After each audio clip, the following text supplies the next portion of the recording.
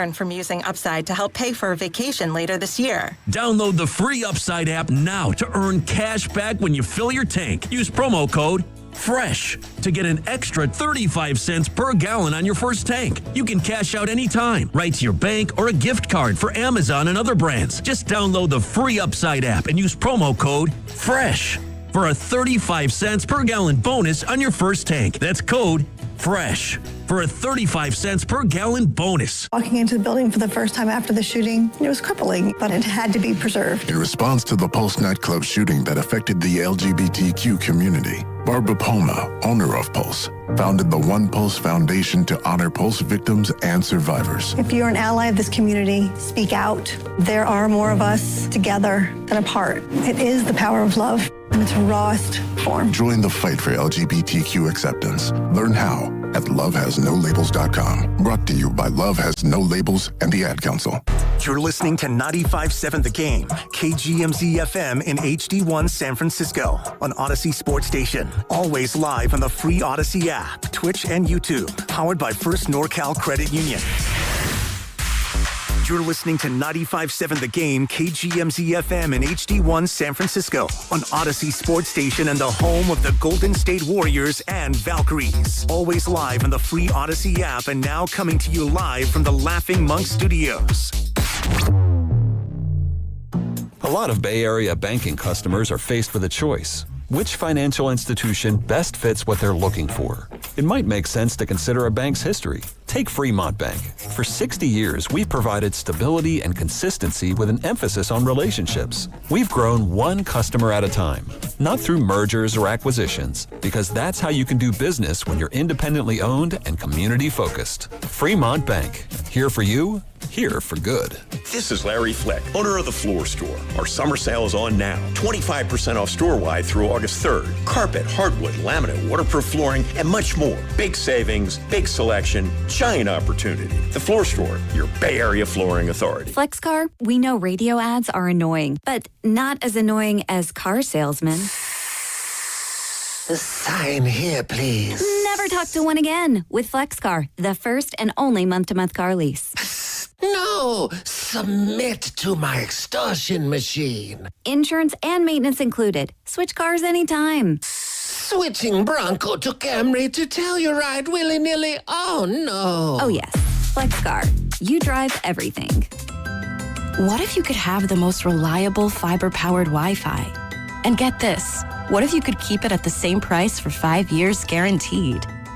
Now through August 24th, new Xfinity customers can get our best price on gig Wi-Fi this summer before it disappears. Just $50 a month for 5 years.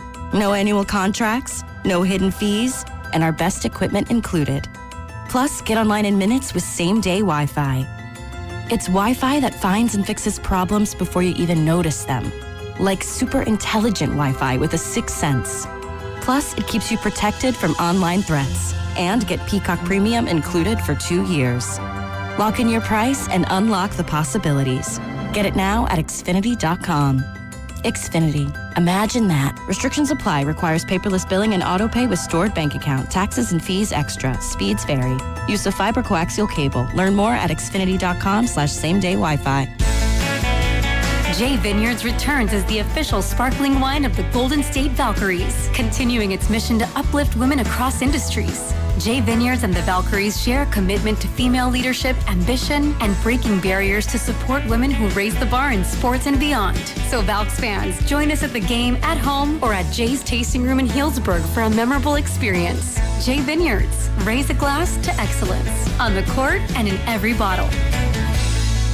Think you know how the second half of baseball plays out? Put your predictions to work on Polymarket, the world's largest prediction market. An official partner of Major League Baseball. Who wins the division? Who's buying at the trade deadline? Who takes home the Cy Young? And who's still standing in October? Trade against other fans, not the house on Polymarket. From the trade deadline to the World Series, every game matters. Trade on Polymarket. Download the Polymarket app and use promo code BLAZE to unlock $50 free for your first trade. That's promo code BLAZE. Trading not available in all jurisdictions. Check local regulations before trading. Restrictions and eligibility apply. This is the story of the one who keeps multiple buildings running smoothly day after day. Plumbing that flows, HVAC that hums, cleaning supplies that keep surfaces sparkling. That's why she counts on Grainger. With easy reordering online and 24/7 support, Grainger helps her keep the products she needs on hand. So shelves stay stocked and buildings stay ready. Call 1-800-GRAINGER, click Grainger.com, or just stop by. Grainger, for the ones who get it done. You're still glowing, flirting, grooving. You've still got it. But your immune system weakens as you age, making it harder to fight illnesses like pneumococcal pneumonia and RSV. Vaccines are a key part of any health routine and can help protect you from getting really sick. Ask your doctor or pharmacist which vaccines you need. See more at PfizerForAll.com. Sponsored by Pfizer. In San Francisco today, clouds giving way to sun with a high of 70. Weather brought to you by Staples. It's the most wonderful time of the year at Staples. They've got back-to-school supplies as low as 25 cents, up to 40% off select tech and more at staples.com/back-to-school. Staples, that was easy. Rise. Wake up.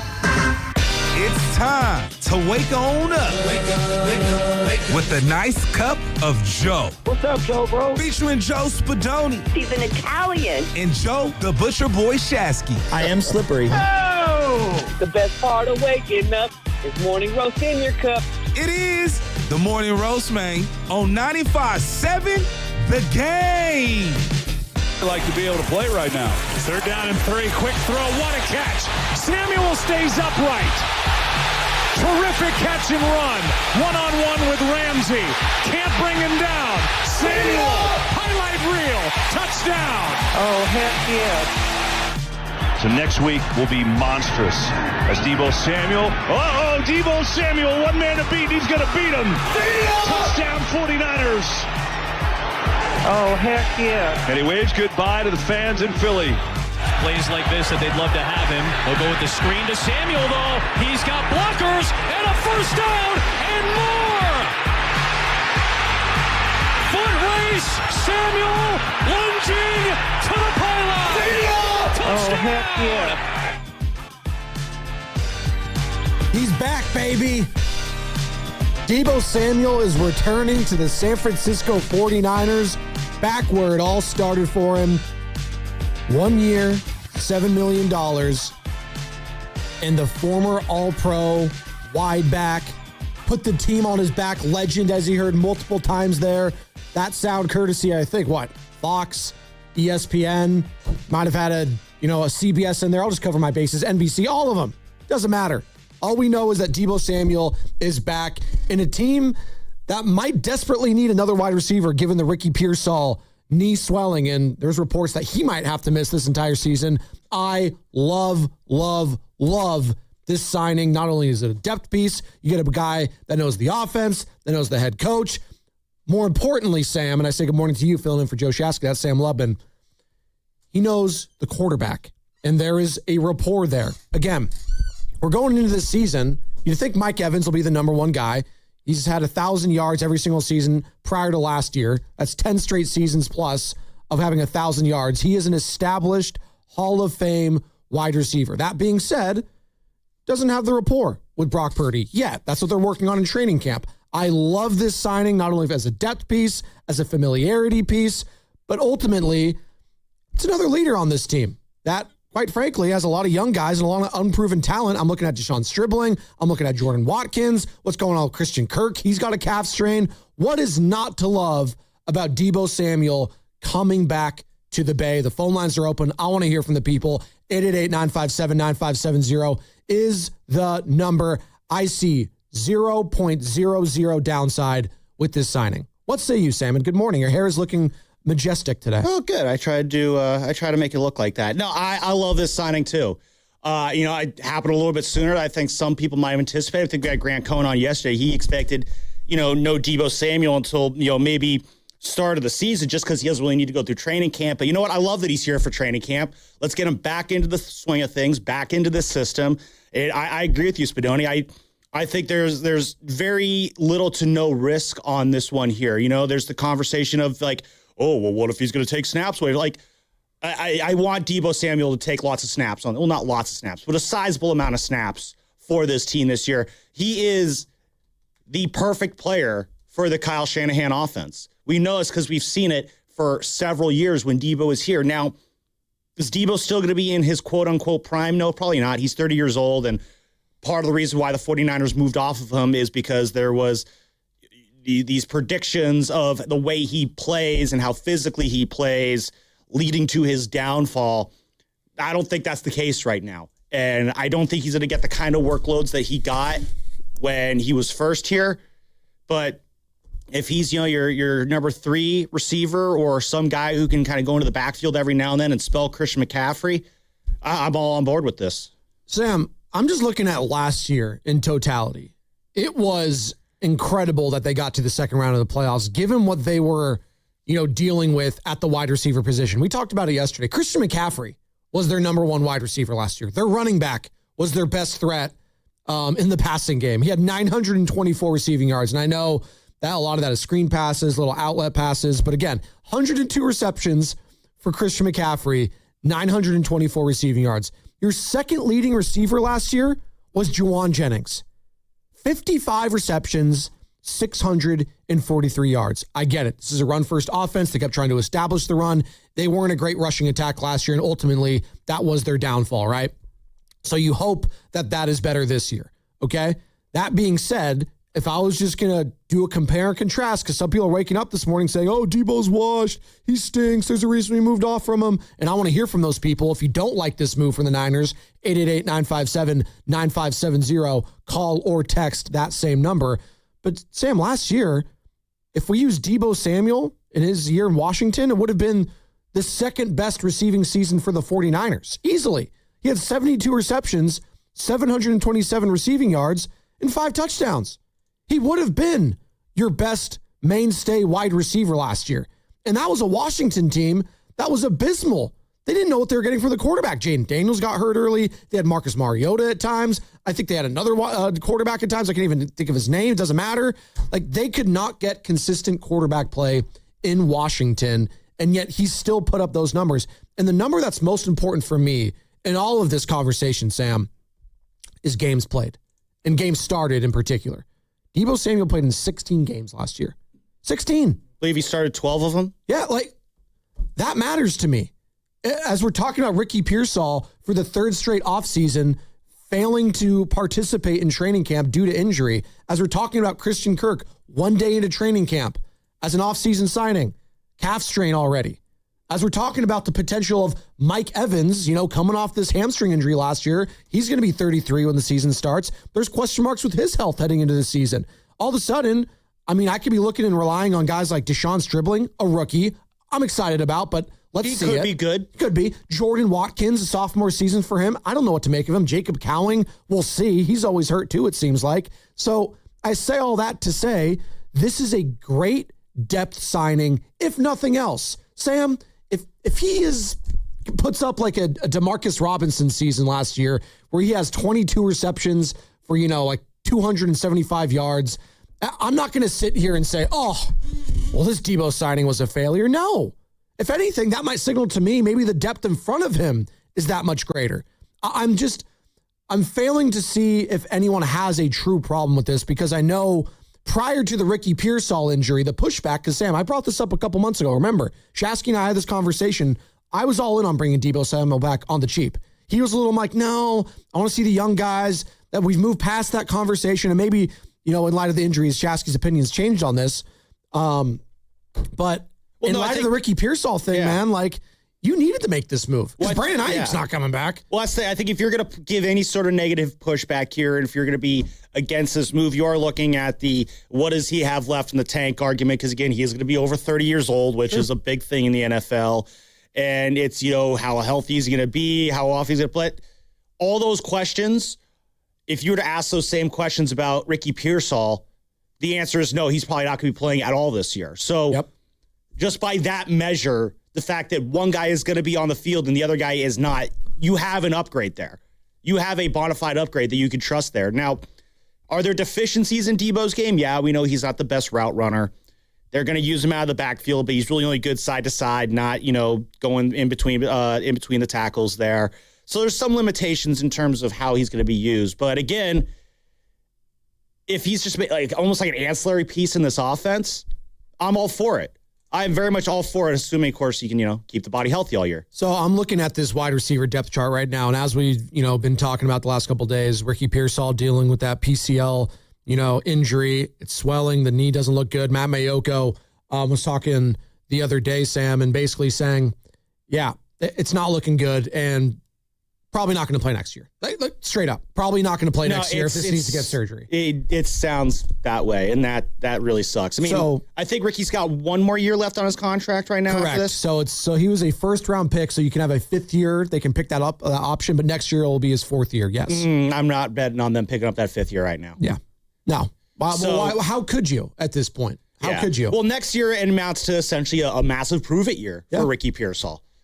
And that it sucks that, again, it's July 31st, not even August, and the conversation on Ricky Pearsall is already on to next year. You're going to hear this a lot. I already saw a lot of the comments. I posted a video about why I like Deebo Samuel coming back, and I want to hear from the people. Again, the phone lines are open to call or text 888-957-9570. Deebo Samuel is back in San Francisco on a 1-year, $7 million contract. The best ability is availability. You're going to be hearing that a lot. And unfortunately for Ricky Pearsall, he's been failing that. He just has. Whether you want to say it's his body failing him, the recovery, the 49ers training staff, I don't know. All I know is we talked to Herman Edwards, who coached him at Arizona State. He said Ricky's a guy that overworks sometimes. You have to protect him from himself. Again, I'm not saying to put this all on Ricky Pearsall. Sometimes it's unfortunate. Sometimes this is what happens in sports. But I look at him, I look at Christian Kirk, who's obviously dealt with injuries in his past as well, Sam. And all of a sudden that opens up the door for Deebo Samuel. Like, how crazy is that? You have Mike Evans, week 1, alongside Deebo Samuel and rookie Deshaun Stribling. If I had my druthers, I think that's what I want week 1. That's my starting trio at wide receiver. Mike Evans, Deebo, and Stribling. Yeah. Honestly, I'm not mad at that. Now, is it boom/bust potential? Absolutely. Like that's honestly, that's a big part of this season, Joe, Sam. I'm feeling like this entire 49ers team has boom/bust potential. I look when at we this, say bust, it's more of the injury bust. Yeah, when we say bust, we mean the body's literally busting on the field. That's what we're talking about there. That's a great image. Jesus. But like you look at the roster, you look at. Continue, Sam. Come on, don't get distracted. Go. Just derailing it here. But you look at this roster, Spadoni, and the talent on the roster screams deep playoff run. Yeah. If you're just looking at the names, the numbers that are next to the names, not the jersey numbers, the football stat numbers that are next to the names, the performances you can get from these guys, on the surface, everything about the Niners screams, woo, buddy, we're going on a deep playoff run. But we all know the reality of this roster. This is where the bust potential comes in. Up and down this roster, there's just so many health question marks, and it's a scary thought, Joe. I mean, it's as good as this Niners team can be, as good as I hope this Niners team can be, because I do truly believe they have the talent and ability to be something special. Granted, you wanted them to get younger and more athletic this year, which is what they said, I believe, at the end of last season. That's the goal, and they're basically just getting the band back together again, which kind of flies in the face of that younger and more athletic. But hey, you know what? Dre Greenlaw and Deebo Samuel are athletes, but man, it's very boom bust. It could go really, really well this year, or oh man, I don't want to say it's going to be like what we're seeing with the Giants right now on the field, but there's some head banging risks for this team. The most important aspect of this season is going to be, again, offensively, is going to be the running game. And where can Deebo Samuel help you out there? Because that was a big element when he was in his prime, right? Deebo Jet Because we could all agree he's not in his prime anymore. He's 30. Although, if you guys have been following on Instagram, Carter, I know you are, and I know, Sam, you probably are.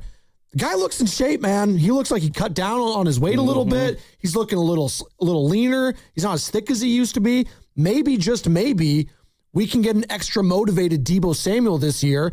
Again, I'm not even saying he's coming off a down year.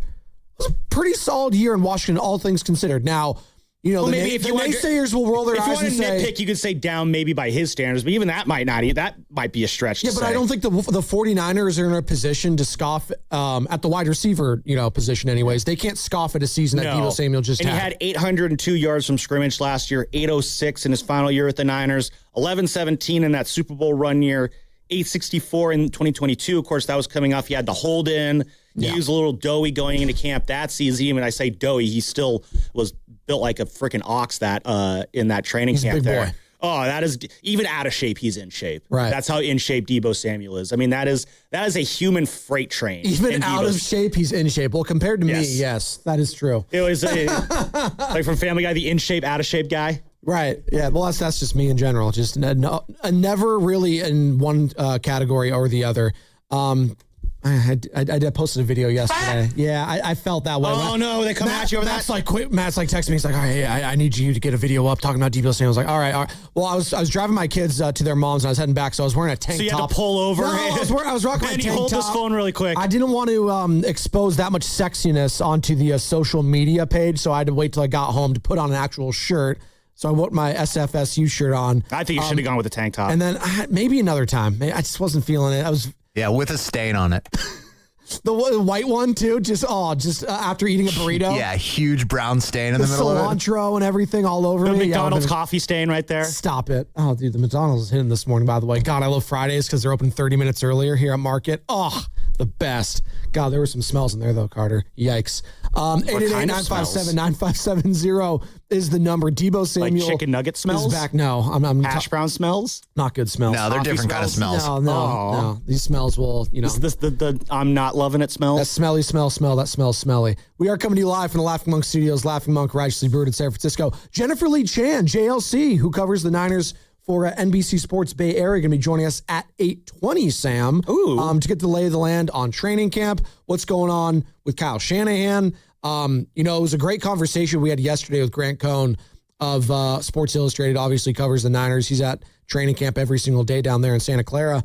And he just gave us, a great 10 minutes on that whole Kyle Shanahan, meeting with the media a couple days ago and how vulnerable the head coach was and, remorseful, emotional, all of that. It was a glimpse at the person of Kyle Shanahan that Graham was basically talking about as opposed to just the head coach.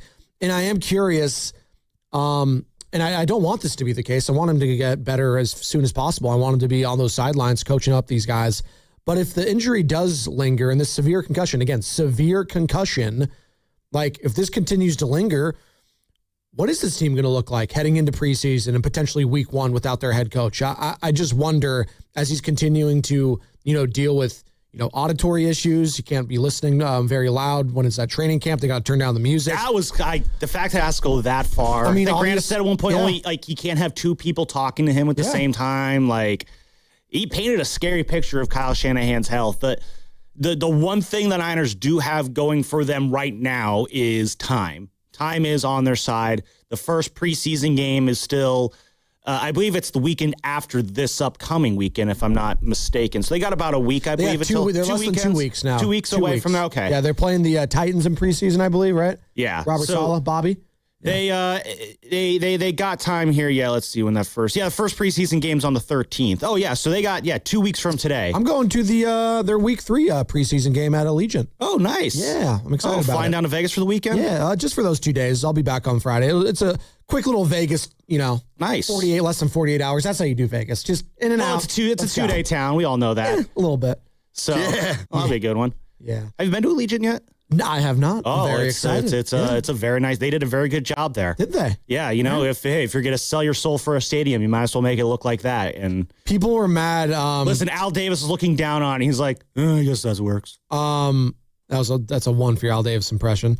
People were saying I never sued first. That was like Arnold. What was that? Is that your Brooklyn accent? Oh, I'm trying to do an Al Davis. Jesus. Stop, please. People were getting mad that it wasn't up to code for like soccer games because they wanted to have. So the Vegas people wanted to have the World Cup there. It was up to code. It was up to code for the Super Bowl. I think that's what matters more. Well, no, that's what I'm saying. Like their field is literally not wide enough to hold like soccer games. So like they couldn't do that. And people were like, "How could you build a stadium and not adapt it to soccer games?" I was like, "Well, they didn't really have the World Cup in mind when they built this thing. They had Can you imagine the American football in mind. The World Cup in Vegas. Ooh, that'd be fun. Oh, it would have done numbers there. It Absolutely. would have. I can understand why the locals are probably upset, or the people traveling internationally are like, Vegas, what are you guys doing? Oh, we gotta go to Kansas City instead. Ugh. Yeah, exactly. But yeah, that's neither here nor there. Deebo Samuel is here, though. Let's talk about it. 888-957-9570. Who's still going to be here for the San Francisco Giants come Monday? That's the Major League Baseball trade deadline. 6 o'clock Eastern Monday, 3 o'clock Pacific time. How many Giants are sticking around that are currently on this roster? I heard rumblings yesterday that potentially like Robbie Ray was going to get dealt, like maybe to the Padres. Like, dude, like it was some weird stuff. There were people freaking out like, how are you starting Robbie Ray right now? What if he gets hurt? Blah, blah, blah. It's just like, relax. All right. He pitched great last night. What a great way to finish his Giants career. Not just last night, but the last 10 starts. He'll get the good Giant moniker, and I'm very excited to see what team he will be pitching for in his next start. You'd think Luis Arraez gone. You'd think Robbie Ray gone. After that, though, Elliot Ramos guy probably gone too. There you go. You writing that one in for sure, Elliot Ramos? It's starting to. I mean, I saw rumblings yesterday that the Giants and who else? The Mariners are in discussions for Ramos. And interesting. I think Ramos is a perfect fit for them. Ramos is a perfect fit for a lot of teams right now. See, that's an interesting team, and we can pick this up a little bit later as well. The Padres and the Mariners.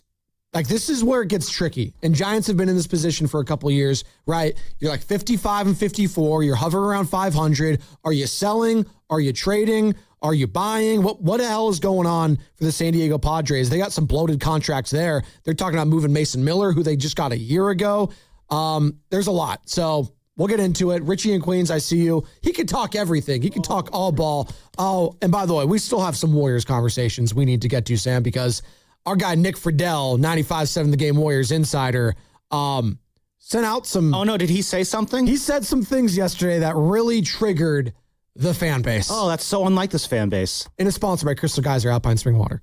What makes Crystal Geyser Alpine Spring Water different? We always bottle our Alpine Spring Water less than 1.5 miles from the spring source, and all our bottles are made with 50% recycled plastic from our own recycling plants. Crystal Geyser, bottled at the spring source. We all hear the radio ads about the IRS. They tell you to be afraid, to be scared, and they try to frighten you into calling. I'm not here to do that. Tax Relief Advocates is different. TRA is here to tell you that if you owe money to the IRS, whether it's $5,000, $50,000, or $500,000, we have a solution. It doesn't matter if you're sitting in your car, at work, or with your kids. No matter where you are, call now. 800-497-8091. Don't lose hope. TRA can eliminate or reduce what you owe to the IRS. Generous programs are now available that can give you a fresh start. Our passion is taxes and helping individuals fix their IRS problems. We have over 1,000 5-star reviews on Google and an A+ with the Better Business Bureau. You don't need to be afraid of the IRS any longer. End your tax nightmare today by visiting us online at TRA.com or call 800-497-8091. That's 800-497-8091. Tax Relief Advocates. Real solutions for real people. Toyota, the MVP of MPG. With class-leading MPG and more hybrid models than any other brand. Toyota, let's go places. Ragnar the Terrible got a job at a big bank. Let's listen. So what's it like being a 5th century warlord? Same as Big Bank. We conquer and extort gold from conquest. Huh. We just lower our customers' deposit rates and raise their fees. And if they argue, put on their floorboards and crush while dining. So smart. Star One isn't like the big banks. We think banking should be pain-free, with lower loan rates, higher deposit rates, and friendly customer service. Star One, in your best interest. Residents of a Sherman Oaks condo complex say burglars stole tens of thousands of dollars worth of their property while their building was tented for fumigation. Don't put your home or valuables at risk. Pacific Coast Termite's Orange Oil and Ultraset treatment means no tent, no move out, and no poisonous gas. With highly effective termite treatment backed by a 2-year warranty. Call today for a free termite inspection. Protect your home without turning your life upside down. Call 800-PACIFIC. That's 800-PACIFIC or visit PacificCoastTermite.com. Some restrictions apply. Are you curious about who offers the best deals on top-rated Samsung, LG, and Sony TVs? The answer is surprising. It's not online, and it's not the warehouse clubs. The best deals on top-rated TVs are at Video Only. Don't believe it? Then check out the trade-in deals at Video Only. How about $500 for your old TV? Try doing that online. Before you buy that new TV, drop into Video Only. If you don't, you'll be sorry. What if you could have the most reliable fiber-powered Wi-Fi? And get this, what if you could keep it at the same price for 5 years guaranteed? Now through August 24th, New Xfinity customers can get our best price on gig Wi-Fi this summer before it disappears. Just $50 a month for 5 years. No annual contracts, no hidden fees, and our best equipment included. Plus, get online in minutes with same-day Wi-Fi. It's Wi-Fi that finds and fixes problems before you even notice them. Like super intelligent Wi-Fi with a sixth sense. Plus, it keeps you protected from online threats. And get Peacock Premium included for 2 years. Lock in your price and unlock the possibilities. Get it now at Xfinity.com. Xfinity. Imagine that. Restrictions apply. Requires paperless billing and auto-pay with stored bank account. Taxes and fees extra. Speeds vary. Use of fiber coaxial cable. Learn more at Xfinity.com/same-day Wi-Fi. Finding great candidates to hire can be like, well, trying to find a needle in a haystack, but not with ZipRecruiter. Its powerful technology actively finds and invites qualified candidates to apply to your job. So while other companies might deliver a lot of hay, ZipRecruiter finds you the needle in the haystack. See why 4 out of 5 employers who post a job on ZipRecruiter get a quality candidate within the first day. Try ZipRecruiter for free at ZipRecruiter.com/team. That's ZipRecruiter.com/team. ZipRecruiter. My name is Whitney Allen, and I'm a widow. My husband, Ryan, died. We never thought we'd ever have to use life insurance, but the unexpected happened. With Ethos, signing up was fast and 100% online. You can get a quote in seconds, apply in minutes, and get same-day coverage. No medical exams, and you can get up to $3 million worth of coverage. I am grateful we were prepared. Get your free quote at ethos.com/radio. That's ethos.com/radio. Paid spokesperson. Time spent on application may vary. Online health questions required. Bay Area, get ready for the return of AC/DC when they take over Levi's Stadium on August 5th with their Power Up Tour. Buy your tickets at Ticketmaster.com, and for your chance to win your way into the show, courtesy of Another Planet, enter online at 957thegame.com.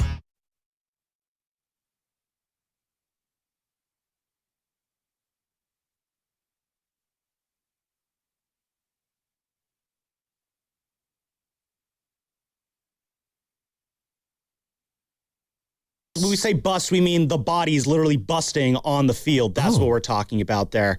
This is Big Pun from Sound City. Jesus.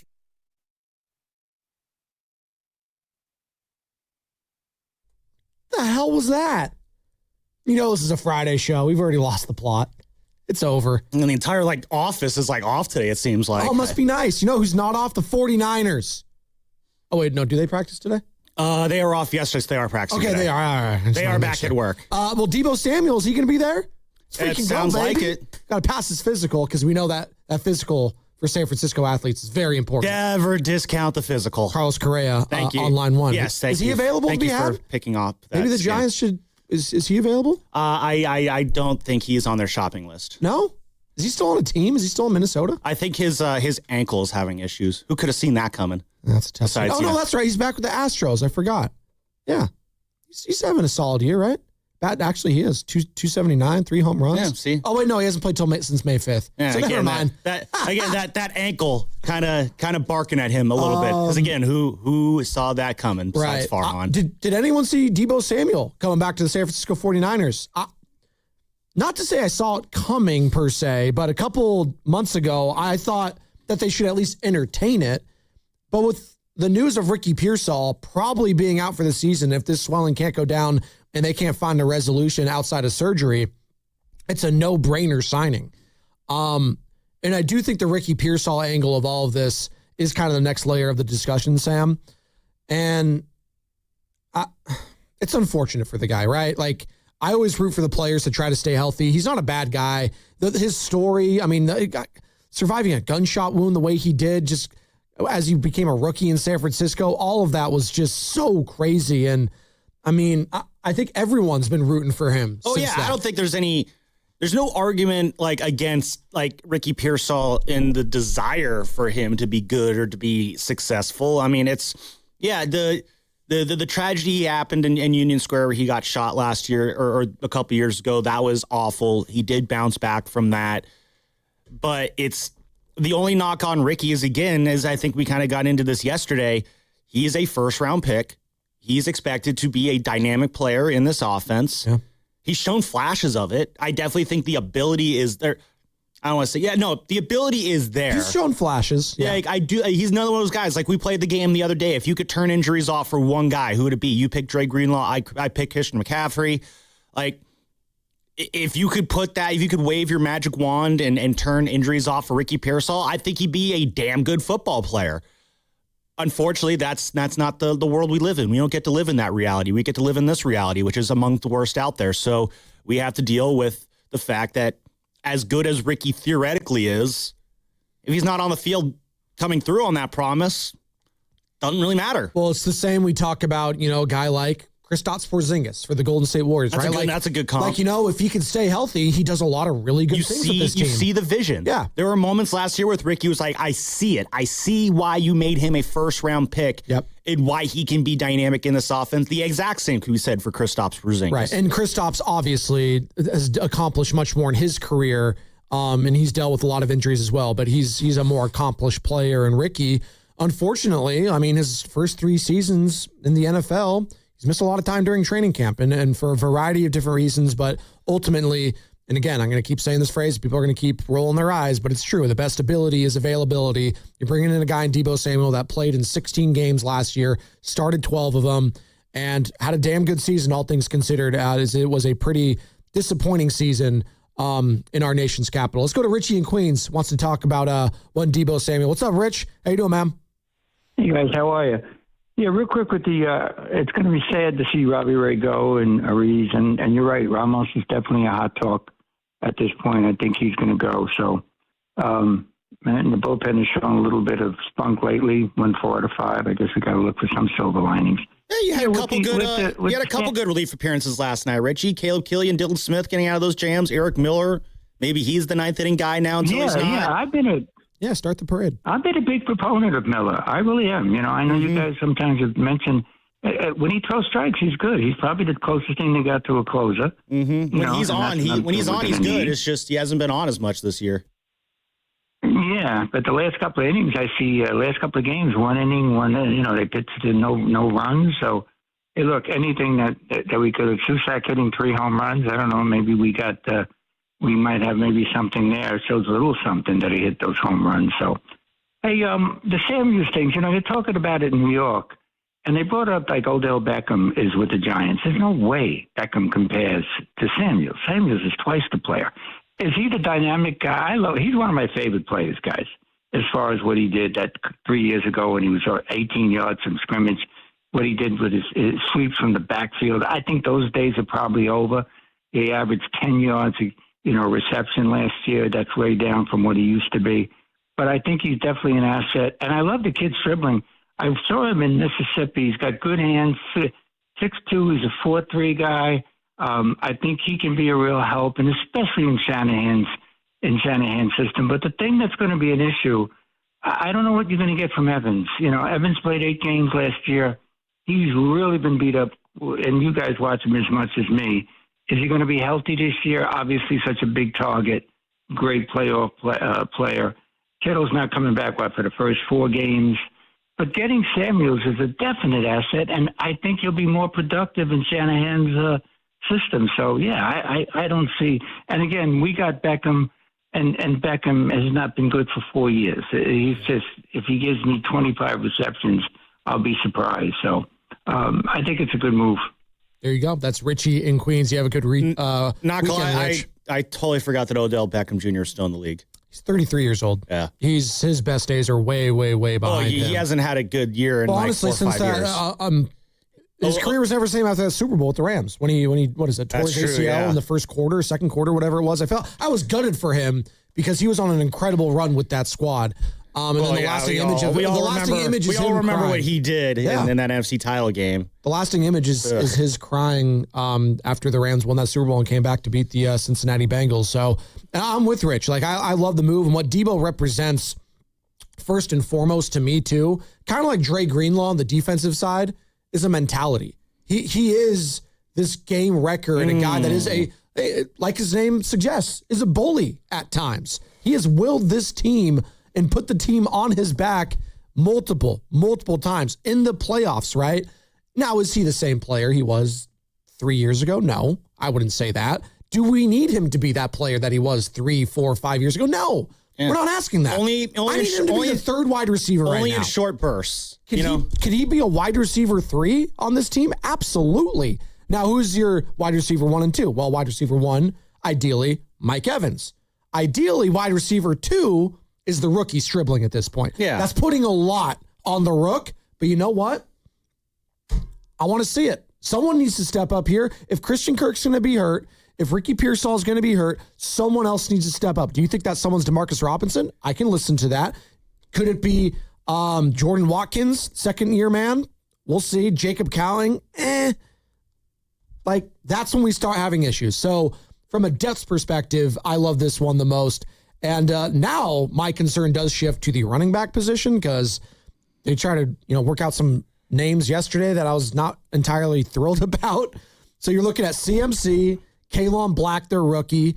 And outside of that, it's like, oh boy, we just need bodies. How many times did we say that last year for the 49ers? I believe that's who they worked out yesterday, was literally just bodies. I mean, I can't remember the names of the guys winning. That just shows how forgettable they are. But Khalil Herbert, who you might have remembered was a Chicago Bear at one point. Yeah. Raheem Blackshear. Okay. Blackshear's a cool name. It sounds like he should be part of Westeros. And Owen Wright. It's better than Owen Wrong, I guess. I'm more of an Owen Wilson guy. All right, that's solid. Mount Owen more. Thank you. You had nothing for that. That's okay. Yeah, well, the Niners were 0-3 on those running back workouts there. How about that? This is the most ridiculous show already. We're 40 minutes into it, and Carter's going to about to throw his headset in a second. He's pissed at all these jokes. Yeah, it wouldn't be the first time. Wouldn't be the first time someone's thrown headsets on this show. Let me bring in Carter real quick before we hit the break, because I walked in this morning in the studio, and this guy is rocking his number 19 Deebo Samuel classic. What is this? A throwback jersey? He dug it out of the very depths. I do in honor of it. He's wearing his white pants. He's got his black 49ers beanie on. He's wearing his white and red J's.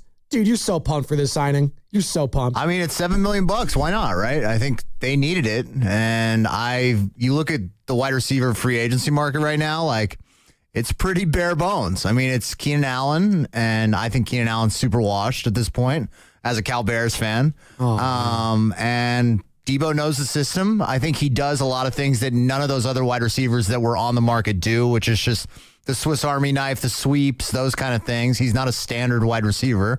And that's what they hoped Pearsall was going to do. So, I mean, it seemed like a no-brainer to me. I agree with you. And I want to pick this up on the other side. How it ended here in San Francisco was not great. I do think now we can kind of peel this onion back of how it ended for Deebo Samuel, and people are ready to turn the page. And it was ugly.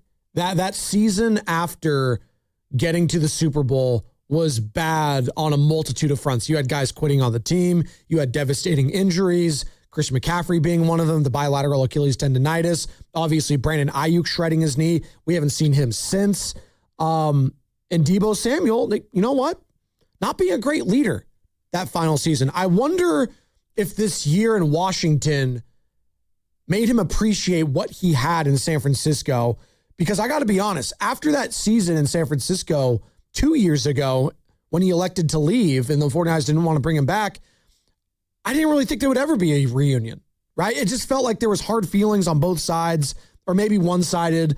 Now, it's like they needed each other. And I don't see this being a negative, to your point, Carter, at all, just given the price point. So we'll pick this up on the other side. Deebo Samuel is back in San Francisco, 1 year, $7 million. 888-957-9570 is the number, and it's sponsored by Fairmount Bank, which is here for you and here for good. Boxer & Gerson, Northern California's premier workers' compensation law firm, helping injured workers get their lives back for over 40 years.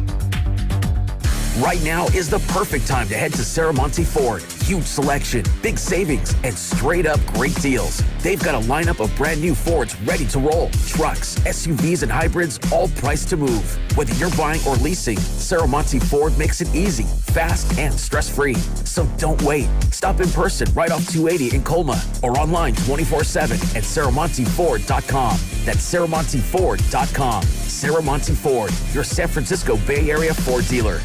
In 2026, Bay Alarm celebrates 80 years of security, For the Bay Area, that means local service including burglar and fire alarm systems, 24/7 in-house monitoring, and custom security designed to work with business operations.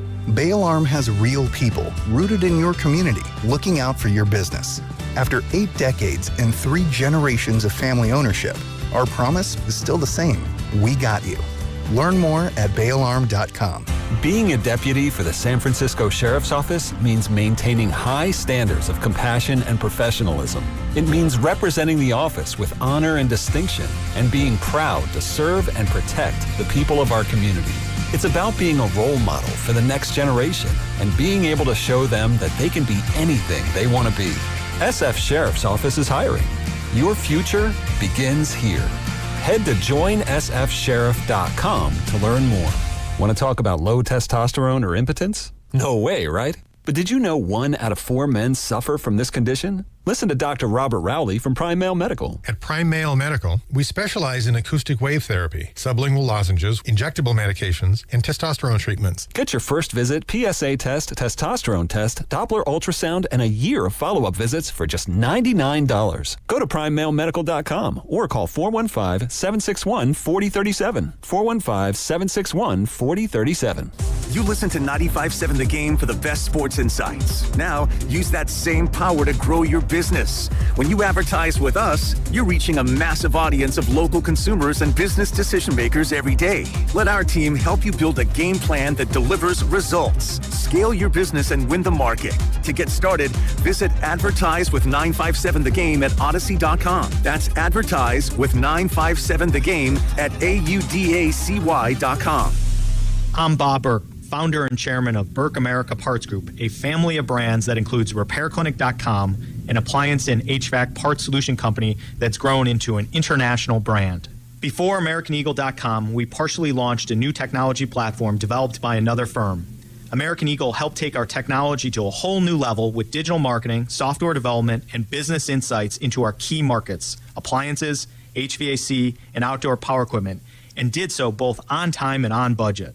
AmericanEagle.com has the resources, experience, and talent needed to produce solutions. Our new technology platform, developed by AmericanEagle.com, has produced tremendous results with higher traffic, conversion, engagement, and online revenue. If you have any home repairs you need to take care of, check us out at RepairClinic.com. If you need a world-class website or technology project, then I would highly recommend AmericanEagle.com. Call AmericanEagle.com at 773-NETWORK. That's AmericanEagle.com, 773-NETWORK. We all hear the radio ads about the IRS. They tell you to be afraid, to be scared, and they try to frighten you into calling. I'm not here to do that. Tax Relief Advocates is different. TRA is here to tell you that if you owe money to the IRS, whether it's $5,000, $50,000, or $500,000, we have a solution. It doesn't matter if you're sitting in your car, at work, or with your kids. No matter where you are, call now. 800-575-9834. Don't lose hope. TRA can eliminate or reduce what you owe to the IRS. Generous programs are now available that can give you a fresh start. Our passion is taxes and helping individuals fix their IRS problems. We have over 1,000 5-star reviews on Google and an A+ with the Better Business Bureau. You don't need to be afraid of the IRS any longer. End your tax nightmare today by visiting us online at TRA.com or call 800-575-9834. That's 800-575-9834. Tax Relief Advocates. Real solutions for real people.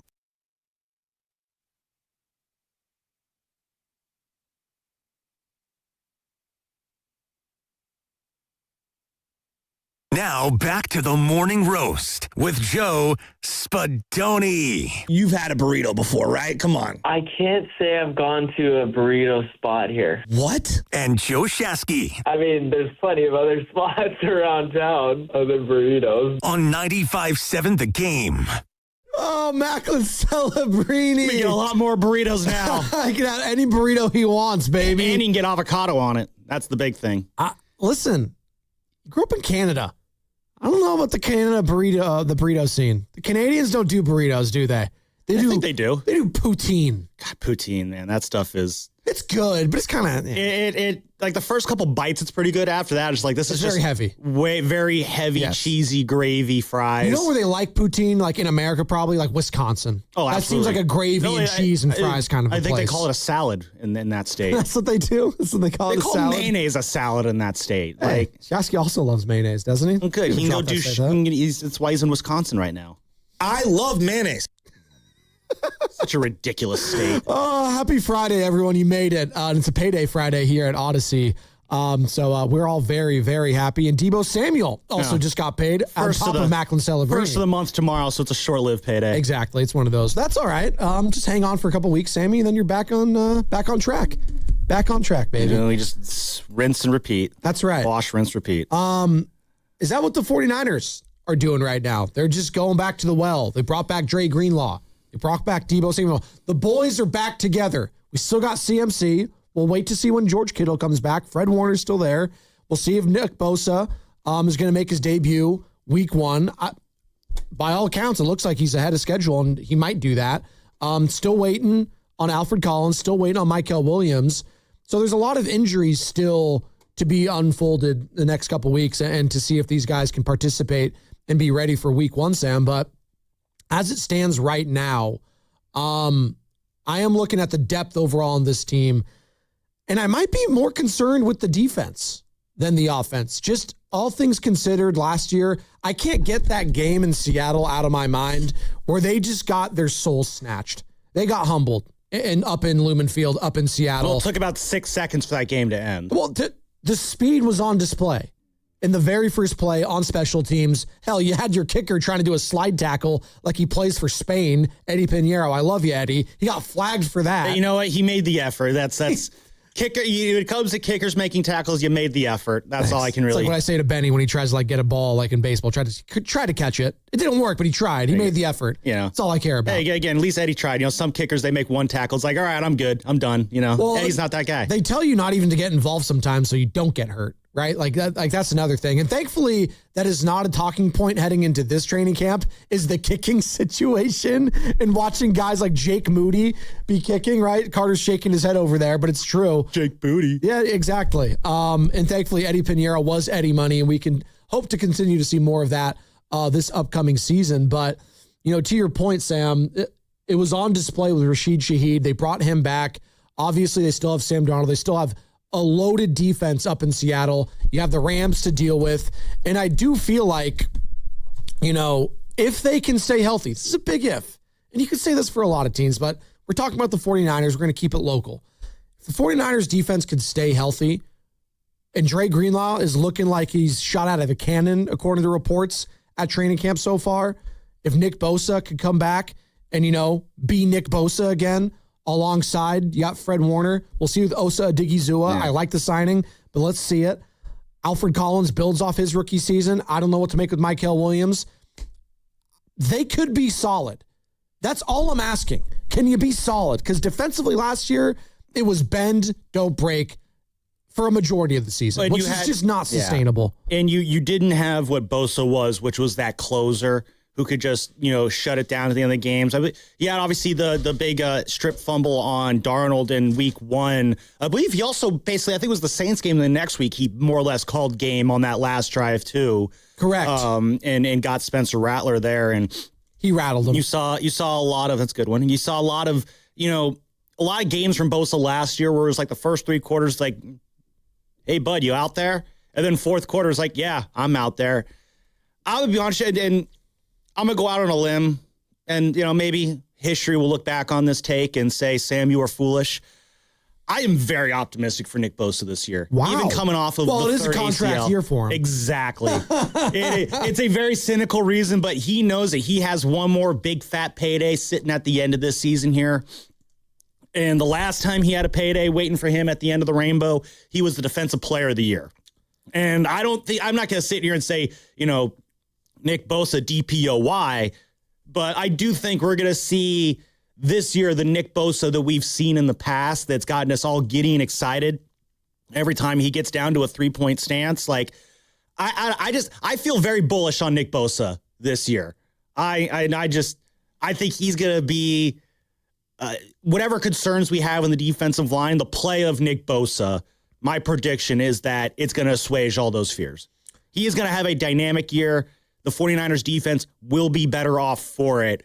And that'll be a very fun contract conversation after the year. But hey, let's cross that bridge. Nick Bosa finished with 2 sacks last year. He played in 3 games, basically like 2.25 or 2.5, because he got hurt in that Arizona game, right? The leading sack guy last year, 2 of them, they were tied.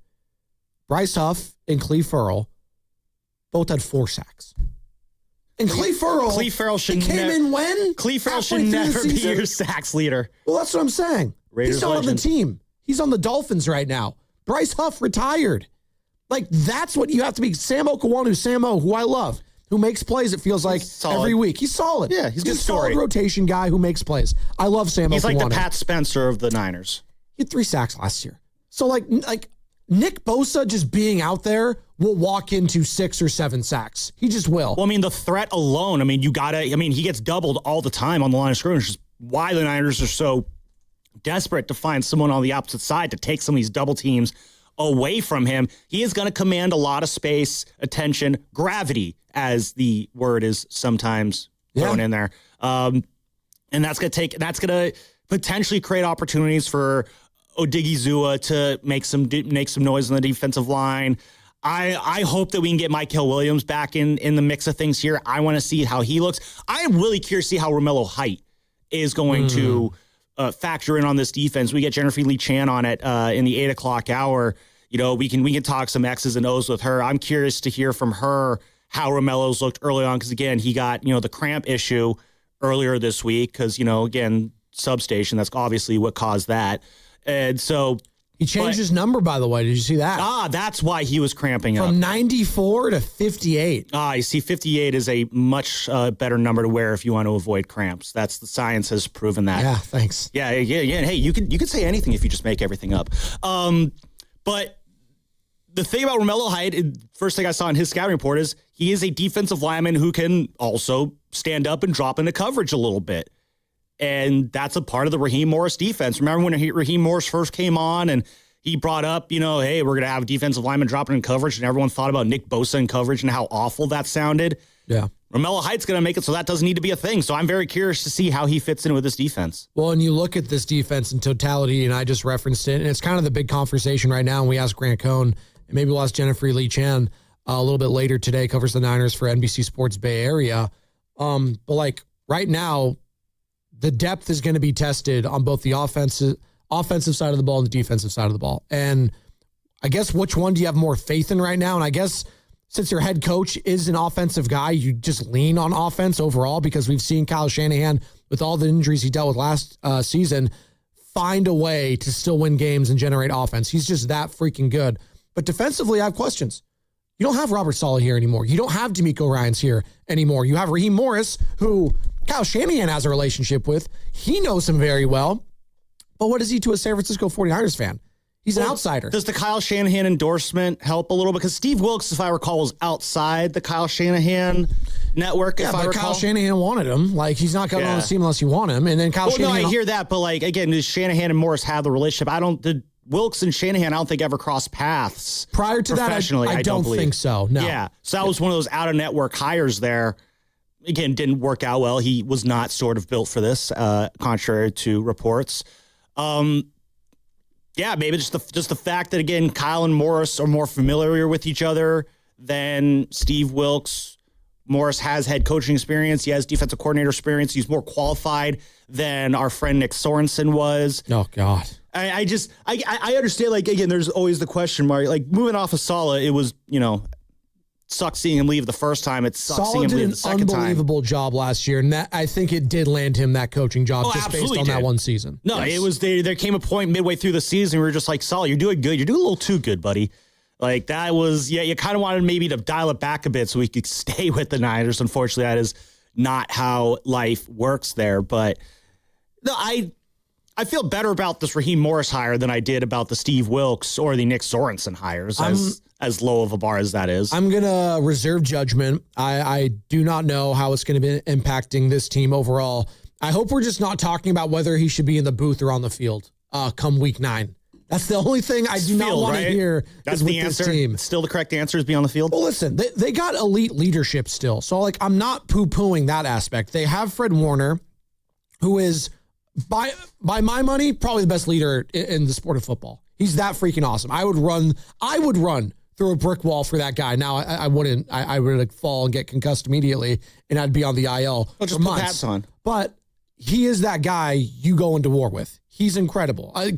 The fact that if they won last year, he was going to come back for that NFC Championship game to face the Rams, that would have been incredible drama in theater. Now you got his best friend and running mate back on this squad. That's Dre Greenlaw.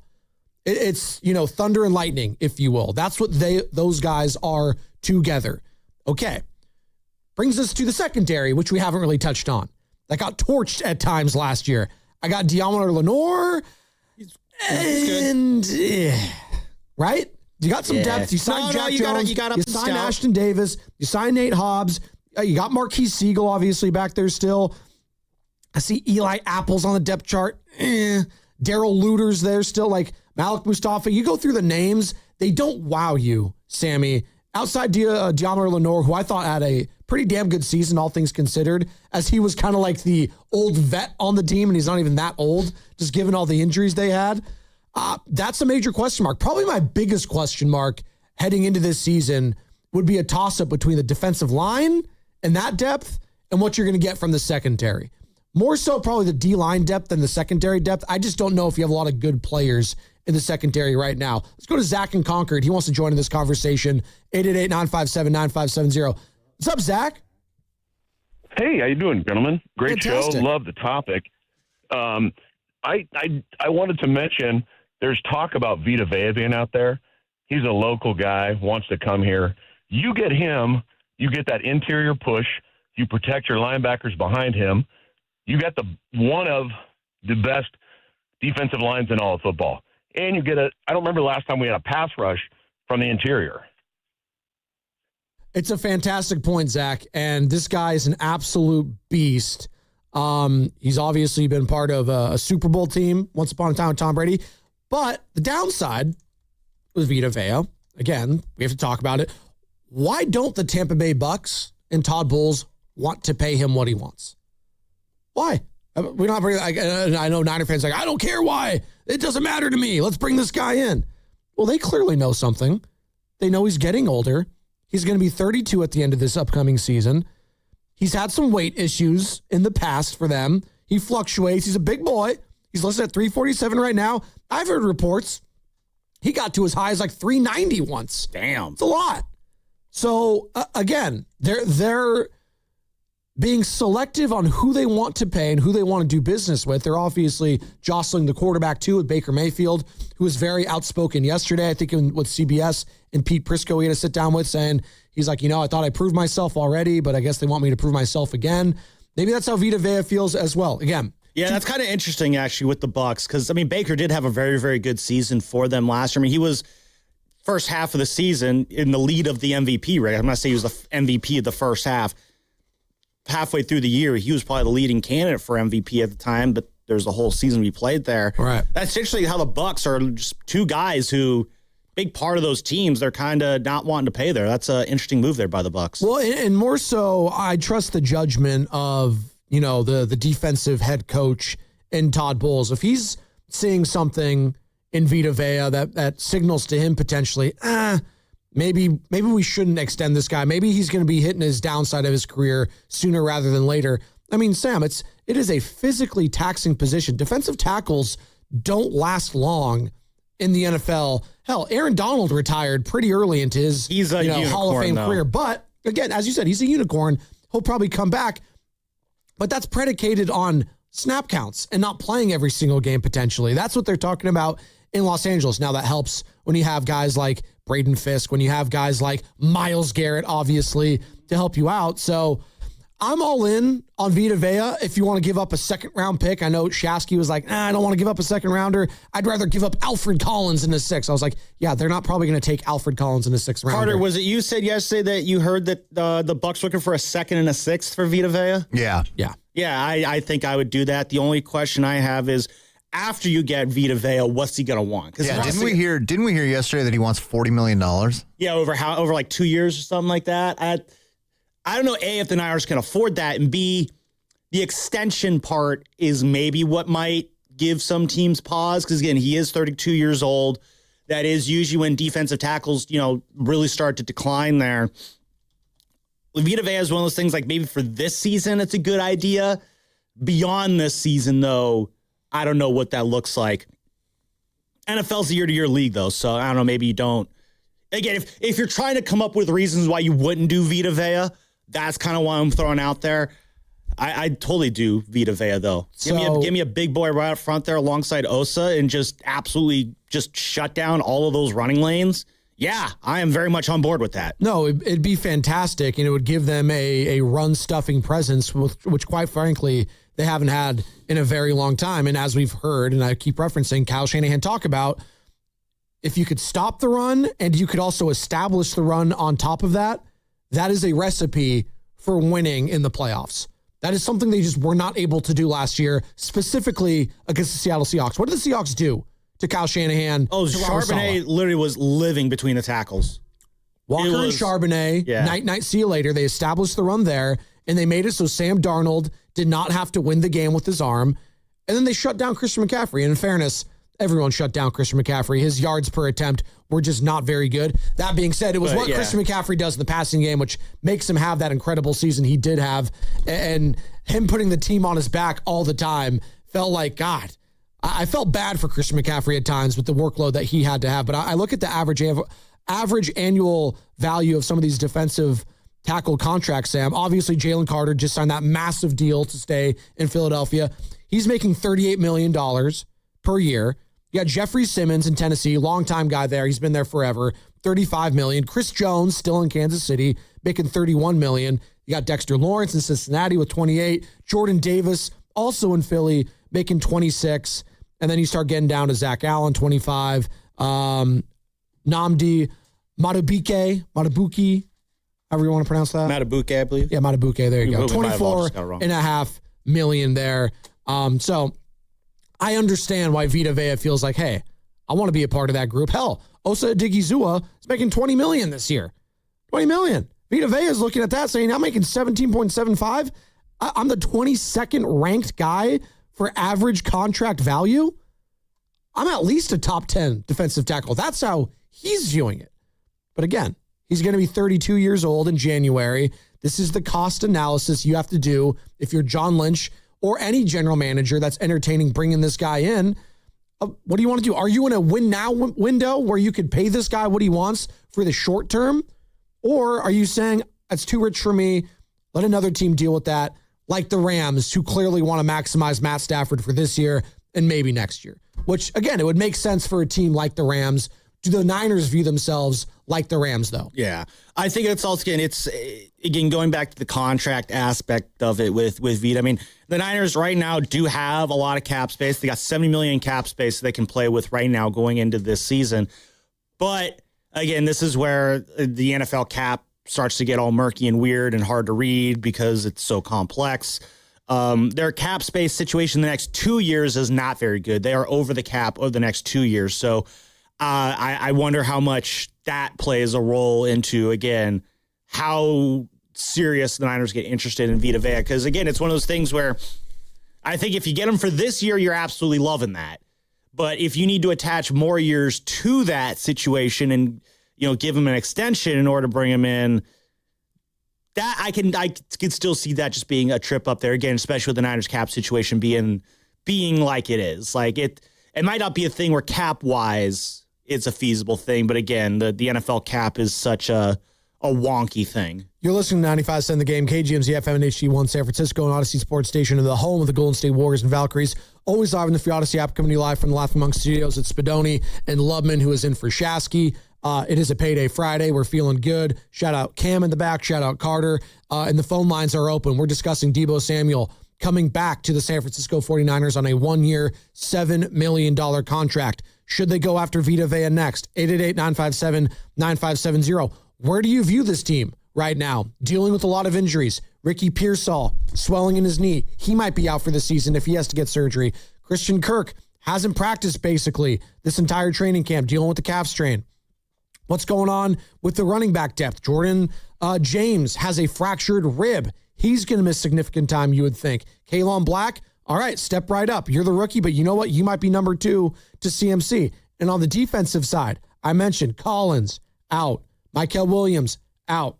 Bosa still recovering, but he's looking better. Where do we go from here if you're a San Francisco 49ers fan? Is this it? Do they need to make one more move for you to feel comfortable about this team being a legit playoff contender? Are they a piece away potentially? Well, we talked to Mike Florio, Pro Football Talk, NBC Sports earlier in the week, Sam. This is where he views the 49ers in the contender category. I think they're one of the Super Bowl contenders, and that is a narrow category, but it's a broad description. But there's so many factors that go into it. We spend the whole offseason talking about changes that teams have made and where they're going to get better, where they're going to get worse, and then reality sets in, and it begins for the 49ers with the most important person in the organization not available to fully participate in the preparations for the seasons. Because of Kyle Shanahan, I'm a firm believer in the 49ers, if they stay healthy. We look at what they do the years that the injury bug doesn't happen. Last year, the injury bug did happen, and they still had a very good season. But the Shanahan situation, it's not a stretch to say he is the straw that stirs that drink. He is the guy that makes that team go. And he is going to get the most out of whatever talent they have. And he's going to will a team. He's going to game plan a team. He's going to scheme a team into being a competitor. He gets back quickly. They're in a position to kind of go about their business without a lot of attention, without a lot of expectations. They're in a position to have a good year. And, you know, doesn't it seem to be that they tend to have their best years when it's not expected? Are they not expected to have a Super Bowl caliber type of season right now? What are the expectations legitimately for Niner fans for this 49ers team? 888-957-9570 is the number, Sam. Yeah, that's an interesting little nugget that Florio threw in at the end there. Maybe we can get into that a little bit on the other side. Just like, are the Niners actually looked at it as a team that is not like Florio's saying that, yes, like I agree that Florio, I think they are Super Bowl contenders, but I do wonder if, there is a consensus that the Niners aren't looked at as Super Bowl contenders outside of maybe the Bay Area and outside of Mike Florio. I have a theory. It's rare, but I do believe you could be the third best team in your own division and still be a Super Bowl contender. I think that's where the Niners are at currently. I'll explain on the other side. It's sponsored by Ceremony Ford. The summer sales event is on at Ceremony Ford. Get 0% APR, $1,000 in down payment assistance, no payments for 90 days, plus a 2-year maintenance plan on models, including F-150, Bronco, Mach-E, Explorer, and Mustang. Visit Ceremony Ford in Colma, Daly City, or ceremonyford.com. So, I need hamburgers, sodas, ice, and a DJ. A DJ? Relax, Pa. With T-Mobile, we're saving when we bundle home internet and phone lines. Oh, wow. Here to bundle and save big. Stay connected con tu gente with 4 lines from T-Mobile with fast, easy to set up 5G home internet and save up to $1,000 a year. Switch now on T-Mobile.com/conectate. Savings based on 3rd line free via monthly bill credits. Internet discount with $15 in monthly bill credits and auto-pay discount. Qualifying credit required. Credits will stop if you cancel any lines or change plans. Visit T-Mobile.com. This is Larry Flick, owner of The Floor Store. Our giant summer sale is here, now through August 3rd. Get 25% off everything in the store. Carpet, hardwood, laminate, waterproof flooring, and much more. That's 25% off every product. Add 24 months interest-free financing, and you've got The Floor Store's giant summer sale. Big savings, giant opportunity. There's just one thing. It ends Monday. Visit floorstores.com to find the nearest of our 11 Bay Area showrooms, from Santa Rosa to San Jose. The Floor Store, your Bay Area flooring authority. Think you know how the second half of baseball plays out? Put your predictions to work on Polymarket, the world's largest prediction market. Official partner of Major League Baseball. Who wins the division? Who's buying at the trade deadline? Who takes home the Cy Young? And who's still standing in October? Trade against other fans, not the house on Polymarket. From the trade deadline to the World Series, every game matters. Trade on Polymarket. Download the Polymarket app and use promo code BLAZE to unlock $50 free for your first trade. That's promo code BLAZE. Trading not available in all jurisdictions. Check local regulations before trading. Restrictions and eligibility apply. 1-877 Cars for Kids. KARS Cars for Kids. 1-877 Cars for Kids. Donate your car today. 1-877 Cars for Kids. KARS Cars for Kids. 1-877 Cars for Kids. Donate your car today. Ready to get rid of that old car? Donate it to Cars for Kids. Call 877 Cars for Kids to speak to a friendly live agent. Donation is super easy, and your car can be picked up as soon as tomorrow. Go to carsforkids.org now or call 877 Cars for Kids to donate your car today. 1-877 Cars for Kids. K-A-R-S Cars for Kids. 1-877 Cars for Kids. Donate your car today. Did you know you can donate real estate too? Go to carsforkids.org. That's cars with a K. I'm Sam, owner of Marino's Landscape. With my Chase Ink Business Premier Card, I earn unlimited 2.5% cash back on purchases of $5,000 or more. So everything I buy to run my landscaping business gives me cash back to help throw a big thank you party for my team. For all they do. Chase Ink. Cash back built for every business. Find the right card at chase.com/ink. Real business owner compensated for their participation. Cards issued by JP Morgan Chase Bank and a member FDIC. Subject to credit approval. Terms apply. What if you could have the most reliable fiber-powered Wi-Fi? And get this, what if you could keep it at the same price for 5 years guaranteed? Now through August 24th, new Xfinity customers can get our best price on gig Wi-Fi this summer before it disappears. Just $50 a month for 5 years. No annual contracts, no hidden fees, and our best equipment included. Plus, get online in minutes with same-day Wi-Fi. It's Wi-Fi that finds and fixes problems before you even notice them. Like super intelligent Wi-Fi with a sixth sense. Plus, it keeps you protected from online threats. And get Peacock Premium included for 2 years. Lock in your price and unlock the possibilities. Get it now at Xfinity.com. Xfinity. Imagine that. Restrictions apply. Requires paperless billing and auto-pay with stored bank account. Taxes and fees extra. Speeds vary.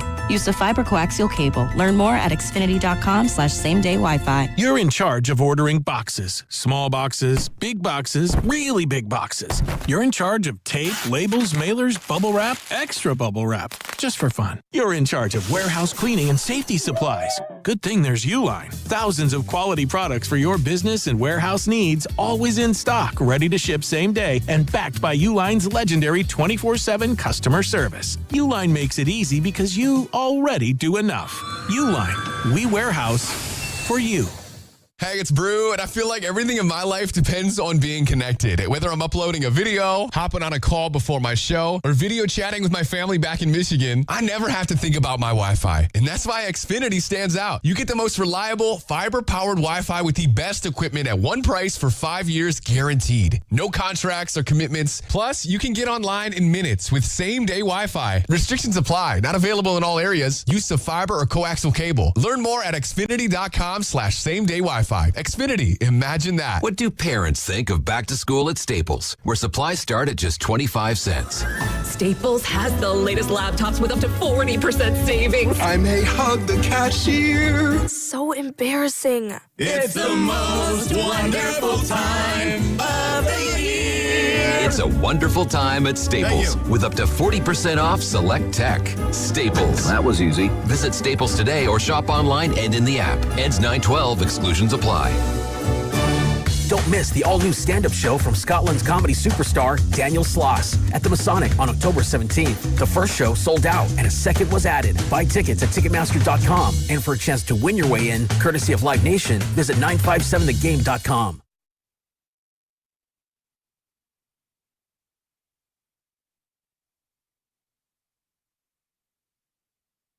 Hey, this is Rob. This is Chase. And you're listening to the Morning Roast on 95.7 The Game with Joe and Joe. Yeah, man, you seem very emotional regarding this.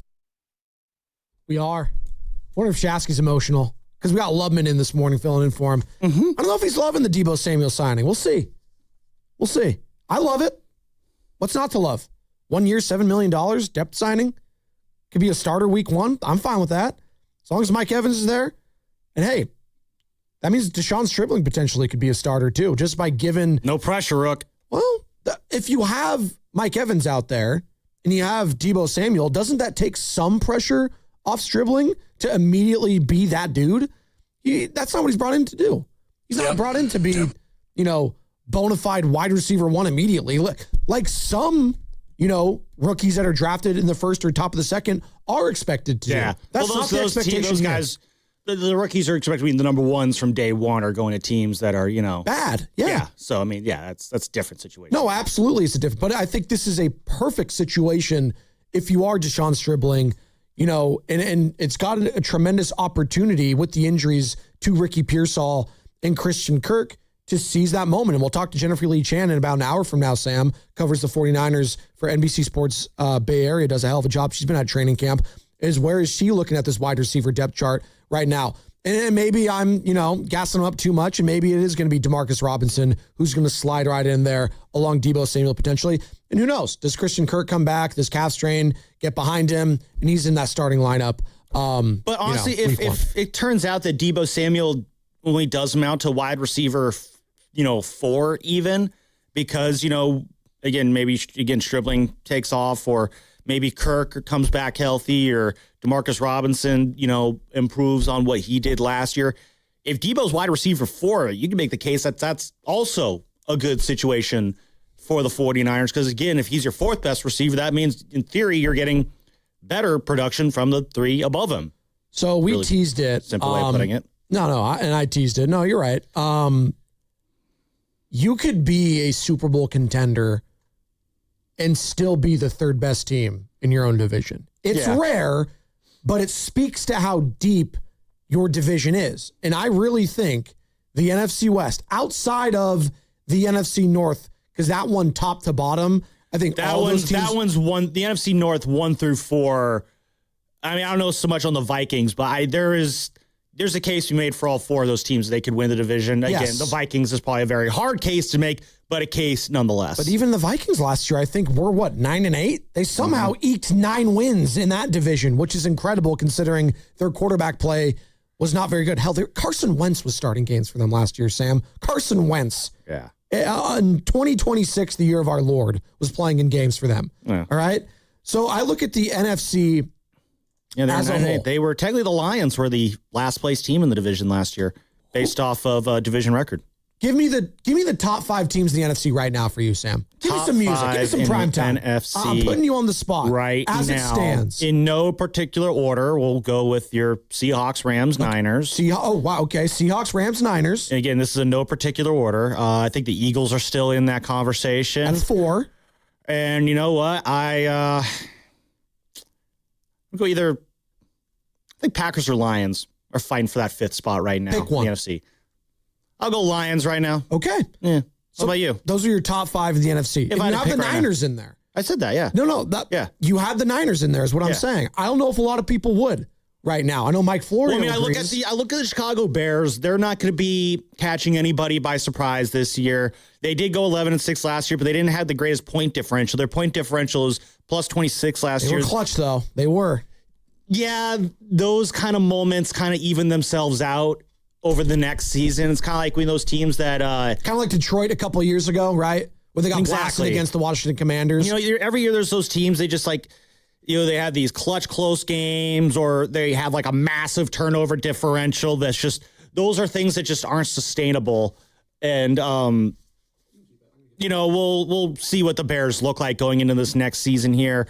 And then in the NFC East, the Commanders are very much in prove-it mode. They could be a top 5 team in the NFC, but they also could be a bottom 5 team in the NFC like they were last year. Their quarterback's got to stay healthy. That frame scares me on Jaden Daniels. But we all know how good it can be when Jaden Daniels is playing. Yeah. So I will not believe in the Cowboys. I just won't. I don't care what they're doing. You're not buying the hype like every single year at July hype for the Cowboys. Say the phrase. This is our year. Yeah, that's.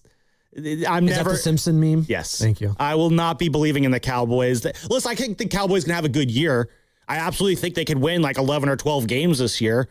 I am in no way, shape, or form picking them to get past the first weekend of the playoffs. Like, when the divisional round comes around, we will not be seeing the Cowboys on the field. Sorry, Goo.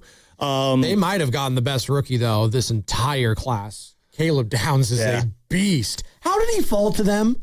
Like, come on, man. Well, his last college game, everyone's stock fell in that one there. So it's just, you hate to see it on that one. To, Fernando Mendoza. Come Well, no, they got bodied in the Fiesta Bowl by Miami. Oh, I thought it was Indiana. No, that was. That was the Oregon Big Ten championship game. Yeah, Fernando came back. True, That's what I was thinking of. Excuse me. They did play after that. Yeah. Well, I was in Fernando mania, Sam. Anything else? Any other team? I didn't forget Fernando. But the Raiders are doing Kirk Cousins QB1. Oh, yeah, have fun with that one. And yeah, Vikings again. I think they can be good. I mean, they got 3 very good receivers, and Jefferson, Addison, Juwan Jennings, Kyler Murray, and that 3. It could be a good team in Minnesota. I like Kevin O'Connell there. And then I'm not really picking anybody in the NFC South right now. You just want to dog my Falcons pick is what you want to do. No, hey, I'm not picking anyone in the NFC South. Our Falcons pick. But how dare you and Carter pick the Atlanta Falcons? Well, someone's got to win that division, obviously. Yeah, they'll be a very good 9-8 division winner. There you go. That's all. They'll host a playoff. I'm not saying they're going to be amazing. They're going to host a 13-4 49ers team in the first round, and Joe Shasky's going to lose his mind over it. 13-4. That's what you're predicting for the Niners. It would be funny if they went 13-4, but still to go on the road. So I do think the Niners are also a top 5 team in the NFC. I got the Rams and I got the Eagles up top. I'll put the Eagles. The Seahawks and the Rams up top. Seahawks are the defending champs. You got to show them their respect. They're still incredible. Again, do I sound like a hater? Hey, Sam Darnold, you just won the Super Bowl. You know what? Do it again. That's what. Do it again, Sam. Winning a Super Bowl does not fix everything. I feel like I'm Stu Gotts whenever he goes at Ohtani. You know what? Do it again, Shohei. So there. It's a very good point, Stu Gotts. Bet it again. Then do it again. I do still respect the Eagles, though. I do. Now we know got the Eagles. They got a better offensive coordinator in Sean Mannion. Hopefully, well, Kevin Padula last year was an idiot. Well, that's what it comes down to with the Eagles. Idiot's a strong word. If they have the coordinators, they do well. If they don't, their head coach can't overcome that. That is not Sirianni's forte. He is not. Offensive guy, defensive guy. He's a rah-rah guy. He's not an X's and O's guy. He is the CEO types, right? Like a Mike Tomlin, which is fine. He's won a Super Bowl. You have to give Nick Sirianni credit.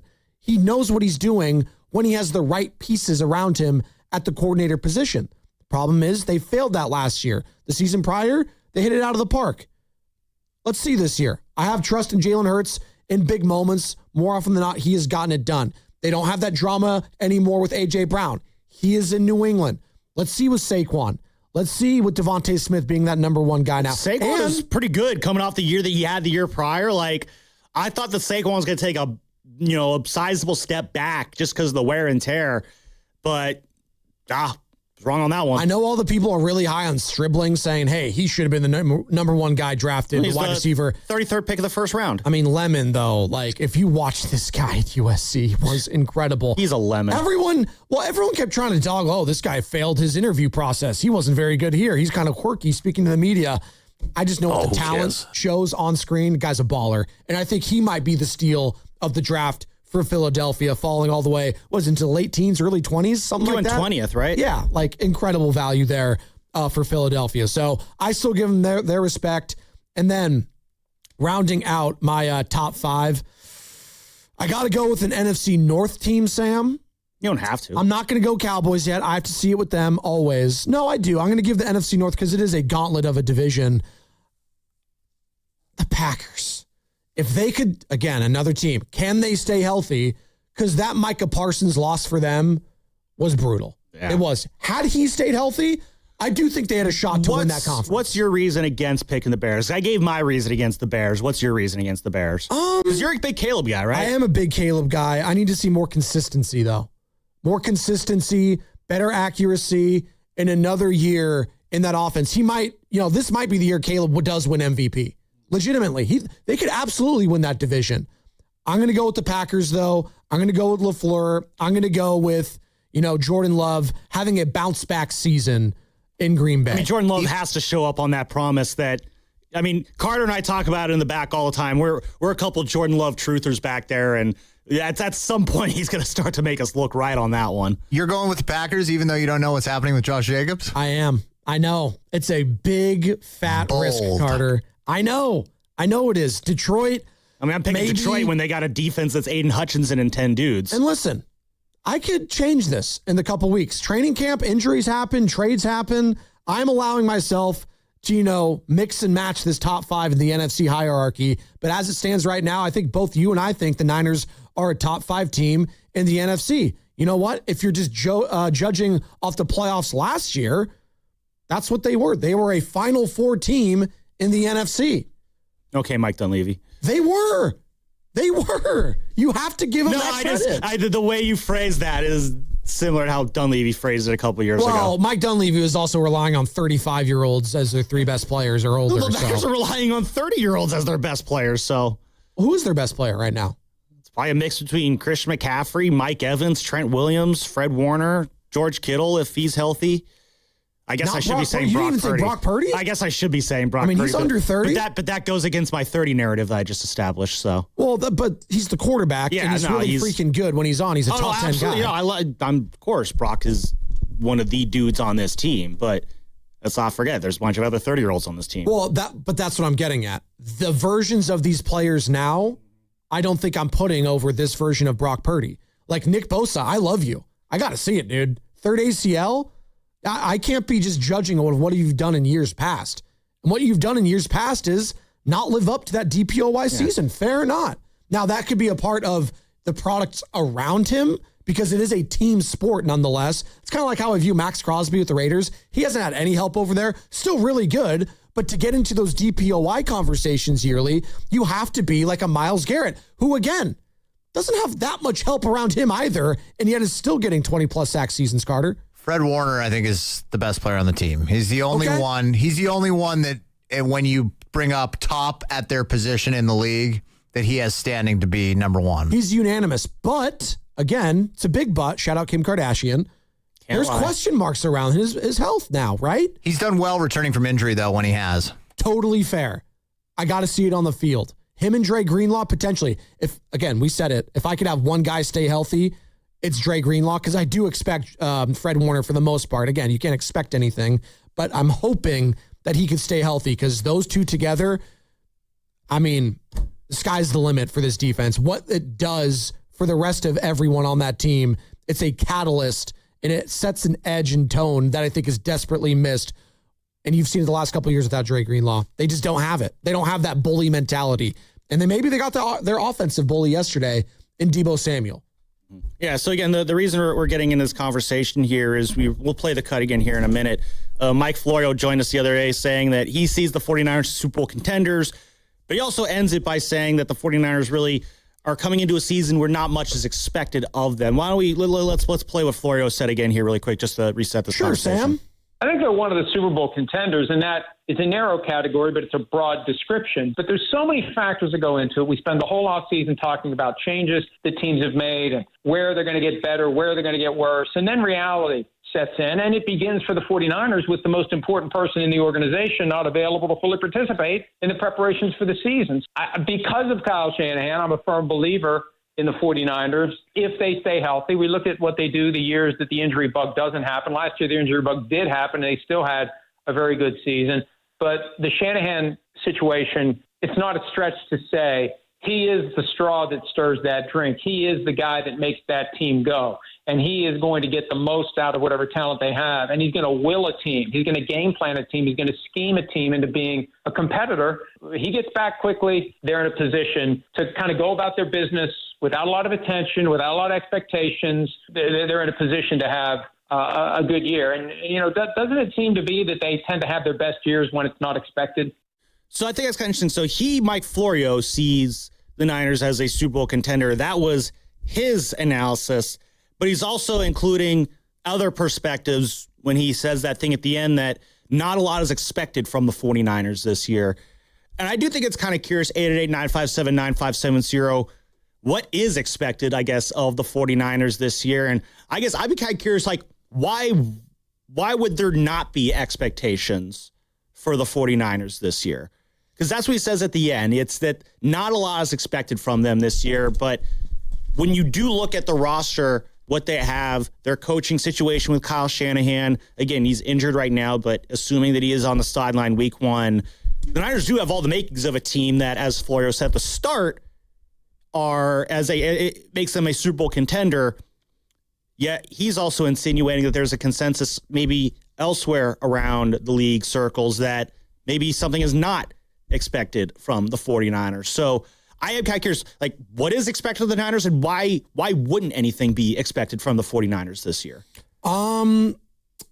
You can go to the schedule first and foremost. A lot of people were bringing up the schedule last year, Sam. Remember heading into training camp, it's like, hey, the Niners are coming off a down season, but I think they're going to get double-digit wins because of the schedule. Now, schedule is very, quote-unquote, favorable last year. Did it end up being correct? It did. It was a favorable schedule for the San Francisco 49ers. Well, yes and no. It was, I think, a tougher schedule than was anticipated. The AFC South ended up being a much more challenging division than we probably expected. I mean, I think everyone going into last season was like, yeah, but Jaguars, that's an easy win. Brock will totally just roll all over them. They split that, beating the Titans and beating the Colts, obviously, on Monday Night Football. And then the losing. Colts were without Daniel Jones at the time, obviously, and the way Danny Jones was playing last year.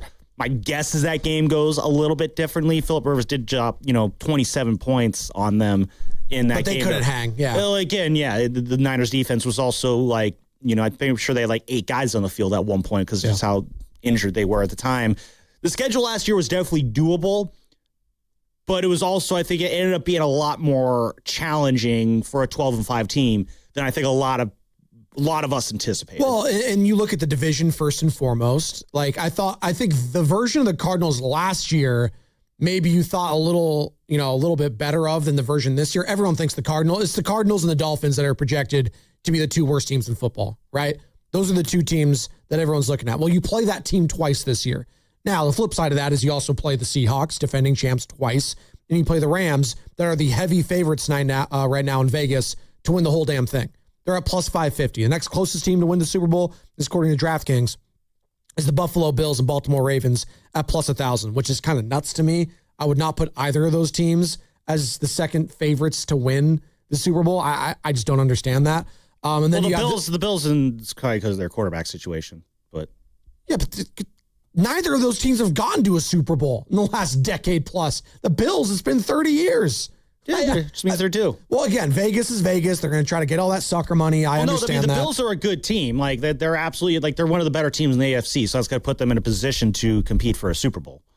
Or compete to go to a Super Bowl. I got to see it with the Bills to believe it, just like the Ravens. Yeah. Well, again, it's the Bills. I mean, that last year was the year to make it happen. It was. And they unfortunately, they almost had. I think they honestly should have won that Denver game. They did get screwed over there with that non-catch at the end of the game. Don't fumble before the half, Josh. But just as simple as that. That's another big part of it, too. Give this guy a pass all the time, it feels like. Well, even with that, they were still in a position to potentially win that game. It didn't go their way, but don't leave it up to the refs, Sammy. That's what they say. Yeah, okay, thank you. But we'll see again with the Bills, They should be in again, of course, until the Chiefs win the AFC again this year. It's early, but this is what I love about football talk, man. We could talk schedule. We could talk expectations. What should the legitimate expectations for the 49ers be right now? 888-957-9570. They were a Final Four team in the NFC last year. You got blown out. Is that leaving a bad taste in your mouth the way you lost to the Seattle Seahawks, the way the Seahawks ended up going on to beat the Rams and then dominate the Patriots at Levi Stadium in the Super Bowl? Is that still leaving kind of a battle scar in your mind that, man, I just don't know if we could overcome this team? I think that's the reason. If you're going to make a reason why the Niners are not expected to be in the Super Bowl contending tier, I think you're looking at what the Rams did this offseason and you're thinking, well, there's just no way the Niners can overcome the Rams.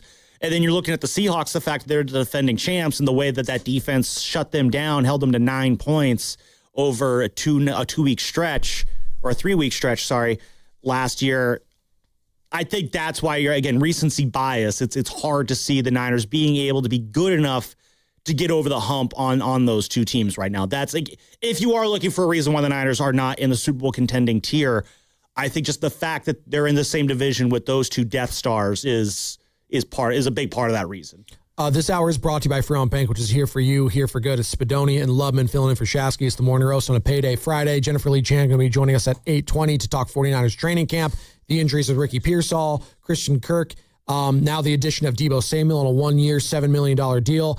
And a little bit later on in the show, we were going to be talking with Justice De Los Santos, who covers the San Francisco Giants for the Bay Area News Group, San Jose Mercury News, and get the lay of the land on what's going on prior to MLB trade deadline, which is, again, Monday, 6 o'clock Eastern, 3 o'clock Pacific time. In the meantime, let's talk some football with Oreo Cookie, who's in Oakland. What's up, Oreo? Hey, what's up, fellas? Happy Friday. What's up to you guys, man? You guys are having a great show this morning. Appreciate you, Oreo. I just want to say, for sure, I do want to say, man, this is the last Sunday with no football. So mark that on the calendar after this Sunday. Yeah, we made it, buddy. We made it. You know, we made it past the baseball season. So let's talk some football, you know, and I'm loving it. But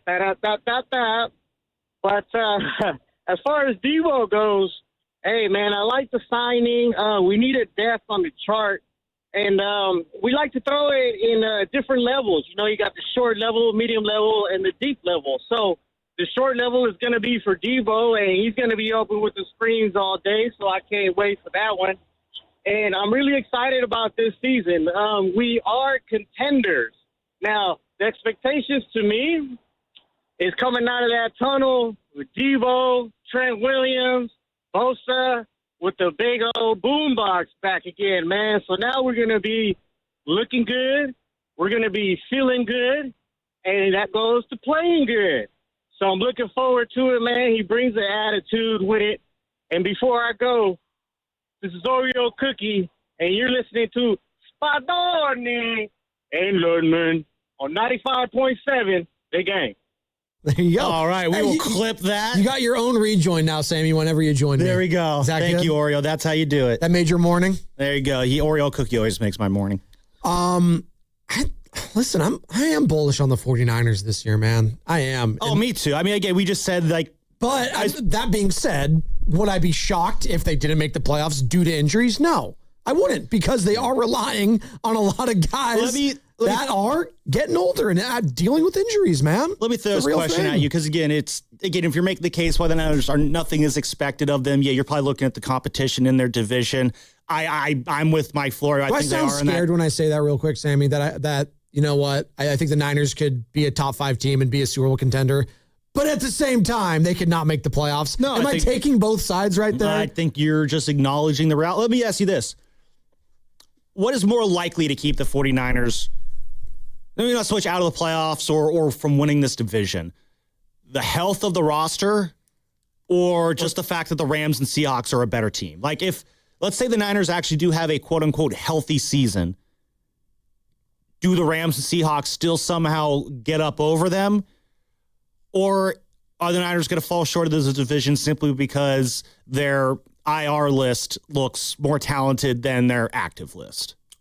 If it's talent versus, the injury concern, I will say, all things being equal, if all three of those teams are healthy, I do still put the Seahawks and Rams above the Niners. That being said, I can't, go into a potential divisional or wild card round and maybe you play one of those teams and they say, hey, you know what? The Niners are 3-point dogs or 7-point dogs heading down to SoFi Stadium. I would love the Niners' chances there then. Are you kidding me? All things being equal, and I get it. Everyone, I think, is looking at the big names in LA, and rightfully so. There's some Hall of Fame talent there. Reigning MVP, Matt Stafford, incredible season. Myles Garrett, are you kidding me? Best defensive player in football they just added. And then potentially adding another potential best player in football in Aaron Donald coming out of retirement. Yeah, they made the trades for their secondary to shore up. That was a weakness for them last year, especially in that NFC Championship game. You know what they have offensively? Puka Nacua, the biter, and Devontae Adams. All right? And then you got Kyron Williams and Blake Corum, the 1-2 punch there at running back. They're stacked. They're loaded. That being said, Sam, I saw last year on Thursday Night Football the carcass of the San Francisco 49ers go down there with Mac Jones throwing to Kendrick Bourne and willing that team to a victory. Weird things happen in division games. Mm-hmm. Give me a shot, man. Just give me a shot, and I would love my chances with a healthy San Francisco 49ers team going to either Seattle or LA. I would not be scared at all. I agree with you. I think we're going to be switching up our schedule a little bit. We're going to have Jennifer Lee Chan on in just a moment. Oh, really? So, yeah. Early JLC. We can go now? Okay, well, she's ready to go. Let's get her on right now then. All right, let's go. Go out to the River Islands guest line. Joining us now, Jennifer Lee Chan covers the San Francisco 49ers, obviously, NBC Sports Bay Area, training camp galore. And Jennifer, let's start with the big news. The last 12, 24 hours, Deebo Samuel coming back on a 1-year, $7 million deal. Do you like the move? Is it a depth piece? Does it signal that Ricky Pearsall could be out for a season? How should 49er fans be digesting Deebo coming back to the Bay? I mean, it's an easy fit for Deebo Samuel to make his way back into the fold here in the Bay Area. It does indicate that there is something more serious going on with Ricky Pearsall, which is really unfortunate. A guy has just had some really bad injury luck. Really only one football injury. The other injury, obviously, was the gunshot wound that he suffered his rookie season. So really unfortunate news. He had swelling in his knee after 2 days of practice. He was fine through OTAs. The PCL injury generally is not one they do surgery on immediately. Dominic Cooney had the same one, and usually it's just time off and rest that helps them. And that's what happened with Dominic Cooney. Obviously, he doesn't need to move as much as a wide receiver does, but just unfortunate news for Ricky Pearsall to hear that, they're exploring all options and that there was concern from the team, which means it's not good for him. Yeah, Jennifer, it's starting to say, you're saying exploring all options. I guess my first question is like how on the table right now is surgery, but then also what do you know about what Ricky did to rehab this injury over the off season? The PCL injury is interesting, and generally it just needs rest. But of course, a football player needs to stay in shape. So I'm sure he was working out just as he was last year. They didn't do surgery on it last year because they thought he was going to make it back, and he did. And he worked through all the PT, rested it up, got it better enough to be able to suit up for a game last year. Obviously, they thought during the offseason the rest was going to help him, but it apparently just wasn't enough for the rigors of training camp to have it hold up. So it's unfortunate to hear. So I know a lot of people ask me, well, why did they do surgery last year? And generally the hope is that you never want to be cut up, right? You never want to have surgery on your knee. So hopefully, it heals. But unfortunately for Ricky, it sounds like that is an option at this point. So where would you have the depth chart listed right now? Again, it's July. We're not even in August yet. We've still got a long way to go, Jennifer. But this is what fans get obsessed with, right? People are doing their fantasy football drafts. They're getting excited. All of a sudden, does this open the door with these injuries? And obviously Christian Kirk being a part of that with the calf strain right now for a rookie like Deshaun Stribling to, kind of take the reins and potentially be a starter week 1. Oh, I think Deshaun Stribling is definitely going to be a factor for the 49ers offense this year. He's looked polished. He has looked fast. He is a different kind of receiver than even, when we put Deebo Samuel in the mix. He's a different type of receiver, different than Mike Evans. He adds speed. He adds blocking ability. He is very physical out there. He's like their Jawan Jennings type of guy, but I think faster. So really athletic. We've seen him make catches, huge radius, similar to Mike Evans, not quite as big as Mike Evans or catch radius, which is ridiculous, by the way, seeing it in person. But Deshaun Stribling, I would expect to be very involved in the offense going forward. I mean, yes, if you're thinking about fantasy and you're thinking about drafting a wide receiver, probably a guy that you could take later, and he will eventually become a factor in your team later in the season. Jennifer Lee Chan, NBC Sports Bay Area, giving you tips to win your fantasy football Fantasy football insider, Jennifer Lee Chan. Excuse me, Sammy. That is why we have her on, obviously. And Jennifer, let's quick question about the guy throwing the ball to Mike Evans and Deshaun Stribling. Brock Purdy, how did he look in your eye here in this first week of training camp? Again, nothing was ever set in stone, obviously, first week of training camp. But, yeah, how's that early connection looking like between Brock and his, two new receivers, Mike Evans and Deshaun Stribling? I mean, I think it's definitely going to take some time for them to have as much consistency that we've seen from receivers in the past. But the fact that Deshaun Stribling and Jordan Watkins went to Nashville to work out with Mac and Brock and George Kittle down there, I think says a lot for both of their maturity and where their development is this season. I think Jordan Watkins, who sat out last year after an injury, could also be a guy who works his way into the rotation. He's had a really good route. He's been consistent.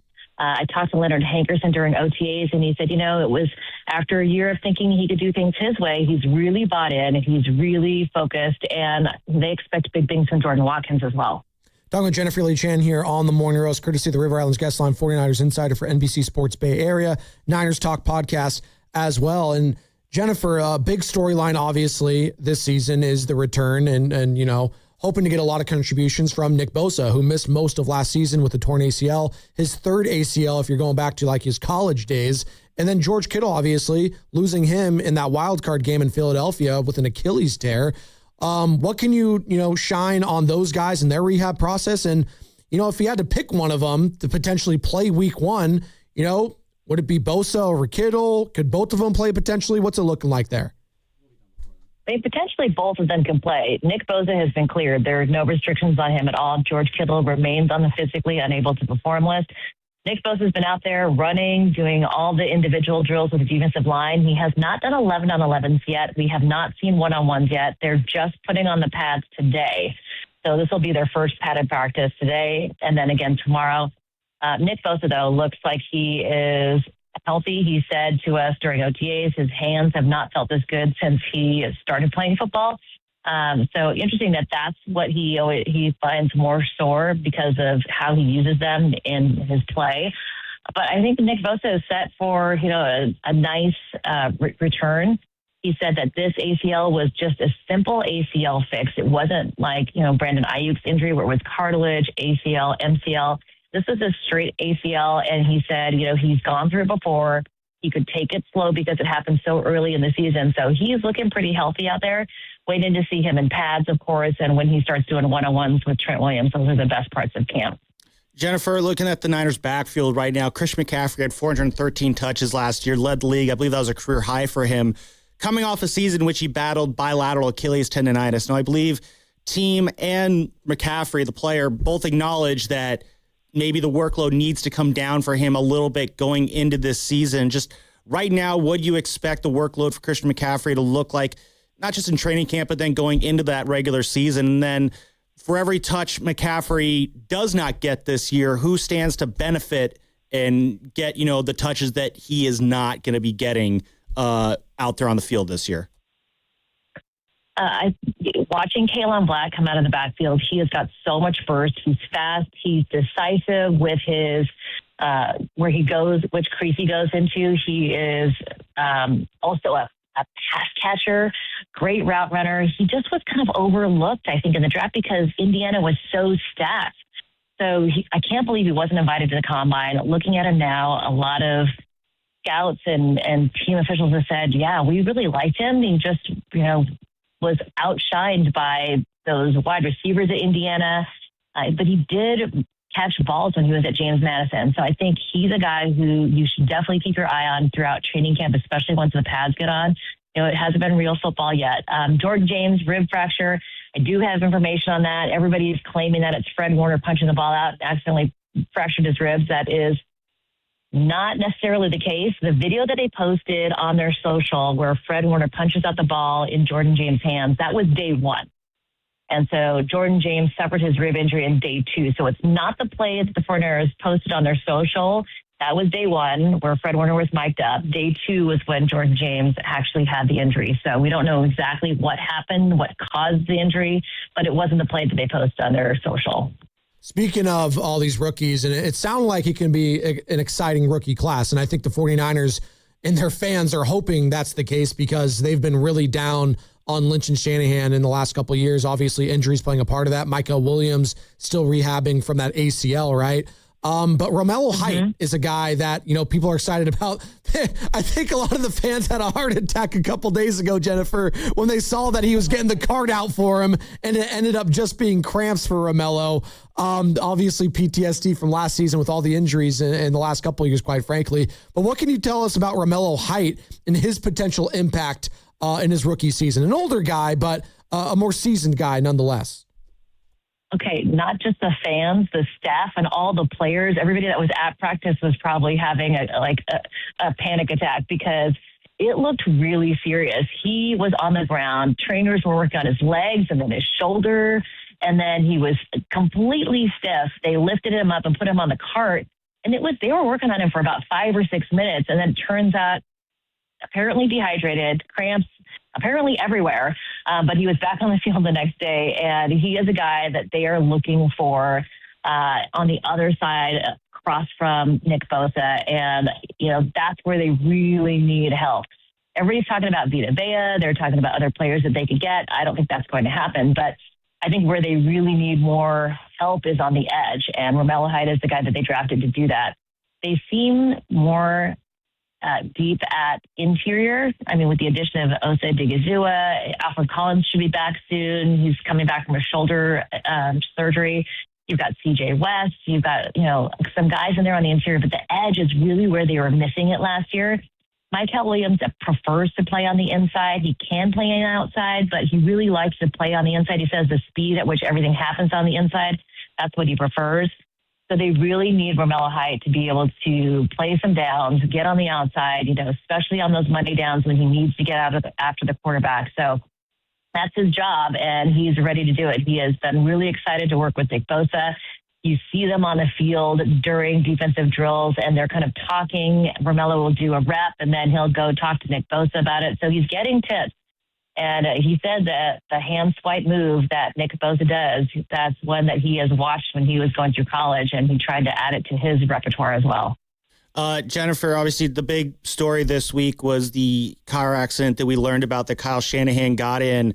I assume, were you in the meeting that he held with the media the other day? And just, what can you recall from that meeting? Just, the emotions of what that whole experience was like, meeting him and him hearing his story about all that. I actually was not in the meeting room, but I had a very detailed recap from Matt Mayoko, my colleague, and it sounds like Kyle Shanahan was very emotional. He's still dealing with the concussion symptoms. He's actually never had a concussion. He played football at Duke and then at Texas, but never has had a concussion.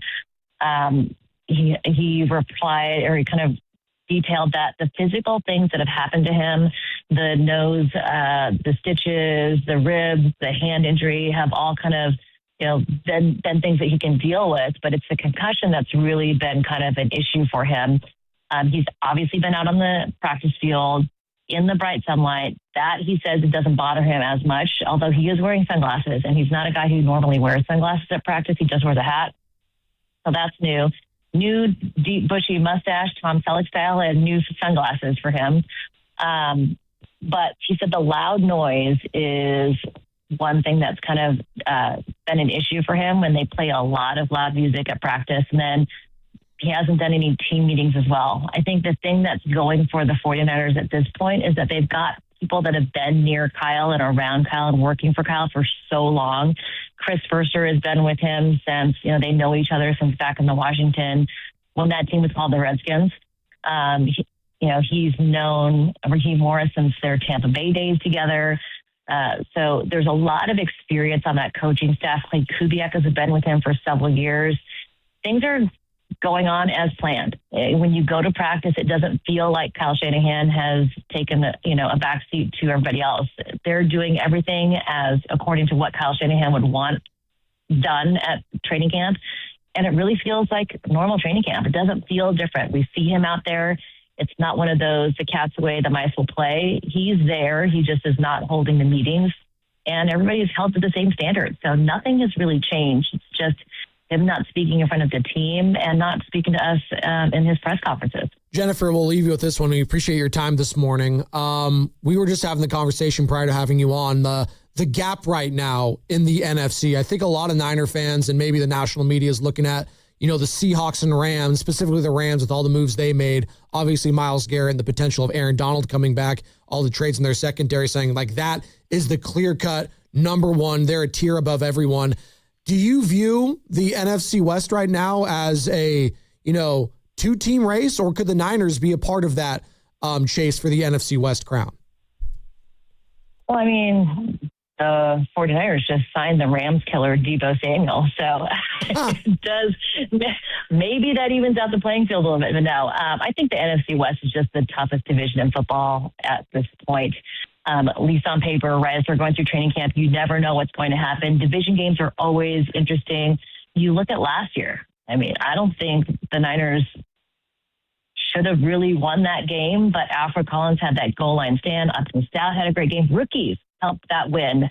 in Los Angeles. So you never know what's going to happen. Yes, the Rams have added players that will help them out, but the Niners have too. So you just never know. It could be, the Rams could have a huge win total, and the Niners could come in and be the upset. So it could go the other way as well. You never know with divisional games. But, Deebo Samuel, the way he plays against the Rams, I can't turn your head at that one. Right. Hey, I see your Myles Garrett, and I bring you a Deebo Samuel, right? Hey, Jennifer, great. Exactly. Great stuff. We appreciate it this morning. We'll do it again soon. All right. Sounds good. There she goes. Jennifer Lee Chan. Find her as the 49ers Insider on NBC Sports Bay Area and the 49ers Talk podcast as well. And I know she's a little tongue-in-cheek there with that Deebo Samuel response, like the Rams killer. Deebo he does have success against him. He is a big game player. Yes. Deebo Samuel shows up in the big games. The 49ers last year were desperate, especially in those Seahawks games, for someone to step up. Breaker. Someone to step up, and they just didn't have that. Now, I think ideally Mike Evans is that guy, and maybe potentially a rookie like Deshaun Stribling. Or is it, see, she said Deshaun. Is it Deshaun or Deshaun? We're going to have, Cam, I know you're going to go to training camp at some point. This will be a fun thing to go back and forth about. Someone's got to ask him. Maybe it's going to be me. Who knows? Can we reach out, Sam? You're the producer. Can we get Stribling on at some point? Well, I'll make some calls. Thank you. That's all I needed from my producer. Injury report time, Carter? Is it time? I hope Deebo Samuel's not on there.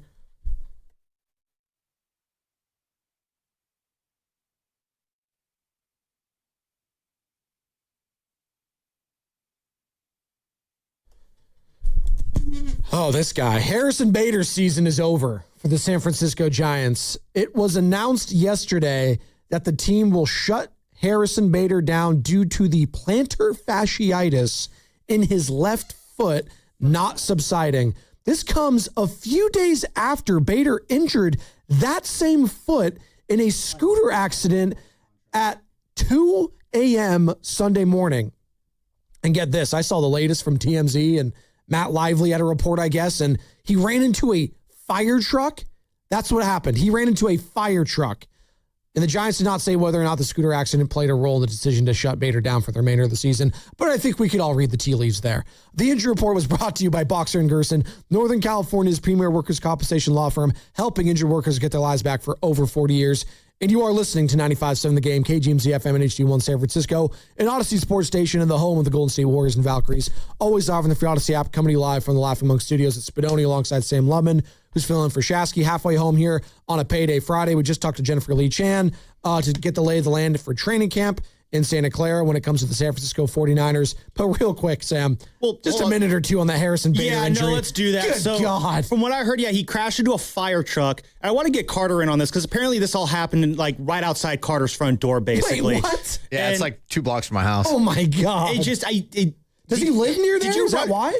No, it apparently happened near the Balboa Cafe on Greenwich Street, basically. And there's a fire station about 2 stores down from where he was. And he was at a bar over there? Yes. Do you know which one? Shut the bar the down. Balboa Cafe. Oh, so that is the bar. Excuse me. Yeah. I'm not well versed in bars and no, it's like one of the very old San Francisco institutions. I heard he shut it down or something like that. Sounds right. Yeah, and it's just, nothing good ever happens after 2 a.m. Shout out that one episode from How I Met Your Mother. But he crashed into a parked fire truck? Allegedly. Bro, come on. How you going to crash into a parked car? I guess that's better than a moving one. I guess. I don't know. We're gonna be power ranking kind of cars are gonna run into. I guess parked is. I love bicycles. At the top there. It was a scooter. Does he love scooters though? Word on the street: no helmet being worn. There's your lesson of the day. Those who need to hear it. Oh, we know someone who does that. Nobody's mad. Listen, this has been a very disappointing season for Harrison Bader. I think that the 2 contributions he's had this year, he had the 1 grand slam against the A's, and then he had the Hingle-McCringleberry celebration that one time. Where they were all humping each other in the center field? Exactly. But it's just 2-year, $20 million deal, and it's just this is not worked out. And then this happens when you know you have a foot appointment coming up to be reckless late night like that, when you got a game the next day. I mean, this is just top tier knuckleheaded stuff right here from Harrison Bader. When I saw this report, I didn't see him on Sunday at all, walk around the clubhouse, which isn't unusual. I mean, sometimes you don't see guys. Yeah, I'd be embarrassed to show up anywhere in a Giants uniform right now if I'm him. I would legitimately be embarrassed. I'm kind of curious because this happened early Sunday morning. We didn't find out about it until Tuesday, which is not the longest gap between accident and reporting that we've had lately, but curious why it took a couple days for it to get out. Maybe just De Los Santos can shed some light on that, but it's just, Harrison, what are you doing, man? It's just irresponsible. It's knuckleheaded. And it's just another bad look for a San Francisco Giants player in a season of bad looks all around. And this isn't about the play, because the play wasn't good on the field either. He wasn't even backing that up when he was out there. So, again, another move that I think people liked at the time it was being made. Again, a lot of the moves heading into the season. I always liked Bader's game before he came here. He's just one of those kind of bottom of the lineup, pesky kind of hitters. He had a good season last year. Who can come through with a big hit here or there. Like, he's a solid player. This year is just, it's not been there. It's been frustrating. And then this on top of that is just, I'm sorry, it's hard to not side-eye him over this and be like, dude, what are you doing? You know what, Sam? This leads us into the conversation we were having yesterday. Who's had the worst summer so far of the big three Bay Area teams? Niners, Giants, Warriors. I mean, I would make the argument up until 9 o'clock this last Saturday, the Niners having a great summer. Like, in the last week, it's gone from perfect summer to, oh, here we go again. Exactly. So, but no, I'm putting the Niners at the bottom of those power rankings of worst summer this year. Just which team? Is it easily the Giants? It's easily the Giants. Easily the Giants. I don't know. If you ask Warrior and Giant fans, they're a fan of both teams, I think there'd be a lot of Warrior fans that said the Warriors have had the worst summer so far. Well, a lot of Warrior fans are magnifying their anger right now. Understandably so, but I think we're just... Only one of these teams has Stephen Curry. And his Q rating is the highest among any other player in the Bay right now. And people want to see Steph win more so than any other team or player here. They want to see that guy win. Yeah. And the fact that they're not going to win this next year is what I guess the management's signaling to a lot of the fan base, or at least that's what the fan base feels. They're pissed. And I think they have a right to be pissed. They do. Yeah, again, it's just the Warriors are in a situation where it doesn't seem like there's any real way to get out of the situation that they're in right now, which is they can't really improve the roster. I know we all have our trade ideas that we want to make. And again, this is maybe 888-957-9570 is the number to call or text. Just what's the move right now you want to see the Warriors make?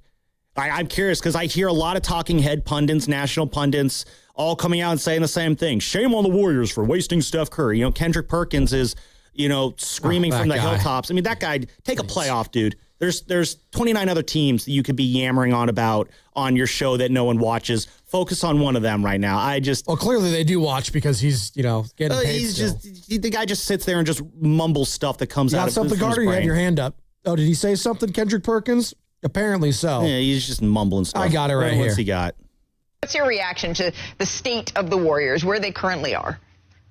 That Steph needs to be planning his exit strategy from the Golden State Warriors. Stop it. Okay, no, I'm saying not this year, but think about it, Malika. Over the last 4 years, the Warriors have been in the play-in tournament. And guess what? This year, the way that the West is stacked up, they're going to be a play-in tournament team again. And so if you're Steph Curry going on the age of 39 and you look at this roster knowing that you have 4 NBA championships and know what a championship roster look like, you can't waste any more time hoping and banking that Mike Dunleavy is going to get it right or make the moves that's needed to make sure that you're able to compete for a title.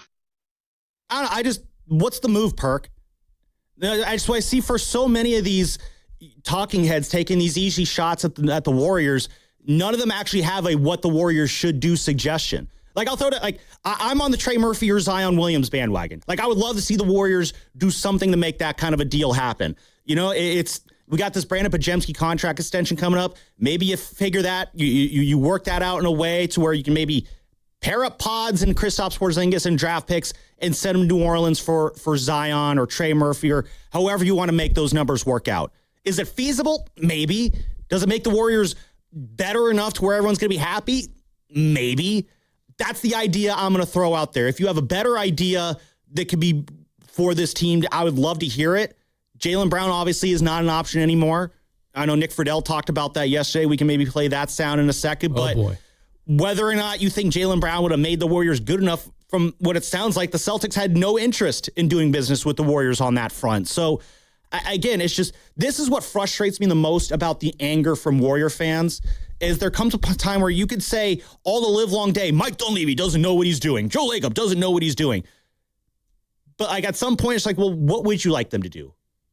Like, even if the move isn't a feasible move, just throw me some ideas if you're going to be angry about this. Like, that's kind of where I'm at this point. What is the move right now you still want to see the Warriors make? Don't give me do something. Give me the something you want to see the Warriors do. Like, I really am curious what moves Warrior fans want to see. And maybe there are others out there that I'm not thinking of. You know, educate me in this sense. Like, I really want to hear it, Warrior fans. Give me a solution. I'm tired of just the empty complaining. Let's complain, but with a solution. Let's play that version of this game. Listen, people rolled their eyes. I had text messages from close people that we've had on this station many a times when I brought up my John Morant to the Warriors trade. And this was back. They called you a madman. 5-6 months ago, we were saying this. Is like, hey, if his Q rating is that low and they're trying to give him away, which is basically what they did to Portland, by the way, he was not traded for any draft capital. It was Jeremy Grant, Chris Murray, and $1 million in cash considerations for John Morant. That was it. It was basically a peanut butter and jelly sandwich for this guy. For basically, 2 seasons? Is that the one in hindsight, you think? Because on the other side, we made a list of moves that, like, the Warriors could have been in but didn't. We can get on that. Is that the one for you that in hindsight, should have jumped on that one? It was I just did not see why it was a risk at all. If anything, it was all upside. The only negative part is, he doesn't play for, a season after this next one. Or you flip him again if you want to do that. There was no downside. Again, as we're talking about no downside. The off-court stuff didn't bother you? What does that mean here for San Francisco? It's honestly more health-related than off-the-court related for me when it comes to John Morant. Okay, fair enough. And I think this would have been a perfect market for him. Actually, the perfect market might be the Pacific Northwest for him because I don't really know if he can get... Listen, I think Portland will be good for him. Can you get into trouble anywhere? Absolutely. Whether it's Vegas, whether it's Portland, whether it's Seattle, you can get in trouble anywhere. That being said, I would love for Steph Curry to be a good mentor for this guy. Draymond Green potentially, and I know people roll their eyes there, but I do think he could get John Morant to get his act together potentially. And I know, again, rolling your eyes there, Steve Kerr would be a great coach for him. It would have been a perfect scenario. And again, do you want him to be the face of the franchise post Steph Curry? I don't know. It could have been an opportunity for him to rehabilitate his image and bet on a high upside and a guy that could have been the face of the league. It was there for the taking. And he was a knucklehead. And he had some injuries. Risk-reward aspect, I would have revisited that this offseason. The Warriors did not want to do so.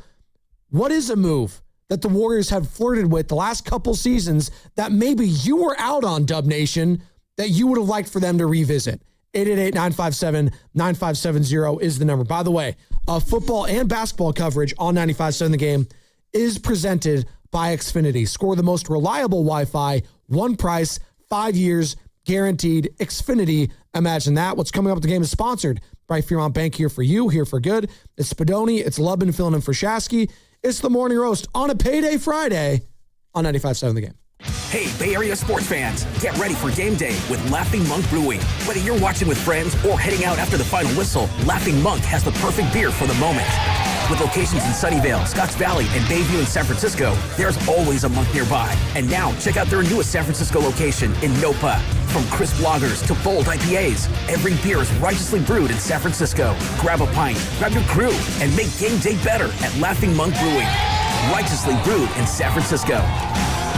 The following is an attorney advertisement. If you get sidelined by your workplace injury, the workers' compensation attorneys at Boxer & Gerson can help you get back in the game. Our team of skilled attorneys will fight by your side for the treatment and compensation you deserve. We care about justice for injured workers. That's what makes us Northern California's premier workers' comp law firm. Call Boxer & Gerson at 510-835-8870 or visit boxerlaw.com for a free consultation. Boxer & Gerson, your life is worth the fight. You've worked too hard to wonder if your wealth manager is actually working for you. The decisions you're facing, what comes next, who you trust, have consequences that last. Getting it right matters. Baylord has been in the Bay since 1969. No parent company, answering only to their clients. The kind of people who understand what you've built and what's actually at stake. The right wealth manager changes everything. Find out if Baylord is yours. Baylord.com. That's BAILARD.com. Think you know how the second half of baseball plays out? Put your predictions to work on Polymarket, the world's largest prediction market. Official partner of Major League Baseball. Who wins the division? Who's buying at the trade deadline? Who takes home the Cy Young? And who's still standing in October? Trade against other fans, not the house on Polymarket. From the trade deadline to the World Series, every game matters. Trade on Polymarket. Download the Polymarket app and use promo code BLAZE to unlock $50 free for your first trade. That's promo code BLAZE. Trading not available in all jurisdictions. Check local regulations before trading. Restrictions and eligibility apply. What if you could have the most reliable fiber-powered Wi-Fi? And get this, what if you could keep it at the same price for 5 years guaranteed? Now through August 24th, new Xfinity customers can get our best price on gig Wi-Fi this summer before it disappears. Just $50 a month for 5 years. No annual contracts, no hidden fees, and our best equipment included. Plus, get online in minutes with same-day Wi-Fi. It's Wi-Fi that finds and fixes problems before you even notice them. Like super intelligent Wi-Fi with a sixth sense. Plus, it keeps you protected from online threats. And get Peacock Premium included for 2 years. Lock in your price and unlock the possibilities. Get it now at Xfinity.com. Xfinity. Imagine that. Restrictions apply. Requires paperless billing and auto pay with stored bank account. Taxes and fees extra. Speeds vary. Use of fiber coaxial cable. Learn more at Xfinity.com/same-day Wi-Fi. Attention. Have you racked up $10,000 or more in credit card debt? Are you barely getting by making minimum payments?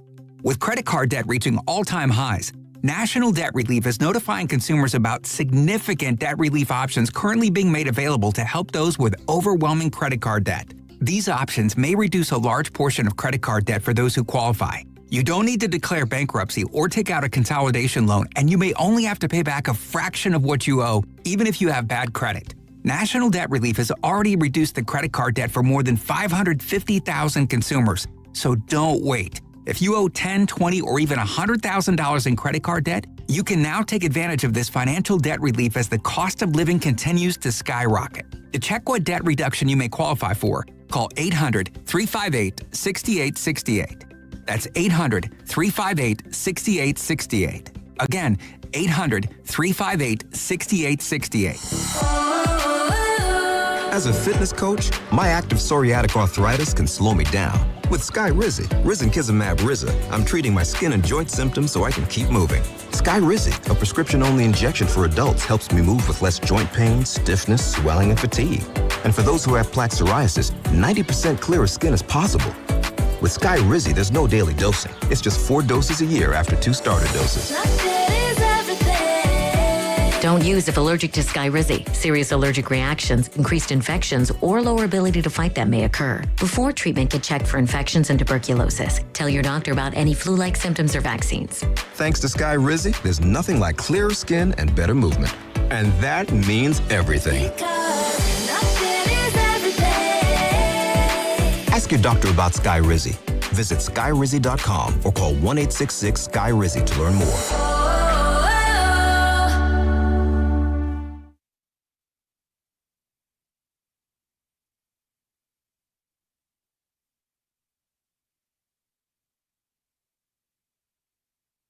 Listen, no wrong answers here. I'm listening. Warriors fans, what's the one move, or it could be a couple of them, that you just absolutely did not want to entertain these last couple seasons when it came to free agency, making a trade, that in light of recent weeks, you're willing to revisit?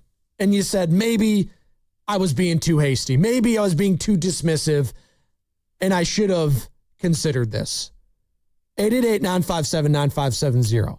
People still will roll their eyes when I say I think the Warriors should have gone after John Morant. Given the price point, given that it wouldn't have cost you any draft capital, I think they should have taken the risk of getting a guy for 2 seasons. His cap hits are $42 million and $44 million, and let's see it. Maybe this is a guy that could be a future piece down the road. Hell, all of a sudden, Maybe him and Yaxel could have had some fun chemistry. Now, the basketball fit, people will go to, are him and Steph going to play on the court together? You figure it out. All right? Are they great defensively already right now as it stands? No, they are not. Okay? And again, this is a move that satisfies the now for, I think, some fans and the potential future down the road. Do I think he's going to be, one of the greatest players in the history of the NBA? No, I do not. But I see the potential. I see the upside. I've seen it with my own two eyes. I'm willing to bet the next couple seasons on his rehabilitation, his image and play and health in Golden State. But there's some other names that fans were dismissive of in the last couple seasons, Sam. And we kind of were going through the list before the show. Yeah. Before we get to the list. No, yeah, we don't have to get to it yet. But 888-957-9570. What's the name that maybe you were like, and I'll bring one up, Sam, that you even were entertaining when you filled in once upon a time. Trae Young. That's right. You did. You said, you know what? Oh, God, I offended so many people with that I'd go after Trae Young. I wonder if Warriors fans would have entertained that the last couple seasons, given what took place this offseason. I mean, yeah, would you want Trae Young right now or the current situation the Warriors are in? Again, the Trae Young one, that was another one where it's just like, I don't know how close or how I don't know if that gets the Warriors to the championship contending tier. The whole concept of Trae Young thought was just like, they need another scoring guard to play alongside Steph since they don't have Clay. And that's how you get that offensive punch there. Defensively, would that be rough? Absolutely. Defensively, it would probably be rough with Steph and Ja as well. You might have to make some concessions here. Like, you're not going to get a perfect move in that situation. That was kind of where the logic was on that one. Right.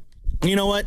It wasn't the greatest of ideas. That's fine. We're going to throw the ideas out there. That's what we do. We're throwing these ideas at the board, not so much to showcase just how dumb these ideas are, but I think it's just to really kind of showcase, this is all in response to just a lot of the anger and frustration I see from Warrior fans having towards this organization right now. And I'm at a point where it's just like, I get the anger, but at some point, I'm just kind of getting tired of it because it's the same complaints over and over and over and over again.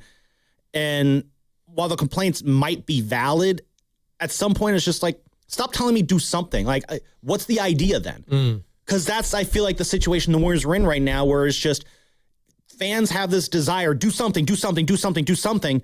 But I think the reality is none of these somethings that can be done are A, feasible, or B, gonna get the Warriors to where they want to be. Now, you bring up the Ja Morant trade.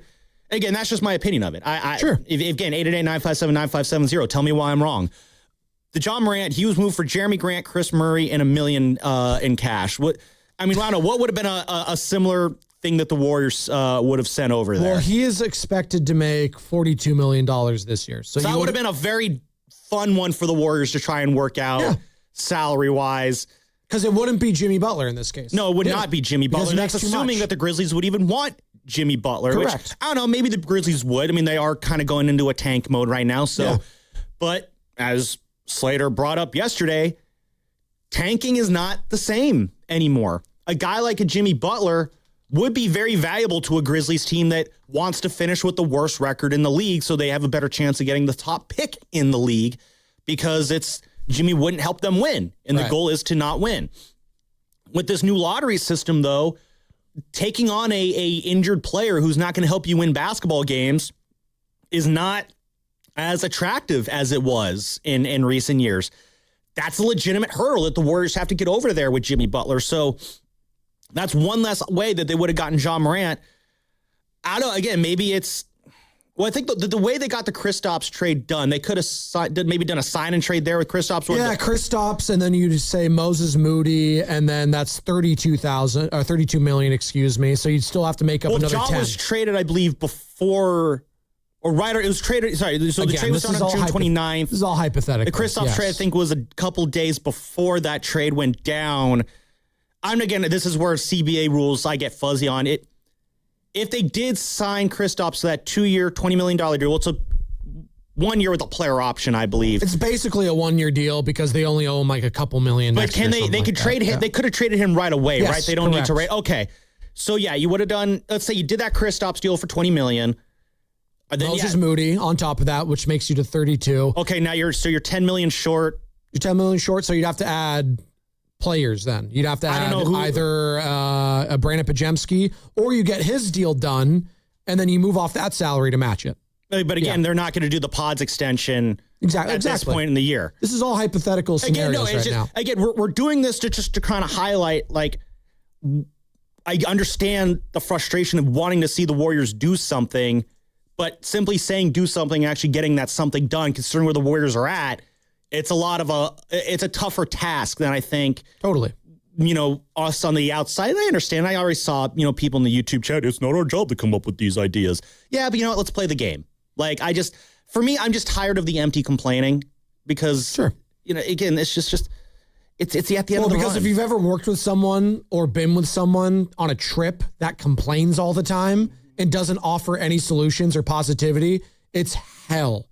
I do not like associating myself with people that complain constantly on trips or when I'm out golfing or if I'm in a workspace.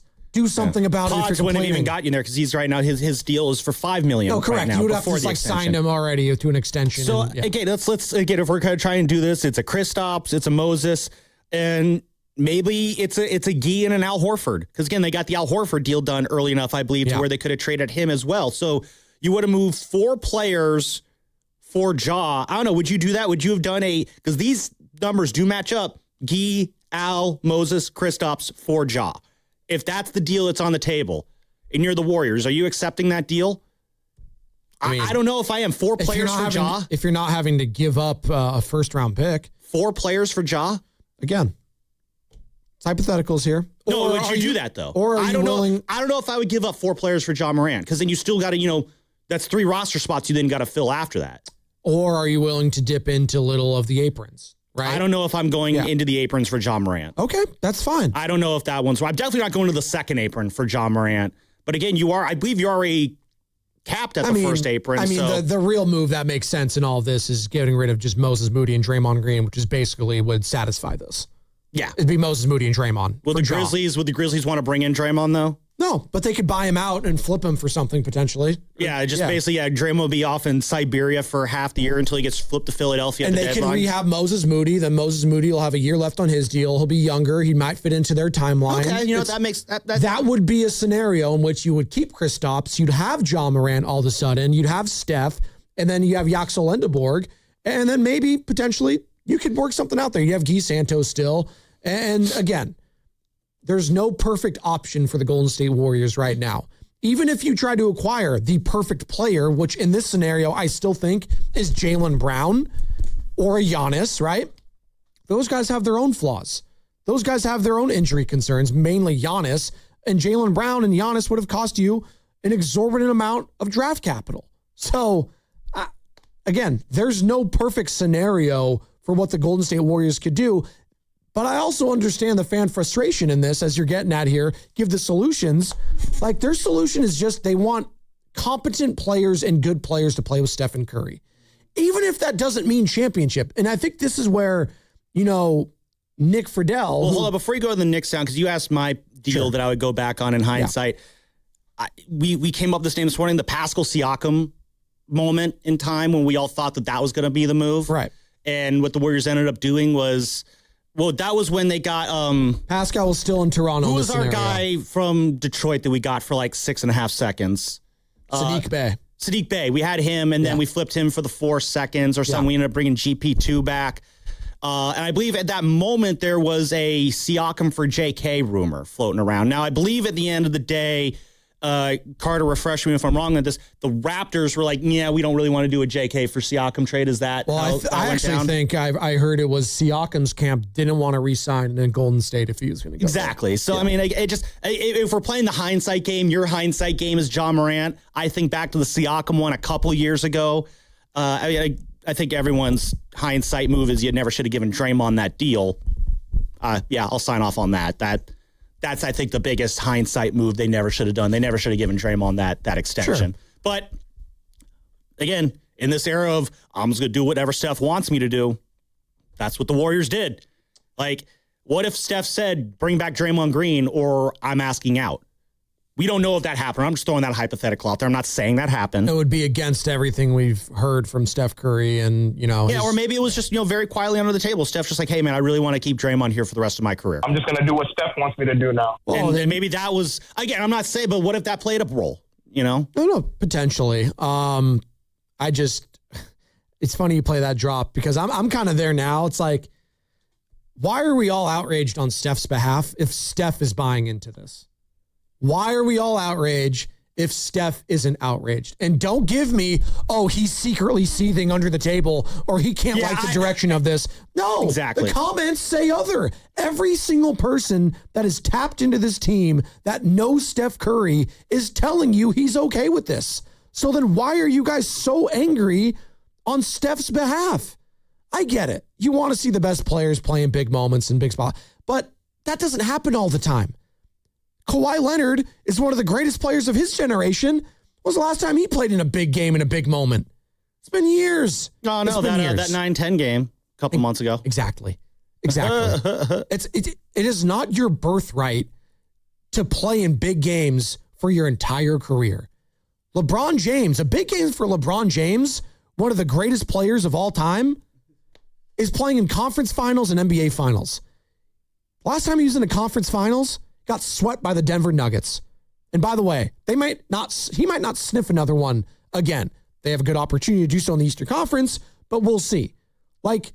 It happens to everyone. And Shasky's been a big, proponent of this, or not proponent, but a guy that keeps bringing this up, that it's rare in sports that you get to leave on a high note or play in a big game. Even Lionel Messi, great example. He got to leave on the highest of high notes, and it didn't even end in a title for him in the World Cup final against Spain. They lost. They got humbled. They got absolutely smoked in that game, even though it was a 1-0 final. They got humbled there. Is Lionel Messi any less of a player because he lost in a World Cup final? No, that's not the case. Hell, even if they had not even gotten out of the group stages, if you're Argentina. Now, people and the hot take artists would say, Messi's a fraud. He can't do this. I was like, really?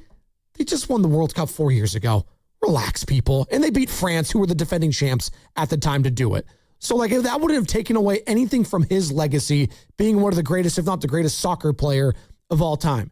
This is not taking away anything from Steph's legacy towards the end here. And I think that is the big word people keep going back to. Steph Curry fans and legacy. They are obsessed with his legacy in Golden State. So much so that they wanted to do the Jaylen Brown deal. They wanted Giannis Antetokounmpo. His legacy is set in stone no matter what else happens right now. He is a top 10 player all time. If you want to say he is a top 5 player and make that argument, that is fine. Him and Magic Johnson, greatest 2-point guards in the history of the freaking sport. Okay?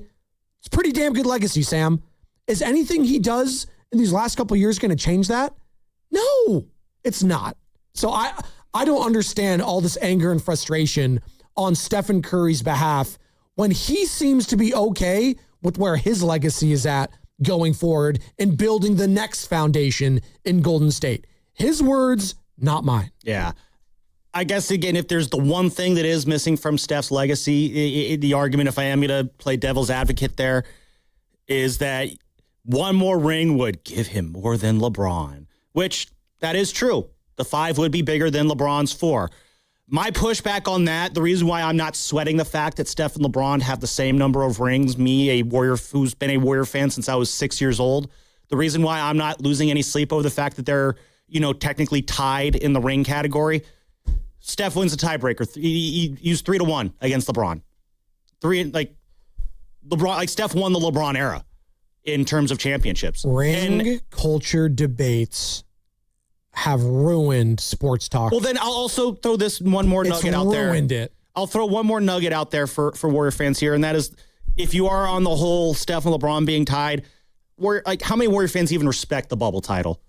Again, I don't subscribe to that. Okay. I think all titles in 2020 still count, but I hear it all the time. Oh, the bubble title doesn't count. They were enjoying watching sports in real time, and now that it's back to normal society, we're going to poo-poo it when everyone that wanted and was craving sports was eating that thing up because they were desperate to watch it. So the one more ring the LeBron thing, I get that whole thing. That would be cool. But I am giving Steph the edge over LeBron in the championship category simply because 3 times LeBron had to trudge off the court with a frown on his face while confetti fell on a happy Steph Curry, and they stank up that locker room with all the popcorn and champagne smell. So, like, that's where I give Steph the edge over LeBron. That is why I have total contentness with where Steph's legacy is at right now. He beat LeBron.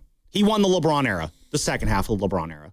I don't even care about that. I'm just talking about his own legacy. Like, the whole LeBron versus Steph thing has been irrelevant for years, in my opinion. I push back. I think that's the LeBron versus Steph thing. I think that was, I think, the seminal basketball rivalry. When he was in Cleveland, I will agree with you.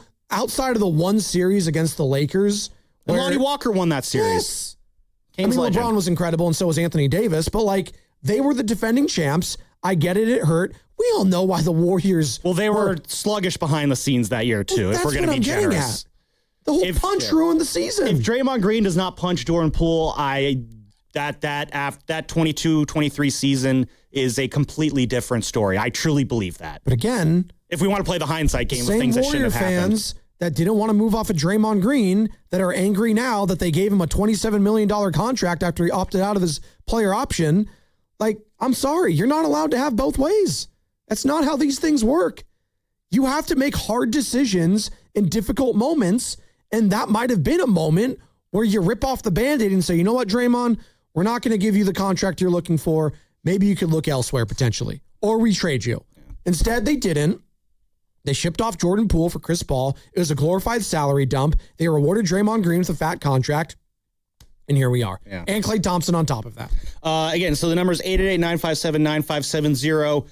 What's the move that you would still want to see the Warriors make right now to get them out of this stuck position? If you can suggest any move to Joe Lacob and Mike Dunleavy, what would you suggest to them? Conversely, let's play the hindsight game. What's a move the Warriors just completely missed on doing that you wish in hindsight that they had done? Maybe you're out on the time. You want to revisit it. Here's the list that we came up with before the show, Joe. Lauri Markkanen. Remember the summer of Lowry? Yep. We already litigated John Morant, Jaylen Brown, which we'll play something on that in a minute. Remember the Malik Monk for Jonathan Kuminga rumors? I do remember that. That's one where, that was last summer. That's one where going back, I might, look at that one differently just because of how things have turned out with Jonathan Kuminga, a guy who, personally, I wanted them to make it work with Kuminga, but, I'm the idiot. Giannis, that was one. But again, I kind of think the Bucks backed down on that one there. The Giannis sweepstakes go back during the pandemic. I mean, those have been going on for forever. Kawhi Leonard, I think there was a moment when the Warriors could have gone after him, but I don't think Kawhi ever really wanted to come to the Warriors. He wanted to be in L.A. where he can be his Kawhi self. Number 2 L.A. team, too, which is no one cares about down there. We wrote this down. I don't remember when the Warriors were in on Jaren Jackson Jr. potentially, but that is one that he was out there to be had and the Jazz traded for him. So, yeah. But again, I don't know if the Warriors could have put together that package to have gotten JJJ in that situation. Right. I would have done anything to get Jaren Jackson Jr. on this team. That is one I would Dunleavy, do whatever you got to do to make that body envy on line one. Jaren Jackson Jr. God, absolutely. I will never. When I sat in on Taylor Jenkins' end of game presser after game 6 all those years ago, and JJJ came in and sat right next to me while he was waiting to go up there, I just remember turning and looking at just this massive unit of a human being. It's like, dude, there is not a drop of body fat on you. You might be the perfect basketball player. Wow, look at you. Oh, I have just been enamored with Jaren Jackson Jr. Maybe a little too much so. His legs are just, you've never seen legs as big as his. Oh my God, they're gorgeous. Yeah. Jesus. No, seriously, from the knee to the ankle, it's the longest stretch of legs you've ever seen. He's just built out of granite, is what you're saying? Built out of granite. So is that why he only gets 8 rebounds a game? Don't do that. All right, hey, relax. Hey, thank you. Don't you throw facts in my feelings. Taylor Jenkins, by the way, Milwaukee Bucks head coach now. Oh, good for him. Yeah. But yeah, I would kill to have Jaren Jackson Jr. Not literally, but love to have JJJ. We mentioned Pascal. Jakob Poeltl. That was a moment in time, right? Yeah. That was back when he was a Spur, I think, too, right? Josh Giddey. Yeah. We relitigated that one the other day. Yeah. I think in hindsight, I don't know if I'd still do that one. I don't know. He's a flawed player, but he's willing. I'm always with the signing camp on this, and he's the one that says it a lot. I will take anyone that is a great and willing passer on my team. He is. He highlights others very well. And I want to say his shot has dramatically improved from where it was in Oklahoma City last year. Yeah, but if I Google Josh Giddey a couple of years ago, if I Google Josh Giddey off-court problems, I don't like the headlines that come up there. So his last 2 seasons with the Bulls, he was 37%, almost 38% from beyond the arc, and then 36% just last year. So he has improved his shot overall, Sam.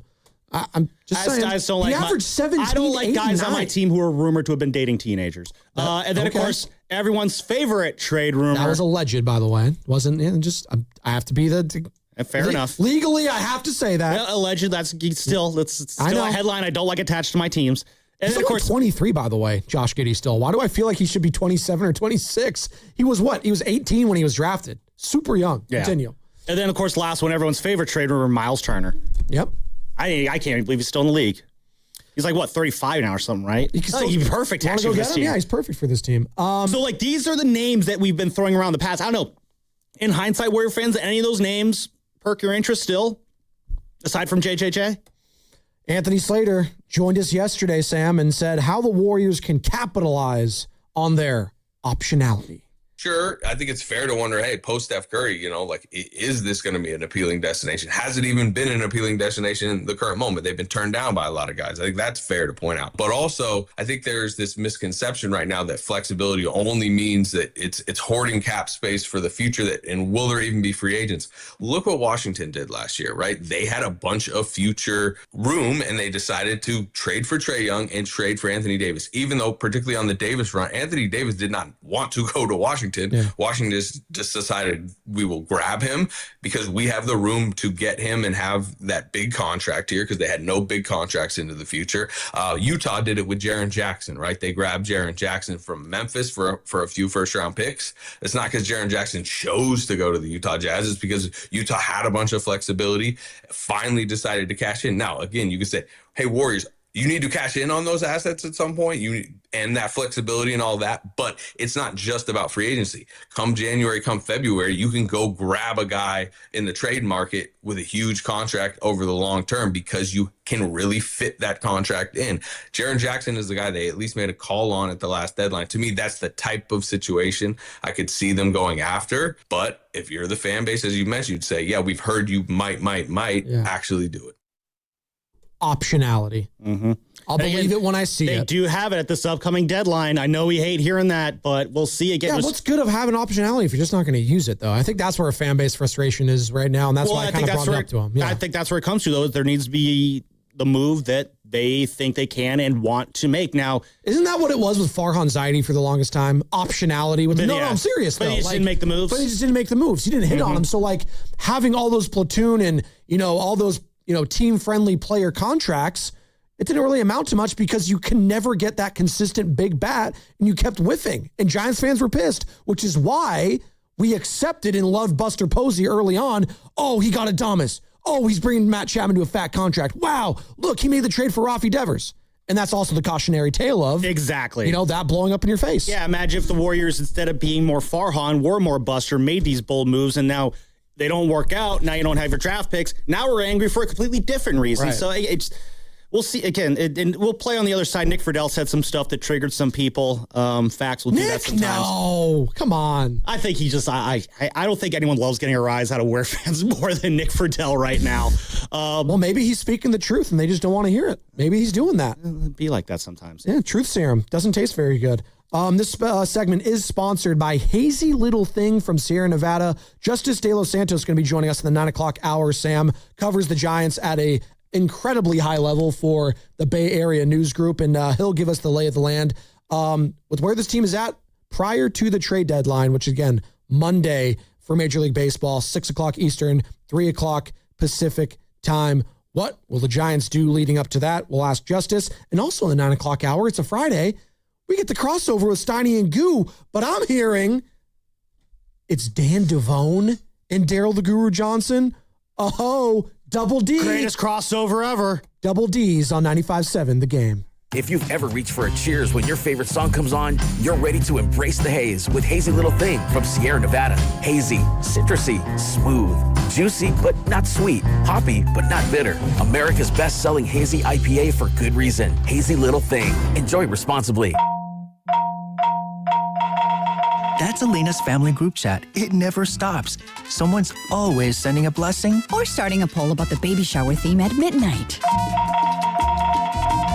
With Real Unlimited from Total Wireless, she's always in the loop, whether she wants to be or not.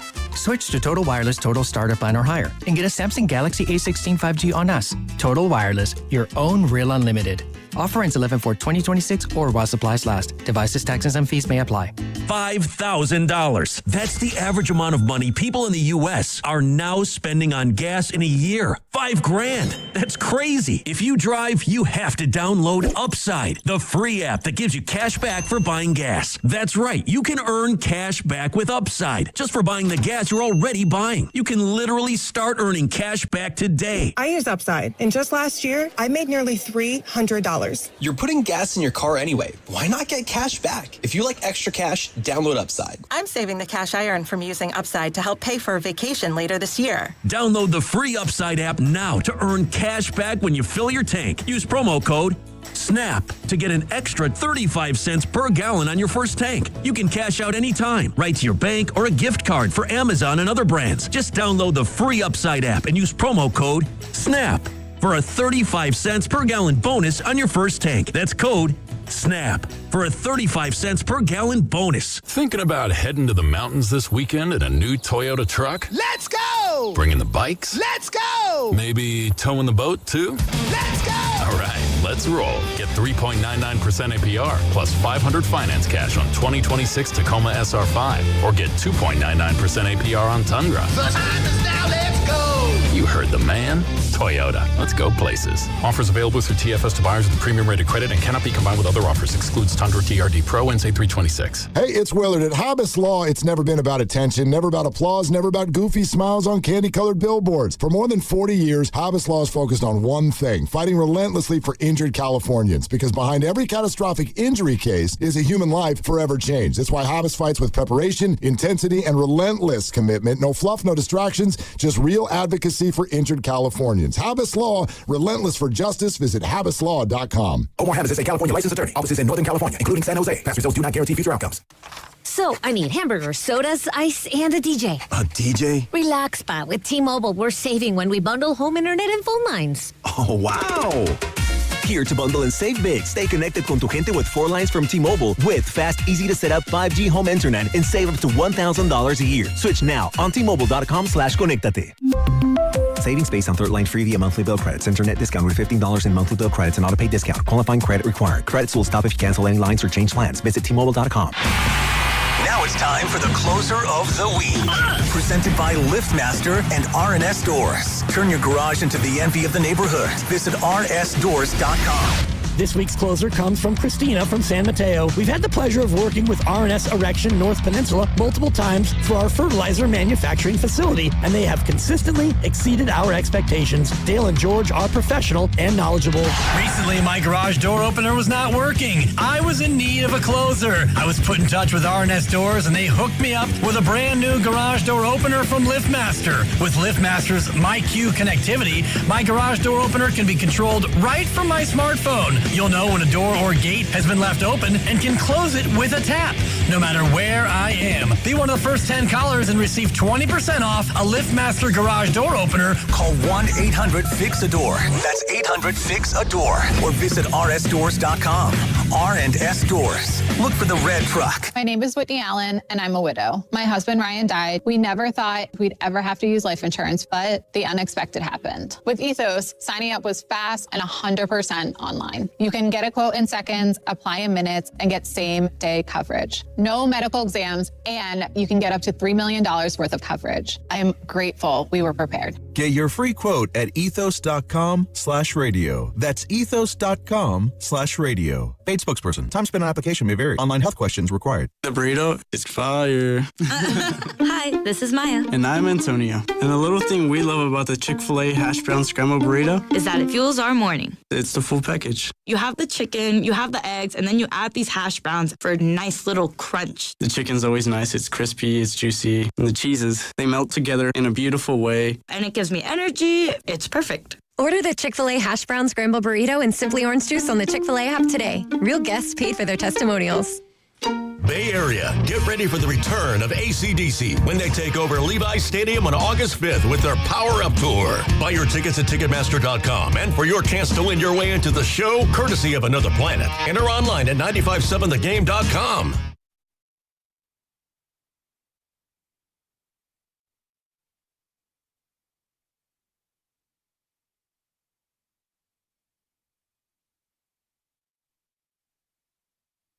Come on, man. You got Larry June in the building. You listen to the Morning Roast, and we're doing numbers, man. Good job, Morning Roast. Sock it to me. Hey.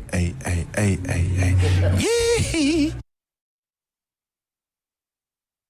Cam in the back is a big LJ guy, Larry June.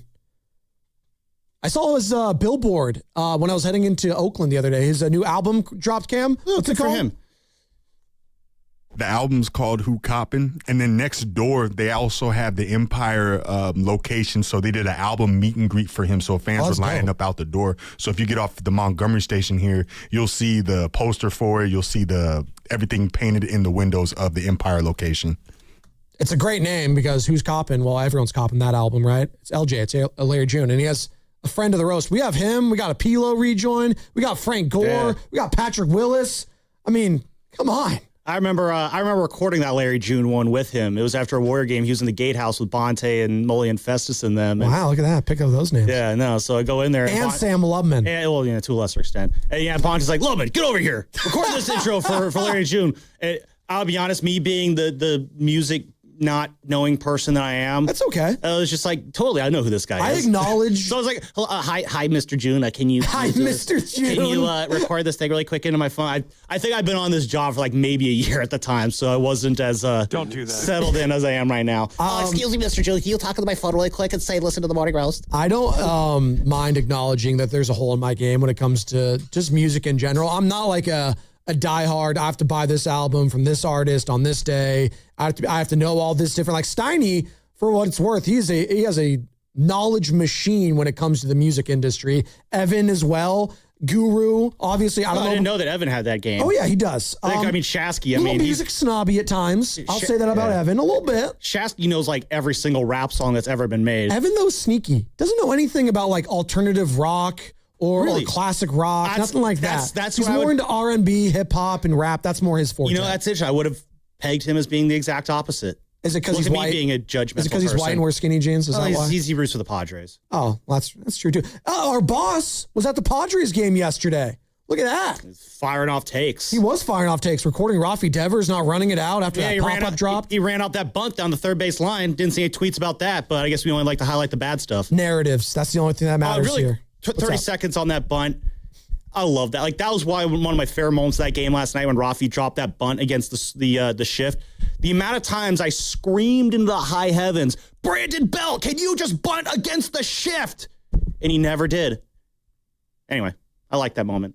Talking Giants in about 30 minutes with Justice De Los Santos. That was my team. 30 seconds of Rafi going the opposite way. There you go.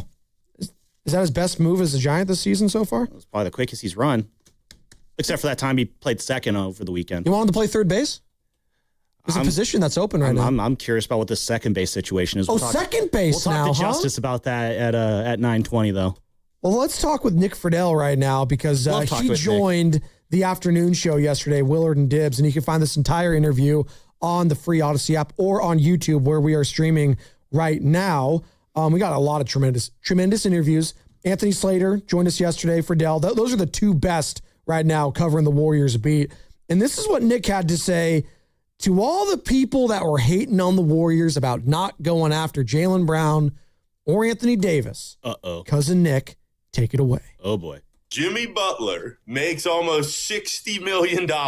Jimmy Butler tore his ACL the second that happened, and that was January 19th, guys. The writing was all over the wall. And to all the people that, because I was sitting there with Grandy a few weeks ago, and we took calls for 4 hours, and I could feel where all this was headed. And now they didn't get LeBron, and people are so pissed off. But I was trying to explain that day, like, if you're $60 million man, one of two max guys on your team, if he gets hurt, that's it. And if you really think that Jaylen Brown for 4 first-round picks was going to make that much of a difference, Conference, I can't help you. Anthony Davis. Like, are you kidding me? I think that's what's so frustrating, having watched this team night to night last year. They're just not that good. And so if somebody thought that you should pour in your first round picks and get some kind of name in here and that was going to close the gap that much, it's not.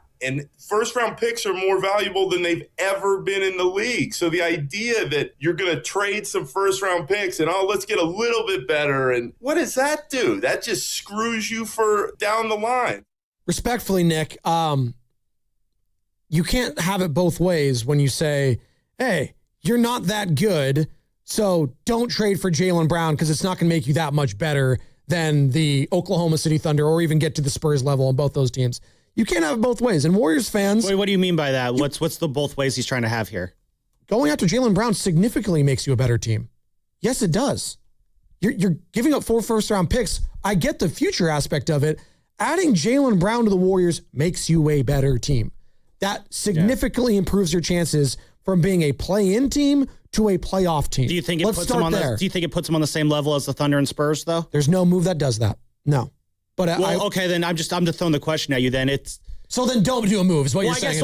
Are you only? Because I think that's where Warriors fans are at. The only move that I would do is the only way I would want to move 4 first rounders in this situation is if I know it's going to get me on that level. Okay, then you're never going to make a move then because there's not one player that's available for that price that makes you a player away from being a championship contender. The Heat just added Giannis. Ladies and gentlemen, your 2026 Warriors. The Heat just added Giannis Antetokounmpo, and no one is putting them in the conversation in the Eastern Conference right now for contenders. No one is. No one is doing that. Remember when the move was made at the time? Wow, Giannis in the Heat. Look at that. And just look out. If they get LeBron James, well, they didn't. So now people are like, oh, well then Bam Adebayo and Giannis, who's taking the last shot there? Right? They don't have Tyler Hero. Yeah. He's not going to. Well, because I'd be curious. I don't know how now jazzed up they still are about that deal, but I mean, I don't know. If that was the move, you mortgaged 4 picks and your ceiling is the 5 seed. Does that feel worth it for you? Well, now they're a more enticing destination for other potential free agents, though. That is why they make that move. So now I have Giannis. Now, next offseason, if there are free agents available, maybe coupled with South Beach and being in the Eastern Conference, that makes them a more attractive destination than where they were prior to Giannis with just Tyler Hero, Bam Adebayo, Jaime Jaquez, and just reaching the play-in game, kind of like where the Warriors are at right now. Tyler Hero is a free agent next year. See, I think there is a disconnect with what Nick is saying and what is actually true with the Warriors fan base. I don't think a majority of them that want them to make a move are under this delusion that if they add Jaylen Brown, they're automatically title contenders. No one is saying that. I think they just want to see Steph play in playoff series. I don't think that's asking a lot to see Steph play in playoff series anymore. I hear that's you. That's what they're asking. And if you got Jaylen Brown, that is what I think you would be guaranteeing at the very least. I saw what Jaylen Brown did as the best player on the Celtics last season. When everyone told us, and even I was a part of this, heading into the season without Jason Tatum, people were saying, oh, they're a fringe playoff team. They're probably a play-in team. Well, they were a top 3 seed in the Eastern Conference. And they were up 3-1 on the Philadelphia 76ers. Probably should have won that series. Probably should have. But they went ice cold from beyond the arc, and that's all that team does in Boston is shoot threes, shoot threes, shoot threes. And you live by the 3, you die by the 3. You say they just want to see Steph play in playoff series. I don't know, is playing in a playoff series worth 4 first-round picks? Because when you look at the teams that have moved 4 first-round picks over the last few years, let's just go through it. So I made the list right here. A couple years ago, Kevin Durant got sent from the Nets to the Suns for Mikal Bridges, Cam Johnson, and 4 firsts. When the Suns made that move and added Kevin Durant, were they just saying, hey, can we play in a couple playoff series, or were they looking to accomplish something more with that deal? They had another star player in his prime, though.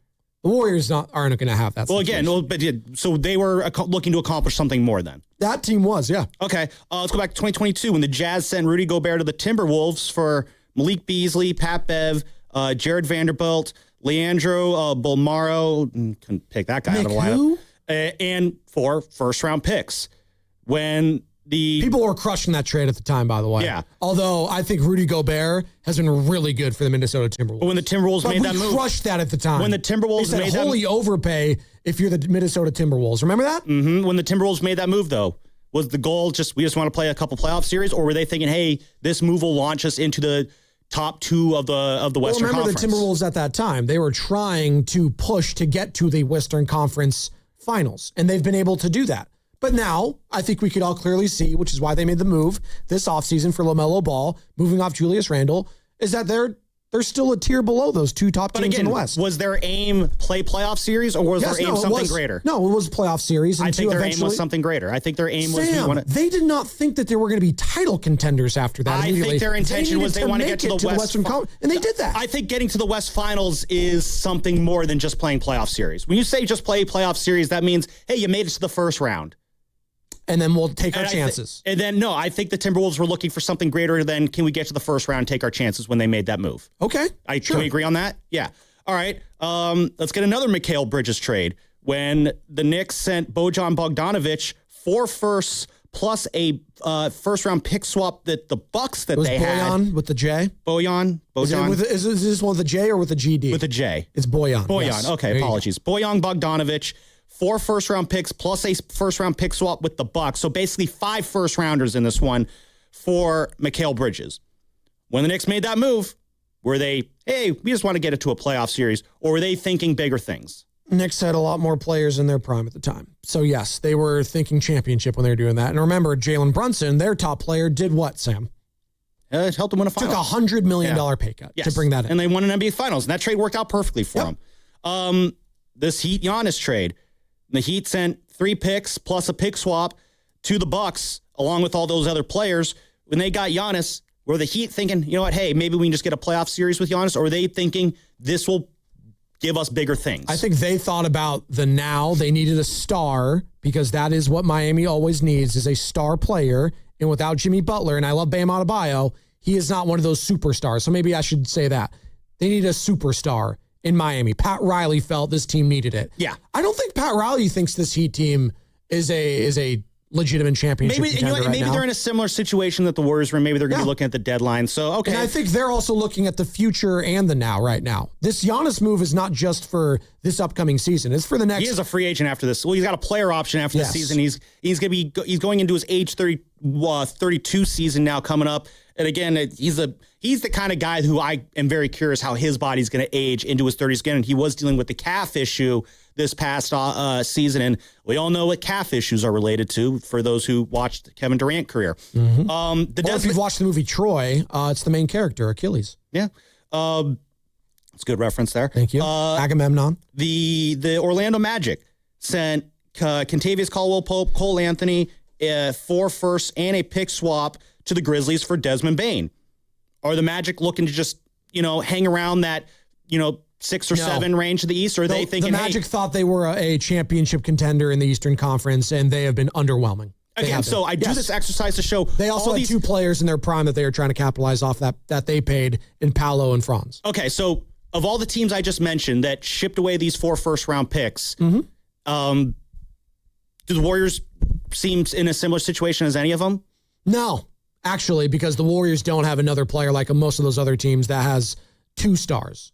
Exactly. In their prime. Because Steph is a star. He's not in his prime anymore. Exactly. So all the teams that we mentioned here, when they traded 4 first-round picks, they had, expectations of top of their conference, playing for a conference championship, playing for an NBA championship, and they had young players in their prime that they wanted to add guys to right now. Do the Warriors fit that description in any way, shape, or form right now? Depends. Well, no. They have expectations of championship? We know they don't. Do they have this season? They don't. They've said that. The head coach has said that. Do they have young players in their prime? They don't. No. So we've established that they do not. But you would be acquiring one with Jaylen Brown. Okay, but again, it's if they don't think that they can get back into contention with a move, and they don't have a young star player that they can pair Jaylen Brown with right now, as we've just established with all these other teams that move 4 first-rounders to get to where they wanted to go, the Warriors don't fit what those other teams did. So based off of all the other teams that have moved 4 first-rounders, I just don't see the Warriors being because the same all as these other teams did it, it means the Warriors can't do it? I just don't understand the logic. The logic is you're moving 4 first-rounders because you think that you have young, talented players in their prime right now, and that moving these 4 first-rounders will bring in a player who will take this young core or talented in their prime core that you have and move you from where you're at right now to the top of your conference. The Warriors do not fit that bill. No, so why would they move? That would not be their mindset doing that. So then why would they move 4 first-round picks? To get Jaylen Brown for the right now, to pair with Steph Curry, to pair with Draymond Green, and to try to win something not only for this year, but next year. But we just established teams don't move 4 first-round picks when that goal you established is the end game. Again, they entertained it for a second, and they ultimately said no. I think Warriors fans would have liked them to entertain it a little bit longer, is what I'm getting at. Oh, okay. Sorry, win one for Steph or entertain a deal a couple of minutes longer for Steph? I'm telling you, the Warriors fans feel that they didn't entertain these offers long enough, and they were too dismissive. But no, the whole conversation started here when Nick said that Jaylen Brown for 4 first-round picks would not get the Warriors to where they want to go. And I agree. I don't think it would have gotten. Where do the Warriors want to go? I think that's a legitimate question. Actually, let's rephrase this. They don't know where they want to go. How about that? We've rephrased. Let's rephrase this. We know that the Warriors just want to play playoff series with Steph. I think a Jaylen Brown move is a move words, you make. By the way, meaningful basketball. That's his words. You acquire a Jaylen Brown when you think this is going to get us into championship contention. I don't think you acquire a Jaylen Brown when you think this will get us into first-round contention. Right? Let me rephrase this. I don't think you move 4 first-round picks. Okay. I want to try and say this correctly. Say it. We'll get there eventually. It's words. All right. It's just a radio show. You move 4 first-round picks to move up into championship contention. Yes. You do not move 4 first-round picks to move into first-round contention. Sure. There we go. Okay. Listen, that's totally fine. I'm telling you, the fans don't want to hear that. They don't want that to be the case. They want to go out and get the big, sexy name to pair with Steph Curry, because that would signal, again, to the fans, if the front office did that they care about their superstar player. And then 4 years from now, everyone's run out of this front office. Everybody's fired. Everybody's like Mike Dunleavy does not want to make a move that's going to get him fired. I don't think he's going to get you fired if you net Jaylen Brown. I think that actually ties your career to Jaylen Brown's success in Golden State. That actually would buy him more time, I think, if they made a swing like that. It gives you a couple years, but again, it's going to be harder to. Because, again, once you move those 4 first-rounders, you can't move picks in back-to-back years. So you would have... You'd still have some picks. Well, yeah, but you wouldn't be able to move those picks. No. So if you want to make another... You'd have to hit on those picks is what you'd have to do. Okay, so there's that aspect of it. But you wouldn't get Yaxel in this scenario, by the way. What if you want to bring in another star next to Jaylen Brown? Because, again, free agency is an option to add guys, but that's not a guarantee because guys have to hit free agency 1, and then B, they have to choose you. So the other way to get a guy to play alongside Jaylen Brown would be via trade. You can't move your first rounders, though, because you already moved a bunch of your first rounders. So how are you going to make the move to make a trade to bring a guy in to play alongside Jaylen Brown when you don't have the first round picks to move to bring in that guy alongside Jaylen Brown? You're assuming that Steph Curry's not taking a pay cut then to add in other superstars like LeBron James just did. No, I'm assuming. Because after next year, potentially, he's an unrestricted free agent. He can sign whatever deal he wants. Well, no, I'm assuming that Steph is going to play for another couple of years, and then at some point, Jaylen Brown is going to be the main attraction on the Warriors in this situation. Sure. But you have to add to Jaylen Brown, and you're not going to have as much draft capital to swing a trade. No, but you'll free have money. Agency. Yes, but that's not a guarantee, though. No, it's not. Well, again, who's the free? There's risks involved in this, Sam. I'm not saying this without risk. Who's the free agent in the next 4 years that you would target legitimately? I'll have to look at the prospects. Edwards. It's Anthony Edwards. Well, if he becomes one. Yeah, there you go. Well, we don't know that. Again, it's all... No, yeah, like that's... There's risk involved in all of this. We're not saying there's no risk. There's a massive amount of risk that it blows up in their face. I think Warriors fans are at the point where it's like, they don't care what the risk is.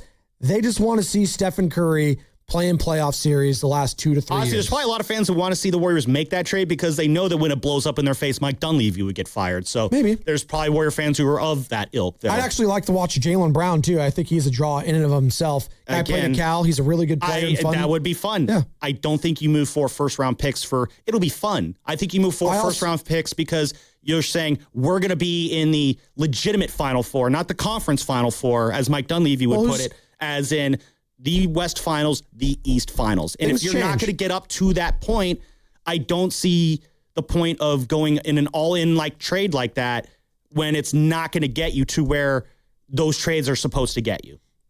Things change in a year's time. Everyone knows that. And Jaylen Brown versus Anthony Davis, I think, is another thing. I know Nick brought that up in his response. Like, well, Anthony Davis, I am not putting him in the same category as Jaylen Brown. Anthony Davis, I agree with Nick on. Listen, I've heard people tell me that Anthony Davis is like the worst game of hot potato in the NBA right now. Literally no one wants to have him because at some point he is going to have to get that extension. And it sounds like the Wizards are going to be that team that's holding the hot potato. You're listening to 95.7 The Game, KGMZ FM and HG1 San Francisco and Odyssey Sports Station, and the home of the Golden State Warriors and Valkyries. Always on the Free Odyssey app, coming live from the Laughing Monk Studios. 1 hour to go here on a payday Friday. We got Spadoni alongside Sam Lubman, who's doing a hell of a job filling in for Shasty the last 2 days. We got Carter in the back. We got Cam in the back. Justice De Los Santos going to be joining us in about 13 minutes to talk some Giants heading towards the MLB trade deadline. And also coming up in about 40 minutes, the crossover every Friday at around 9:45. And it's going to be Devone and Guru joining us. Can't wait for that. Hey, that means we got the full squad of Orange and Black Weekend Wrap in about 40 minutes. Devone and Lubman, baby. Let's go. Maybe me and Goo could just take the segment off. You guys can talk some Giants. No, we're going to save it all for tomorrow. Burnsy and Fremont. What's up, Burnsy? Oh, Burnsy, you're 2 days late. Oh, man. Happy Friday, guys.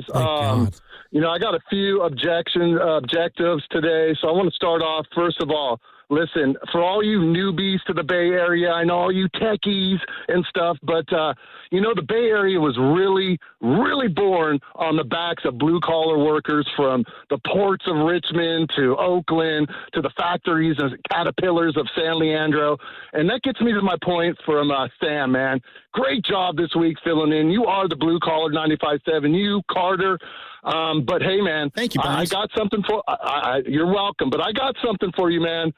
Cameron, the pipes on that guy, dude. You guys better watch out. I cannot wait till that guy gets on air, dude. He makes Al Green blush. All right, that's all I got to say. Hey, listen, you know, I'm thinking about today and stuff, and how can I not think about a missing person in the studio, right? Because I know he's listening. I know you hear me. All right, and you know, I started to think, could this have been like a lettuce scare?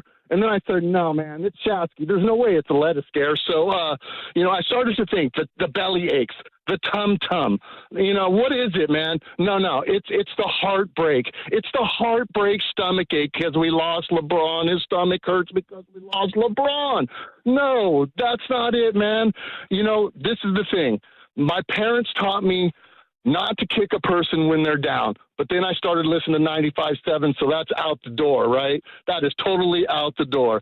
My last little thing is I heard Shasky talk about the Bad News Bears he was watching. I freaking love that movie. And this is for you, Shasky. Hey, Shasky, you can take that trophy and shove it straight up your arse. That's a walk-off from Burns and Fremont. Great job there, Burns. I do the greatest rivalry at 95.7 The Game. Well, now that BPA versus Bonte is over. Yeah. Or actually, it's still going. I think we got some good He's rivalries. right about Cam's voice. Guy's got tremendous moxie and savvy with that voice. Mark Willard. He's the only other one that could compare. Maybe Nick Friedel as well, but the deep baritone. Remember we had Shamari Block here? Yeah, I remember. The Block was hot. God, that's another great baritone. Yeah. Yeah, if we could ever have had like Nick, Shamari, Willard, and Cam do a show together. It's tremendous. Oh, the women would love it. Every Friday, Carter, we let you know who on the Valkyries was built like a baller. Come on, give it to me. Thank you. Brought to you by Baylord. Wealth management for the Bay and the people who built it. The Valkyries unfortunately lost on Wednesday, but Kayla Charles was balling out, getting 10 points and 10 rebounds. That's what we call a double-double in the biz, including this layup in the second quarter. Picks up the dribble, looking around, skips it over to Kyla Charles, attacking Copper off the catch, gets to the cup, off the glass, she lasered it! 43-32, 18-1 Golden State run. I love Kevin Dana. That was a great call. It was such a great call. His mic couldn't even handle the liquid hot magma of it. Baylord presents Built Like a Baller. Discipline and integrity paying off. That's Baylord. And that's how they manage the wealth that you've built, Sam. Baylord.com/baller. What's coming up with the game is sponsored by Lucky's. Justice De Los Santos covers the Giants for the Bay Area News Group, and he'll tell us who's going and who's staying in the orange and black come MLB trade deadline on Monday. Save big at the pump. For a limited time, Lucky Rewards members save up to $1 off per gallon at Shell. But hurry, it won't last long. Join free at luckysupermarkets.com/fuel rewards. Restrictions apply. Being built like a baller takes years of doing the right things. So does building real wealth. Baylord has been in the Bay since 1969. Independently owned, no corporate parent. They work with founders, executives, and families whose financial lives are anything but simple. From liquidity events and concentrated positions to decisions that span generations. The kind of experienced people who do right by what you've built. See if they're yours at Baylord.com/baller. That's BAILARD.com/baller. What if you could have the most reliable fiber-powered Wi-Fi? And get this, what if you could keep it at the same price for 5 years guaranteed? Now through August 24th, new Xfinity customers can get our best price on gig Wi-Fi this summer before it disappears. Just $50 a month for 5 years. No annual contracts, no hidden fees, and our best equipment included.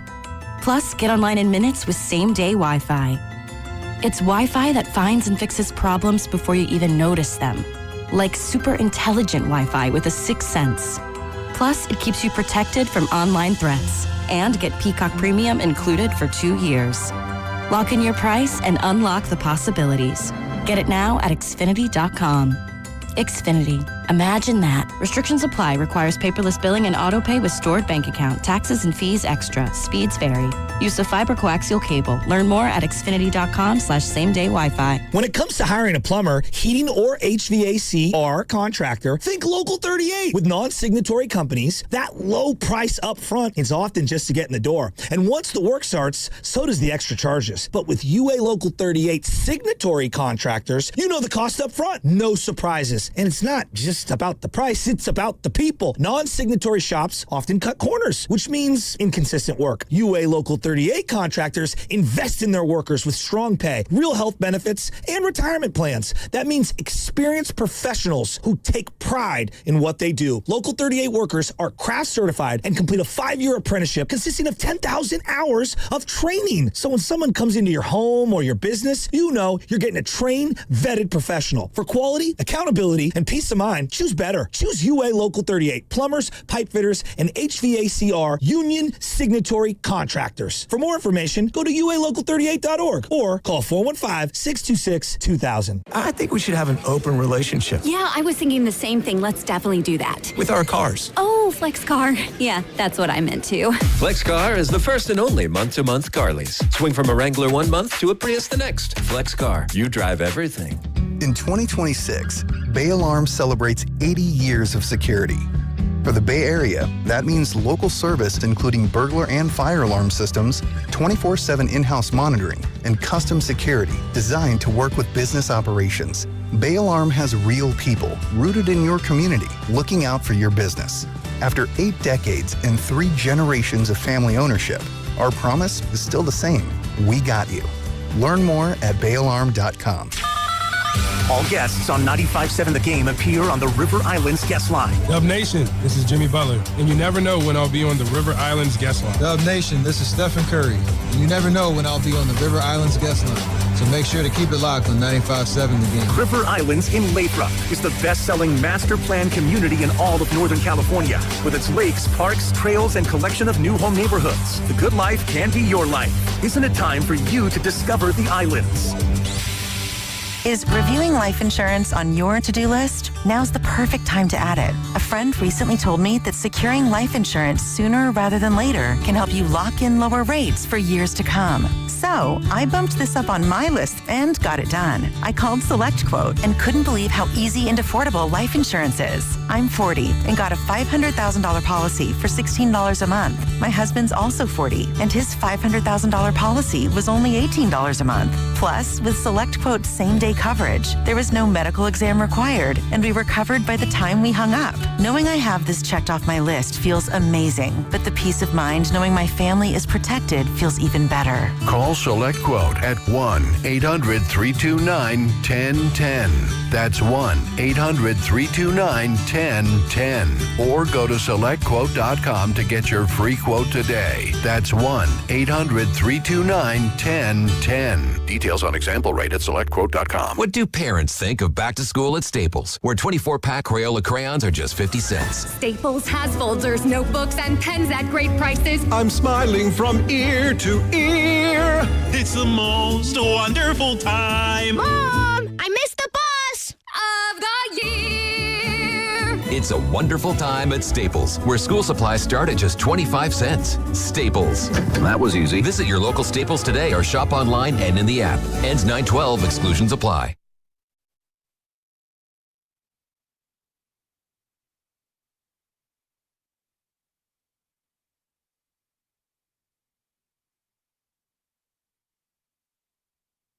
Oh, yeah. Roasters, what's happening? It's Chewy Gomez from 102 Jams. I got you covered every afternoon from 3 to 7. And you know my boys Joe Spadoni and Joe Shasky. Well, they got you all morning long right here on the Morning Roast. Take it away, Spadoni. Dude, me and Chewy go way back to like promo days at the old cluster. He hooked me up once upon a time when I was doing, again, promo for, I think it was called Q102 then. Now it's 102 Jams. Sure, whatever. Okay. Okay, you're going to be a little jerk about this, Carter? Now I am getting what Steiny has felt for years, and I was a part of it. Just being passive-aggressive through the drops. No, we're never passive-aggressive. I was giving credit and love to a Bay Area Hall of Famer and legend, Chewy Gomez, for treating me and another promotions guy, I think Nick is his name, Nick. So what? He bought us a barbecue over at, is it Kinder's? Barbecue over in the East Bay of Concord area. I don't remember. Kinders, however you pronounce it. I don't remember. It's really Kinder's. No Kinder's, right? Yeah, it's Kinder's. Yeah, that's good. That's why I said Kinder's. But you guys were looking at me like I didn't know what I was talking about. You said Kinders. No, I said Kinder's, or is it Kinders? Because you guys looked at me. The Kinders part threw me off. Ooh. I said Kinder's first, but then you looked at me like I was stupid. Yeah, so you also said a different word. You also said ship that one time too. Just listen. That's all I'm asking, guys. Can you just listen to me? All right. Justice De Los Santos is going to be joining us momentarily. When we get him, let me know. But let's talk some Orange and Black, Sam. We've talked all the other Bay Area sports franchises. Yeah, not much on the Giants. And he's got him now. Well, he's joining us on the River Islands guest line. Justice De Los Santos covers the Giants at a very, very high level, might I add, for the Bay Area News Group. And also find him on the Splash Considerations podcast. Justice, good morning. Joe Spadoni alongside Sam Lubin, who's filling for Joe Shasky. And, let's dive right into it. We got the MLB trade deadline on Monday, obviously, 6 o'clock Eastern, 3 o'clock Pacific. What can you tell us about the latest murmurings around the Giants players? Obviously, they have a couple rentals in Luis Ariz and Robbie Ray. Can we just mark those guys in the gone category already? I mean, before getting into that, I'm just grateful to be here because the last time I tried coming on this show, Sam, he big-timed me. Here we go. It was like maybe an hour before I was supposed to come on. He's like, yo, we got to talk Niners. And what really has happened with the Niners over the last week and a half? Like, what are you going to say? They there was some stuff. Deebo Samuel and their head coach got in a car accident. Well, what's actually happened? Well, in fairness, Justice, some guy did make a pretty big decision last Friday morning, too, that also derailed our morning as well. So blame LeBron James for big timing you, not me. Thought you were going to talk about Yaxel saying something again. But anyhow. Getting into the actual deadline, Luis Ariz, Robbie Ray, those are guys I would be personally shocked if they are still Giants at 3:01 Pacific Standard Time on May 1st. And Luis Ariz, he's just been a complete and total joy to watch. He has exceeded every expectation that I had. I was personally very skeptical of the signing because he wanted to play second base, and working under Ron Washington, he's turned into one of the best defensive second basemen in baseball. Robbie Ray was acquired, after undergoing the Tommy John surgery as well as the flexor reconstruction, and he's turned into a pillar of this rotation. So those are two guys that are very valuable baseball players that are going to be providing services to other teams, presumably after Monday. Then you got other guys that, I could see go like Caleb Killian, JT Brubaker, Sam Henches potentially. Some of the relievers I could see going, but I think for me personally, the most intriguing guy is Elliot Ramos. His name has been in the news a lot recently. I think there's a very valid argument for trading him. I think there's a very valid argument against trading him. I actually wrote that this morning. I think the one big thing to know with Elliot is that he has 3 years of team control after this season. It's similar-ish to when they traded Duvall. It's not a 1-to-1, but it was similar-ish in the sense that there was no like real urgency to do so. They kind of had the opportunity to seek out the best deal possible. So I wouldn't be shocked either way, but I'll say if they do end up trading him, it will be because they got a package that they liked. It wasn't because they were necessarily forced into doing so, because he stands to be a Giant for a couple of years as things stand. Yeah, no, let's peel that Ramos thing back a little bit without giving away too much from your story. I still want people to read it, but yeah, why don't you just give us a little snippet of the case for trading Elliot Ramos, where he could be a fit in versus the case against him, because again, you mentioned the 3 arbitration years. Just so, yeah, what gives a little breakdown, case for, case against, just to whet our appetites a little bit. To quote Cam Newton real quick, let's spark notes this thing. I like spark that. notes. I like that. You need a big hat and a bow tie, though, to be Cam. So there you go. I can't do that. But, Justin's got a good hat game. He's got a good hat game. I'll give him that. Shout out to the Homestead Grays. But as far as the argument for keeping him, he's 26 years old. He is entering the prime of his career. He hits the hell out of the ball. There's an argument to be made that there's still some left in the tank, and he wouldn't become a free agent until the 2030 season. The argument for trading him is that this is a Giants team that needs pitching, and there are some teams out there that are in need of a right-handed bat. And, given the state of the right-handed bats available, they might be willing to offer up something in order to acquire Ramos' services. And again, I would personally, I want to emphasize this point that they do not need to trade him. I think if they do, it will be because they found a deal that they liked. And, I've heard people say like, oh, Victor Barracoto can slide in and be the Ramos replacement. I think that's a little disingenuous because Barracoto is only 2 years younger than Ramos. And when Ramos, 2 years ago, he was an all-star for the first time, and Barracoto doesn't have the prospect pedigree, but if you're just looking at the remainder of this season, there are some guys you can throw out there. Barracoto is one. Jesus Rodriguez, who is kind of a man without a position right now, even though he's a primary catcher.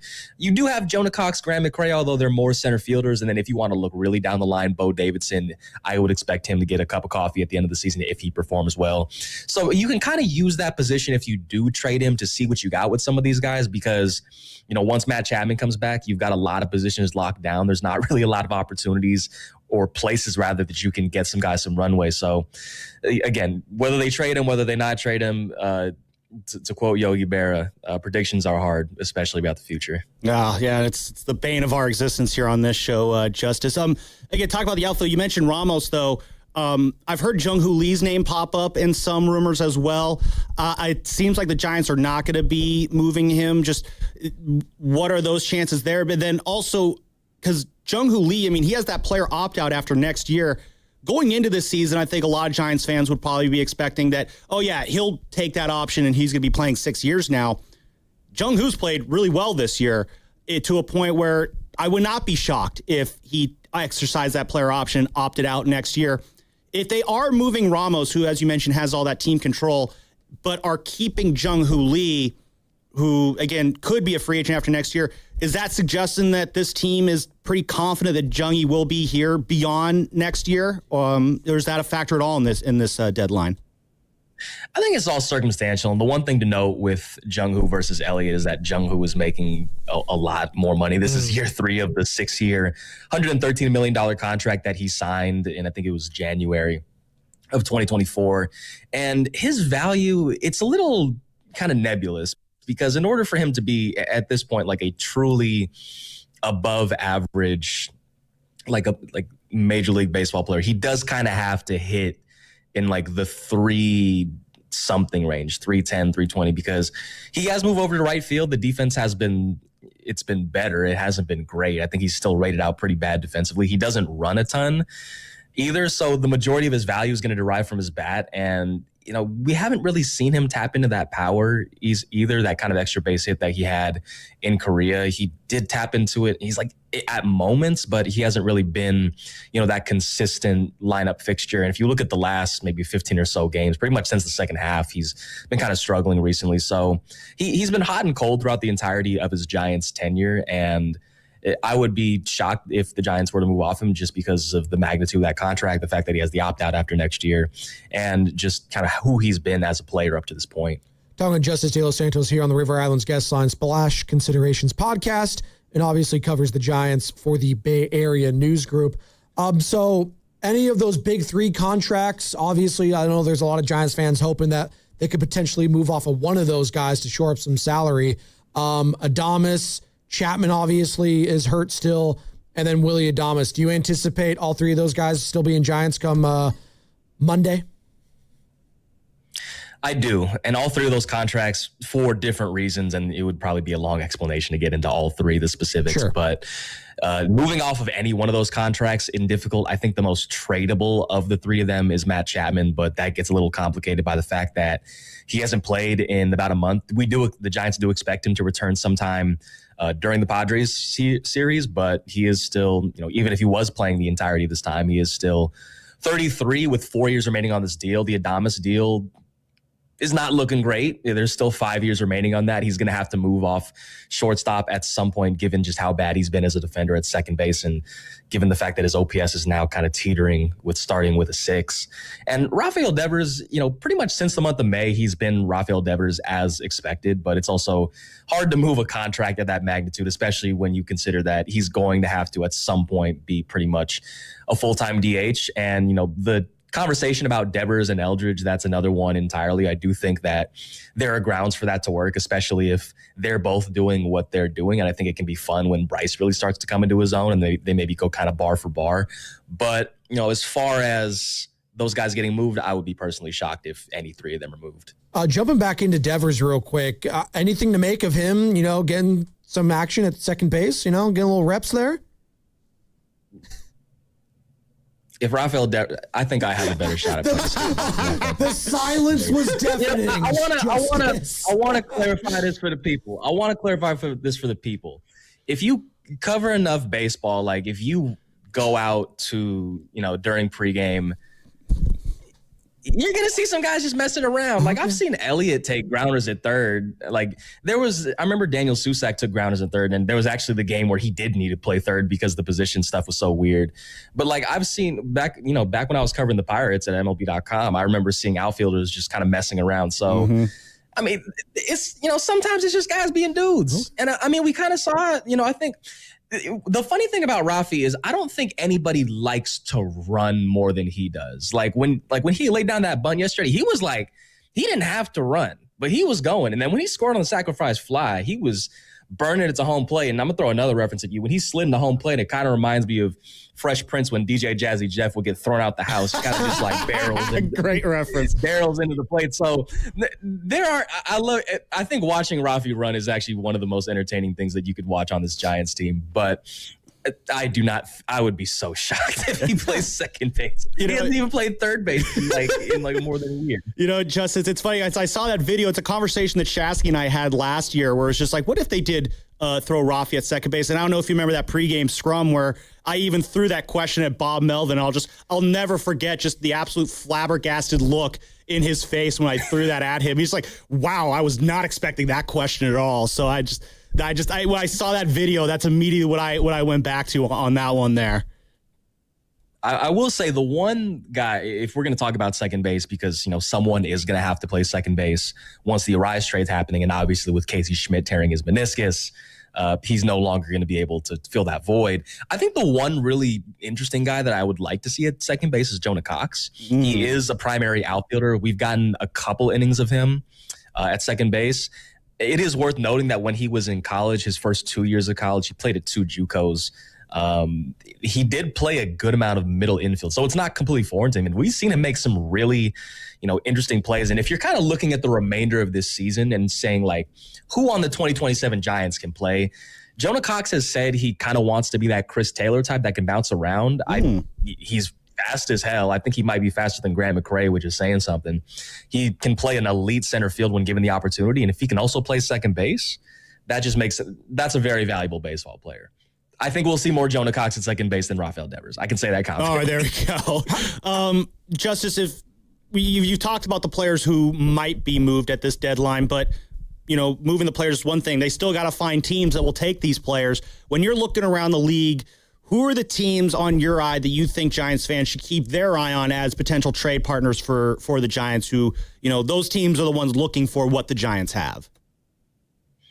I mean, if the Giants are willing to trade in division, the team that they were playing last night got a pretty good look at Robbie Ray. The Padres, their rotation, it's not great right now, and they could certainly use someone like Robbie Ray. I think he would probably be like their number 2, if not their number 3 starter right now. Same thing kind of goes for both the Chicago teams. The Chicago White Sox need starting pitching. The Chicago Cubs both need starting pitching.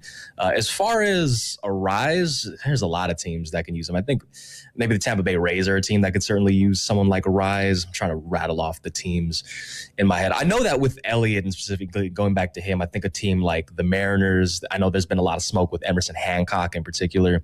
The Phillies are another team that needed a right-handed bat. And if there's any confusion on that, just ask Bryce Harper, who said, like, we need help. So I wouldn't specify it to, any one team or 2 teams, but there are a lot of teams around.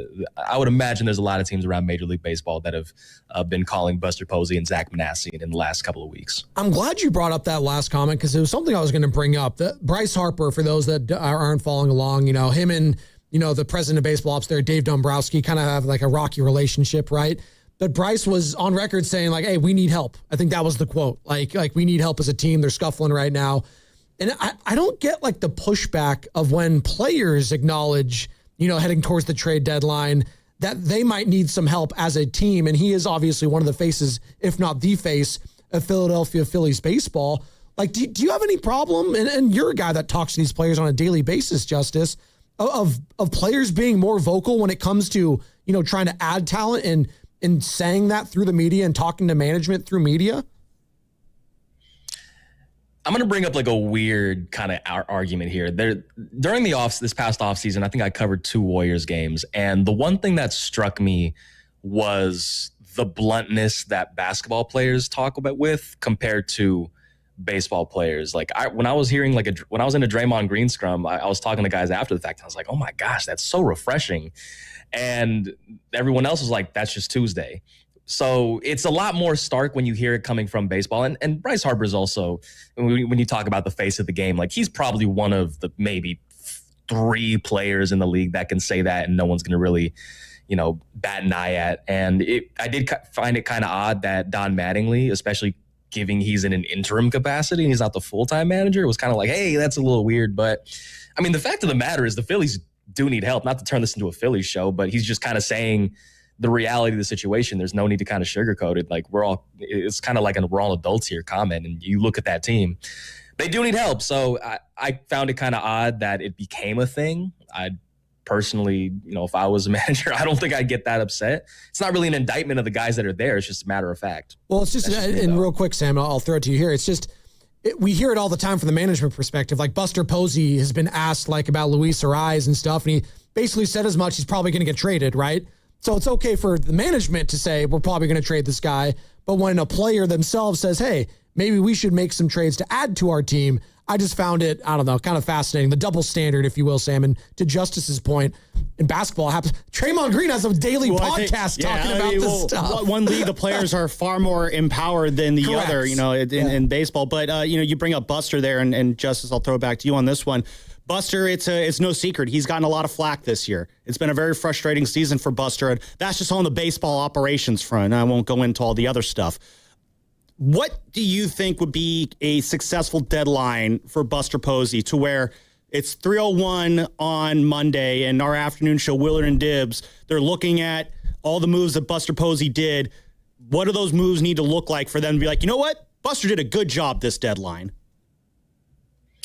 I think if you're able to get, as far as the major league level, I think if you're able to get at least one, kind of in that kind of Blade Tidwell range of a starter where it's someone that's either on the cusp, like a young starter that can potentially impact this rotation in 2027, maybe get some burn the remainder of the season, and another reliever as well. And then you kind of throw in some guys that could help at the lower levels of the farm system as well. I don't think it needs to be this big splash necessarily, but I think you do need to get some guys into the building, especially on the pitching staff side, because, if the Giants aren't going to trade Logan Webb and they're going to kind of have this core going into 2027, I think that they have seen that, their acquisitions during this past offseason on the pitching side just weren't enough. Tyler Mahle is probably going to be traded. Adrian Hauser, is in the bullpen right now. And, they're going to need more pitching. And I think that, in conjunction with what happens this offseason, I think if they're able to, kind of set the tone for the offseason right now and get some pitching in the building, I think that'd be a success. Justice, great stuff. We really appreciate your time. You've been crushing it all season and what has been a disastrous season for the San Francisco Giants. But hey, stay off those scooters, man. All right, I hear bad things about them. Jesus. I say as someone who scooters into work every day, you and I were texting about last night, Justice. Just nothing good happens after 2 a.m. I think that's the lesson here. And especially at Balboa Cafe, I'm just there's nothing for you. You frequent there, Justice? You big Balboa Cafe guy or what? I'll say this and I'll head out of here. I have bar hopped one time in the marina, and that was one time enough for me. Y'all can have it. Y'all can have it. Like I'm gonna. It kind of felt like I was looking around. I love to play this game. I love to play the "Are you from the Bay" game, and I'm like looking around at everybody. I'm like, you're not from here. You're not from here. You're not. Who is from? Like, none of y'all look like you're from here. That's not. And then that's not where the. No, you're good. And then you see 6'8" Carter Chickering, our producer in the back, who lives right over there, walk in, and then it's like, oh, that guy's from the Bay wearing that Deebo Samuel jersey. Justice. That guy's not scooting around the fire station. Justice, great stuff, man. And good luck heading into a trade deadline with all your coverage. Appreciate y'all. Y'all have a good one. There he goes. And the balloons. Look at that. That was great. We got a little balloon you action. could do that. Yeah, I think it's like when you hit like a thumbs up or like you smile or you nod your head, something crazy like that happens. Yeah, something like that. But that leads us now, Carter, into our final thoughts. Shocked you talking to me. Brubaker?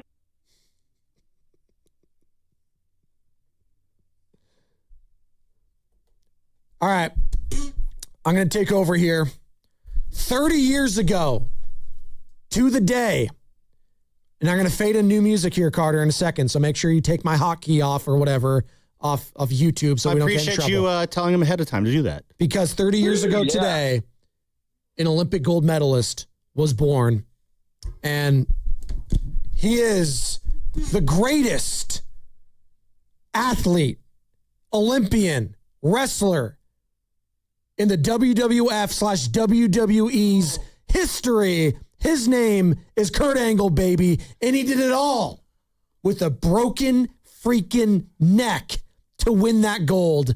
And remember the three eyes, ladies and gentlemen. How are you going to win a gold with a broken neck? He did it. That's with intensity, integrity, and insanity, and intelligence.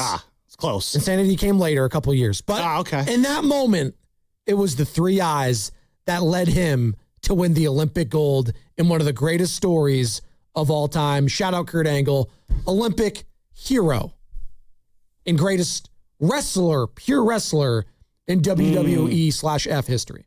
Okay. It's him and no, seriously, it is though. Like he is. Let's keep this bet going for the rest of final thoughts, I guess. It gets you going. You feel American when you listen to it. I suppose so. My final thought, speaking of being an American, is how about that one Canadian kid who got that big contract earlier this week, Macklin Celebrini, who lost to America, by the way, in a gold medal game. Yeah, well, you know what? Hate to see that. He will get his revenge. I see lots of gold medals and silver cups in our guy's future. Oh, you're rooting for him when he plays Team USA in the finals? What American are you? Hey, is someone on Team USA bringing us a Stanley Cup? If Will Smith's on that Team USA, considering all the Stanley Cups have been won in America in the last, 30 years, probably. I'm talking about the nationalities of the players. A lot of these cups are hoisted by Canadians. The Kachucks or whatever, they're American. There you go. That's some of them. Hey, listen, if Will Smith is on Team USA against Macklin, then we're going Team USA all the way. But listen, in this market, we're kind of looked at as like a 3-team market sometimes. Giants, Warriors, Niners, and that's what we talk about here at the station. I hear it all the time. You guys talk about Sharks more. The reality is, the Sharks talk just is never really rated, and we have to go off of our ratings. My prediction for this group of Sharks players, though, Macklin, Will Smith, Stenberg, Chernikov, Askarov, all these guys, this is going to be the group that makes Sharks hockey relevant on Bay Area radio in the next few years. That's my prediction. We're going to become a hockey market with this group here, led by Macklin and friends. Might be the boldest take you've ever had in 95-7 the game's history, Carter. How do you follow that up? Well, first of all, I want to say happy birthday to the station. Tomorrow marks 15 years that the station has been around. So 95.7 The Game, happy birthday. And I also want to say adios as I go on leave tomorrow. And we'll be gone for a month. And I'm going to miss you guys. I'm going to miss you too. Well, sort of. I'm kind of lying to be nice, but I'll miss you guys. And I'll be back for football season. You too. I know you'll struggle right through baseball season together, and it'll be great. And, Struggle right through baseball season. Thanks. Let's be I'm not honest. struggling. I want to hear from Cam. Cam, what's your final thought? Well, shout out to 95.7 The Game. 15 years, it's amazing. 95.7 The Game gave me my first media opportunity and internship years ago. And I was able to use that base to kind of jump around in media. And I came back and I'm killing it with all of you guys up in here. I like working with all you guys. Everything is dope up in here. Everyone's handling business and going to work.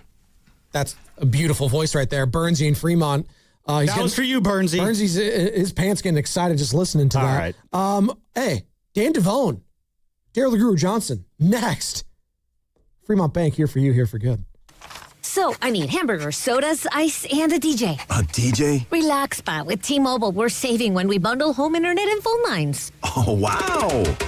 Here to bundle and save big. Stay connected con tu gente with 4 lines from T-Mobile with fast, easy to set up 5G home internet and save up to $1,000 a year. Switch now on T-Mobile.com/conectate. Savings based on third line free via monthly bill credits. Internet discount with $15 in monthly bill credits and auto pay discount. Qualifying credit required. Credits will stop if you cancel any lines or change plans. Visit T-Mobile.com. $5,000. That's the average amount of money people in the U.S. are now spending on gas in a year. $5,000. That's crazy. If you drive, you have to download Upside, the free app that gives you cash back for buying gas. That's right. You can earn cash back with Upside just for buying the gas you're already buying. You can literally start earning cash back today. I use Upside, and just last year, I made nearly $300. You're putting gas in your car anyway. Why not get cash back? If you like extra cash, download Upside. I'm saving the cash I earn from using Upside to help pay for a vacation later this year. Download the free Upside app now to earn cash back when you fill your tank. Use promo code SNAP to get an extra 35 cents per gallon on your first tank. You can cash out anytime, right to your bank or a gift card for Amazon and other brands. Just download the free Upside app and use promo code SNAP for a 35 cents per gallon bonus on your first tank. That's code SNAP for a 35 cents per gallon bonus. Tune in to Willard and Dips every Thursday at 4:40 as we raise a glass to toast the sparkling performance of the week. Presented by J Vineyards, the official sparkling wine of the Golden State Valkyries. Raise a glass to excellence on the court and in every bottle.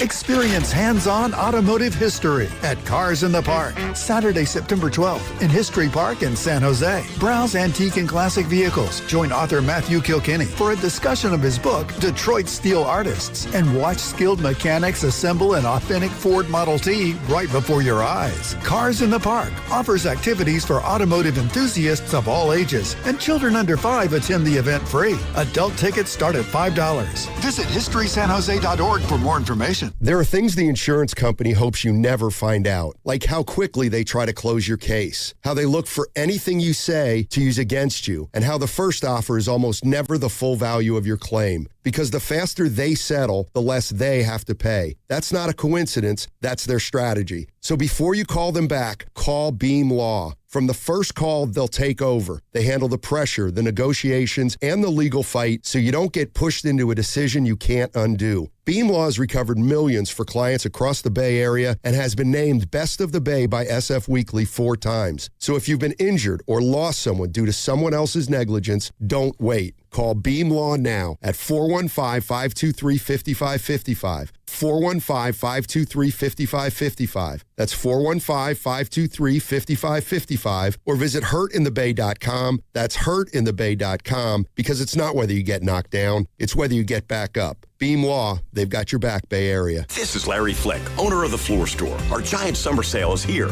now through August 3rd. Get 25% off everything in the store. Carpet, hardwood, laminate, waterproof flooring, and much more. That's 25% off every product. Add 24 months interest-free financing, and you've got The Floor Store's giant summer sale. Big savings, giant opportunity. there's just one thing. It ends Monday. Visit floorstores.com to find the nearest of our 11 Bay Area showrooms. From Santa Rosa to San Jose. The Floor Store, your Bay Area flooring authority. Think you know how the second half of baseball plays out? Put your predictions to work on Polymarket, the world's largest prediction market. An official partner of Major League Baseball. Who wins the division? Who's buying at the trade deadline? Who takes home the Cy Young? And who's still standing in October? Trade against other fans, not the house on Polymarket. From the trade deadline to the World Series, every game matters. Trade on Polymarket. Download the Polymarket app and use promo code BLAZE to unlock $50 free for your first trade. That's promo code BLAZE. Trading not available in all jurisdictions. Check local regulations before trading. Restrictions and eligibility apply. Ready to get rid of that old car? Donate it today to carsforkids.org. Call 1-877-CARS-FOR-KIDS. Donation is super easy, and your car can be picked up as soon as tomorrow. Call 1-877-CARS-FOR-KIDS to donate your car today. That's CARS with a K. Sometimes it feels like the news is full of things that have never happened before. And that is not exactly true. In fact, it may have happened this very week, hundreds or thousands of years ago. I'm Sally Helm, host of the podcast History This Week from the History Channel. Trade embargoes? Thomas Jefferson tried them. Rent too high? We've been arguing about that for a while. Each episode is proof. The past isn't that far away. Listen to History This Week, available now on Apple, Spotify, or wherever you get your podcasts. I checked Allstate first and saved hundreds on my car insurance. Really smart. Unfortunately, I didn't check if I took the gas hose out of my car's tank. Ooh, not smart. And I drove off while still attached to pump number 3. Yeah, checking first is smart. So check Allstate first for a quote that could save you hundreds. Potential savings vary, subject to terms, conditions, and availability. Allstate North American Insurance Company and affiliates, Northbrook, Illinois. Another app for inventory, one for CRM. Oh, don't forget accounting. Wait, which login was that? Or you could use Odoo, one fully integrated system that does it all without the hassle. Ditch the app overload. Get everything your business needs on one platform. Try Odoo free today at odoo.com. That's ODOO.com.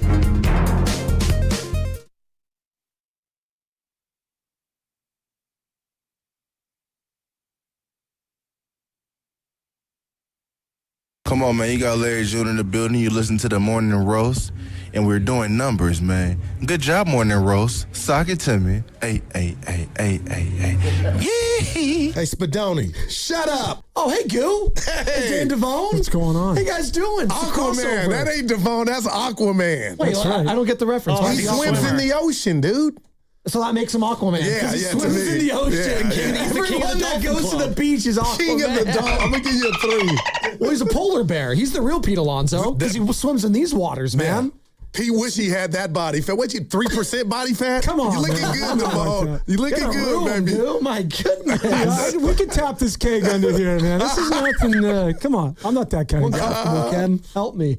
No, we got Dan Devone and Guru with us every single Friday at this time. It's the crossover with Steiny and Goo. But no Evan. Apparently, he's going where? To San Diego? Yeah, he made it, so I texted him. Okay, so he's good. Yeah. And then Steiny's in Scotland right now? Yeah, nobody's heard from him. I haven't heard a peep. That's good then. Golfing, I'm assuming, in Scotland? Oh, yeah. Yes, sir. And eating haggis, right? That's what they eat over there? I guess, man. You can't get good food in that part of the world. You can't. Go to London and try and eat something of quality. They don't season anything, right? Well, the empire collapsed. They don't have their seasonings anymore. Relax.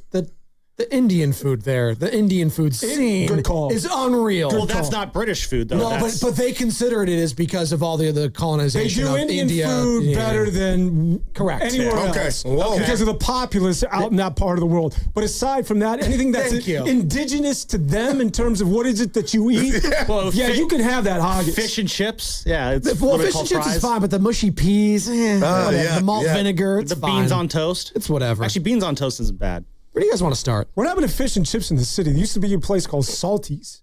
They wrap that thing in newspaper. Yeah, well, that's what never been a fan. That's how you know it's good. Yeah. That's how you know the fish and chips is good, though. I'm a squid and chips guy myself. I like the little baby squid and little octopus. Oh, okay. It's not just calamari? Well, yes, but it's the same thing. So. Oh, okay. Calamari is just an Italian or Spanish word for, a octopus. A squid. Exactly. Okay. Octopus, exactly. The more you know. Good. Yeah, I love it. Trying to educate our listeners. Deebo Samuel is back, baby. Let's go. You excited? No, I'm not excited. Wow, all right. Because the rat on the table early brought to you by Echo Pest Control is thank God he was available, but what's this mean about Pearsall, his future? And is it too soon? And I got to believe they got some intel on the future of Ricky Pearsall or his him not being available, why you went and did this. But how close are we to saying, man, this wasn't the best pick? Oh, I'll answer that question for you. That means the future is kaput probably for him right now, and we're not going to see him at all this year. And that dreaded B word bust is going to come up really, really fast. You know, that mirror that says, you know, objects are closer than they appear. Yeah, it's a lot closer than it appears right now. And he's so dynamic when he played. We saw it, but I've never seen a guy catch a 50-yarder, a great catch, and then lie on the ground. Yeah, he had moments. Well, yeah, he had. Oh, come on, man. We kind of compared him early in the show. I think Spadoni, he kind of made the Kristaps Porzingis comparison that where you saw it in times on the field / on the court where you're like, oh, I see why they think that makes sense. I see the vision of why they think this guy can contribute to the team. And then the next play, he walks off the field. We don't see him for the rest of the game. It's like, uncanny. That's the issue. Yeah. You can't miss a player that's never available. So, like, you kind of can. Not really, because, like, you can't rely on him anyways. So, like, I'm not going to sit here and say, wow, the 49ers are really going to miss Ricky Pearsall. Deebo Samuel was better than him last year on a bad Washington team. Was he? So they got better yesterday. The 49ers got better. Yes. You got to whistle Devon. That's a foul. Like, no, because Spadoni, you can't say that, man. Receptions. Why did they say bye-bye to Deebo? Because when he last was here, it was 5 over. touchdowns. Yeah, but who cares? That wasn't on the Niner watch.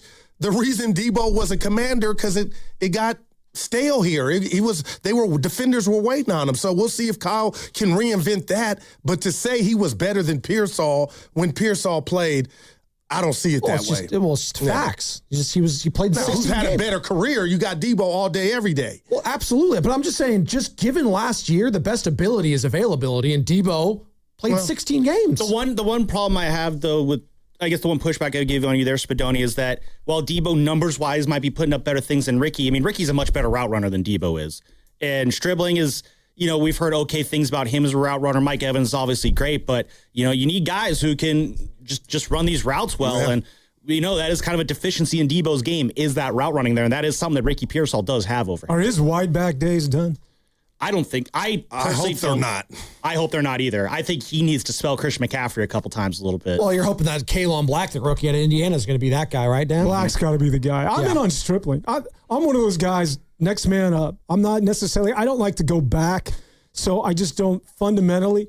Theoretically, I don't like to revisit guys. Yeah. Deebo was here. He's done. There's a reason why they got rid of him. There's a reason why Washington got rid of him. I'm next guy up. Let me see Stripling. What do we got here? I'm so excited about that, too. And you're about to see it. I'm one of those that I would rather get a free agent who had a strong resume at the collegiate level that went right down to the final cut with some team and didn't hook on. I want that guy. Like, I want one of those guys, this guy named Chase Roberts, undrafted free agent out of Georgia. These young fellas, give me young bucks, man. I just looked it up on my phone. I figured out we had it. Hey, man, you're bringing in names. I don't care where you got from. Real quick, by the way, boys, per Adam Schefter, somewhat breaking news. The 49ers have signed veteran tight end Josiah DeGuara and former Bengals wide receiver Trenton Irwin to 1-year deals. Ooh, a tight end. Yeah, and I remember once upon a time on the Butcher Shop show with Covey and Shasky. You went back. We did an interview with DeGuara when he was coming out of Cincinnati. Wow, really? He grew up a 49ers fan, is from Folsom, California. So full circle for Josiah, who grew up a Niner fan, spent most of his career in Green Bay, was drafted there. Third round pick again by way of Cincinnati. Anything to do with Kittle? More of a blocking kind of a guy. Kittle? Maybe? No, I just heard tight end. I'm like, Tonjes and Kittle. Or is it not Kittle yet? When I hear tight end, when I hear you're adding another tight end, my first thought is, well, what's that mean for George Kittle? Exactly. It could be nothing. It could be a depth piece. It could be a sign of, we don't think George Kittle's going to be ready to go week 1. We need another tight end out there. Let's see how those chips fall. Their depth chart is what right now? You got Kittle, who's on the PUP list. You got Jake Tonjes and Luke Farrell. Yeah. So now add DeGuara into that conversation. You got a couple other non-roster guys, Braden Willis, that guy, yeah. Hayden Rucci, Khalil Dinkins. These are all names that I could be making up. I'm not. They are real names. And now you got New York. Yeah, there you go. See, Dan can confirm it. That Hey, guy's you real. still coming off the high of that Knicks championship? Hell yes. You can see him glowing. Yeah, him and Kenny. I left the room. You want to know something? I got to give that to you. The only reason why I'm here today is Mark Willard going to be here? Yeah, Will's here. Hell yes. Yeah, Will's here. Like you can carry the show for the next 2 hours. I got I'll you, be in another room sleep and just wake me up. He's waiting when on he you. shows up. I'm looking forward to you giving your come. I explain the backstory on this one. No, we don't need any back. Let me just ask. No, I need to hear the backstory. If for some reason you deserve to give the backstory. Yes. If he doesn't show up, if he calls in sick today, he won't. We'll pack our bags and do a remote wherever the hell he is. Right? I will find him today. Look at you. I look forward to that. Well, you got to tell a story, or you tell it? All right, I guess you guys are Orange doing a Black Weekend. I wasn't even part of this crossover. I'm listening to this crossover, and I'm listening to Dan with. I think it was you was in there, or was it Steiny? I think it was. No, it was the show you do with Steiny. Yeah, it was you, Steiny, Willard, and Dibbs, and you said, "Yeah, I think the Knicks can beat the Spurs." And I listened to Willard and Dibbs take out their knife set. So did I. Sharpen those knives and then just go all in on you for having the gall to say that you thought the Knicks could win. They pushed you so hard on that. And Dan, to your credit, you stood your ground. Yeah. You said they play great team basketball. They're going to keep that momentum going and it's going to win them the finals. And what do you know, Dan? They play great team basketball in that NBA finals. They kept that momentum going and you completely proved yourself right. I cannot wait for you to call them out on that. But he told me, telling the truth. Yeah, my agent right there. Yeah, Will Dan Smith just dropped facts, and Willard and Dibbs were like, no, not a chance. I was on vacay listening to that on the Odyssey app, and I said, damn, Devon's making the case. He's feeling that. But I laughed at you, too, when I came back. And then I start texting you like, oh, boy, this thing might happen. Look at the chicklets. He loves it. It's comeuppance, man. Yeah. Let's go. Did you make a bet with Will? I thought there was a bet. No, I had a bet with Steiny. Okay, gotcha. We tried to figure it out, and I just said, I tell you what, let's just cover each other's tab at the ship. All right, I got you. So, haven't seen him since. When he comes back from Scotland, I need to find that dude as well. No doubt. Because I like to drink for free. Dan's got some scores to settle here at the station. Well, Dan, I know during the regular season for the Warriors, you obviously are alongside Evan or Mark or even Sam himself for what is it? The Warriors. Warriors this week. Warriors this week. Excuse me. I always call it the wrap up, but that's the network show. What have you made of the Warriors? I guess lack of moves and basically running it back this offseason and not landing LeBron James, obviously. I mean, where do we start? I believe that this is sort of their way of tanking. It's sort of the Warriors' way of saying we're not in on. We're going to play this out, and then we're not giving up our picks, and hopefully we can get into what's supposed to be another deep draft next year. The question for me is Steph Curry. Like, what the hell do you do with Steph Curry? Are you going to extend him? Because if you are looking towards the future, what is it that you're going to do with Steph Curry going forward? Because by all accounts, he's going to get that extension. He's going to make $62 and then $72 million at age 40. Are we all down with that? I mean, is that, to Steiny's me, not, but yeah. Well, neither am I, because it just doesn't make a lot of sense. You know, that $72 million, I looked this up, it's almost as much as what the entire starting five of the San Antonio Spurs make. If you were to remove De'Aaron Fox, which a lot of Spurs fans would like to do. They should be moving De'Aaron Fox. That $72 million would eclipse what the entire San Antonio. So with the 72, and then you got the nearly 60 for Butler. You got, Draymond on the hook for 30. You got second aprons. Like, what? What is this? Like, what the hell are you going to do with this? I want him to get mad. And, I've met Steph. We got to interview him and talk to him, but I feel like I know him. I've had enough, and I'm hoping the chef's had enough to where I'm going to table this extension and put some fire or light and inferno under Joe and Mike to do something. Okay, this year is done, right? Mulligan. But next year, the books reset, and Steph may, hey, I got all the money, and I can't count his pockets. He's got so much cash, Dan. What if he says, okay, hey, I'll give you guys a discount so we can put those expenditures into the team, but I want him to table this extension, or would that be hush money, break the bank, give me the max, and I'm okay if we are captain playing every year. Like I want Steph to put his foot down and let them know he's not happy. But all reports, Badoni, he's okay with this, and I don't buy that. Well, why wouldn't you buy it? He's been consistently this way his whole career. Hey, it hasn't been this bad. I think now it's bad. Sure, but you're asking him to do something that he's just never done, and I don't think a zebra would change its stripes at this point of his career, where he's about to be 40 years old. Well, what if I said this to you? He's never had to do it. Now it's like, is this the end? Is this how? And he's still playing high optimum basketball. Well, I mean, listen. I'm not going to get angry on Steph's behalf if Steph's not angry. And I said that. Okay. No. But I think that's coming. No, but really? With this extension, if they table it, that to me signals, yeah, we'll revisit this. It ain't So about you the think bread. the organization is not going to offer him a max extension? I would be shocked No, if they did that. that's coming. If Steph just sends the message like, I'm cool right now, let me see what we're going to do, that's how I think this goes. Yeah, again, you say that you think Steph should get angry and hold out and demand the front office do something. An exercise Spadoni did earlier in the show is, because I'm at a point where, like, I understand the anger of do something, but I'm at a point where I'm fed up with the empty do somethings. I've seen every single talking head this week pick at the low-hanging fruit of do something, whether it's Kendrick Perkins splurting out words, Rachel Nichols was doing it yesterday. Went in. Colin Cowherd's done it, Bill Simmons, all of them are saying the same thing. It's a crime that what you're doing with Steph at the end of his career.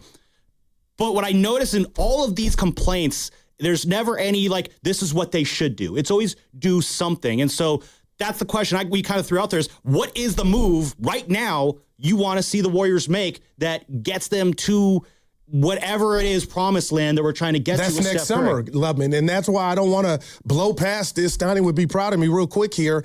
I kind of feel like let's play this one out and then go shopping on that black NBA Amex card where we got money and we got to appease the chef, because it's not fair at 38-39 to run him in the ground. Yeah. And we saw what that did last year with runners. But it's not like they haven't done nothing. I mean, Jimmy Butler was the move. Our friend Nick Friedel screamed it into the heavens on this station. That was the move. If Jimmy did not get hurt, we are having such a different conversation about what the Warriors are doing for Steph. Okay, but you got to move on, Lubman. I'm going boxing, Ali. But what's the There's pivot, a counter. Though? What's the counter, though? Next offseason.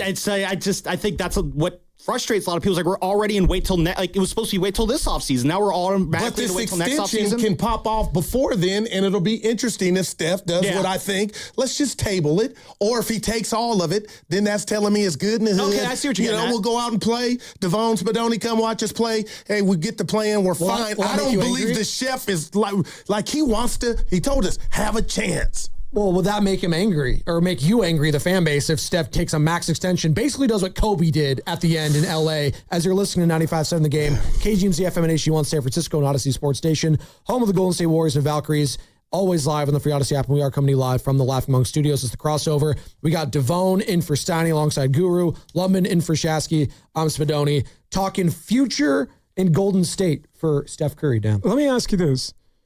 Is there any chance that there's a discussion, or would you ever entertain moving off of Steph Curry?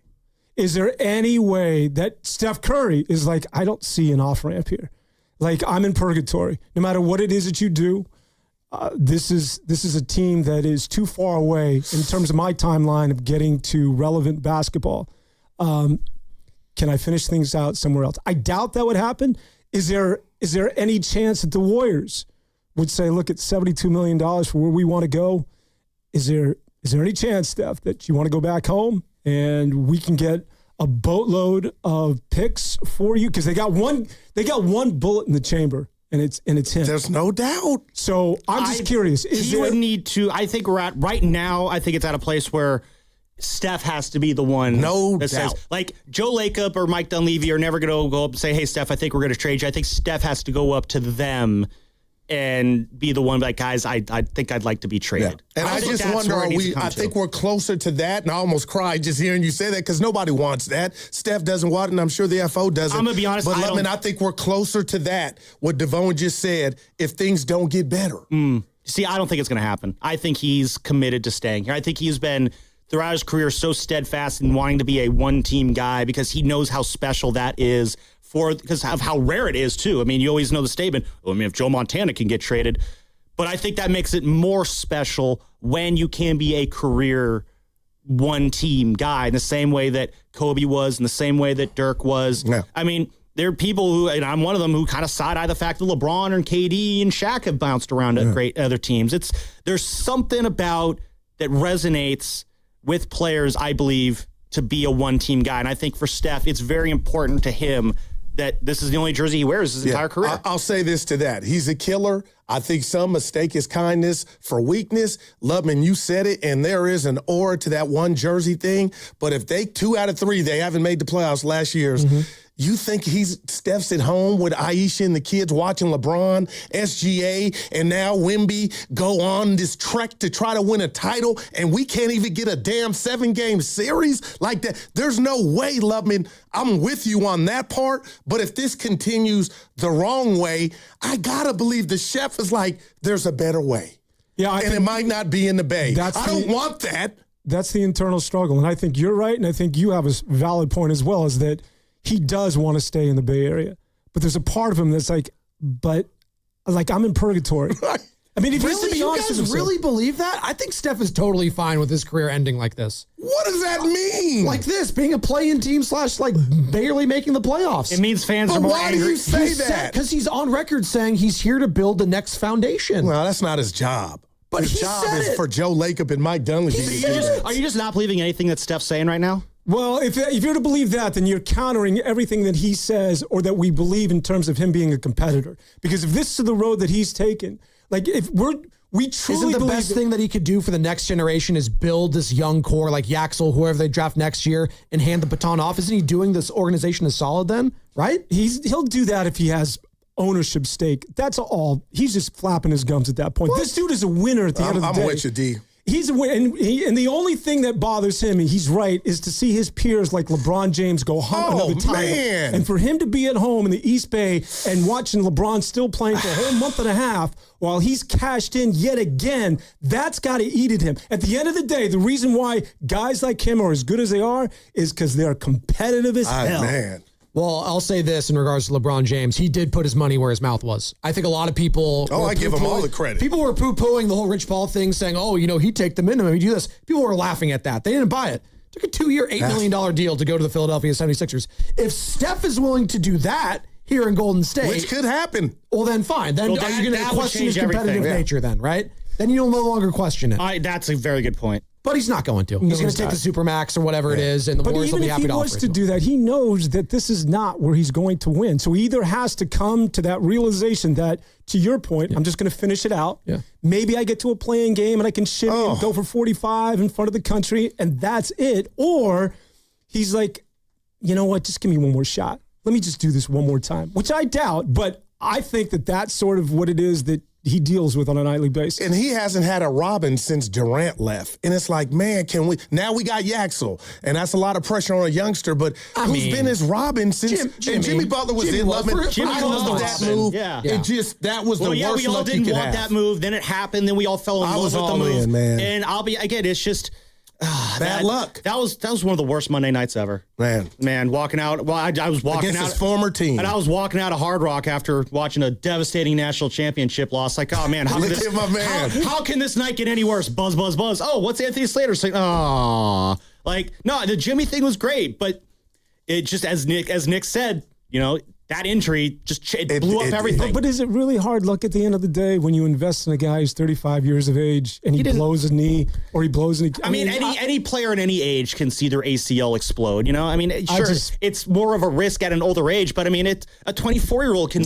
We just saw Casey Schmidt. He's 27 years old. His meniscus just blew out, Moses Moody went down with an injury as well. Jason Tatum, Halliburton. It can happen to guys at any age, whether you're 21, 27, 33, or 37. But there was a lot of mileage and a lot of injuries on that guy. Absolutely. I'm not discounting that, but it's like the whole you should have seen this coming. Like it could have just as easily not blown his ACL. I've learned through all these injuries, they're not swimming enough. They need to go out alone, join the Polar Bear Club, and join the boys on the Odyssey next on 95.7 The Game. You're listening to 95.7 The Game, KGMZ FM and HD1 San Francisco on Odyssey Sports Station and the home of the Golden State Warriors and Valkyries. Always live on the free Odyssey app and now coming to you live from the Laughing Monk Studios. He brings the passion. For what? I want to know now. I'm mentally invested. Don't tell me to pray and you don't say what for. He brings the perspective. Yeah, I think they both have great points. Get off me, text line. He's truly one of a kind. That is wow. Oh, my God. And he's doing a great job. I need you to man up and say what you really want to say. Simon, you're doing a great job. And together, they're Steiny and Guru. Yeah. On 95.7 The Game. Hi again, everybody. Alongside my man, Daryl Guru Johnson, this is Dan Devone filling in for Steiny today. What's up, Guru? How are you, It's man? Daryl the Guru. What did I say? Daryl Guru Johnson. Oh, I'm sorry, Daryl the Guru. Don't forget that article, The Guru, man. That's right, there's only one. I did a hit in Chicago. Who cares this weekend? The guy said Daryl Guru. I said, that's nasty in my mind. Say the. Anyway, what's up, D? What's going on? By the way, you want to give us the history behind the name, the moniker Guru? I called the great Pete Franklin, who was on a sister station here, another station here in the Bay Area, and I had a delivery job, Devone, and my dad thought my life was going nowhere, and I was content, and I heard this raspy voice, and he was talking his talk, and I called. He didn't flush you? Well, he did after he said, what do you think you are? Some type of guru? And every day from that point on, who's calling the guru? And I think he's smiling down and would be happy with You know what's funny is that we talk about, your inception into sports talk radio. My background, I come from a TV background, right? Seattle, media, right? Yeah. And so television is all about, we're some insecure people, man. It's about me. I want to be in front of the camera. How much airtime do I have? Me. It's just like, I did this sort of informal study where I was like, I would ask my co-anchors, I'm like, where are you in the pecking order of your family? And the majority were either an only child or the youngest, which makes sense. Like, we want the center of attention.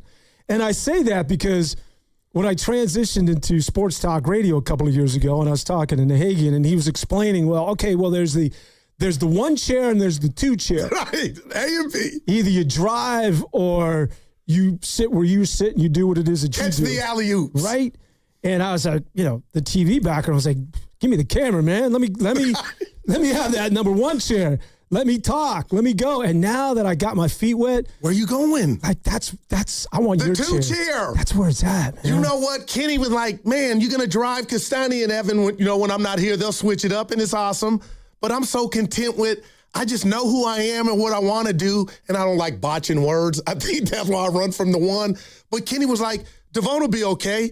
I could have texted you and said, hey, do I want to drive? But I didn't want to throw you off and think, because I think you're describing the TV guys like models and gals, like it's all about me. Yeah. And I didn't want to throw you off or you feel like, man, I ain't going to get my touches. Goo wants to drive. I didn't know that. I would have sent the text. No. I think after sitting there for a while, like you get in, my you bad, get out, D. you get in, you throw your jabs and you go back and you just do your thing. When you sit here, because I have this theory that less is more in media. Less is always more. People always think like, oh, no, I need to talk. I need to tell. You know what this chair becomes? You become the loudmouth. You become the guy. If you're just listening to sports talk radio at home, yeah, you're just like, yeah, dude, you talk too much. Like, you're the guy just whatever. But the guy who gets in, gets out, picks his spots, like that, where you sit, where Dibbs, and Dibbs was the first guy to turn me on to this. He's like, no doubt. He can play all of the positions, Dibbs, but the two, we got myself, Shasky, and Dibbs in the two chair. I like that trifecta. Right on, man. No, I'm envious. So today, I'm just prefacing by saying, and the first thing Ken gives me is this paper See, all filled that with reeds. Steiny laughs because I skate. You'll be all right. Yeah, you got the easy part, Goo. 10:26, 10:12. Let me just sit in that chair and just barf. I feel bad. You guys want to switch? Let me just howl. Okay, Dan's got it. You kidding me? Goo will screw this up over here. Look at you. Did you swim? No, honest. Did you swim this morning? Yeah, I did. That's not play ball. I'm still hooping, D. But you swam. Yeah. That means you're in shape and you ain't got a lot of body fat. No, you know what the swimming's all about right now? It's decompresses me, man. You release all these endorphins and it just centers me. It's more a mental thing, man. I get into a space after being in cold water. It's almost like people do these plunges. You just, for the rest of the day, you're just good. It's almost as though you meditated for half an hour. Man. But I do want to switch things before we get into take your time. We're going to talk Deebo Samuel, I promise, at some point. Everything. But you mentioned you're still balling? Yeah. You're still 56 years old, still hooping. You're that dude. Yeah, I'm that dude. And I'm showing proud up of with it. a knee brace? No braces, but Steiny, my other buddies that I went to high school with, I got like 7 on a thread, so I'm blessed that we're all still here. They don't play, and the joke is they're waiting for me to get hurt. And Steiny sits over there and looks at me like, He wants me to come in with a leg brace from the bottom of my foot to my hip, I feel like. But, D, I'm still playing, man. Because you know what it's like when you're at the park and there's that one dude who shows up and he's got the knee brace. Oh, we don't want him. And he's walking crooked. Yeah. And you're like, oh, dude, who's got this guy? Like, what team is he going to be on? But you're not there yet. Not there yet, and I'll give you a quick story. Last Sunday, a couple of Sundays ago, my 21-year-old son, the youngest, little Daryl, he's got a hoop league in Rockland. So he was short players. So I get the jersey number 9. I'm like, what is this? So he needed one. I said, Pops will come out. I go out there to the center circle to do the jump ball. Wife's there, everybody's listening. And he just pushes me to the side and goes, I got this. I'm taller than him. You can't jump anymore. And people heard it. Devon, it hurt me. It kind of messed up my rhythm of the game. And the dude was like 6'6" that we were going. He was older, but he was a tall dude. And that just reminded me, like, it's past me. But I'm in my Rick Mahorn stage. But I'll go to the rack. I had 7 points. You know. So wait, are you playing the full 90? Full court. Come on, man. So what do you do? Are you in a league? Well, I'm not in the league. I just go to the local 24-hour fitnesses and but those courts are always a little reduced. Reduced, but they're youngsters going up and down, I find my spots. So before we get it, so what do you do? You're all in the paint then, right? You're down in the post? No, I think I'm Spreewell, one of my favorite Warriors. If I get it on the wing, I'm going to try the first step. Kevin Martin, go by you. You know, my shooting percentage is lower than it's ever been, D, but I'm winning when I can drive home and say I played 3 or 4 games. So you got a Jimmy? Really? I hit a 3 at the game. You know what? I'm itching. Kitty's like, oh, God. But, dude, I love you for loving that activity, right?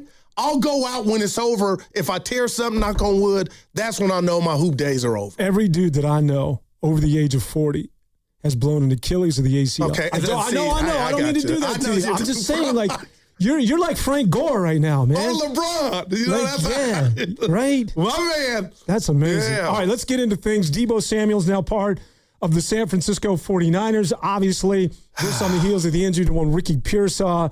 As the Niners go back in time, what are we going to get out of Deebo? What can we expect from Deebo? How much does he have left in the tank? I'll say this to the Niners are lucky that there wasn't a line around the corner for Deebo Samuels. So I won't rob him of Kyle being able to reinvent what Deebo did, because let's give credit, since we're doing that, the Equifax. He was once this offense. Deebo was electric. He carried this offense to the Super Bowl, NFC Championship games, and last year, yards per carry, and nobody could put their finger on it, D, in regard to it was lower for the Niners. Was it the O-line? Was it McCaffrey? I watched McCaffrey stay healthy. I thought it wasn't him, but I thought maybe they missed that window dressing of Deebo coming in motion and defenses and defensive coordinators stressing on, okay, we got to watch Deebo. But then I think about what we saw last year, his last year here, guys were waiting on him in the flat like that. That had kind of ran its course. So I saw him in Washington, I think 5 touchdowns, almost 1,700 yards, somewhere around there. So who am I to say Kyle can't reinvent this offense and Deebo? But the fact that you got him, for about $7 million, and the Pearsall thing must be worse than, and I'm waiting on bad news. Hopefully I'm wrong. But D, at this point, where's the risk? Well, the risk is the $7 million, which isn't much of one. And I'm with you. This is sort of a win-win, but I don't like to go back. I think I mentioned this in the... Now, why is that? It's just, I don't think you can do this. So I'm with you. So the last time, there's a reason why he's no longer with the 49ers.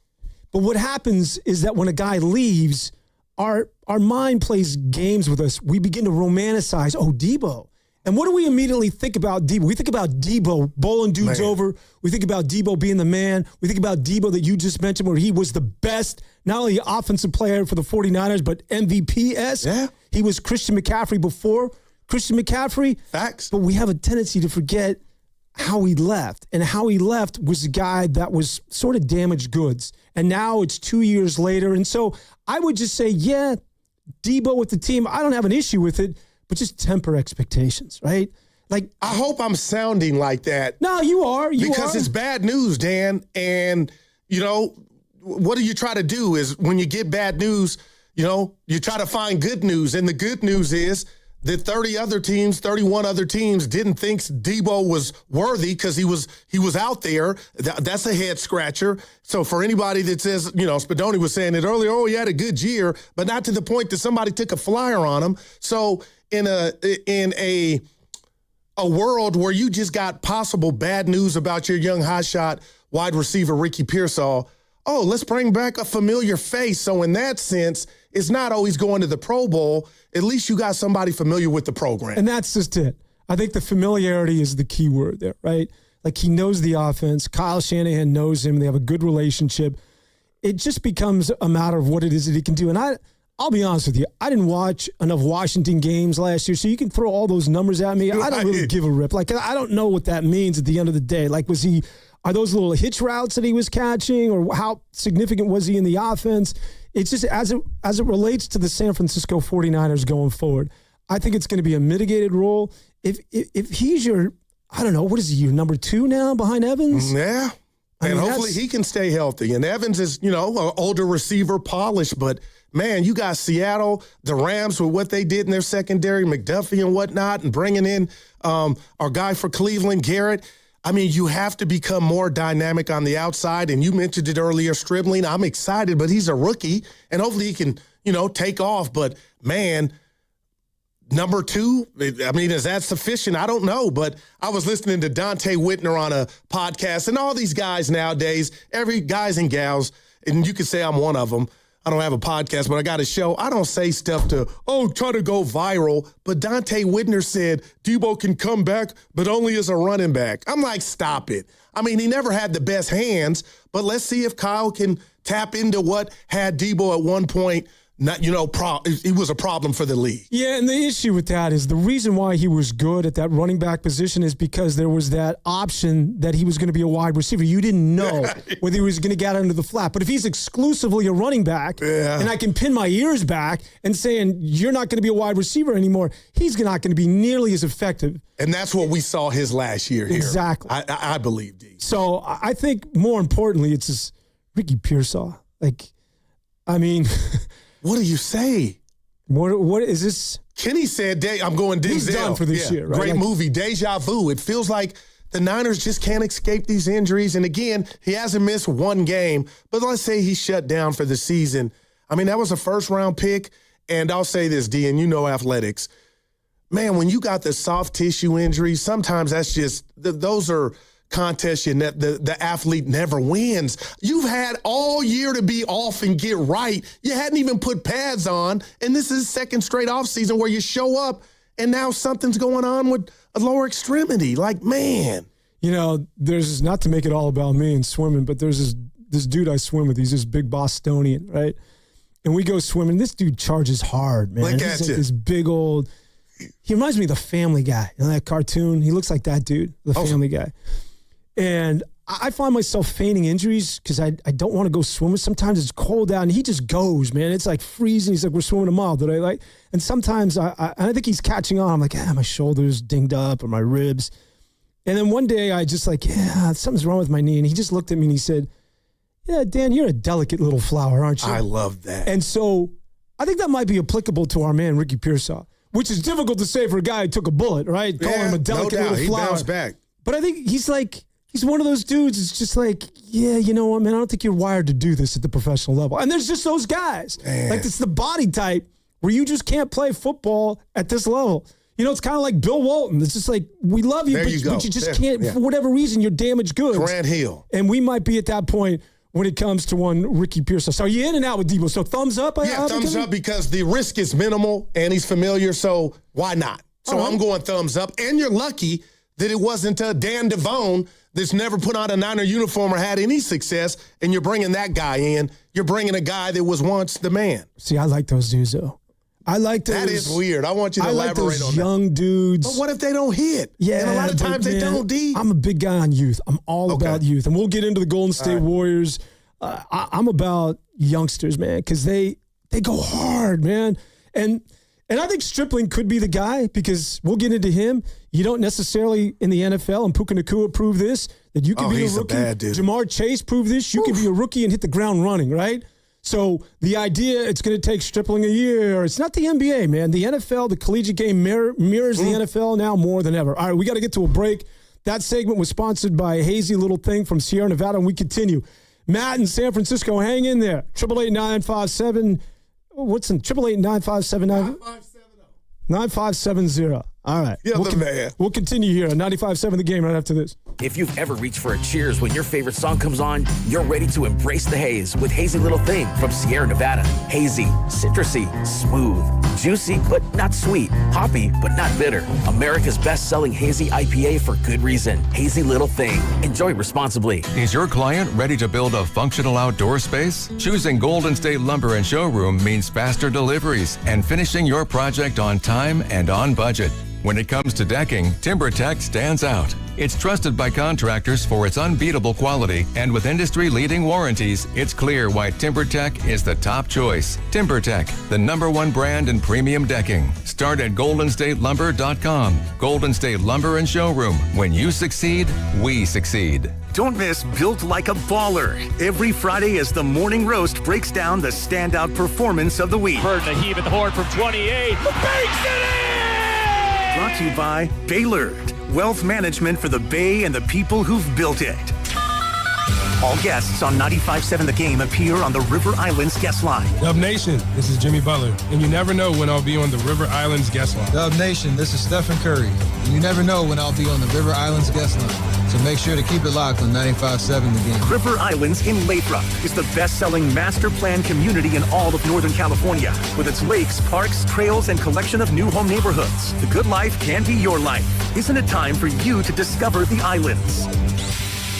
Injured at work? Don't wait. Every moment counts. You may be entitled to medical care and financial compensation, but time matters. The attorneys at Boxer & Gerson are here to protect your rights and fight for the treatment and support you need. Boxer & Gerson have helped thousands of people across Northern California who were hurt on the job. Don't wait, don't guess. Get answers. Call Boxer & Gerson today at 510-835-8870 or visit boxerlaw.com for a free consultation. Boxer & Gerson, your life is worth the fight. So, I need hamburgers, sodas, ice, and a DJ. A DJ? Relax, Spot. With T-Mobile, we're saving when we bundle home internet and phone lines. Oh, wow. Here to bundle and save big. Stay connected con tu gente with 4 lines from T-Mobile with fast, easy to set up 5G home internet and save up to $1,000 a year. Switch now on T-Mobile.com/conectate. Savings based on third line free via monthly bill credits. Internet discount with $15 in monthly bill credits and auto-pay discount. Qualifying credit required. Credits will stop if you cancel any lines or change plans. Visit T-Mobile.com. Finding great candidates to hire can be like, well, trying to find a needle in a haystack. But not with ZipRecruiter. Its powerful technology actively finds and invites qualified candidates to apply to your job. So while other companies might deliver a lot of hay, ZipRecruiter finds you the needle in the haystack. See why 4 out of 5 employers who post a job on ZipRecruiter get a quality candidate within the first day. Try ZipRecruiter for free at ZipRecruiter.com/team. That's ZipRecruiter.com/team. ZipRecruiter. My name is Whitney Allen, and I'm a widow. My husband, Ryan, died. We never thought we'd ever have to use life insurance, but the unexpected happened. With Ethos, signing up was fast and 100% online. You can get a quote in seconds, apply in minutes, and get same-day coverage. No medical exams, and you can get up to $3 million worth of coverage. I am grateful we were prepared. Get your free quote at ethos.com/radio. That's ethos.com/radio. Paid spokesperson. Time spent on application may vary. Online health questions required. This summer, the Honey Pepper Pimento Chicken Sandwich and Pineapple Dragon Fruit and Sprite are back at Chick-fil-A. Let me tell you about the Pineapple Dragon Fruit and Sprite. It's bright, it's bubbly, it's back. The Honey Pepper Pimento Chicken Sandwich, it's so rich, and you can choose between the original or the spicy filet. Ooh, boy. And then you got those pickled jalapenos tucked right under the filet, and then just to top it all off, you've got a little honey drizzle right on top. Okay, now I'm a pimento fan. And I'm feeling the dragon fruit. Which fan favorite will you choose? Real customers paid for their testimonials. Having insurance isn't the same as having State Farm. It's like needing a lawyer, but getting some guy who just watches courtroom dramas. How does the defendant plead? Guilty. Wait, what? Also, objection. You object to what? Erroneous. Counsel, approach the bench. Hey, can I get a whack at the gavel? You wouldn't settle for just any lawyer, so don't settle for just any insurance. Get the real deal with State Farm. Like a good neighbor, State Farm is there. Don't miss the all-new stand-up show from Scotland's comedy superstar, Daniel Sloss, at the Masonic on October 17th. The first show sold out, and a second was added. Buy tickets at Ticketmaster.com. And for a chance to win your way in, courtesy of Live Nation, visit 957thegame.com.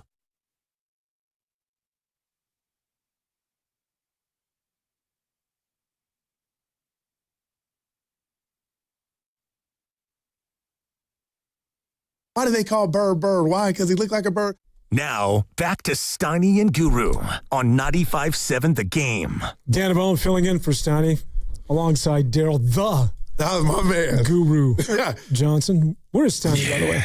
Edinburgh, I believe. Wow. Yeah, he was hitting up Edinburgh. Nice. Yeah, but you had mentioned, the people that you work with and, traits with the people on TV or whatnot. So I hope you don't take this the wrong way where they're all into themselves. But guys, can you back the camera off me? It makes me thinner when the camera's backed off me. On YouTube, I'm looking at myself, boy. So if you guys back there can help me get the skinny lens, I'd appreciate it. No, that was a thing for me on television. Like, I can't see myself. What are you looking at? Oh, YouTube. All right. Well, on somebody, it was my phone that they sent to me. The boss on. Yeah, go. Yeah. They used to take this tight shot at me. And I used to have these puffy, like if I'd been out the night before, man. Eyelids a little puffy, just like the cheeks are puffy. I'm like, no. Camera don't lie, huh? Right? Oh, man. And plus those 10 pounds they put on. I don't know if that happens on YouTube, but it definitely happens. I think it's 15 on YouTube. That's just me, yeah. No, you look, I've seen you on YouTube. You pull it off, Look at my man. There's no doubt. All right. We'll open up the phone lines at 888-957-9570. And without further ado, let's just get right into it. Matt from San Francisco wants to talk Deebo. Matty, welcome to the show. How are you, buddy? Matty. Hey, guys. How's it going? All right. So I want to preface this whole thing by I don't think we just got Justin Jefferson back, okay? I know Deebo's got miles on the tires, but this narrative that's gone on, and I felt this way when he left the first time, that, Deebo's cashed, Deebo's washed, like he's not what he was. You got to look at Deebo in context just like any other player. If you look at the years that he was, quote, declining, that's when the injury bug hit the Niners hardest. We went, 8 games without McCaffrey after he had his calf strain. Kittle, we had his hamstring tear. Ayuk went down with a knee. It's like saying Randy Johnson's fastball doesn't work anymore when you can't throw the changeup anymore. There was nobody there to frame up those Deebo plays. So, yeah, like you guys said earlier, when you knew Deebo was coming, that's easy to scheme up. It's like the Warriors right now. When you know all they got is Steph, the team gets real average real fast. So this year, with Evans here and presumably healthy, Stribling, McCaffrey, Jordan James, if Warner stops punching him in the ribs, and, if Kittle can get back into decent time, now you've got Deebo back in with the pieces around him to make him effective. And all you got to do is watch the last season of quarterbacks on Netflix, and every time they go to Jaden Daniels segments, Deebo's name gets mentioned. And when he's hurt, it gets mentioned even more. He had a pretty decent year with a team that lost their number one quarterback and still was able to put up numbers to the point where we're interested at all. So I'm excited to see Deebo not only come back, but have a bounce back year and show him that, it wasn't a fluke. He is that dude. Matty, before you go, what's a bounce back year for Deebo Samuel?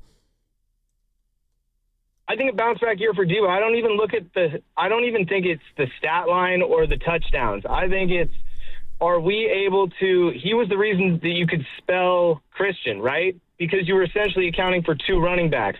If you can get, I don't know, I'd settle for, anywhere north of 5 touchdowns out of Deebo, but you get maybe a 800-yard rushing out of him or even 1,000 yards total, and you get Christian McCaffrey healthy all the way through the year in the playoffs because he's not your only ground threat because they got to account for Deebo also, I'll take that. Go ahead. I just had a quick question for you. And I'm not judging Deebo, but the fact that you mentioned Jaden Daniels on the quarterback doc mentioning Deebo, are you shocked that he's still not in the nation's capital? And then on top of that he was available. That might not mean a damn thing, but to me, I do scratch my head as to if a lot of teams passed on him, are they seeing something maybe you're not? this is the same franchise that was interested in Brandon Ayuk until about 3 weeks ago. So, oh man, yeah, I don't really care what DC thinks. That franchise, the Commanders are going to commander at the end of the day, and I honestly hope Daniels gets out of there before his career's over. Thanks, Matt. Yeah, I think. Look, if you can lower expectations for him, that's my thing. It's just don't think you're getting Deebo of 2019 or Deebo of 4 or 5 years ago. If you can just lower that bar and just say, we needed somebody, and so why not Deebo? I got you. We got him on the cheap. Why not Deebo? But if you're going into this thing, we got Deebo Samuel. He's in a 49 uniform. Nostalgia. That's what it is, D. And it's the B-side to all this is I want to just, it ain't Deebo. It's the fact that Ricky Pearsall might be minutes or hours or days away from missing the whole campaign. So that will never usurp the fact that Deebo's coming back, you know? And I don't want to be negative. D, I'm a sports romantic. I get it, but I just remember, and you tell me if I'm being unfair, Deebo fighting on Twitter. I'm open. The ball's just not coming. Thursday night drop against the Rams. So it ended bad. Okay, he went and he was serviceable with the Commanders, but the bottom line is Kyle won 12 games with all the injuries they had to endure. Maybe it was best for both parties to get away for a year, and we don't know if Kyle he'll never say it. Damn, I wish I had Deebo for this or that this past season. So maybe he comes back. You know, you ever have a breakup or a pause, and then you come back and it's like, okay, I missed you. Maybe it's something like that, but man, they're in a division that's a bear. I keep saying it, and I will, until the Rams and Seattle may be, damn, the two best teams in the league. No doubt. Seattle's ridiculous. Damn. Seattle on both sides of the ball is crazy. And if the Rams... Come on, this is ridiculous how rich they are with talent. If Aaron Donald comes back... He's coming back. Why would you? That's just not right. But here's the thing with Deebo. Yeah, all right, bring him back. I'm not the biggest fan again, I don't like to look in the rearview mirror and revisit these sort of things, but I have no issue with him coming back. But if there's a point in the season where he's the one or he's the two. You think that's a bad sign for the offense? Okay. Hell yes. Like he cannot be that guy. If he just wants to sort of be a background guy and you forget about him and all of a sudden he gets a seam route or Deebo gets a little hitch patterns running over guys because he's sort of this now unexpected, we forgot about Deebo. And you put a little, 5'11", 175-pound, corner on him and he just took you out. Like if he becomes sort of this, you work him in where he's sort of this element of surprise, not like the focus of your offense when you spread the field and go 4 wide. Like those days are done. Like if you get him in more of a specific role now that's really mitigated from where he was the last time he was the 49ers. I feel that. Bring it on. But if he's going to line up as your number 2, if he's going to play as Juwan Jennings, or if he's going to be, if Mike Evans, knock on wood, goes down with an injury, we got Deebo, well, then you're in trouble, man. Yeah, you are. And I just wonder, I mentioned, the Rams in Seattle, but how many defensive coordinators and defenses in general look at this Niner set of receivers and how much fear there is there. Kirk, they brought in, he's got a hamstring issue already. And I like Mike Evans. Reminds me of Bonte's brother. They look alike to me. But the bottom line is he's older and more seasoned, so hopefully he's healthy. But that's why this rookie he's got to pop, because I just don't know how much fear the Niners receivers as a group are scaring opposing. Man. Very little. Are you afraid of Mike Evans right now? Yeah, sir. To a certain degree, he's a future Hall of Fame. But not Justin Jefferson, and that might be unfair. CeeDee Lamb, Chases of the world, Nakua's. No, I'm not. And why? Let me ask you, it's going to get to my point, and why aren't you as fearful of Mike Evans right now as opposed to the guys that you just named? Age? Damn right. That's what this is all about at the end of the day. Wow. This is why give me kids, man. Give me as many kids who want to play with their hair on fire, make mistakes, but we'll just go. Well, let me ask you this on that note, because I was mad when they let this guy go. I'm flipping to the defense real quick. You excited about Greenlaw?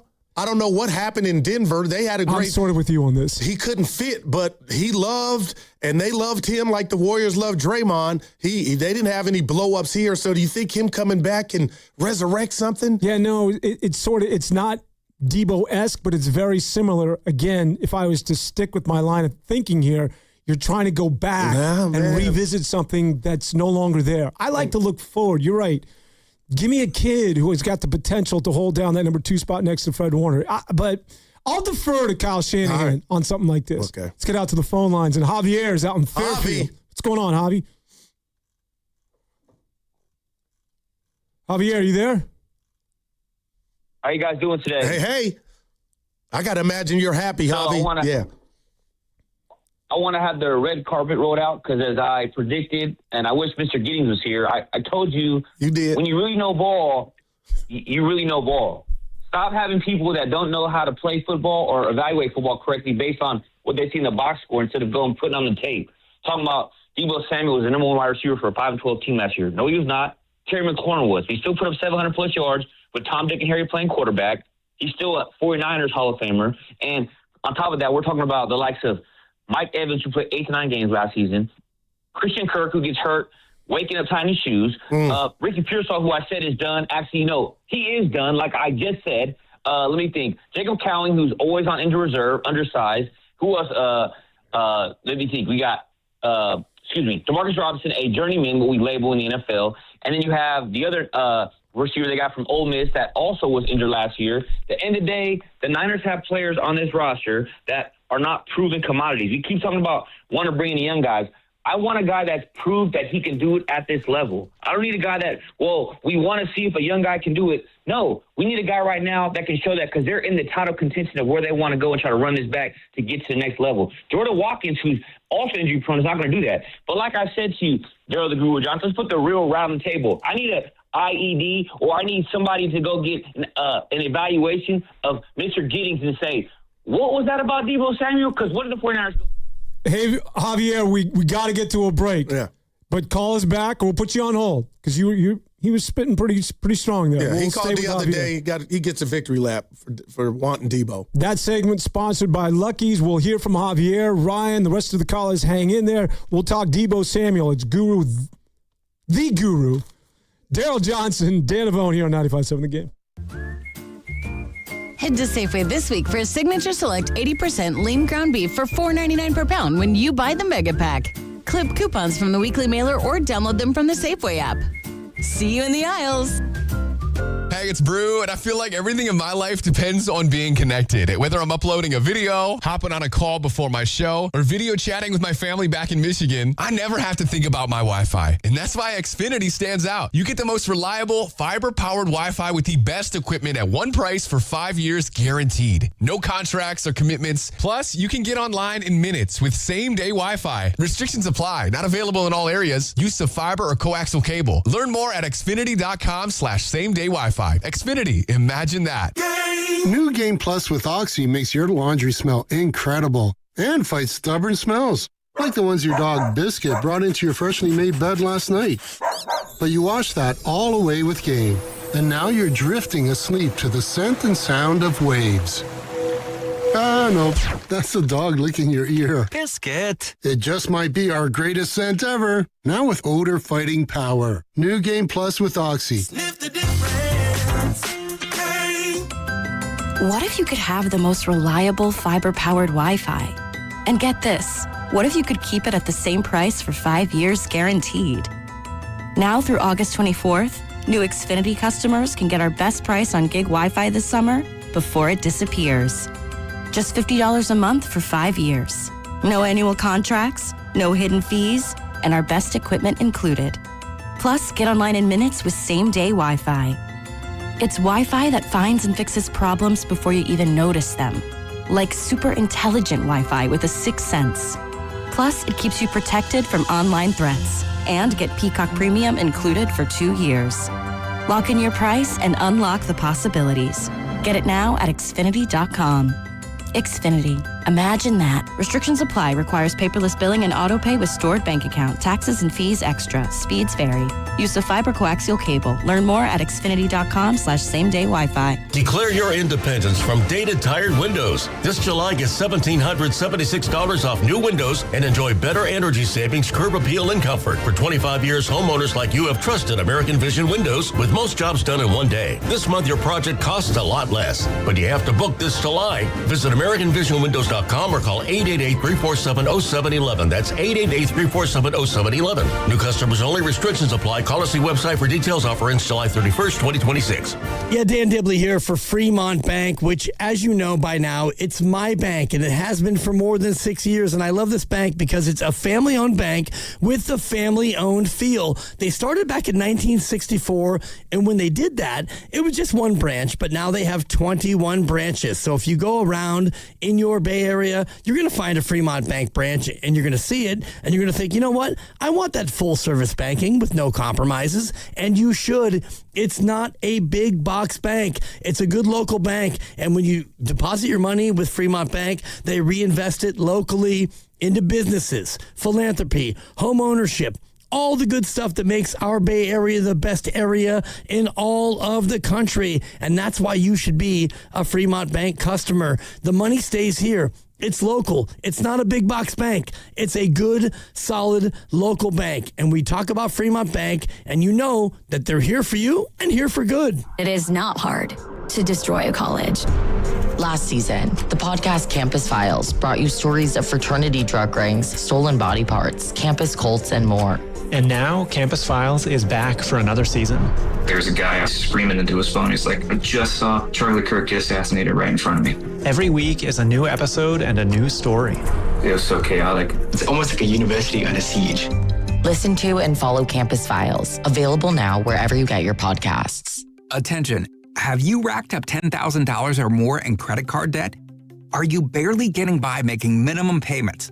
With credit card debt reaching all-time highs, National Debt Relief is notifying consumers about significant debt relief options currently being made available to help those with overwhelming credit card debt. These options may reduce a large portion of credit card debt for those who qualify. You don't need to declare bankruptcy or take out a consolidation loan, and you may only have to pay back a fraction of what you owe, even if you have bad credit. National Debt Relief has already reduced the credit card debt for more than 550,000 consumers, so don't wait. If you owe $10,000, $20,000, or even $100,000 in credit card debt, you can now take advantage of this financial debt relief as the cost of living continues to skyrocket. To check what debt reduction you may qualify for, call 800-358-6868. That's 800-358-6868. Again, 800-358-6868. Bay Area, get ready for the King of the South, T.I. and the King Secession Tour, coming to the Masonic on August 15th. Buy your tickets at Ticketmaster.com. For a chance to score tickets courtesy of Live Nation, visit the contest page at 957thegame.com.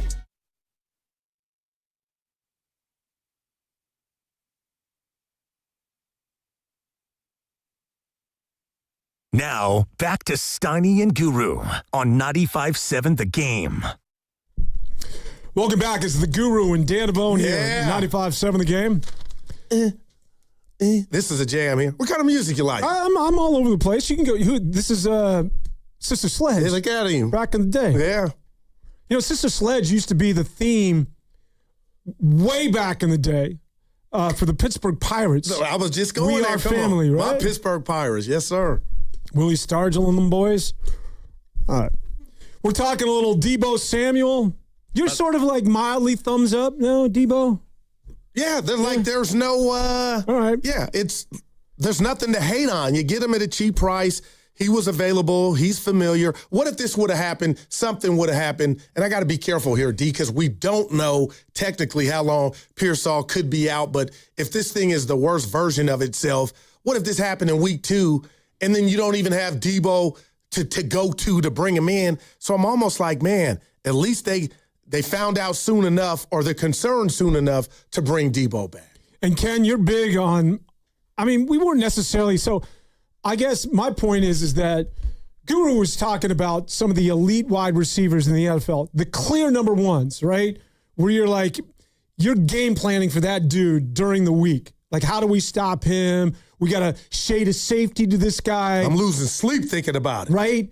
And I think to Guru's point is that the Niners are bereft of someone like that. And you're making a case for Mike Evans. And I guess the point we're trying to make is that maybe those days are behind him, but you're, I don't know, I don't want to speak for you.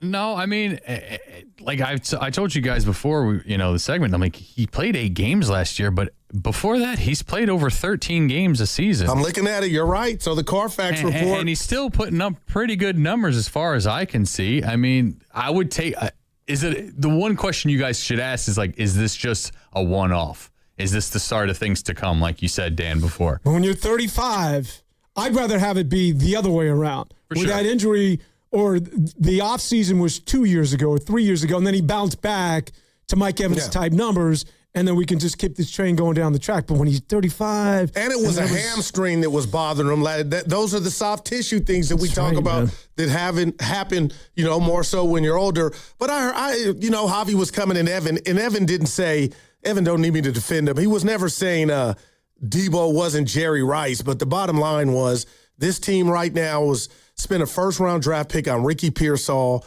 I thought he was – I didn't know who he was coming out of college. Willard and Dibbs had Coach Herman Edwards on, and he said, I'll never forget, Dan, you got to save Ricky from Ricky. And we're like, what's that mean? And I think we're finding out. But then when I go look at his Carfax report, Pearsall in college, he was mostly available, but it looks like, man, he just might be one of those dudes with gifts good enough to get drafted, periodically get you that 35, 40-yarder and look smooth and silky out there. But, man, if I'm a Niner fan right now, you got to be uncomfortable thinking, did we get that thing wrong? And hopefully there's not news before the start of next week that this guy might be out with surgery. Yeah, I'm not counting on him. I think he's done for the season. But I'm with you. Like, you get that guy in those little seam routes, you always need a guy like that, right? Like, he's not taking the top off. No doubt. Like, he's one of those possession receivers, but he can stretch the field. Yeah. I liked what I saw of him, but it was just a tease. At the end of the day. Nothing worse than that, a tease. That's right. San Bernardino. Let's get out to Ryan. Ryan, what's on your mind today? My friends, good morning. Good morning. Hey, before I get to Deebo, I just wanted to say a quick Shanahan note, because I think a lot of people would agree. We were headed down the road of Shanahan might win a ring, but it might not be with the Niners, kind of like Andy Reid. I think there's going to be two Shanahans now, the before-crash Shanahan and the more compassionate after-crash Shanahan that's maybe not trying to rush guys on the field so fast after a concussion or get guys back immediately the minute they can walk from an injury. So I think there's going to be two Shanahans, and I think we'll get a better version, but I'm interested to see. As far as Deebo goes, I'm glad he's back. I think it's going to be great for the 49ers. And people have been talking, now that we signed Deebo, we're the oldest team in the league. But I think when you have the culture that we have, that not many other teams have in the league, you need some of these older veteran players that went to the Super Bowl, that built the team up from scratch to pass that culture down to players like Alfred Collins and Mikael Williams and Deshaun Stribling, who Alfred Collins, back at practice today, he's huge. I wouldn't trade him. He looks good. Pause. No, he's a big boy, no doubt. Oh, yeah. Yeah, but see, I'm one of those guys, like, I like youngsters. And you look at the Los Angeles Rams, you look at Seattle, and they're always retooling, right? They're getting into the draft, and they reface their entire defense. It wasn't that long ago where they were hanging on to their guy Wilson at quarterback, and it was just like a dead end. Like, what are we going to do now? And they move off Wilson. They get all those draft picks, and then you could just see it coming to the point where they're the model franchise again. They're back on top. And so you just wonder just where the 49ers at in terms of that sort of cycle. Like, clearly this isn't a rebuild. This isn't reset. It's the same old names. I mean, it's Kittle lining up at tight end. It's Fred Warner patrolling and holding down the middle as far as the defense is concerned. It's Bosa coming off the edge. It's Christian McCaffrey. How much are you going to get out of him? I mean, is the window still ajar for this team? I mean, I'm assuming it is, or are we trying to hang on to something that isn't there? You know what? It's a phenomenal question, and we kind of touched on it yesterday. And, Dan, you tell me if I'm taking the weasel way out of it. But I said to myself and others, the listeners, this year's going to go a long way for me, Daryl Johnson, to answer that question to where it's my Roger Clemens fastball. Like, I truly believe the window's shut. And we'll get into Kyle here shortly, but I'm mad at him.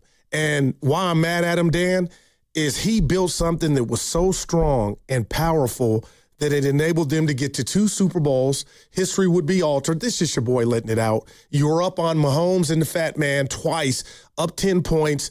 Things happened. You didn't close it. Tart drops the interception against the Rams in a potential another Super Bowl in L.A. that you could have went to had you won that game. And I'm disappointed in Kyle because he had a hand in it to where they didn't capitalize and get that one ring. Okay, could have been others, but that one, that's how powerful this Niner team was. They were young, they were fierce, ferocious, and he was doing it with Jimmy Garoppolo. And like, look, hold my beer. I can get to the bowl and outduel Andy Reid and Mahomes with Jimmy Garoppolo at quarterback. But for whatever reason, it didn't happen. And now you mention those names. Warner, the heart and soul, Kittle. Now those guys are coming back. And McCaffrey, they're older. So is the window open? I don't know, and I want to say no, and the reason I want to say no is when you were Billy Badass, you own the Rams, you own Seattle, but now life's a circle. They've emerged. They got talent. They're that young team that you talk about and covet young players. So I'm here to watch, but now we'll really, to me, find out if 12 wins was predicated on a soft schedule, but I don't care. You still, with the injuries you had all the excuses in the world to fall flat, and we'd have been like, well, they were just hurt. You won a road playoff game. I don't care what was going on in Philly, but this year, Dan, 4 games against those 2 possible best teams in the league and what they do with others. But now are they tired? Are they Larry Holmes in the 12th round? You know what I mean? Because there could be an argument made that Kyle's missed his best chance here. So when you said you blame Kyle Shanahan. Oh, man. The first Super Bowl, 19, okay. when the Honey Badger is on record of saying he wanted to send a gift basket to Kyle because every time he passed the ball and let Chris Jones come slap Garoppolo upside the head, they couldn't stop the Niners running. And the Niners got down the field past midfield like 3 plays on that final drive, but Kyle wanted to throw it. Why? So I blame him on that. And the Tart, dropped and Mosley getting lost in the 19 Super Bowl. That ain't on Kyle, but that's how good and powerful the Niners were. Yeah. And I just hate it didn't culminate with a Super Bowl victory, man. I get you, but I don't know that I can go Kyle is the reason for that. Sometimes I think as a head coach, what you do is you put the team in the position to win Super Bowls.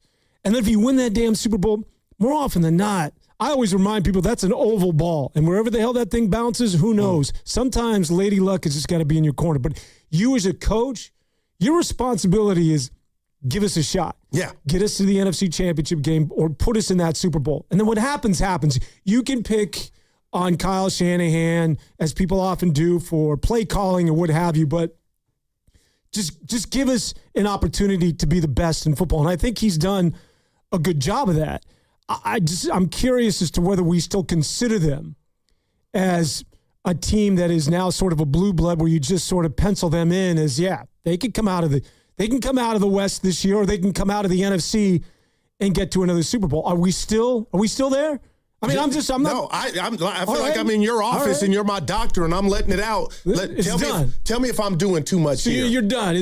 No, I'm not done because I'm still fixated and I'm doing it too much because I act like they're going to play 17 games against Seattle and the Rams. They're not. But those 8 quarters, one of the most important regular season games ever in your backyard for the number 1 seed in the NFC Championship game, Seattle, they snuffed the Niners offense, okay? No Kittle, but that happened. Then we saw what happened in the playoffs. So now I feel like Kyle has a McDonald problem, a Mike McDonald problem facing that Seattle defense, which I never thought any other team had Kyle's number like that. So do you think I'm being unfair to where now they're healthier? They've added Stribling. Okay, no, that was last year. Let's see how they do this year.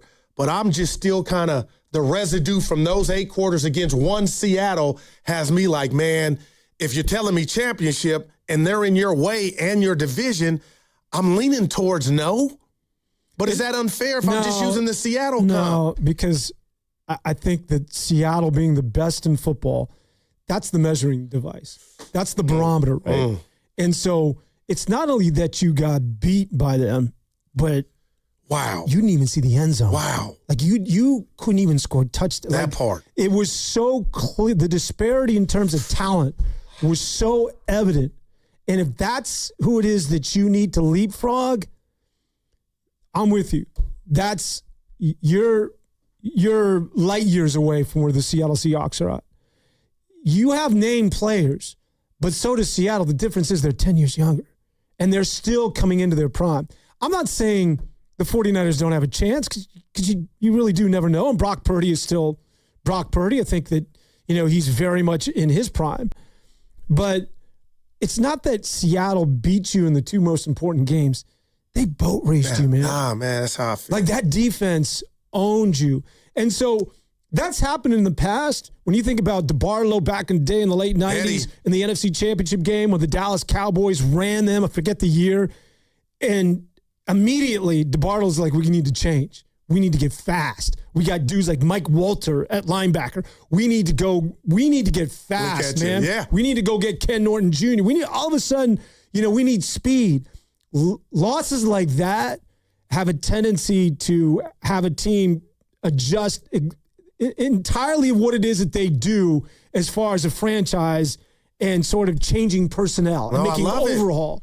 And so what happened against Seattle, it's the 49ers essentially rolling out the same team and saying, yeah, Seattle beat the brakes off of us, but we're still going to bring the same guys back and maybe we'll beat them this year. Yeah, and now we're going to bring an OG back, that Deebo's not the young player that you talk about, but the Javier's of the world are excited about him. But, man, we're, again, I hope I'm wrong on this, but the Pearsall thing, that doesn't sit well with me because it's like, damn, Dan, that's just bad news. And Kenny, I got to give him, some love. It does feel like deja vu in a sense, but now I'm including the coach in that, and I wonder if I'm wrong. You're listening to 95.7 The Game, KGMZ FM in HD1 San Francisco, and the Odyssey Sports Station and the home of the Golden State Warriors and Valkyries, always live on the free Odyssey app, coming to you live from the Laughing Monk Studios. Laughing Monk, righteously brewed in San Francisco. Listen, Shanahan is, well, first of all, let's just go there with Kyle I didn't Shanahan. get your thoughts, yeah. Yeah, if he's not ready to go week one, when the injury took place and Brock Purdy was like, I was shaken up and wanted to make sure, like all of us, that he was okay. When you hear about somebody getting into an accident, head-on collision, you just make sure the dude's alive, right? Like, you make sure that his health is first and foremost. But then you realize, like, if Kyle Shanahan isn't good to go, this thing doesn't work. Oh, no, man. It's kind of like he's the godfather, man. It's like as much as we go after him, as much as Joe from Livermore wants to go after for Kyle Shanahan after for whatever reason. People are, that's what we do. But if he's not available. That's major. We talked about it yesterday like he was a player. Like he's that important to me. And he runs hot. He's on the sideline. So, again, we're not there, but I'm just thinking to myself, there's no way that you got, I don't want to say the bad luck of the draw where you got the Rams week one, but damn, could you imagine a scenario to where it would be Forster and not Kyle? Like that's not good. How about that? Remember Cuba Gooding Jr. and Jerry Maguire? One of my favorite movies. And who played his wife? Show me. Regina King. Look at Regina my man. King. Remember her? Yes, I do. And so he goes down with that concussion. And then she turns to Tom Cruise, Jerry Maguire, and says, you don't understand. And she's talking about her household. Okay. And everything, her entire world is centered around this one guy, this one football player, fictitious football player, wide receiver, I think the Arizona Cardinals. And she says, it doesn't work without him. This doesn't work without him. I'm feeling that. And I think that's applicable to Kyle. No, it's the biggest compliment I feel like you could give a head coach. You know what, man? It's just, if this dude is not ready to go, if you can't pick his brain, if he isn't thinking two steps ahead of the opposition, if he doesn't have that stretch running game and like all the science behind all of that, being on the same level with Christian McCaffrey and just having defenses guess because you got him on roller skates because you just, when he has it going, we all know what that rhythm looks like. If he ain't available, that's a big miss. This thing doesn't work without him, I think, at the end of the day. Let me ask you this, Dan, just not all in your business. Have you ever had a concussion? Have you ever sustained a concussion? I have not. I told you I blacked out. I don't know if I want to revisit that story, but I don't think that necessarily football qualifies. No, it was alcohol. But oh, no. Yeah. Animal House. Yeah, no, but. Not that blackout. I mean, concussion's a concussion. Kenny's had 2. Yeah. What's the definition of a concussion? Is that you black out and you don't remember? Is that it? Yeah, like things get a little foggy and you're like, wait, how did I get here? Why am I sitting up like this? Okay. You had 2, Kenny? Yeah, I had a couple. Yeah. How? Scary. One playing backyard football when I was like a teenager. That was dumb because I was playing against guys who actually played high school football who were a lot bigger than me. So I got thrown on the ground. Don't remember, half of the day.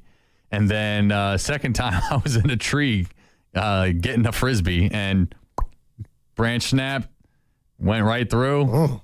Okay, and then they tell you don't go to sleep because it can be dangerous. Well, real quick, what about the aftermath? Like 2-3 days, were you feeling it, or was it just? Yeah, you feel a little foggy, maybe kind of like a little sick, but over time you're okay. I mean, as long as you just monitor yourself. But yeah, I was fine after that.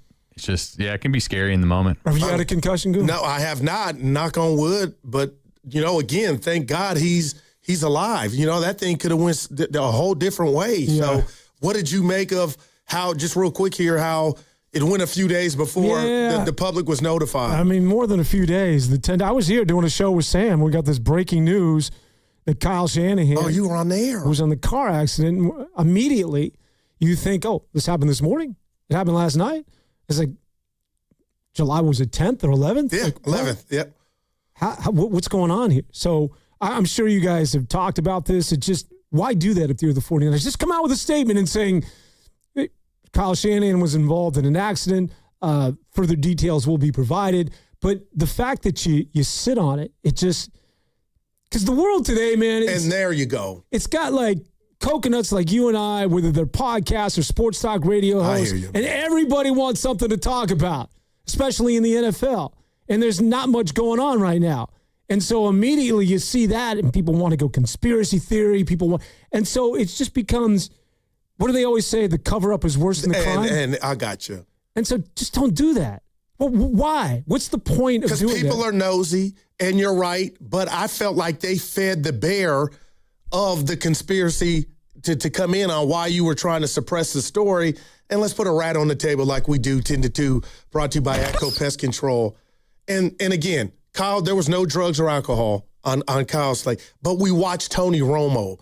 Like his privacy was just put out there. You know what I mean? So I get the people like, well, what about this incident? We saw this. We saw Tiger Woods. What happened here? And I just think because of who he is and he's worried about his neck and his back, like people are acting like Kyle was the mastermind behind the delay. And again, he could add some input. But to me, it was the city, the police department doing the ball coach a solid. And they felt like they wanted to kind of control it. Now I'm sure they wish they hadn't, but it is what it is.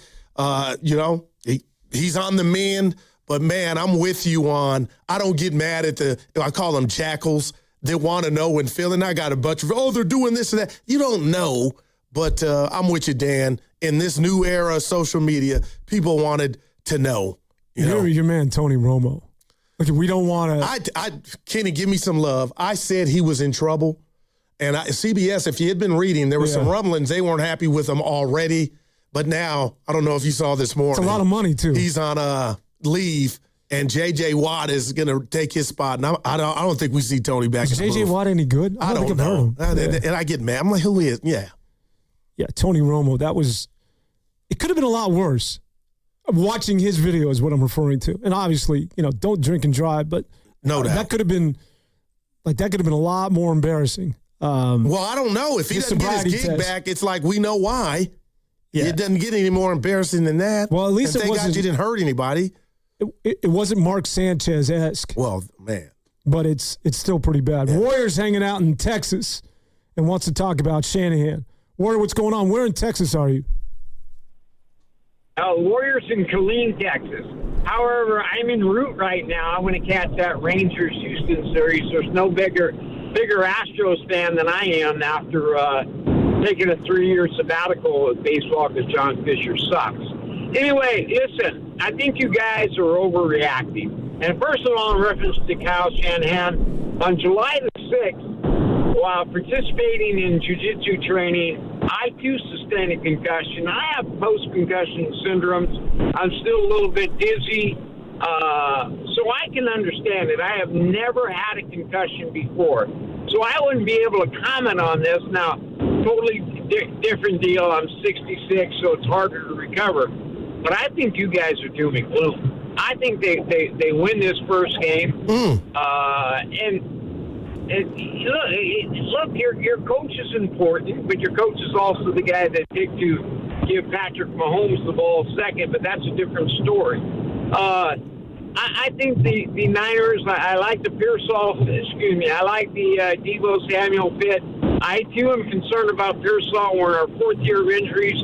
He should have had that injury. But Kyle's going to come back week 2, and let us pray that he doesn't suffer any post-concussion syndromes, because these things can linger for a long time.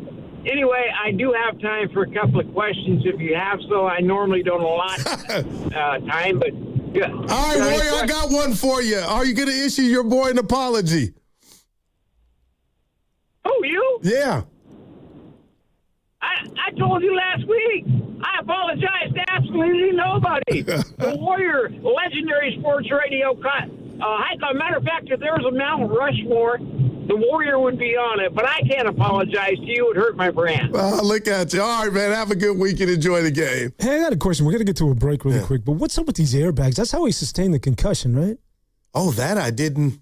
I want to say, he was going 20 miles an hour. And I want an airbag to deploy if I'm in an accident, but come on, man. These things are, I always hear about people just getting smashed by the airbag. Face all cut up, but yeah. Yeah, and then, the visor that came down and almost took his eye out. But you got to be going faster than 20 for it to come out. This gets back to the cover-up, man. Yeah, the Barry Sanders 20. Yeah. Football coverage at 95.7 The Game is presented by Xfinity. Score the most reliable Wi-Fi. One price, 5 years guaranteed. Xfinity. Imagine that. We're going to switch to the Golden State Warriors. You good with that? Hell yeah. That's some things to say. And we got to get to the Giants. I don't get to rock with you, man. We got to let it all out. It's all straight ahead here on 95.7 The Game. Don't move.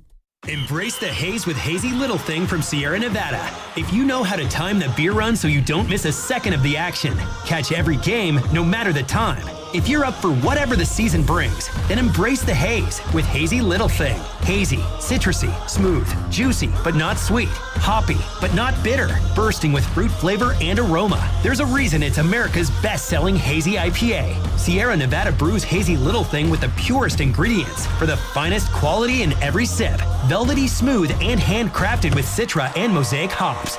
Whether you're anchoring the tailgate before kickoff or running the clock down with classics on the patio, nothing hits the gap better than the rhythm of the city and a cold Sierra Nevada Hazy Little Thing IPA. It's the ultimate clutch play for your summer, so embrace the haze. When you're living in the moments that matter, it matters which beer. Embrace the haze with Hazy Little Thing by Sierra Nevada. That's Hazy Little Thing by Sierra Nevada. Enjoy responsibly. When it comes to hiring a plumber, heating, or HVACR contractor, think UA Local 38. With non-signatory companies, that low price up front can quickly turn into added charges once the job begins. But with UA Local 38 signatory contractors, you know the cost up front. There's no surprises. Local 38 professionals are craft certified and complete over 10,000 hours of training, so you know the work is done right. For quality, accountability, and peace of mind, choose UA Local 38. Learn more at ualocal38.org. At LendSeek, we know running a business takes heart, hustle, and sometimes a little help. That's why we stand with you with our exclusive AI lending platform, connecting you to over 100 funders. If you've been in business for at least 2 years with a minimum annual revenue of $500,000, you can get up to $1 million in funding in as fast as 24 hours. No collateral, no prepayment penalties, no red tape. Apply today with no cost or obligation at lendseek.com. That's LENDSEEK.com. Right now is the perfect time to head to Saramonte Ford. Huge selection, big savings, and straight up great deals. They've got a lineup of brand new Fords ready to roll. Trucks, SUVs, and hybrids, all priced to move. Whether you're buying or leasing, Saramonte Ford makes it easy, fast, and stress-free. So don't wait. Stop in person right off 280 in Colma or online 24/7 at SaramonteFord.com. That's SaramonteFord.com. Saramonte Ford, your San Francisco Bay Area Ford dealer. Are you interested in being an install or service technician? Good news! R&S Doors and Gates is hiring. If you have good mechanical skills and a knowledge of power tools, welding, and motor controls, you should apply today. R&S Doors has openings to repair and install commercial overhead doors, entry doors, and loading dock equipment. You must be able to work in a professional, fast-paced environment. Call 800-FIX-A-DOOR and apply today. That's 800-FIX-A-DOOR or visit rsdoors.com. R&S Doors. Look for the red truck. You listen to 95.7 The Game for the best sports insights. Now, use that same power to grow your business. When you advertise with us, you're reaching a massive audience of local consumers and business decision makers every day. Let our team help you build a game plan that delivers results. Scale your business and win the market. To get started, visit Advertise with 957 The Game at Odyssey.com. That's Advertise with 957 The Game at AUDACY.com. If life is a game to be won, then every child deserves to play on a level field. Children International is empowering young people in poverty on their journey by giving them the tools, the training, and the skills to shape their own futures. From the early days of development through all stages of growth and into employment. This is how, together, we can help end poverty for good. Learn more at children.org. Hey, it's Brew, and between my radio show, filming content, editing videos, and trying to stay connected with family, reliable Wi-Fi isn't really optional anymore. I just need it to work. And that's why I like that with Xfinity, you get the most reliable, fiber-powered Wi-Fi with the best equipment at one price for 5 years, guaranteed. No contracts or commitments. Plus, Xfinity makes getting connected simple with same-day Wi-Fi so you can get online in minutes. Restrictions apply. Not available in all areas. Use of fiber or coaxial cable. Learn more at xfinity.com/same-day Wi-Fi. Xfinity. Imagine that. The Colonel is the king of chicken. That's why he's always had a beef with beef. But on Wednesdays, he's squashing the beef by frying it. KFC Country Fried Steak is here for only $4.99. Crispy golden outside, tender steak inside. Served with peppery gravy, mashed potatoes, coleslaw, and a biscuit. At last, the Colonel and beef buried the hatchet in gravy. Get the $4.99 Country Fried Steak Wednesdays for a limited time only at KFC. Prices and participation may vary while supplies last. Not available on third-party ordering platforms. Tax, tip, and fees extra. Check engine or ABS light on? Take the guesswork out of your warning lights with O'Reilly Veriscan. It's free. Ask for O'Reilly Veriscan. O'Reilly Auto Parts. Wish your life came with a warning app? That dog does not want to be petted. Well, life doesn't always give you time to change the outcome, but prediabetes does. Take the 1-minute test today at doihaveprediabetes.org. Brought to you by the Ad Council and its Prediabetes Awareness Partners.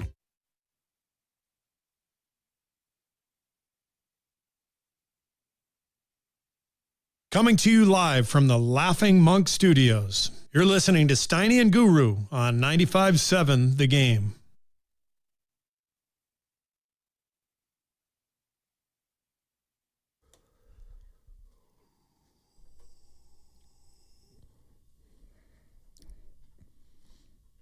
Oh, all right. Oh, I thought it was waiting on. Do you listening to the Guru? You guys got to start listening. Well, hey, Kenny, we're mad at you because I'm the king of mistakes. Shout out Elvis.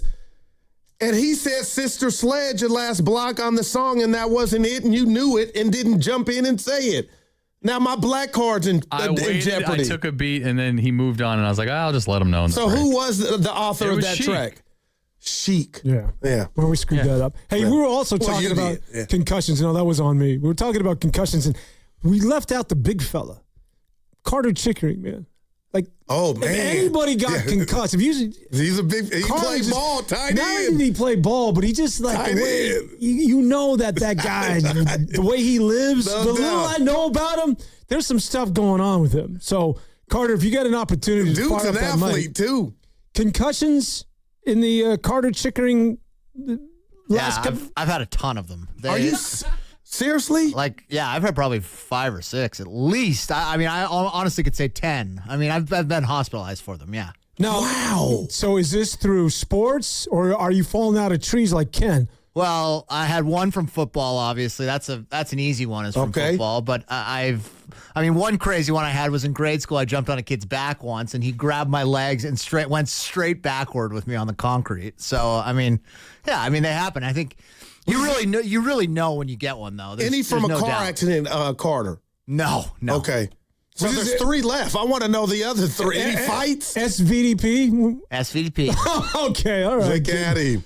I know this kid. And I haven't even, we've had beers a couple of times, but I already know who this dude is. SVDP. So you're not living shocked in the marina, at the number. The concussions. I grew up with coconuts like this. So talk to me a little bit more about, the concussion, how many concussions through sports and how many through just being a bozo and hanging out with your boys? I mean, most remember from being a bozo. There's no doubt.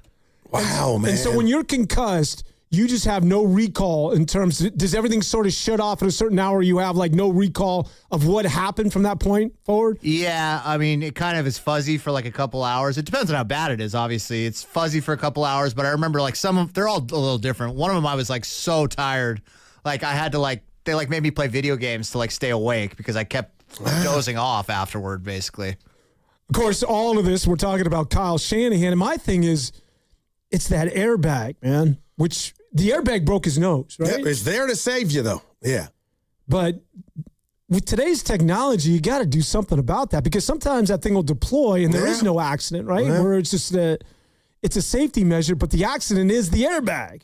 The airbag is taking you out. So I don't know, man. I was talking to Ken during the break, and I'm not a conspiracy guy. When you talk about cover-ups, I don't know if there's something here to end. But it's out there. We can be honest. Do you it's think out that there. Well, let me ask you this. And I was sort of joking. Okay.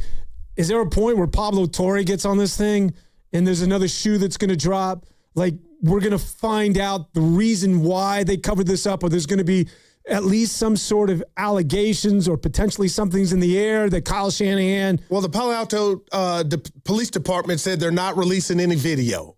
So that, to me, you can put Dick Tracy or True Detective, Woody Harrelson, and my guy Matthew on it. They're not going to get to the bottom of it because, and again, I'm not saying there's something there.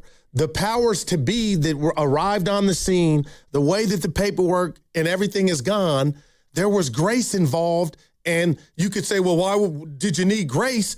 Maybe because they just didn't want the TMZ or what have you. So I feel like whoever's on it, Pablo or whoever, you ain't getting nothing. So to me, I can't come down. It was an honest mistake. He admitted it, looking for his phone. Luckily, he's still alive. But I totally get Dan in today's world. Oh, people got questions. And then you got my man in Wisconsin. We're watching, it feels like Beverly Hills Cop 2 with the whole video of him doing his stuff, man. It might have cost him his gig. True Detective, what happened? I mean, that first series was so good. Incredible, and they ruined it. They brought in two. Wasn't Vince Vaughn one of the detectives? It wasn't it. They messed that. HBO don't miss often. How can they screw that up so bad? Oh, my gosh. They did. They did. Were you a Wire guy? Do you remember The Wire? I'm 3 times a Wire guy. Seriously? That was great Best television. show on television, man. Man. To this day. Omar's last name was Devone. Yeah, he OD'd, huh? Yeah, he did. Yeah. R.I.P. All right, so we want to get into the Golden State Warriors. Where do we start here with this team? So I think what fascinates me about the Golden State Warriors, it's their best player, Steph Curry. And let me just ask you, if you're the Warriors, are you signing him to an extension? And keep in mind, you're paying $72 million to a guy who's going to be 40 years of age. And I guess there's 2 schools of thought here. Either you're doing that because you actually think that you can win another championship. Is this about winning, or is this just about continuing to put butts in the seats? Is it about entertainment? Because keep in mind, Lacob at the end of the day is a business tycoon, right? Yeah. He prints money with Steph Curry. Is this just a last opportunity for him to do his tour in a Warrior uniform, and the idea of actually winning is very remote? Or is this about still having him under contract because the idea of winning a championship, because Steph still has something left, is the reason that you can justify giving him all that money at age 40? Man, I love the question. I'm long-winded, but I'm going to try to condense it. Go, man. We got I'm coming from everywhere, right? I work for Sam Lubman. There's nobody. Oh, look, okay. I'm on the clock. I got it. I live with it. I love it. All right, I'm ready. So I believe this extension, if Steph took the max, and I want your honest thoughts, I feel like that's an IOU. This dude is presidential. He's been presidential. He's changed the game. He's a 4-time champ. He enabled, I believe, Joe Lacob to privately fund the Chase Arena. Steph is, he's hit a grand slam in regard to off the court, just a community figure. This dude is it. So I feel like that's a blank check. I slide it over to the chef. You put your number on it. If it's the max, it's the max, okay? Now, in regard to what the chef, from a talent standpoint, is still bringing, he's still there. Now, I hope last year was an anomaly in regard to the runner's knee. But the bottom line is they were top 3 in regard to primetime games. That's because of Steph. Butts are in the seat. That's because of Steph. And the criminal part, to me, by the Warriors' FO is you're asking him still to be Denzel, the lead actor at age 38. He's not telling you he can't do it, but we're to see the grace just a little bit. He needs some help. Now I got to be careful. The FO went out and got Jimmy Butler, and it changed the metrics defensively, offensively. Dre's on TNT saying we got a chance to win a championship, and I'm sitting back like everybody's laughing. The Warriors might be a problem, and unfortunately, he guaranteed a championship. Yeah, he did. But unfortunately, Steph, the hammy blew in Minnesota. Okay, so where does that leave us? Well, they missed out on the Wiseman pick. They missed out on the Kuminga debacle, who I thought was going to be the next Dominique Wilkins, okay? So that's bad luck. But now, and what just transpired this past offseason, I'm starting to believe, and Tip Kawakami said this, and I caught a little heat because Kenny clipped it and put it on socials, said, hey, maybe Joe Lacob, and I'm paraphrasing, might be focused on the next iteration of the Warriors after Steph. He never said that, but I'm saying now that I'm gonna interject. That's unfair. The Steph is still balling. Get him some help. To hell with those picks. But now, Dan, the more I just sit back and think of it, and Joe's a great businessman, already a Hall of Famer, and he's human. He inherited Steph Curry. And I just wonder at night if he's sipping his wine, having his pasta, looking at the team and the Jimmy injury to where, you brought him in, it didn't go well, and you're like, well, he was 38. You didn't see this coming? I do wonder if Joe is reluctant to give up on picks to get a ready-made guy or a seasoned guy now because he is thinking or drawing avenues of how do I go get my new Dan Devone? And not that means to hell with Steph. They're going to break him off that bread, and that's why I think it's imperative on Steph, if he hasn't done it in the Steph presidential way, to say, hey, let's table these extensions. There might be a possibility we just have a real-ass conversation. Right now, where we're at, it's not conducive to me trying to get my 5th chip, which I want, and a playoff series. Maybe it might be best, and I'm damn near in tears here. Maybe it might be best we part ways and I go somewhere else, and they would get a king's ransom, what I believe, for Steph. But I just can't justify the inactivity and to go out here this October, November, throw the ball up, and still think Steph's supposed to be at Michael J. Fox and Teen Wolf. I think that's unfair and damn near basketball criminal. Do you believe or subscribe to, well, we can still do something at the trade deadline and we just need to be patient? Yes, and that went up 10 notches when they didn't give Dre multiple years. I thought Dre was getting 2 for $60. I was telling Evans like, oh, slow down. But the fact that I deem they put their foot in the sand with Dre, and now he can be traded and he doesn't control that, you could be onto something. So it could come as early as the trade deadline if they wanted to get frisky and use Draymond. Same with Porzingis. I think that was key in that contract extension as well, is that he could be traded at any point. The question then just becomes, traded for who? Like, what is it that Warrior fans are expecting in return that you're going to surround Steph Curry with that's going to make you somebody that's going to knock on the door of OKC and San Antonio? I'll dumb it down. A baller. Ballers. Shout out to The Rock. Great show on HBO a couple years ago. But this is the beautiful thing about life and sports. The only reason Jimmy Butler was available wasn't talent. The relationship got stale and funky in Miami. Okay, we benefited for a little bit. Why is Jaylen Brown now in Philadelphia? Who saw that relationship souring? So things happen all the time behind closed doors. And are you willing to pounce pounce on those opportunities like the Sixers did with Jaylen Brown. So valid question, who's out there? Give me a few months. Give us some half a season and see if things turn sideways in certain cities, and maybe Joe Lacob and company can do something. But I got to be careful here. The Joey Light Years component to this is like those guys get things done. When you got that nickname, that flashy nickname, then you take chances, and you got 4 chips, so you're already kind of good. But just don't, like Spadoni, that bothered me. And I love, that's my brother. I love that he thinks Steph's just okay with going home in April, watching his brothers go and compete for chips. I don't think that's the Steph I know. No.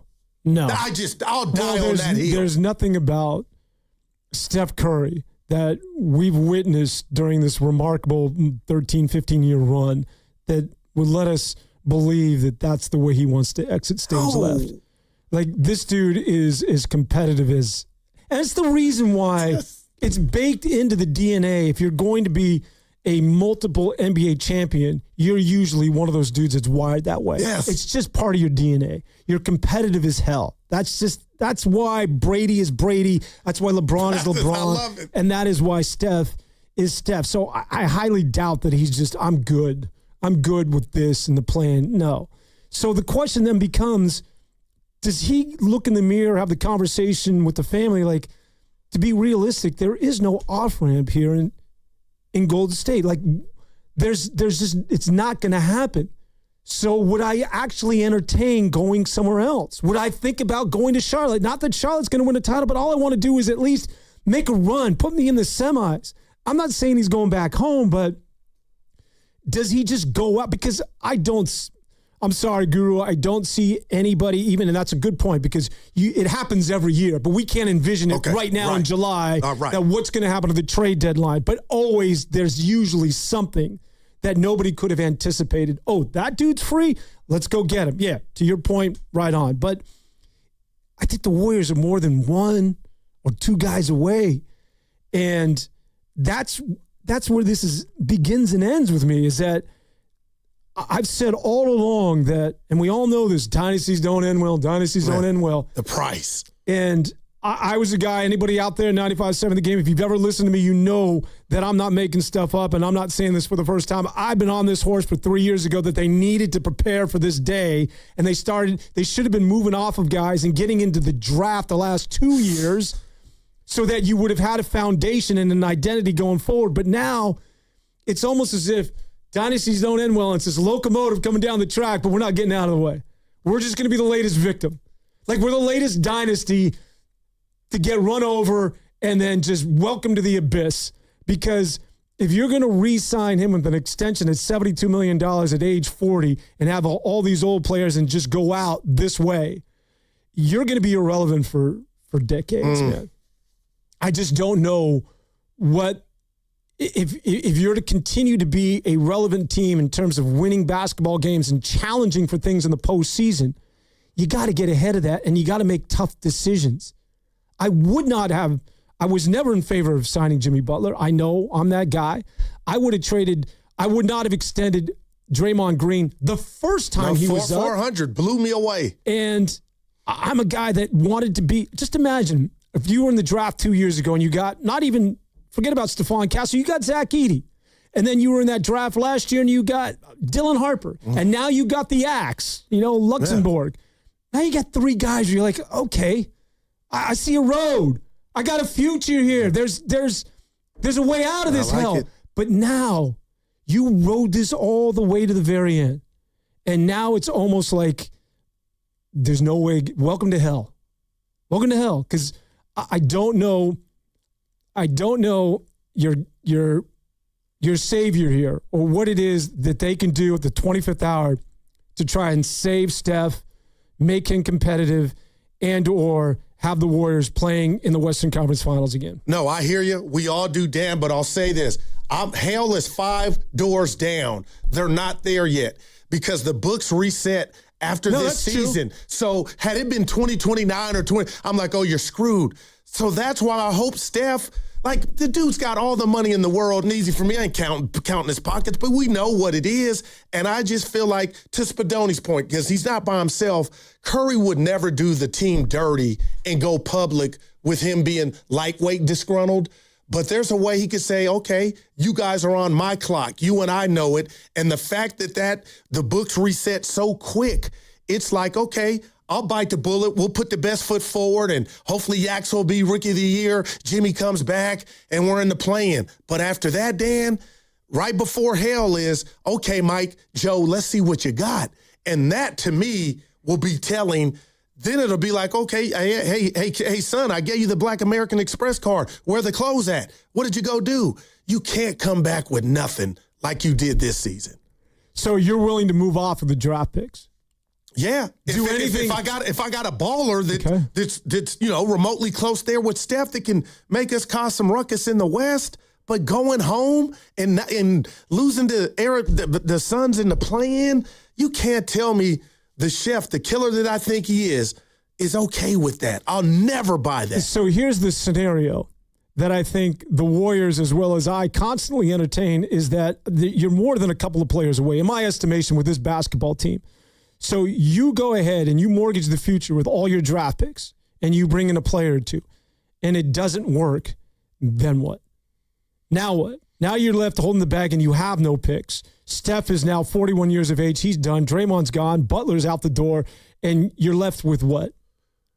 If it doesn't work. With the feelings that you have right now with the Jimmy Butler trade, once he got hurt, that was the B-side, right? Like, oh, we're screwed, 55 minutes. Oh, my gosh. But, D, I just think it's an oxymoron to focus on the future and appease Steph. You can't do both. And I know people hate the two timelines, but in reality, that's what it is. So what are you going to – you can't be a slave to both. What are you going to do? And to me, if you go all in for Steph, I think he's earned that. And if it comes up bad, you ride that out. Or you have that real conversation with Steph. Hey, look, man, with the books reset, it might not happen. And it's happened in sports before. I don't want it to happen. It could happen. But it's got to be one of those things you're willing to ride out, just like the B side to the Jimmy Butler acquisition. And you can't. It started out well, and then now it's like almost the basketball version of Macbeth in regard to what you owe him, where he's at, his unavailability. It's like that was a chance you took. And so for Steph Curry, you're just riding Steph all the way to the very end. Like, yes, you owe it to him. You owe it to him not only to stay with his basketball team, come on, man, but according to the Guru, you owe it to him to go out, mortgage the future, and do whatever it is that you can in his final year to make it competitive. Now, I do think so. Now, I'm going to be a hypocrite. We talked about it with Willard and Dibbs yesterday. I love me some Jaylen Brown, 28 points a game, but I guess allegedly it was 4 first-round picks. That was too steep for me. Like, I'd like to get 2 guys if I'm coming off 4 picks, but as much as I love Jaylen and I've criticized, why didn't you go after him? That for one player his age, I thought 4 was a little too expensive. Yeah, and obviously Boston was trying to get over on the Golden State Warriors. There it is. Well, when you look at what it is that they got in return from the Philadelphia 76ers. So that part. Yeah, I get it. I just, man, maybe I just need to get off of this whole youth movement because. Well, you got Yaxel. Yeah, exactly. You got Pods. Exactly. You put Pods up there. No. I'm being real. Your thoughts on Pods? I'd stop at Yaxel. Okay, no doubt. I would too. That's a potential thoroughbred. Pods is he's a good ancillary piece. He's a good peripheral I like Thundercat, piece. yeah. But those are the boys I want. I wanted somebody in last year's draft. I wanted the guy, and that's youth. Look, at this league has never changed, man. It's about the kids. Look at San Antonio and look at OKC. It's always about younger players, but for whatever reason, the Golden State Warriors get in their little world and they're like, no, we do it our way. And it's almost as though we're still transfixed in 2016. It's like, no, we like our players and we don't necessarily like bigs and we shoot threes and we want Al Horford because he's cerebral and meanwhile you're getting older and the league is getting younger. And it's just this sort of school of thought when it comes to teams like that of the Golden State Warriors that they're investing in older players where it's never worked. The league has always been about young boys. And it's always about those young fellas that then graduate and get into that sweet spot of like 25, 26 years of age, which is why San Antonio is going to be scary as hell, which is why OKC is OKC. And then the Golden State Warriors are doing this weird thing with all of these dudes and their AARP cards. Like, I don't understand it, man. Well, I'll say this to that. I hear you, but I almost got to give them credit. They didn't bring any older dudes in this offseason. They re-signed Horford. Their own. And that to me is, and I hate this term, they're running it back. Because why are you running it back? It wasn't good. Why would you run it back? I thought Melton, Porzingis, and Horford were done, in a Warrior uniform.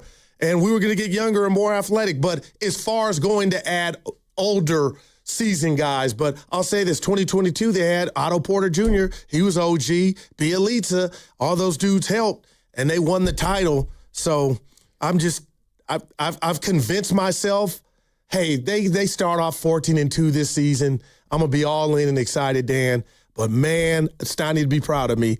I'm fast-forwarding this season to next offseason, and I can't wait to see, I'll go Arsenio Hall, how they try to get busy, because they're on the clock, man. And I hope Steph lights a little, fire under him. Nothing wrong with that thought, right? Yeah, and you talk about the quick start. This is with this basketball team, and this holds true for just about every NBA basketball team, and the Knicks were certainly proof of that a year ago. And the regular season certainly means a lot, but there's so much ebb and flow. It's just, where are you at in April? Where are you at in May? No. Like, are you healthy? Do you have your legs? Is Horford even alive?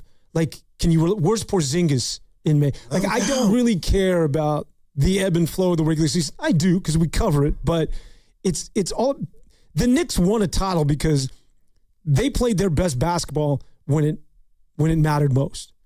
And when your team's this old, are you really going to rely? I don't even know. Knock on wood, that Steph's going to be good to go and upright. That's a scary. Are you going to rely on Draymond Green?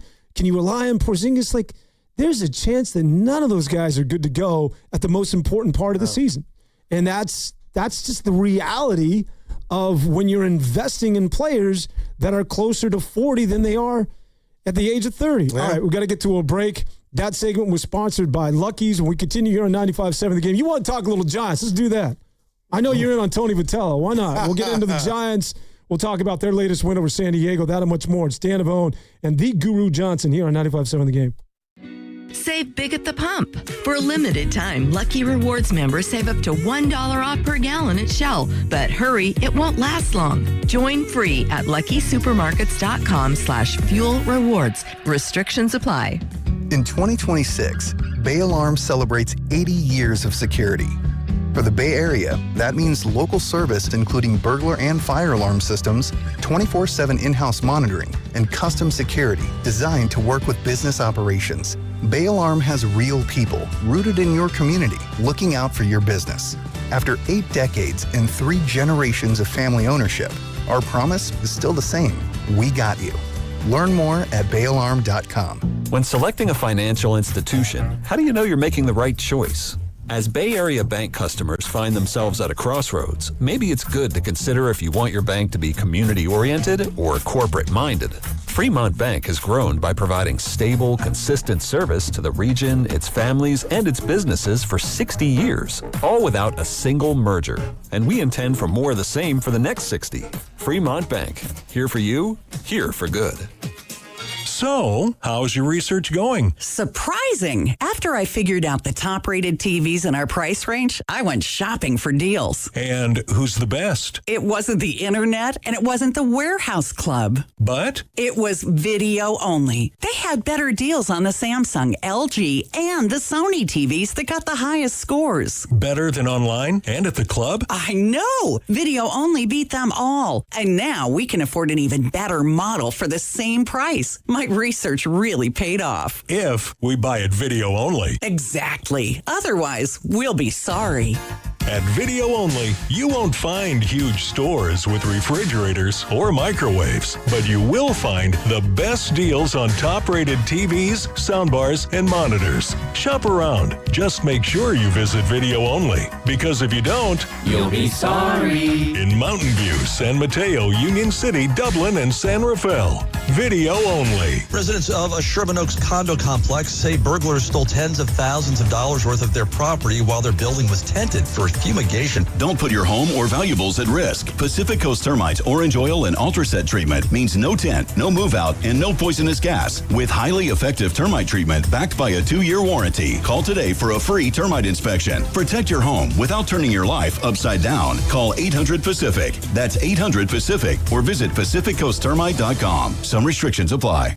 Hey, Bay Area sports fans, get ready for game day with Laughing Monk Brewing. Whether you're watching with friends or heading out after the final whistle, Laughing Monk has the perfect beer for the moment. With locations in Sunnyvale, Scotts Valley, and Bayview in San Francisco, there's always a Monk nearby. And now, check out their newest San Francisco location in Nopa. From crisp lagers to bold IPAs, every beer is righteously brewed in San Francisco. Grab a pint, grab your crew, and make game day better at Laughing Monk Brewing. Righteously brewed in San Francisco. Hey, it's Willard. At Hobbs Law, it's never been about attention, never about applause, never about goofy smiles on candy-colored billboards. For more than 40 years, Hobbs Law is focused on one thing, fighting relentlessly for injured Californians, because behind every catastrophic injury case is a human life forever changed. That's why Hobbs fights with preparation, intensity, and relentless commitment. No fluff, no distractions, just real advocacy for injured Californians. Hobbs Law, relentless for justice. Visit HobbsLaw.com. Omar Hobbs is a California licensed attorney. Offices in Northern California, including San Jose. Past results do not guarantee future outcomes. I scream. You scream. We all scream. Because Wendy's famous small classic Frosty is just $1 for a limited time. More screaming, happy screaming, summer screaming, dollar small classic Frosty screaming! But please don't scream in the drive-thru. It hurts the employees' ears. Get a $1 small classic Frosty for a limited time, only at Wendy's. U.S. price and participation may vary. A la carte only, not valid for delivery. Limit 10 per transaction. Price may be higher in Alaska and Hawaii. My name is Whitney Allen, and I'm a widow. My husband, Ryan, died. We never thought we'd ever have to use life insurance, but the unexpected happened. With Ethos, signing up was fast and 100% online. You can get a quote in seconds, apply in minutes, and get same-day coverage. No medical exams, and you can get up to $3 million worth of coverage. I am grateful we were prepared. Get your free quote at ethos.com/radio. That's ethos.com/radio. Paid spokesperson. Time spent on application may vary. Online health questions required. In San Jose today, sunny skies with a high of 83. Weather brought to you by Duke's Mayo. Welcome to Duke's Mayo Country, where the mayo is so smooth and creamy, it makes every bite better. Duke's Mayo. Look for the yellow lid. Bay Area, get ready for the return of AC/DC when they take over Levi's Stadium on August 5th with their Power Up Tour. Buy your tickets at Ticketmaster.com and for your chance to win your way into the show, courtesy of Another Planet. Enter online at 957thegame.com.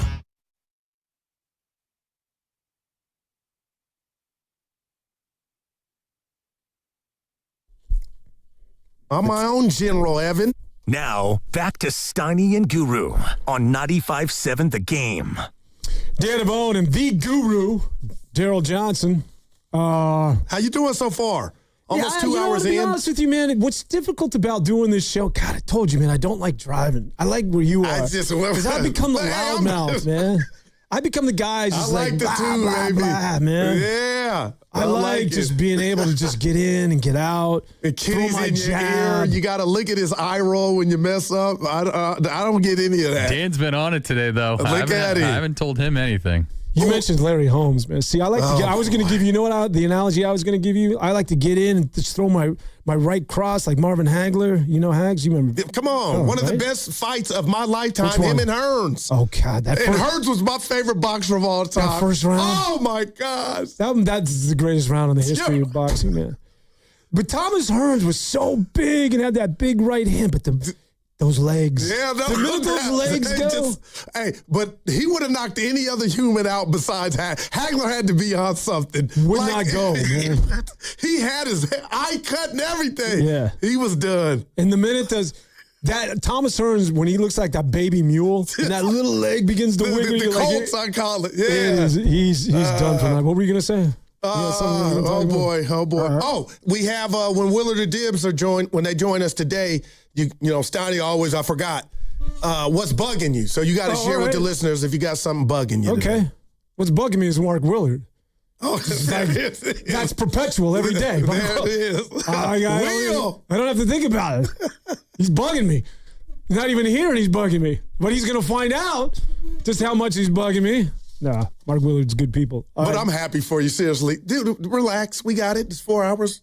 We got it. Ken, relax. No, but your Knicks won the chip, bro. That's big. I feel like being in the one chair. It's just like I'm trying to like get into my rhythm, and I'm just talking too much, and I'm not landing those blows, man. No, I'm loving it. You're in your own head. Where were you with the NBA Finals? I know you were sort of like you and I were going back and forth and texting each other. I didn't think you had a chance. No, but were you a San Antonio guy? Yeah, I was rooting for Wemby and the rest of the gang and Mike Brown. Mitch. Yeah, with Wemby. I wanted him to get it, and he will get it. But for them to blow the leads every game the way that they did, like I know. I don't want Steph to go anywhere. But, man, I could give you 4 teams that got their hand on the chef. That thing would have been different. Can you imagine? I can't imagine. Well, I thought it'd be a perfect landing spot for LeBron. Yeah. Because the one thing he wasn't going to San Antonio. But then again, I didn't think he would live in Philadelphia. Yeah. But the one thing that they missed was just that one veteran show us how to... But that Fox was supposed to be the mini LeBron. He really blew that. Yeah, that's... Stephon Castle had much more, experience, or at least it looked like, in terms of driving that team across the finish line. My one thing on Wembanyama, I got to just tell you this. Oh, no, I'm here for you. Spending time in New York, I know everybody's in on the guy, and maybe he is the face of the league, and I think we're in good hands if he's the next ambassador. It's just like he knows it, though, too much. I remember the off day, Ken, in New York, and he was seen in Gramercy Park. Oh. And Gramercy Park is a little park. It's sort of by Hudson Yards. It's sort of by Chelsea. And it's Gramercy Park. It's a little park. And he was there with a sketch pad. And like most people are at Times Square or taking photo ops, it's the off day. But he wanted to be Wemby with his little sketch pad. And he was drawing a statue. And everybody was like, ooh, Wemmy's drawing a statue. He's he's French. Oh, man, yeah. I was like, I'm so done with this dude, man. Wemby, man? Like, yeah. I was like, come on, man. That sounds dope, though. He knows people are watching him sketch a statue. It's just like it was so choreographed. You sound like a guy that likes the Knicks. How about that, Devo? Wow, let my man live. And the other thing that I loved, and Ken, I think you sent me this, is that because I went after him when he cried after the Western Conference Finals. How'd you feel about that? I'll tell you what. Who brought it up? Oakley. No, was it Oakley? No, Kevin Garnett brought it to my attention. Like, he didn't like it. I'm like, damn, Kev, relax. Oh, Kev might have a point. And, they handled the Knicks. They just couldn't close. Yeah. Yeah. He's got to eat some hot links, some hot Fritos. He's got to get some junk in the trunk. You got to take him out. Yeah, no doubt about it. I got something for you. Some Mambas. I'm telling you, he's got to diversify his portfolio. It was so great. He's so great, and he's going to be greater. But when I saw, what's my man, former Laker from OKC, bald head, white guy. When I saw Caruso? him, guarding Wemby in the post, and they weren't throwing to him like Alvarado. That happened. Alvarado like ruled him Wemby, out. we got to get you in the lab, dog. That's the next hitter. You got. I know you're uncomfortable and you got the baby legs, the Hearns legs, but you got to add that, man. You do. You got to get some junk in that tree. That's that lower body, man. He's got no gravity down there. But the one thing I will say, I got to be careful here. The word is metamorphosis. Jalen Brunson is a super duper star. He's always been a baller, but he went Kobe in regard to, I'm shooting and I just miss, and I don't care if I just miss. He is so clutch. I'm bowing down to him right now. Yeah. I didn't know that's why I love sport. I didn't know he had that. He is a cold killer. You can't take that from He's him. been that way for the last couple of years. Okay. He's been the guy.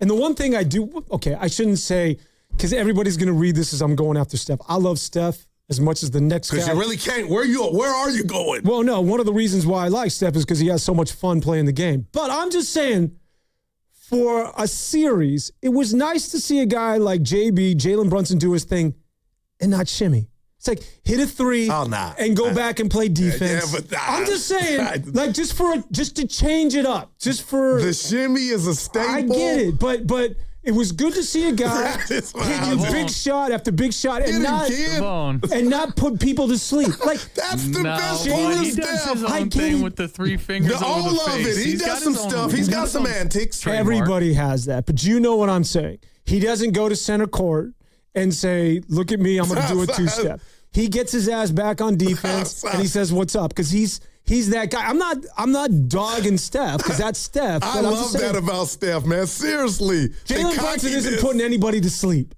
He's got the three finger over the face, though. I don't even know what he calls that. Bro. Yeah, I know what the whatever the kids do. Yeah. Come on, Devon. You know you're being too hard. Since when did he's you? My guy. No, he's my guy. When did you switch allegiances? No, I love Jalen. I'm just saying he has his own thing. But the one thing that Steph does is so sinister, and he should be in basketball jail, is you shoot the three, turn around, look at the fans, and the ball go bottoms. That's when you know you're something. That's real, man. Oh, my God. I'll give that. Let me stop. Yeah. But Wembanyama, just getting back to him for a moment, I'm just let us anoint you being the next greatest. Don't you be like he put it out last year. I always say this, like he was hanging out with the monks and he dribbled a basketball up a mountain and he meditated. Like, get on your French bike with that baguette in your backpack and a little beret on your head and cry your ass out of town because you just got smoked by the New York Knicks. That happened. I will say this about Wemby, and I said it on air to Stoney and the listeners. His podium game was rubbing me the wrong way when they were blowing the leads, and then he turned into what I did. It's just me, I'm crazy. A battle rapper at the podium, and he's gripping the mic like, we're going to get him next time. Without just like, dude, the looks ain't going to win the next game. You got to get your ass down on that block sometime. But he was doing the mic game where it doesn't matter with the menacing looks or you got your chest out here at the podium. And I know you're mad, Wemby, but that ain't going to have any impact on the next game. It's going to be you getting your ass on that block and playing like a monster. But he's got to go get stronger. He does. He really does. If he was to gain weight, Carter, I got to bring you in on this. Because if he was to gain weight, let's just say, Carter, you have him for a weekend, and you're like, we're going to put pounds on you.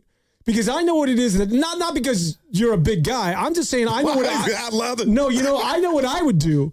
I would say we're gonna go to the Balboa. We're gonna drink. We're gonna get some serious calories 100%. on you. Late night. Love this. We're gonna go down to La Cumbre. We're gonna go get burritos, as I used to do back in the day. 2:00 in the morning, we'll go. We're gonna crush that big burrito. So when you wake up, that thing's still in your throat. I'm just like, where would you take? Like, I mean, where would you take him for 2 days in San Francisco so that he gets bigger? And I'm talking about big old calories. God, in San Francisco? Oh man. Sheesh, Devon, throwing me on the spot. Maybe 4505 on Divisadero. It's barbecue. You know, that's heavy stuff. 4505? Yeah, it's barbecue food. I don't know. All right. Tacos, La Taqueria. That's my spot down in the Mission. Love that place. I mean, is there anywhere, Goo, where you could just suggest for this guy to like, this is how we put it on here?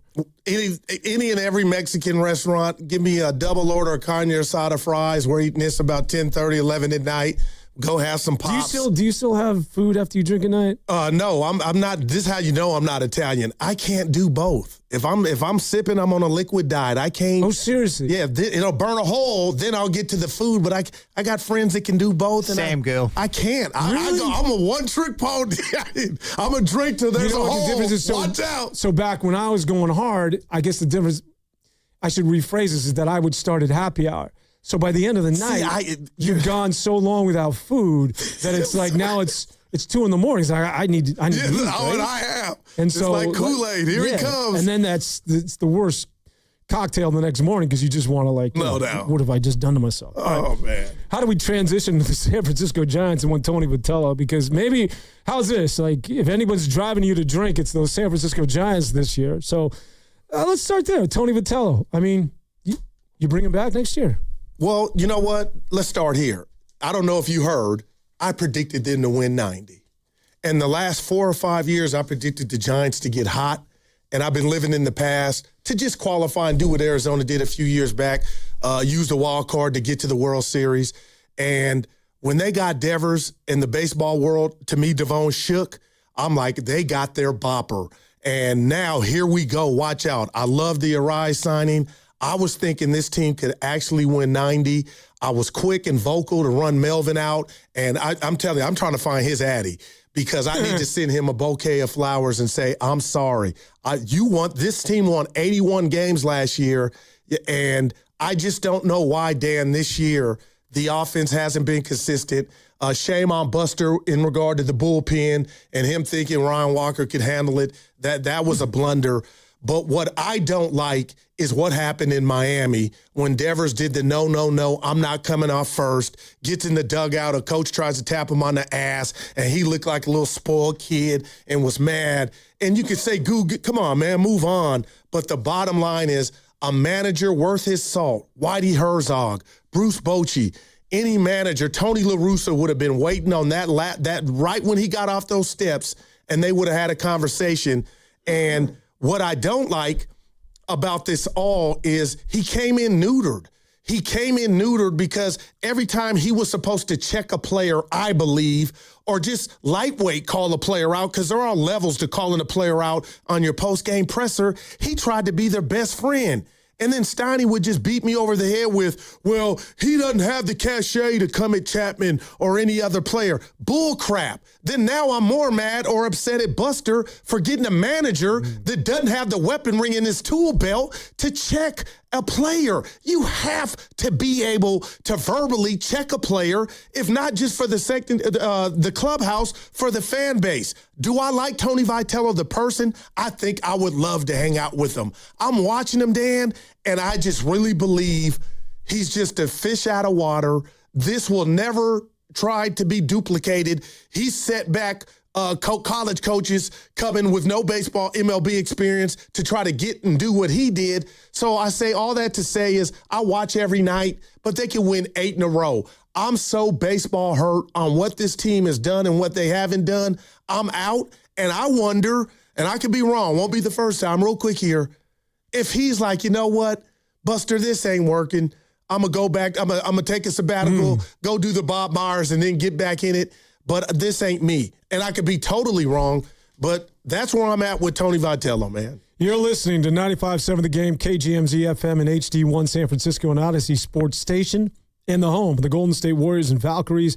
Always live on the free Odyssey app. Coming to you live from the Laughing Monk Studios. Laughing Monk, righteously brewed in San Francisco. You know, I was talking about how good you and Steiny are. It doesn't get any better. You guys are legendary. Thanks. But the reason why you guys are so good is because it's that good cop, bad cop, and it's just the contrast, and you guys, you get it wired. And so, like, I want to disagree with you when it comes to some of these things, but I can't. So I don't know how. Oh, I thought you were going to defend him, Tony. No. I'm with you when it comes to Vitello and everything you just laid out. Like, you've got, I don't care if you've come from the collegiate ranks, you got to let everybody know. That man. We just talked about Kyle Shanahan and the father figure, the godfather. You know when Kyle Shanahan's in that locker room. Right. You know who's running things. Same with Steve Kerr. Like, it begins and ends with me. I can be affable with you guys, but there's a line, right? Like, and don't cross that line because we have rules, right? And that has to be in place or it's anarchy. I always use the example of this guy, Pat Murphy, one of the best with the Milwaukee Brewers, and a guy who's just well-respected. And earlier this year, this bozo, Abner Uribe, did a crotch chop after striking a guy out. And it was uncalled for. And after the game, Pat Murphy, he went after his player. And he just said, we don't do that. I love it. As the Milwaukee Brewers, as part of the franchise, I'm paraphrasing here, he's like, that's not tolerable. He cut it off right at the legs. And it had no life. And then the guy ended up apologizing afterwards, and then you just move on. Like, this idea that Vitello can't tell Chapman that despite the fact that you're not playing well, you're sitting this week. The idea that, the whole thing, Rafi Devers, we want a player's manager, but we also need an adult in the room at the same time. Otherwise, the one thing about managers, and this holds true, I think, for coaches at just about every level at professional sports, everybody has their X's and O's. And yes, you made some mistakes in using the bullpen or bringing guys up or down, however you're using your personnel. But it's essentially the same for every manager. The reason why guys stick or the reason why guys are good managers or bad managers, it's not that necessarily. Man. It's whether you communicate. It's whether I have the room. It's whether or not I have the respect of the players. It's whether the players show up and they park their rig and they're like, I'm glad to be here. I want to go bust my ass for that dude. Like, if you get that going, if you have that rapport, you're a good manager. All the other stuff, everybody's essentially doing the same thing. So I'm with you. I'm getting goosebumps, man. No, I'm just saying I'm with you that I think that maybe, to me, at the end of the day, you know what he reminds me of? A college coach. He just looks like a guy who should still be at the University of Tennessee or in the SEC. That make him a bad guy. No, hell no. He seems like too good of a guy, but I don't know that he's ready for this. And I think that how do you bring him back and then bring back the big three? And if you start losing again next year, it's like, seriously? So, trade deadline, any way they can move. Here's where I can be a little Steiny. All right? Give it to us. I think you're a Devers guy. Shocker, I am. Yeah, I'm mad at him, but I am. I'm out on it. And he's about to get his numbers, too. Go ahead. Why are you out on him? Well, what numbers? 30 homers. Like, at least I think that's where the rig will be parked. You use that. I think he'll have 30 when it's all said and done, 28 to 30. I think, first of all, that there's something about this guy. I could be wrong. But usually when you see a team like San Francisco, and you follow sports long enough, and you see, like, they're actually not a bad team 1 through 9, man. They're not. That's what's maddening. Go ahead. And so but when that happens in sports, more often than not, like something we can't see. Something is going on that's amiss here. And I think he might be the dude. I don't know that because I pick Sam's brain every weekend because he goes down there and he talks to those guys. I'm like, is Rafi a good dude? He's like, no, he integrates with the players. He's good. I'm like, I just think that, first of all, your man Eldridge has got to play every day. Every day. But he's got to be in the dirt. In other words, he's got to play first base. He's too damn young to be a DH. Do that in 10 to 15 years from now. So he's in the way of the development, I think, of your best player, or at least the future, which I think is Eldridge. And I also think, man, there's something up with this guy that I think that it's one of those, like, you're going to see this when Draymond Green has moved. And it sort of happened with LeBron James. Great players, but when they go, and the same with Rafi, there's just going to be this sort of breath of fresh air. That man. Whew, I feel liberated, or I can do this now. I don't have to look over my shoulder. I don't know. I could be wrong. But, like, after that Miami fiasco, there's no way in my world, if I'm a skipper, you were going to be in the lineup that next day. And everybody was like, well, you don't want to get Rafi mad. Who gives a rat's ass? I thought Devers was sending a shot to the world to say, we ain't got no skipper. This dude's a cupcake. I thought, like, you can do that when you do antics like that because you know where it's going to fall and who's going to get questioned. But right now, and I ain't dropping a name, but the great Scott Osler, that's my guy. We were having this conversation, Evan and I, yesterday, and with Schmidt, being out, and Chapman, I don't know where he's at with the adductor or whatever's going on with him. I'm like, I know it's not Bad News Bears Little League, but man, couldn't you just kind of ride this next week or two? And I know it's on the fly and give Devers third and get Eldridge at first. And, it was kind of a long shot. But Osler texted me after the show, like, I was talking to Susan Slusser, and we were having the same debate. I'm with you. So my thing is Devers he's going to get go Frankenstein. Hey, Rafa, you want to play third? Or maybe you just sit and we have you DH. But, boy, first base is his. And the rat on the table brought to you by Atco Pest Control is they're afraid to kind of divvy it up to me because of Devers and his ego, or he'll get him get mad. But I hate Eldridge when he's not in there. I hate that he's not in there because that's his spot, man. Let's go. In the end of the day, man, it's 9 years and $250 million on that bone that you still got to eat. And that's why I don't think you're going to move him, man. And look what the Red Sox are doing without him. I know I couldn't have said that a few months back, but they're as hot as the 4th of July. And there's life after Devers. Yeah, and I mentioned this to Sam because he's a big Tony Vitello guy. They also did that, coincidentally, the minute they got rid of their manager, right? And I was like, what are they doing? Yeah, and the same thing with the Philadelphia Phillies. That happened. All right, we got Filmo Mike, Mike, yeah. Filmo's standing by, wants to talk. All right. We're talking Giants, but because it's you, Filmo, we'll revisit Deebo. What's going on, my man? Mike.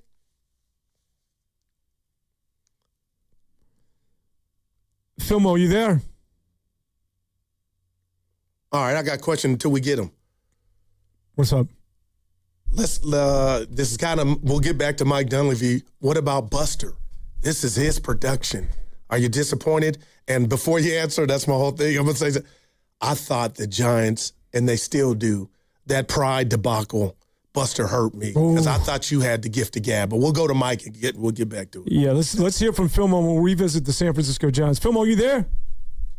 Yo, I'm here. Hey. What's poppin'? Why we talking to Giants and Deebo back in town, man? Bryce Ellis is going to have to take a chill pill, man, and get better. Devers is on the heater right now. Let Devers cook. You feel me? He's a professional hitter. That's what he does. You got to let the players play. Trading the second baseman is to be the dumbest thing that we did. Wow. I don't care about the trade. No, I don't care about the trade deadline in terms of getting rid of players that you need. Types of players that you need. You don't need to get rid of him. Get rid of Chapman if you can. Arias, do not get rid of Arias. He's the perfect player for this stadium. You keep Schmidt. You keep as many good players that you have, and then you see where it ends up. But Deebo is back in the Bay Area. It's a good look, and I'm not overly excited, but it does fill a couple of holes. Deebo is at a stage of his career. He could play multiple positions. Kyle Shanahan is down right now. We need somebody that can plug and play, that knows the system very, very well, right? We don't need a lot of education going on outside of the rookies. Deebo can play the running back position. He can play a halfback, wide receiver position. Most importantly, Deebo is a football player.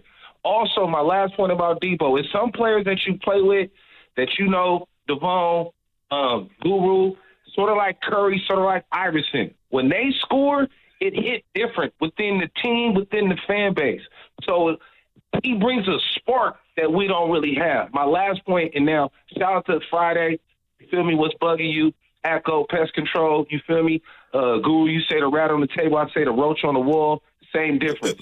Listen, the guy that he's on YouTube, he said this, and I quote, "I hate when Fillmore calls because he makes black people sound ignorant or bad." So I have to say, I don't think he represents ACO Pest Control, because I don't think they would get at somebody. No, they don't. That's not them. Yeah, I don't think he would do that. Yeah, shout out to Rich and Fremont. But with that being said, ACO Pest Control, that's on YouTube, not your sponsors. You are bugging me.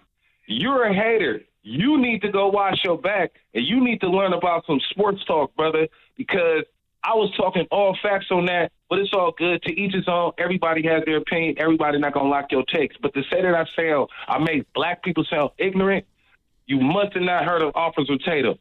Over and out. Wow. Is Fillmore black? Yeah. I think I would give you a 4. Yeah, from the ball. Fillmore's one of our favorites. Yeah, don't be Durant. I know that somebody wrote something about him, but they're I guess the worst thing you can say about people that are in their mom's basement. Man, do you read that stuff? We got to get to a break. Right. That's what I would suggest, Philmo. You're so good. People are talking about you, but don't read it, man. Do not read that stuff. All right, we got to get to a break. We're going to continue here our conversation with the San Francisco Giants and what lies ahead with the trade deadline now just days away. It's the Guru, Daryl Johnson and Dan Avone here on 95.7 The Game.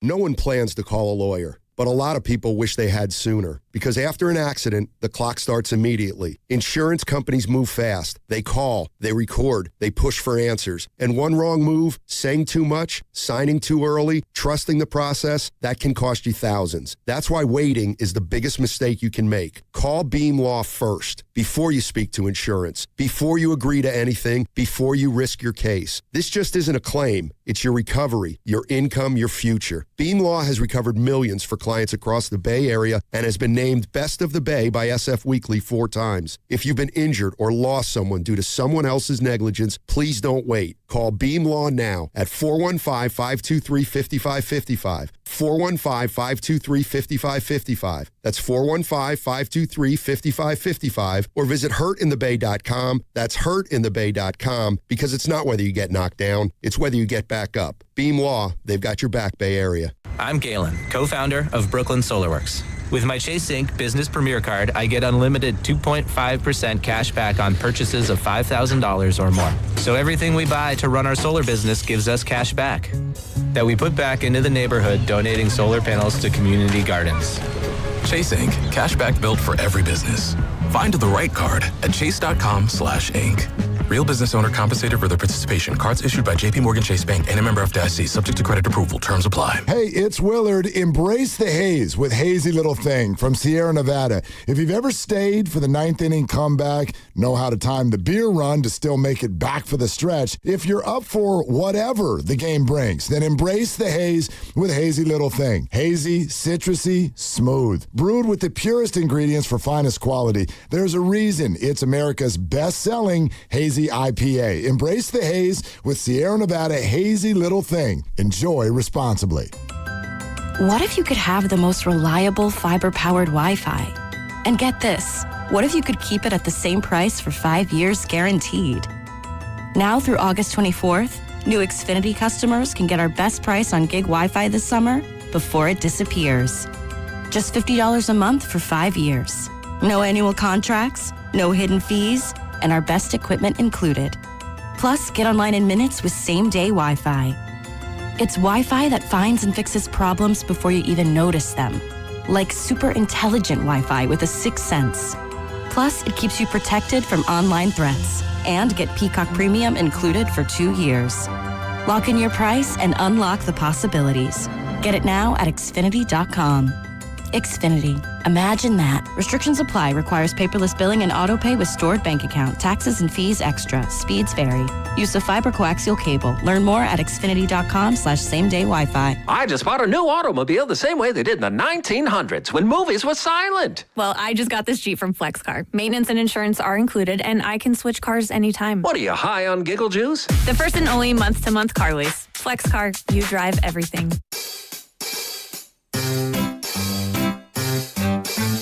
1-877 Cars for Kids.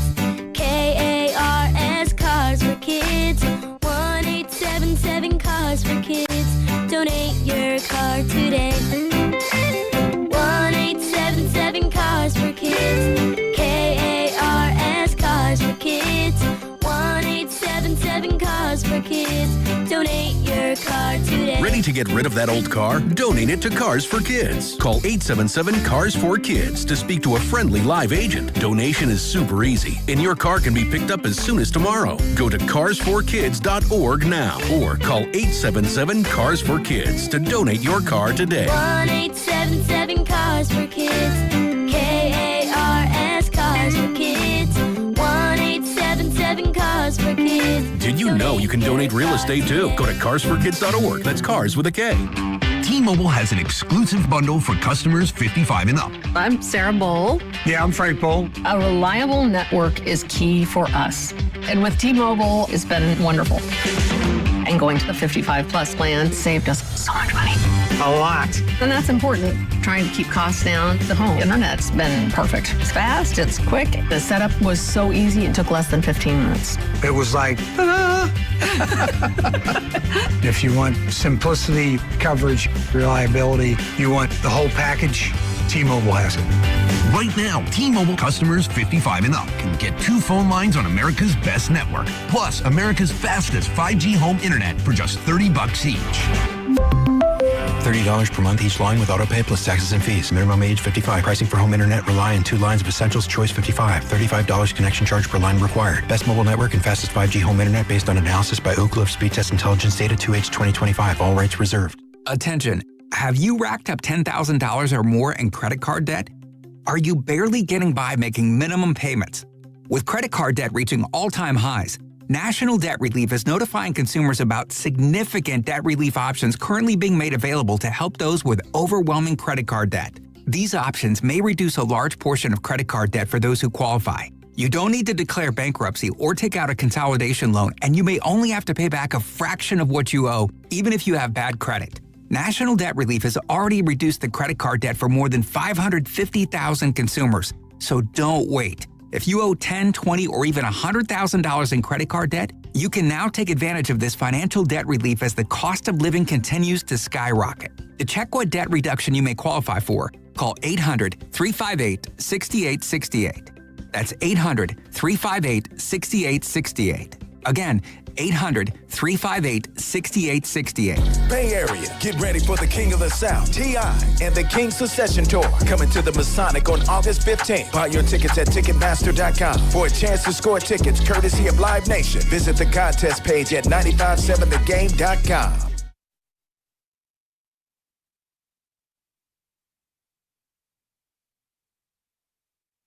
Now, back to Steiny and Guru on 95.7 The Game. Dan Devone filling in for Steiny. Devone! Playing some golf out in Scotland, apparently, these days. Alongside the Guru. Guru is, man, I tell you what. We're bonding. I showed you some stuff. Yeah, exactly, during the break. Man. We're getting, this show, this happened with Steiny, is that, and then, the rug's are going to get pulled from underneath me. It just... We begin to lather and get into a groove, or at least I become a little more comfortable. Like the first hour, I'm sorry, man, we could just throw that out. The first 2 hours, man, I just was not. But you were great. No, I got you. I wasn't. I just but it takes a while before you get into a. We got the king on the line, too. We got a guest. He just blew in my ear that we got Bonte. Okay, there it is. Don't ever do that when I'm in the middle of talking about myself. Big Hill. Yeah. Because it's Bonte Hill knows this better than anybody, man. He doesn't take top billing. Right. It's the kahuna and then everybody else. Is he there? Should we take the calls or we want to get to Bonte? We got B. He's already on line. Bonte Hill joins us from, where are you, Bonte? I'm in the Levi's Lounge here. I'm in the Levi's Lounge. Just walked off the practice field. And, Dan, I feel your pain. Because Carter and New York Kitty are acting like rookies. Hey, you want to come on? Where's the link for the V-Mix? Hey, why are you calling the hotline? You look fresh. I know it's a Friday. Man. Tell them dudes behind the glass and tighten the ship up, man. Come on. B, I love you. So talk to me. No, you get this. This is your guy. Well, man. B, let's put it right on the table. You just got back. You had a great vacation in Mexico. You're looking fly. We got your thoughts on Deebo. And then what does that mean for RP, Ricky P? What do you think, first B? of all, Dan Devone is making this show, man. I'm jealous. I never got to work with Dan Devone. He used to take shots at me every single Saturday. I said, I want to work with this guy. He's not afraid. He wants to smoke. He's not afraid. Hey, in my world, man, stock goes up, man. So step your game up, Guru. No, seriously. Good to see you, Devone. All day. As far as Deebo, look, I don't want him to take away reps from Stribling, Demarcus Robinson, and Mike Evans. Remember Deebo's last couple of years, the offense looked a little predictable in how they utilized him. But what does it say about Ricky Pearsall, right? Well, Ricky Pearsall, your best ability is availability. And he's no scrub. When he's on the football field, he produces. But he's not on the field enough. So this is good insurance. It's a low-risk, high-reward move, 1 year, $7 million.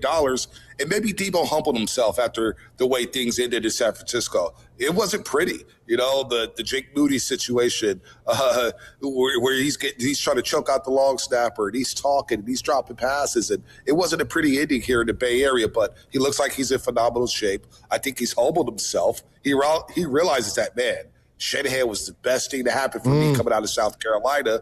And look, let's see. Maybe he can learn something from Mike Evans. Maybe he can help out this rookie, Deshaun Stribling, who was all over the place today in practice. But for Ricky Pearsall, it's just PCL, a first-round pick, and it's trending in the opposite direction. The Niner fans' mind is like, damn, another wasted first-round pick. So, you hope Ricky Pearsall and the news is good on him. Hopefully he can come back this season, but it doesn't sound good. That's why they went out and got Deebo. Bonte, I'm all about the kids and going forward. And so, Deebo doesn't really necessarily I don't get into that one way or the other. I don't like to look backwards. If he can help out, fine. If he's your number 2 or number 1, you're in trouble. But I want to look forward and talk to me about this kid Stribling. What have you seen? What can we expect? Is he the real deal? Well, today was the first padded practice, and Guru knows this, and Dan, you know this. I've learned my lesson on overreacting for practice in jerseys and shorts. Oh. We all remember the Trey Lance video. I'm going to play for him before he gets out of here, B. Thank you. Well, it just wasn't Shasky and I. I heard a lot of people who are now ducking the smoke about that. So the pads are on, and this is real football. And look, Stribling's got to work on his route running. It's early.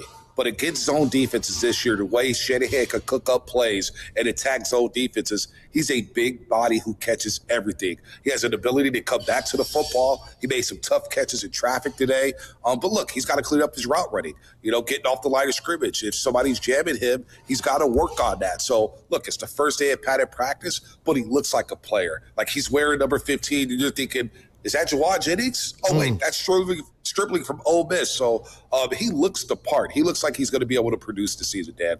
B, let me ask you this on the other side of the ball. D'Amico Ryans was great. We saw that. He parlayed that into a head coaching job. I don't even need to talk about Robert Saleh, but he's gone. Now Raheem Morris is here, and I'm just wondering, in your estimation and opinion, with what he's working with, what type of defense are the Niners going to be this season in your estimation? Well, first and foremost, on the first day of padded practice, the pass rush was non-existent. They need number 97 Nick Bosa to have a monster year. They need him to be a dominant figure. Inside, look, I love the thought of maybe trading for a Vita Vea. They need some more beef in the middle. It was a good sign that Alfred Collins was in uniform today, but, the defensive line looked a little light today. But I will say this for 49er fans. Drake Greenlaw looks completely healthy. Him and Fred Warner together today was causing havoc, tipping passes, picking off passes, barking. Now, one play, Drake Greenlaw had tight coverage on Chris McCaffrey. McCaffrey catches it. Drake Greenlaw pushes him to the ground. McCaffrey gets up, throws the football at him. They start barking. A couple plays later, Jake Todges, one of the only healthy tight ends on this roster, catches a pass in front of Fred Warner. He tries to punch it. They start barking at each other. And next thing you know, there's a full-out brawl. The defense is getting over the offense. I hadn't seen a brawl since I've been out here in training camp. And Fred Warner and Drake Greenlaw was in the middle of it to the point they needed to be pulled off the field and said, you know what? Enough of team drills. They're in game mode already, Guru. So the linebackers I feel great about with Fred Warner and Drake Greenlaw. Corners, look, Lenore, he's a stud. We know about that. Ronaldo Green is making some strides, and you know about up to Stout and Nickel. They're gonna have their flaws, right? They're gonna get beat here and there in this league. But I'm still concerned about the back end of the safety position. Wow. Tig Brown, Malik Mustafa, Marquise Siegel. I don't feel confident about that position. So when you look at the pass rush, if you don't have a pass rush, that's going to expose that back end of the defense. So that's something I'm going to monitor all camp long, Guru. I can't wait. Bonte, talk about Kyle Shanahan and just sort of the vibe after everything that sort of went down with the injury and the car accident and him not being there. How weird is it? It is weird, but you know what, Dan? He was on the field today. This was my first practice of the season. And he was on the field for the entirety of team drills. He was even standing by the loudspeaker next to Raheem Morris and John Lynch. So every day that practice goes by, he's on the field a lot more. He had his play script. He had a walkie-talkie. You could see the mustache there. You could also see the cast on the head. So, look, I don't want to assume anything that, hey, he's not going to coach in week 1 or he's not going to coach all season long. I anticipate by week 2, we'll have a clearer picture of whether or not he's going to coach down in Australia. And if I had to guess, if I had to put my bottom dollar on it, he's making that trip to Melbourne, Australia, coaching his football team. So he was out there a lot. He had the hat on.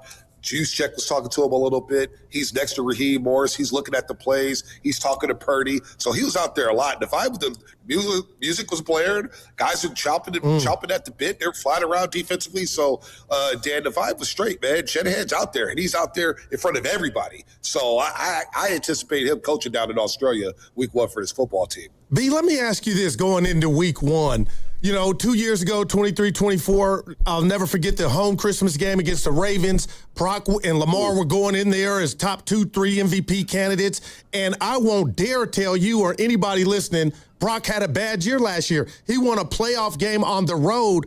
But I think so highly of him, B. When I hear the word Brock Purdy, I just think, can he take it up a notch? Is there a notch? Will they allow him to do that? What comes to mind and how big of a season, and he's got his new money, is it for Brock Purdy? Because I think there is maybe a notch up or two. It's funny. I saw Cam Newton and Matt Mayoka, and I was like, man, this is a big year for Brock. That's exactly what I said. And, we see Greg Cole walking around like, this is a big year for Brock because there is some language in the contract to where the Niners may be able to get out of it after the season if he doesn't produce. And look, he's got a new toy in Mike Evans. We saw it in the red zone today. Up the Stouts lined up on Mike Evans. Mike Evans runs a little fade route. Brock just throws it up. Mike Evans goes up there like Randy Moss catches it. Everybody's oohing and on because they haven't had this type of toy in so long. But the interceptions, You got to stay away from the medicine balls. And he threw a couple today in practice. He threw some balls that would have been picked off in a real game. And you mentioned that Ravens game on Christmas Day. Who's the defensive coordinator for Baltimore? McDonald. Mike McDonald. Yeah. Where's he at right now? Seattle. And they have a Mike McDonald problem in this scheme. So he's thrown two. Remember last year in Seattle, he threw 2 picks in the week 1. Now they ended up winning that game 17-13, but he struggled against Seattle. So, look, he's got to clean up the turnovers. First and foremost, protect the football. Throw with some zip on there. I want some zip on that football when you throw it outside the numbers or you're going deep down the field, which Mac Jones has in his arsenal. So it's not an understatement. I'm not going to judge Brock Purdy off practice, whether he throws 3 picks, 5 picks, or no picks. It's about game day. And what do you do against the Rams, the Seahawks, and the rest of this league? Because you got a loaded schedule here. Philadelphia, Kansas City, you got Denver. I mean, the Chargers are no slouches, right? I mean, you got a loaded schedule for Brock Purdy. So, yes, this is a monster year for him to prove that he is the guy long-term for this football team. Bonte, talk about that defensive front for the 49ers. If Bosa and Williams aren't coming off the edge, who's pressuring the quarterback for the 49ers, the opposing quarterback? I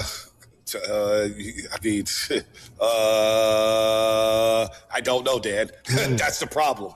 The depth on the edges, which is, it's a great question. And I don't mean to make light of it, but without Bosa, we saw what happened last year.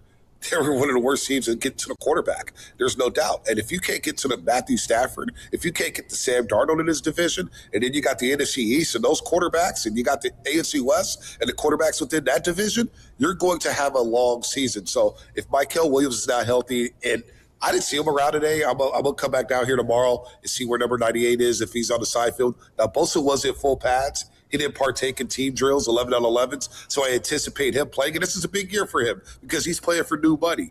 But if those two guys go down, what are the options outside? I don't know. Is Duggar ready, the young man out of Louisiana Lafayette? I don't think he's ready to rush the passer. Can you go out there and maybe sign a Clowney? Does Joey Bosa want to come back and play? So they are thin at the edge spot. There's no doubt. If those two guys cannot go and they cannot rush the quarterback, it could be problematic for the 49ers and be the demise of the 2026 season. I don't want to call it an unfair question, but you're there, you're taking inventory. If I asked you, what's your biggest question concerning this football team this year going in, what would that be? It's the pass rush. It's stopping the run. And in that back end. Offensively, they're going to score enough points. But if, again, like I just mentioned, if Bosa goes down, how much can Sam Okawadu produce rushing the passer? To me, he's more of a situational pass rusher. What about Romello Height, the young man out of Texas Tech? How many snaps do you want to give him week in and week out coming out of college in the Big 12? Now, he's a little bit older, right? But can he play 50 snaps? Can he play 60 snaps? How will he hold up against the run? And so that's my biggest concern is up front. It always starts with the trenches. We're seeing this trend now. Who wins the Super Bowl, right? Who wins Super Bowls? If you don't dominate the trenches, you're not winning. Last year was Seattle. Right? The year before it was Philadelphia. Obviously, Chris Jones and the Kansas City Chiefs. Steinbach really holding down the 49ers in the run game. Aaron Donald and company when they won the Super Bowl. So you get the point. If you don't have the dogs up front to stop the run and get after the quarterback, then you're going to have problems. Now, Alfred Collins did push the pocket a little bit in the middle. We got your boy from Dallas, Osa. Yeah. So I mean, we'll see about that. But again, I think about the edge. If Bosa and Mykel Williams can get, and Mykel Williams is going to slide inside on third down anyway. So how much pressure is going to be on Sam Okawadu and Romello Height to get after the quarterback? It's a lot there. So that's my biggest concern. Can you stop the run and get to the quarterback? Because it all starts up front. Wow. Last one before we get out of here. I always love competition at camp. That's what this is all about. So opposite of Diamador Lenore, good one with Renardo Green. And what do we know about Jack Jones? Any chance he can beat him out? Yeah. Jack Jones can, but I saw Jack Jones struggle on one-on-ones today. He struggled a little bit in one-on-one. Jack Jones wearing number 25. And I like Jack Jones. I thought he was a good Raider. Obviously, he's had some situations off the field or whatnot. He's bounced around the league a little bit. But Renardo Green looks the part. We all go through sophomore slumps, right? They call it the dreaded sophomore slump. Renardo Green looks like he's matured a bit. He looks like he's like, you know what? I know this defense. And I think, Raheem Morris has been a breath of fresh air for this defense. It's a new voice. Raheem Morris specializes with DBs. He knows this young man out of Florida State. So I think Renardo Green, that's his job to lose, Dan. I'd be shocked if Jack Jones ends up starting in his defense. And look, he's got to try to make the club, right? There's a lot of competition here. So Jack Jones, if he puts together another practice like he did today, then you know what? We may see him on the waiver wire soon because he was not looking good at number 25 today. I was a little disappointed because I'm a Jack Jones fan. So Renardo Green right now has the upper leg on Jack Jones there. B, before we let you go, Devon, you don't know this. They got the Spider-Man meme, you know, the one where he's pointing at himself. Yeah. But now we got Bonte and his twin, Mike Evans. So I'm waiting on that one-on-one, B. Have you had a chance to talk to him yet? Well, this is your first day there, though, huh? Yeah, he's actually talking in the auditorium right now. I'm going to run over there and see if he's talking. He's wearing number 5. Dude, they haven't had a big target like this. I mean, T.O. was one thing. Man. I know Anquan Bolden could go up and get it. But this guy, Mike Evans, was everywhere, wide open. He knows how to run his routes. He knows how to get open. He's got to stay healthy, right? That's the biggest thing, the hamstrings, right? We're all watching it. You don't want him to go down. But Mike Evans looks the part, dude. He's going to do a lot for not only this offense, but for guys like Stribling, for guys like Jacob Cowie, who flashed wearing number 6, by the way. Looks like Deebo's going to have that 19 available because Jacob Cowie came out of here wearing number 6 today. Oh, so 19. That lets you know what Deebo's wearing. He's going back to 19 there. So Mike Evans, man, I got to go run into my twin, see if he can loan me a couple dollars. All right, B, thanks, man. Look at you. Bonte Hill joining us from Santa Clara. Thanks so much, Bonte. Appreciate it. Hey, Dan, don't go for guru stuff, man. Don't go for guru shenanigans today. And check those boys behind the glass, man. They're out there milking it, getting a free paycheck. Get on Carter. Leave Kenny alone, man. And do some work out there, man. Clip some audio. Book some damn guests, man. Do something over there. Look at me. Carter's already at happy hour. He's gone. Look at him. He's behind the glass. We love you, B. Belling it in. The morning bell. That's what we call it. Oh, man. You're the best. Yeah, so when we talk about, oh, good, is he gone? Yeah, he wants to work. Yeah. Good. We're going to make sure he doesn't hear any of this. Yeah, so when I first started here at 95.7 The Game, and Trey Lance, they just picked him up in the draft, right? Oh, man. Listen, man, I wanted to like Trey Lance as much as the next guy. Like, he's a nice guy. I'm like, strong arm, he can run. Like, hell yeah, bring him on. And I watched him throw like a forward pass, and I was like, this dude's got a hitch in his delivery, man. And I'm like, he's also not very accurate. And I watched more. Yeah. And I was doing a show here at nights at 95.7 The Game. I'm like, I don't think this dude's the answer. And, oh, man, because. Did they come for you?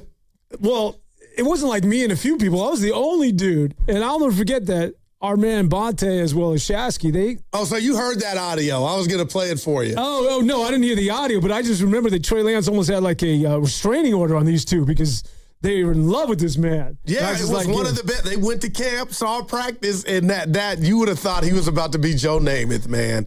Yeah. And Bonte was trying to clear his name or their name, saying, I wasn't the only one that thought he was great. But when you hear that audio and they're like, oh, my gosh, we got one. And unfortunately, Kyle used him like a fullback, and they didn't have one. Yeah, no, he just. What did Kyle see in him? It was like the Wiseman pick. You didn't have much stuff from college. He didn't play big-time college. Why would you do that? That was a huge miss. Yikes. Devon, that is a big one, man. And we don't talk about this enough, how lucky he got with Brock Purdy. That's the best Geico insurance ever. You're right. So as much as we rip him on the big one, you saw Mr. Irrelevant, and the rest is history. Let's get out to Roy's hanging out in San Leandro. We're going to go back Roy's my guy. to the San Francisco Giants. Roy, what's on your mind, man? Yeah, I just wanted to mention real quick about, you guys were talking before the commercial break. You guys were talking about Devers. Yeah. The man is not he's not a good teammate. And out of all those players on the Giants, I really believe you could get the most for him. Because if his stupid butt can't do nothing, he can hit. And so what I'm saying is that if the Giants go ahead on and pay, somebody next year for his salary, then after that for them to take it over, so they could work on, making sure they could afford somebody like him, then go ahead on and do it. But so far as those other guys, like Robbie Ray and Rise and all that, they could bring in good prospects where the Giants could rebuild because I disagree with stuff that CEO, what the Giants said. It's going to at least take a year and a half for the Giants to retool and rebuild.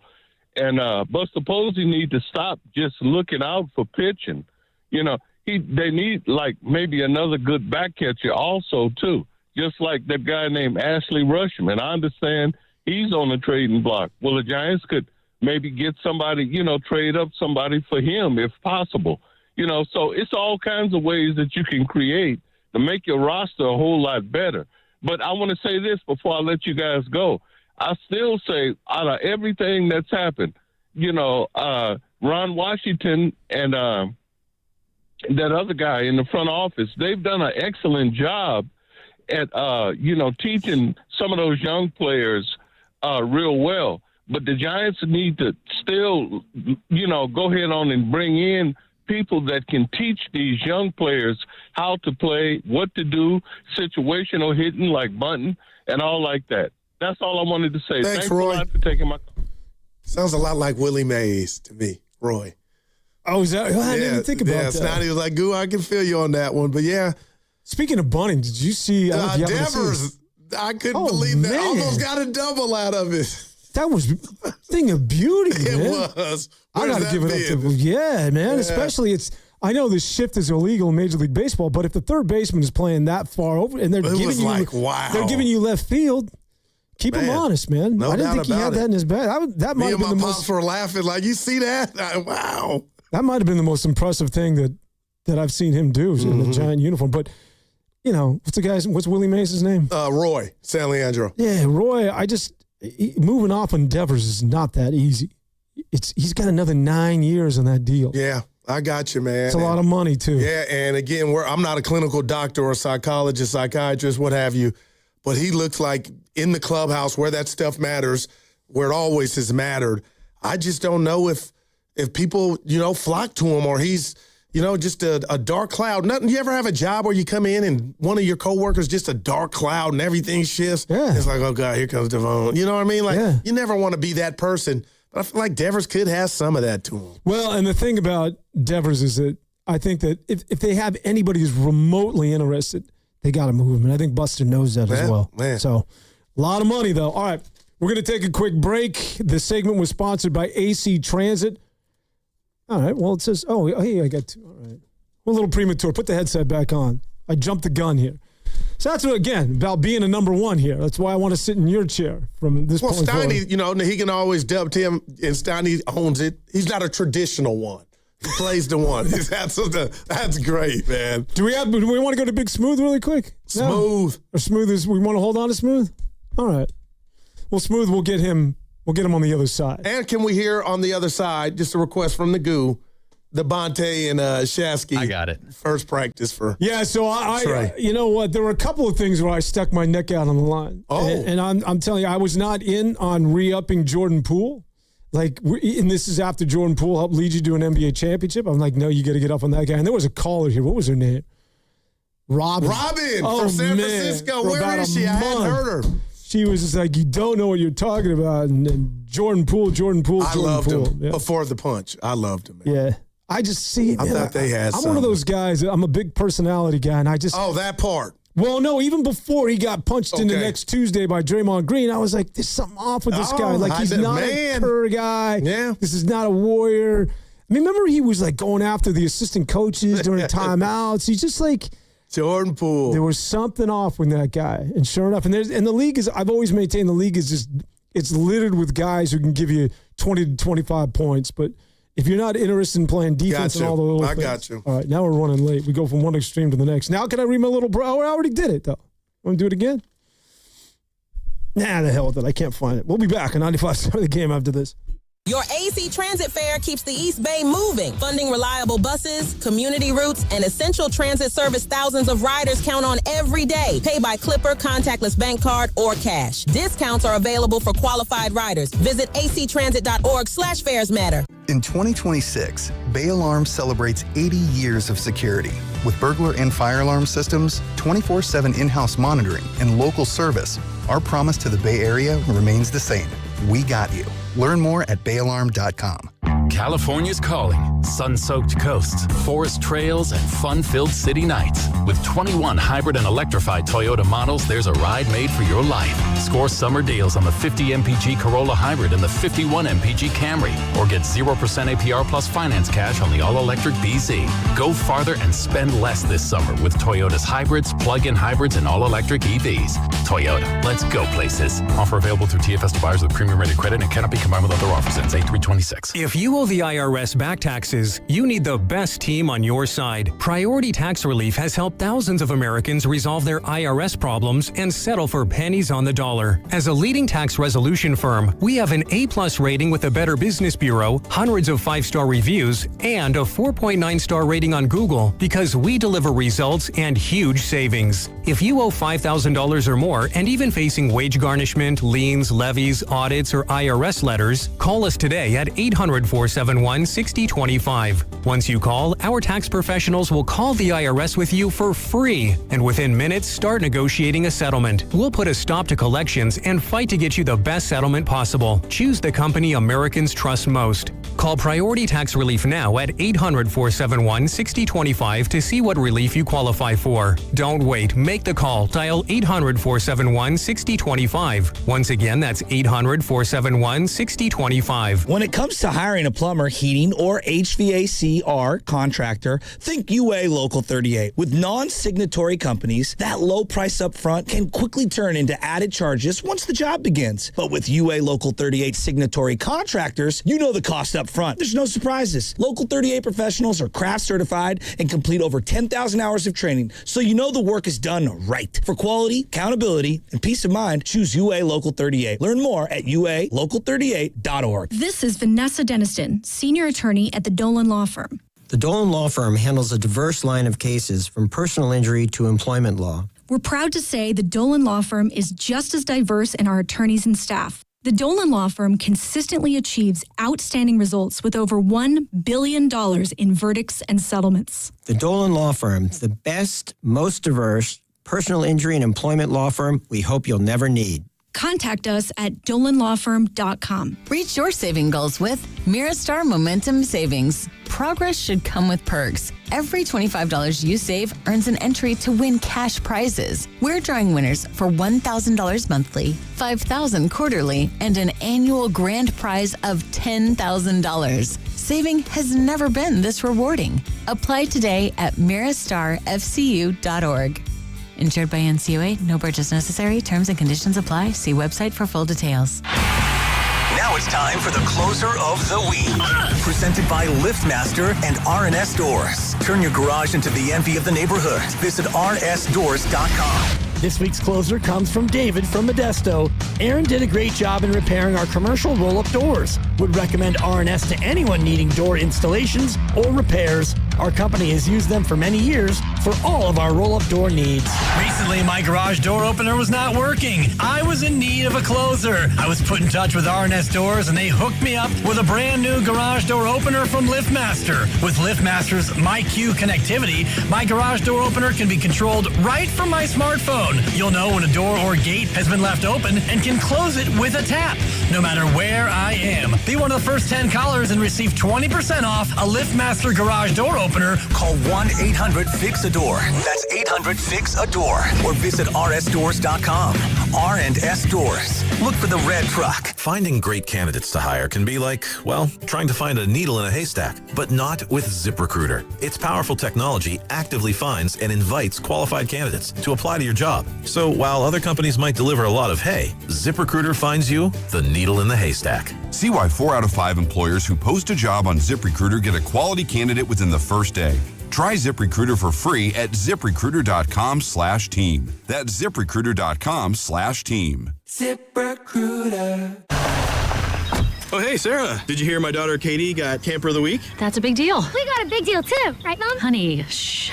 What's that? Okay, that Hyundai Santa Fe, I only paid Nice. Deal so right, it almost feels wrong. The Hyundai Getaway Sales Event. Get 0% APR for 60 months, plus 0 payments for 90 days, or 1.9% APR for 72 months on the Hyundai Tucson, Santa Fe, or Santa Fe Hybrid during the Hyundai Getaway Sales Event. Hurry, offer ends August 3rd. Call 562-314-4603 for details. Don't miss the all-new stand-up show from Scotland's comedy superstar, Daniel Sloss, at the Masonic on October 17th. The first show sold out, and a second was added. Buy tickets at Ticketmaster.com, and for a chance to win your way in, courtesy of Live Nation, visit 957thegame.com.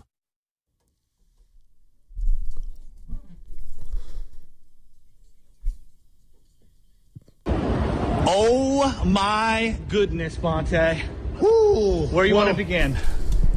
We got to begin with the quarterback position. And Debbie over here. Debbie, she knows big 957 The Game You're listener. You're going to know what time it is. Subscribe to YouTube. Subscribe to Twitch. Click it. 95.7 The Game. Joe Shasky the Butcher. Bonte Hill. And what we just saw at the quarterback position. Oh, my God. Let me just say this, Shasky. I'll start it off like this.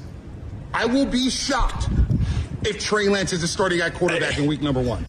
Now, back to Steiny and Guru on 95.7 The Game. Freezing cold takes, right? That's kind of harsh. Man. They were juiced, though. They saw something from them. What did they see? What did Kyle you know see? What That's where we should put it at. What did Kyle see? Was that after that? That was like his first practice. His first practice. Yeah, so they were like, oh, boy. Yeah, that's a bit much for practice. Yeah. Big Smooth. He's been hanging out. He thought LeBron was coming, so he might be down. Yeah. Smooth, you all right? That's all right. You can freeze that hot take. I did. I fell for the clutch productions. I did. So did I, Smooth. So did I. You was kind of reluctant. I'll give you that. But listen, first of all, man, whoever typed that about Philbo might keep his name off your keyboard. He's a legend. Leave him alone. Don't even try it. Now, listen, we got to go give Vita, man. Go give Vita. Bill Peterson's finest. Why not? Why would you not? $20 million a year is why not. That's all right, man. So what? What are you trying to get to the Super Bowl? Or are you trying to count your pennies? If you're trying to count your pennies, leave him alone. I get it.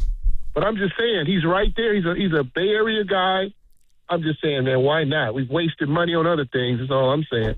I think, and I want to say this about the defense. Man, Raheem Morris is a dog. Watch how many cornerback blitzes you see. Raheem is synonymous with running a good defense to the point where he'll get another head coaching job because of what he does as a D coordinator. But I think this might be if he gets another coaching gig, this might be his last. Cause I think it'll be his third. So, but as far as a defensive coordinator, it's like Bieniemy in Kansas City. That's what he does, man. He's an offensive guy. Of course, you get the other stuff, but hey, one thing about it, he can dial up the offense. Now, here's one thing I want to add to this. Listen, Pods, don't extend Pods, man. We got to wait for all that. Steph, don't sign an extension right now. Make them prove it. I would be like, how nervous would they be if Steph said, no, I'm good. I'm just going to wait. You know what that does? It puts pressure to make sure Joe is not content with just rebuild while Steph is in the building. I've been saying that all morning, Smoothie. I've been saying it all morning. I'm with you 100%. I've been saying this for 2 weeks, Goo. I would not extend Pop. Why do we need to do it ahead of time? I don't see why people do that. Pods, you're gonna wait. Don't disrespect, but now is not a good time to be extending folks. We're gonna wait. We're gonna load up for next year.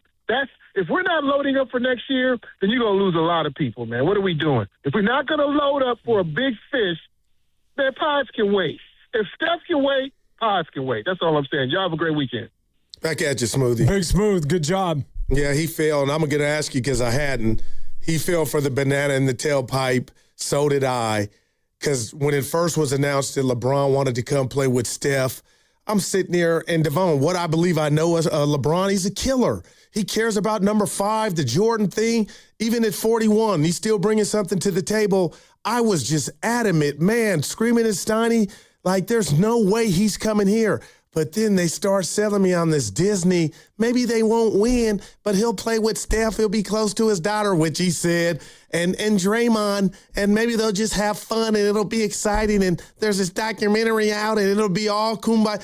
And I was thinking, I changed my stance and bought that stuff. And when it was all said and done, I feel like I came in the next day. I need a lollipop because I'm a sucker. I fell for that. And Bron missed me. I ain't coming to the Bay. Love you, Steph. Love you, Dre. But I'm going to try to get number 5. He's in a spot to where he might not get 5, D. He might get 6. I'm just saying. I know you ain't I got to stop you there, man. Got to stop you now there. 5. Now, You know, I think what it is that he did is just sort of reinforced and essentially indicted the Golden State Warriors and said what it is that we've all been echoing, and that is, you guys aren't anywhere close to winning. That's why I'm not going there. I'm going someplace where I am going to win. But this is why he's not going to win in Philly.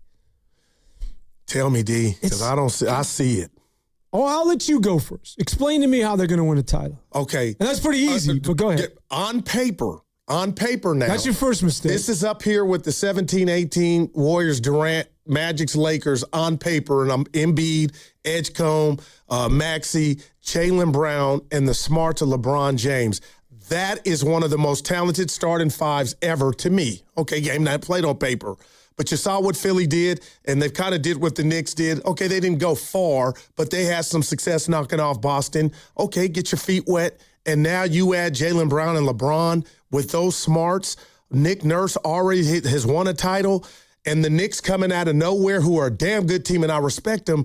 But the East is not as thick as the West. LeBron can rest. He doesn't have to be the 20-year-old version of himself early and all season, so he'll be ready come April. I think it's just sitting there like a piñata, waiting to get hit. If Embiid can stay healthy, then Philly's going to be a problem. Here's why they're not going to win an NBA championship. Lay it on me. And GMs make this mistake all the time. Matt Ishbia did it for consecutive years. Let me just put together the best team on paper. And on paper is the key phrase here. And you made the comparison to that of the Golden State Warriors in terms of the greatest starting lineup. Oh, my God. But who did the Warriors have? They had a role player like Draymond Green. They had Iguodala. They had guys that fit roles. If you're going to win championships, guys have to buy in. That team has got 5 dudes who can give you 30 points a night. But who the hell's playing defense? And who are the role players? Who's your Josh Hart? Every single team, which is why, coming off of what it is that the New York Knicks did, which is the consummate basketball team, every team has a Josh Hart that's going to win an NBA championship. Dirty work. Guy doesn't mind getting on the floor. A guy who's pulling rebounds. A guy who's he gets off on defense. You need dudes like that. That was Draymond. No doubt about it was. When you talk about OKC, that's Caruso. When you talk about the Celtics, Drew Holiday was that. You always need that guy. I don't know who that dude is with Philadelphia. Mitchell Robinson, key player for the New York Knicks. He's a guy who would use his 5 fouls, pick and roll. He's protecting the rim. Huge offensive rebounds.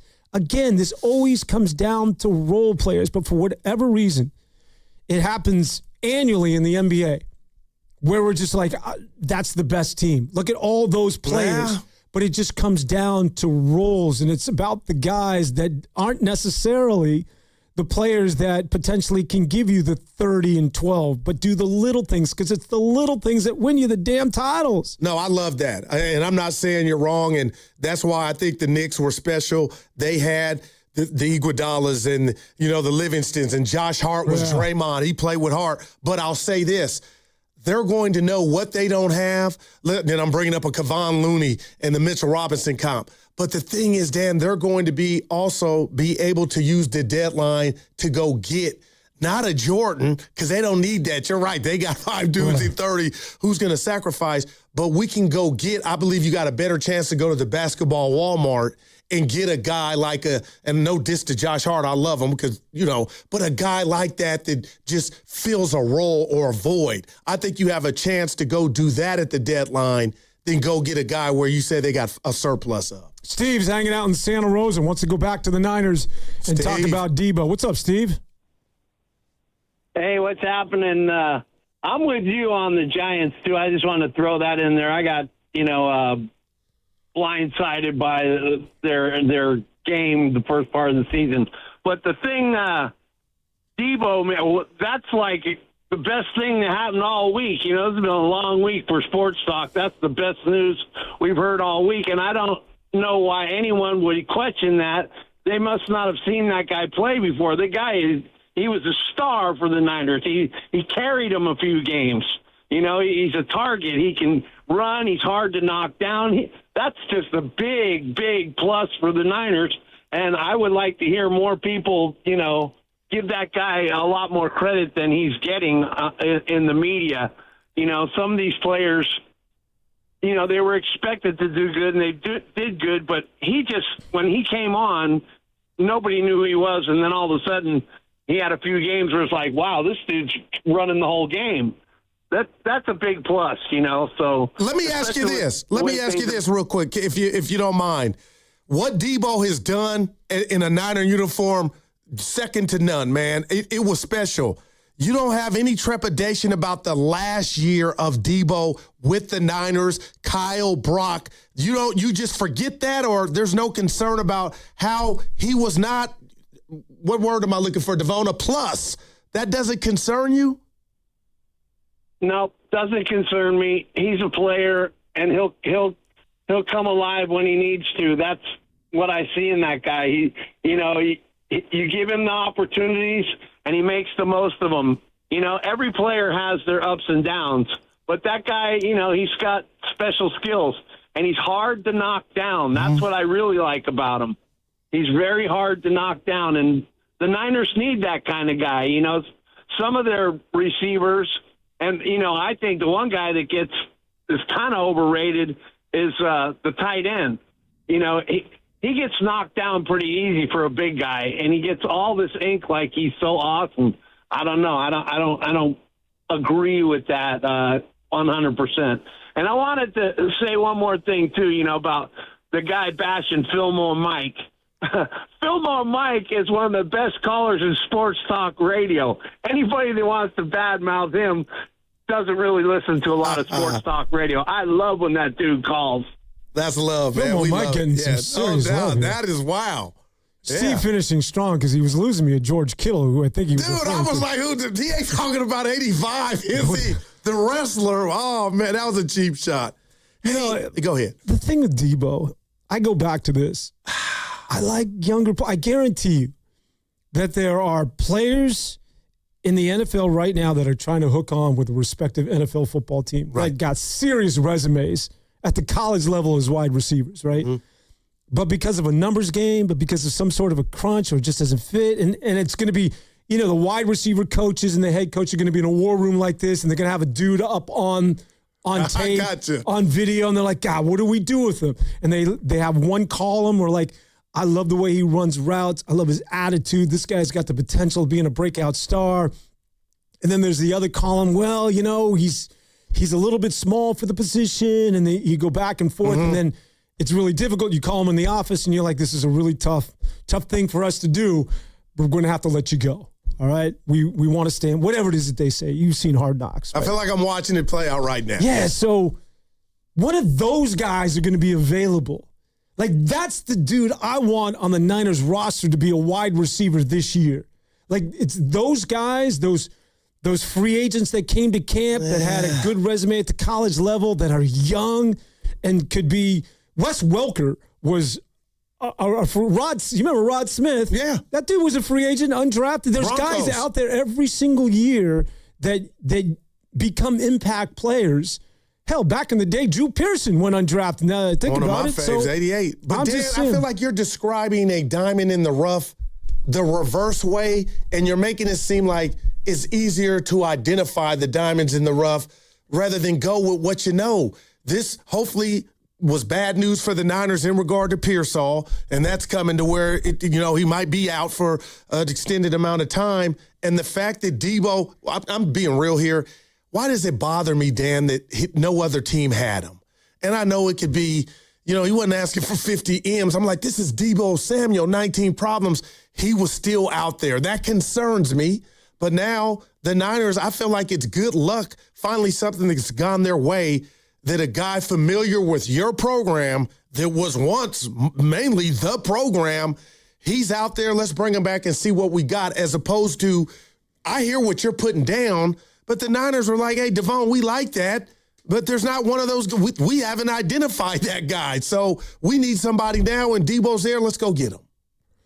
I got to read the legal. Okay, all right. You're listening to 95.7 The Game, KGMZ FM and HD1 San Francisco, and Odyssey Sports Station in the home of the Golden State Warriors and Valkyries, always live on the free Odyssey app, coming to you live from the Laughing Monk Studios. Laughing Monk, righteously brewed in San Francisco. Do you put, just to switch gears? Yeah, no, because I got another switch gear for you I forgot to ask, but go ahead. Let's hear it. No, because you go first. I was just going to talk injuries, which is kind of boring if you don't want to do that. No, but you said switch gears, but it's football injuries. Yeah, football injuries. All right, mine was basketball, so you go first. Well, yeah, all right. Stay I'm on just topic, like, Coop. do you Talk put to me. anything to the 49ers and the rash of injuries that they've had every single year? It's getting a little ridiculous at this point. It's uncanny. So, I mean, but everybody and our audience out there, the majority of people that follow this stuff, we want a culprit. We want to point a finger and saying, that's the bad guy. Like, Practice, you go on the like De open Niro field. and Scarface. Oh, Remember that? Man. Everybody needs to point a finger. I'm the bad guy. So Who is it? Who is it? Like, they tried to fire the medical staff a couple of years ago. What about the field? The field okay. now. To me, I know you probably want a little bit something more in depth and a little bit more detailed. It's just football at the end of the day. This is like. But you can't ignore what they've had to endure. For football, it was a lot. Like, it is a lot, but I'm just saying that's just, unfortunately, your little snake bit. I don't know that I can necessarily know it's that dude. That's the reason why. Like, can you assign blame as to what's happened in terms of the injuries in this football team? I can't, but I'll tell you this, Mr. Conspiracy Theorist, I thought there was something to that field because I had nobody to point to. And who are you going to get mad at? On the biggest stage, the biggest game, I'm going back a couple of years ago, you're telling me Greenlaw's running on the field and tears his lower extremity? Like that you could, we know that's bad buzzard luck, but damn, Dan, that happened. But I wonder if it's made Kyle a better coach in the sense that, yeah, nobody wants this, but I'm a guy that can still get us to 12 wins schedule, easy schedule or not, with the Red Cross, because the system that I've implemented and the belief amongst others that I could have Devon's backup or Guru's backup still be productive. I guess in a crazy way, Dan, I'm not answering your question. That's a crazy flex to where I look at Kyle like, you're brilliant.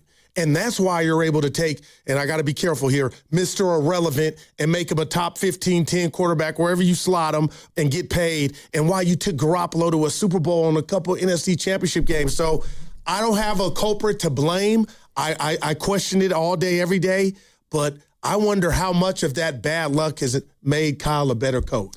Well, I think specifically last year, I think a lot more credit needs to go to Mac Jones. Mac Jones was... No, but that was the best Mac Jones because of, am I wrong? Kyle Shanahan.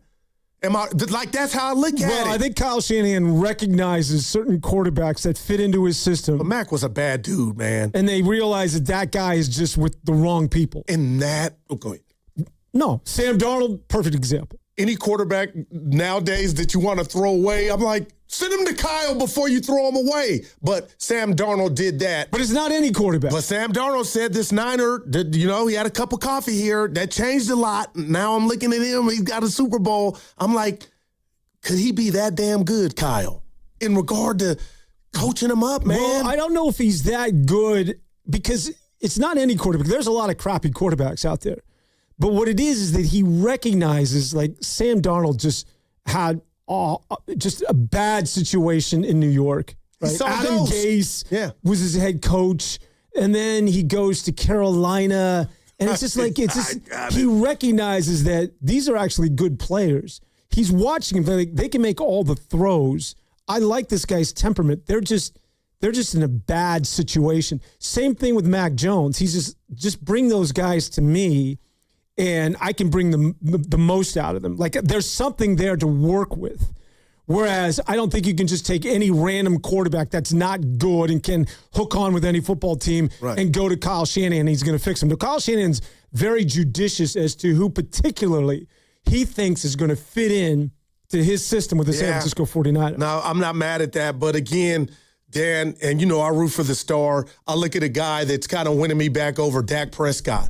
a guy that wets the bed in the biggest moments, right? Come on, He's you're getting not these on big deck, contracts. No, I've been on his helmet. Like, this dude I saw him single-handedly just wet the bed. The 2020 playoff game gets not. My point is, I've always sat back and dreamed, had Kyle got a hold of him, we would have got the best version of, and now it's starting to happen for him under Shotton. But I'm telling you, that's just more of a compliment to Kyle. Yeah. Like, if Jordan Love got to Kyle, he would be the best version of himself. And people could be like, oh, Goo, you just, and I come down Kyle's road. I've come down his road. But I know his Jordan specialty. Love's pretty good right now, though. Yeah, but he's taking some steps back, and those couple passes in the playoff game in the rain a couple years ago that he threw, and I'm like, dude, but Kyle can get the best out of a quarterback, man. Yeah, I think LaFleur is okay. Like, it's some of those coaches that don't belong in the NFL, and Sam Darnold, again, is the perfect case. Here's it. So you don't give Kyle any credit for Sam? Because Sam said, no. Yeah, I wasn't starting, but me just being around here and all this, it changed, man. Yeah, no, Kyle absolutely is coaching him up and is teaching him, hey, listen, man, I'm the quarterback guru. I'm gonna show you how to make some money in this league. Right. I'm gonna save your career. But my point is that he looks for a particular player that he can work with. It's not just anybody. He recognizes that out of that lump of clay, I can mold a star. Like, he sees it in Mac Jones. He saw it in Sam Darnold. It's not just anybody. But as far as the injuries are concerned, I know, because we see things through, obviously, we're here in San Francisco, and we cover the Niners, and we're intimately involved with the football team. But, I spent some time in New York, and the Jets feel the same way. Like, this team has been so bad for so long. I'm talking about the typical New York Jet fan. I remember Richard Todd. Yeah. Richard Todd, back in the day, man. My man. Number 14 is your quarterback. Yeah. And was Coach the coach then? He was there doing that. Altoon. So, you have these teams that have been for the Jets, and the Jets are beloved out there.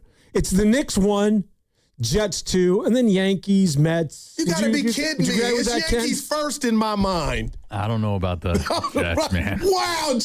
There's Jet love. Are you kidding? What is Yankees first? But I'm saying I think it's Knicks, Yankees, and then everybody else. I want to fight you guys. I'm from Cali. Dude, it's even Yankees. Jet fans hate the Jets. No, but if the Jets win, like, it would be huge. Knicks fans, like the Mets, though. Knicks fans hated the Knicks until last year. I'm just talking about. Devon, what about the Yankees? No, the Yankees are up there. The Yankees they gotta be one. No, it's the Knicks. It's clearly the Knicks. They bring everybody together. That's why. Wow, that's dope. Yankees, Jets, that's dope. Giants. I ain't mad at that. Bring to the anyway. I like that. So the New York Jets, who haven't been good, they haven't had a quarterback since Joe Namath, for crying out loud. And they just feel they're snake bit. They feel so. I'm saying this pertains to a lot of teams, and it's not just the 49ers. And I harken back, was it 3 years ago now that Aaron Rodgers went there? And Aaron Rodgers is supposed to be the savior. Aaron Rodgers was the first guy since Joe Namath, and all the excitement. Yeah. I was in New York reading the Post or the Times every single day. There was something about Aaron Rodgers, and the New York Jets finally have got a football team. This is it. This is the year. Yeah. The first series. I'll never forget. Network television. Snap. Man. There goes the Achilles. And all that hype for months and months and months. They were the feature of Hard Knocks that offseason. Poof, gone. Zach Wilson, you're up, and it's over. It was over. My point is that everybody, the Los Angeles Chargers, man, they deal with this every year. Herbert goes down with an injury at a key moment. Derwin James, we lost. Yeah. Keenan Allen, every year, crucial games, they go out with injuries. It's just, I get it. We want to say there's something there to the 49ers and their injuries. At the end of the day, I think it's just football. It happens to a lot of teams. And unfortunately, maybe not to this extent with the 49ers, but there's no there when it comes to being a culprit or a smoking gun when it comes to the injuries of the 49ers. And again, I know people go, you're going to marry Kyle. To that credit, he definitely not crying in his beer, because I don't know how special or where you put last year's 12 wins. And that playoff win on the road, Devon. I mean, they played Super Bowls, but that was an impressive season, man. Coaching-wise, to me. We're getting close to the old crossover here. You're waiting. Willard, you're waiting. He is coming today, right? He didn't call in sick for school. He's here. And I got a confession real quick. Dibs and I I thought Zach Wilson coming out of BYU. I liked him too, man. thought he was the dude. I liked him too. All right, Mom is beautiful. We continue here at 95.7 The Game. We'll talk about Zach Wilson's mom. Zach's into moms, right? We'll do that and much more right after this. This hour is brought to you by Chase Inc. Credit Cards. Earn on everyday business purchases with Chase Inc. Credit Cards. It's cash back built for every business. Compare options and see details at chase.com/inc. Bay Area, the summer sales event is on right now at Ceremony Ford, and these deals are bringing heat today. Get 0% APR financing for 36 months, plus $1,000 in down payment assistance and no payments for 90 days. That's a strong start. But Ceremony Ford isn't done. You'll also get a 2-year, 25,000-mile Ford premium maintenance plan included with your purchase. Shop eligible models including the 2026 Ford F-150, Bronco, Mustang, Mach-E, Explorer, Mustang, Ranger, Super Duty, and Transit Cargo Van, plus the 2025 Ford Bronco Sport. Whether you need something for the family, the job site, the commute, or just want a ride that looks good, pull it up anywhere. Ceremony Ford's got you covered. 0% APR, $1,000 in down payment assistance, no payments for 90 days, plus premium maintenance included. Ceremony Ford, the Bay's Ford store in Coma, Daly City, or 24/7 at ceremonyford.com. You know that's my Ford store. Make it yours too, and tell them Bonte sent you. Declare your independence from Dated Tired Windows. This July, get $1,776 off new windows and enjoy better energy savings, curb appeal, and comfort. For 25 years, homeowners like you have trusted American Vision Windows with most jobs done in one day. This month, your project costs a lot less, but you have to book this July. Visit AmericanVisionWindows.com or call 888-347-0711. That's 888-347-0711. New customers only. Restrictions apply. Call us the website for details. Offer ends July 31st, 2026. Donate your home, land, or commercial property and help Stand Up to Cancer fund innovative cancer research. Stand Up to Cancer makes the process easy and it may be tax deductible. Visit standuptocancer.org/giveproperty to learn more. Outside Lands is August 7th through the 9th in Golden Gate Park. Heading to the festival? Embrace the haze with Hazy Little Thing by Sierra Nevada during Outside Lands. Come visit them at the Hazy Little Hideaway. Bring your friends and get a taste of the moments that matter. Being a deputy for the San Francisco Sheriff's Office means maintaining high standards of compassion and professionalism. It means representing the office with honor and distinction and being proud to serve and protect the people of our community. It's about being a role model for the next generation and being able to show them that they can be anything they want to be. SF Sheriff's Office is hiring. Your future begins here. Head to joinsfsheriff.com to learn more. You're still glowing, flirting, grooving. You've still got it. But your immune system weakens as you age, making it harder to fight illnesses like pneumococcal pneumonia and RSV. Vaccines are a key part of any health routine and can help protect you from getting really sick.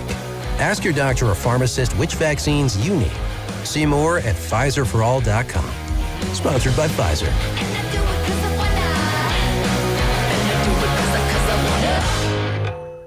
The official language of football is trash talk, late-night group chats, memes, and unbelievable highlight clips.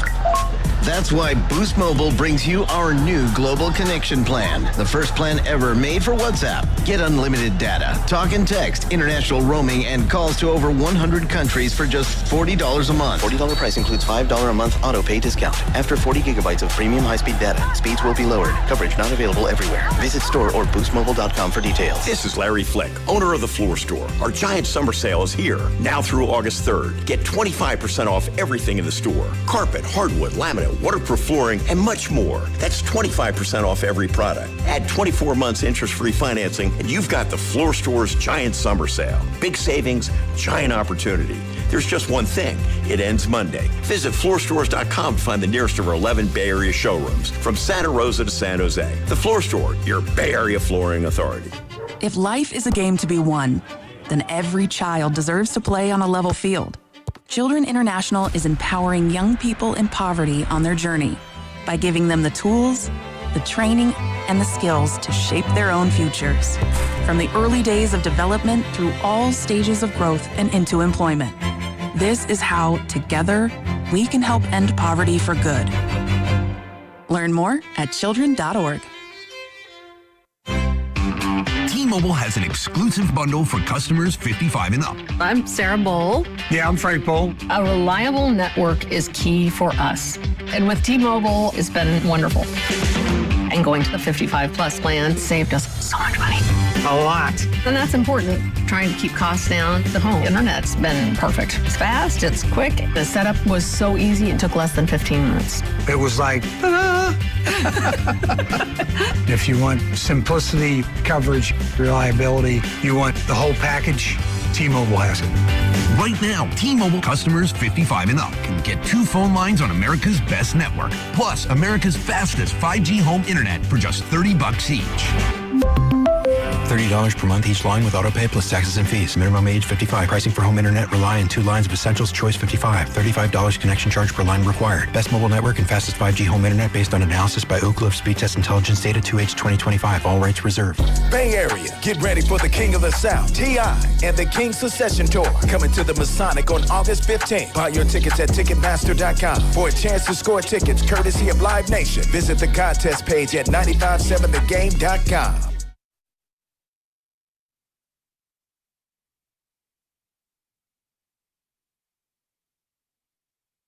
Now, back to Steiny and Guru on 95.7 The Game. Welcome back to the 1 o'clock hour. We're coming up on something called the crossover. Yeah. Is Willard here? You Willard's seen him? here. He Okay, showed up, man. Willard Demar, I showed. got to give you a compliment. You got to read something, huh? See, when you're the 2 chair, you don't care. I don't have to read it. Go, man. You're the guy that can say, I don't like Guru, but I still like you. Like, that's a hell of a compliment. Why would I say I don't like Guru? No, I'm just saying, there's some people where, I have an infinity form, and they can be like, Guru, Kenny said he don't like you, but I still like Kenny. That's how much I like you. Yeah, what's interesting is that we haven't bonded over alcohol, which is listen, I'm not saying we need to do that, but usually that's where I cement my relationships. Is usually having a few where we can just sort of get out of this environment. Your wife's in town because I tried to reach out, and then this hurt me. I'm full transparency. When I was in Boston, you and Steiny rocked. You did a show, and then I text Steiny later. It was about 6 or 7, thinking, okay. I said, so how was it? How was Devon at the cafeteria? He said he didn't make it. Oh, so you guys that hurt me, D. And now you got your wife in town. I'm going to see Spider-Man, so I wasn't available today. Oh, is this were you rocking to a theater by yourself? Is that what's going on? I'll take the youngest son with me today. Oh, okay. But I do that. That's my thing by myself. Yeah. No, you know what's funny? When Steiny and I were doing a show, and I think I mentioned this to you. Maybe I shouldn't say this on the air, but like we have very similar outlook on the Golden State Warriors. So it was negative, right? And we just sit there and ragged on the team. And I'm like, yeah. Right. He kind of looked at me and I kind of looked at him like, this ain't working, man. Like we need a guru or you need the guy to like defend Steph Curry or defend the Warriors. Without that guy, it doesn't work. Hopefully the Warriors weren't listening that day. Like, what? This is the flagship. Oh, no. But give us a break. I went into Nagan's office, and he just looked so disappointed. That's pretty good. He's like, but you're a truth teller, yeah. He's just like, you do know who we work for, right? You understand that 95.7 The Game makes its money. And I actually tried to come out and sugar things. And then Steiny kind of looked at me like, yeah, what happened to you? Kirk came back? Or were you ready? Did you think I wasn't. It was best for everybody? See, here we go again. I'm glad to ask. I wasn't. I like Kerr. Look, I gotta preface this. I'm a Kerr guy. Top 10, 5 coach for me. Right on. And also, I'm one of those. You get to a certain point in your life where you want to pull for good people, and so I think I like the guy. I like for what it is that he stands for. I just we're talking about people you'd like to get a beer with. He does that sort of thing. I love to drink a beer with Steve Kerr. University of Arizona, shout out. Dirtbag, shout out. But, see, I think that the Warriors needed to go in another direction well before this. Not Kerr, but the team. And the team needed to get younger, and they needed to be at a different iteration, and therefore bring in a new coach because Steve Kerr is very much stuck in his old ways. This is not a guy that wants to rebuild or hit reset with a bunch of younger players.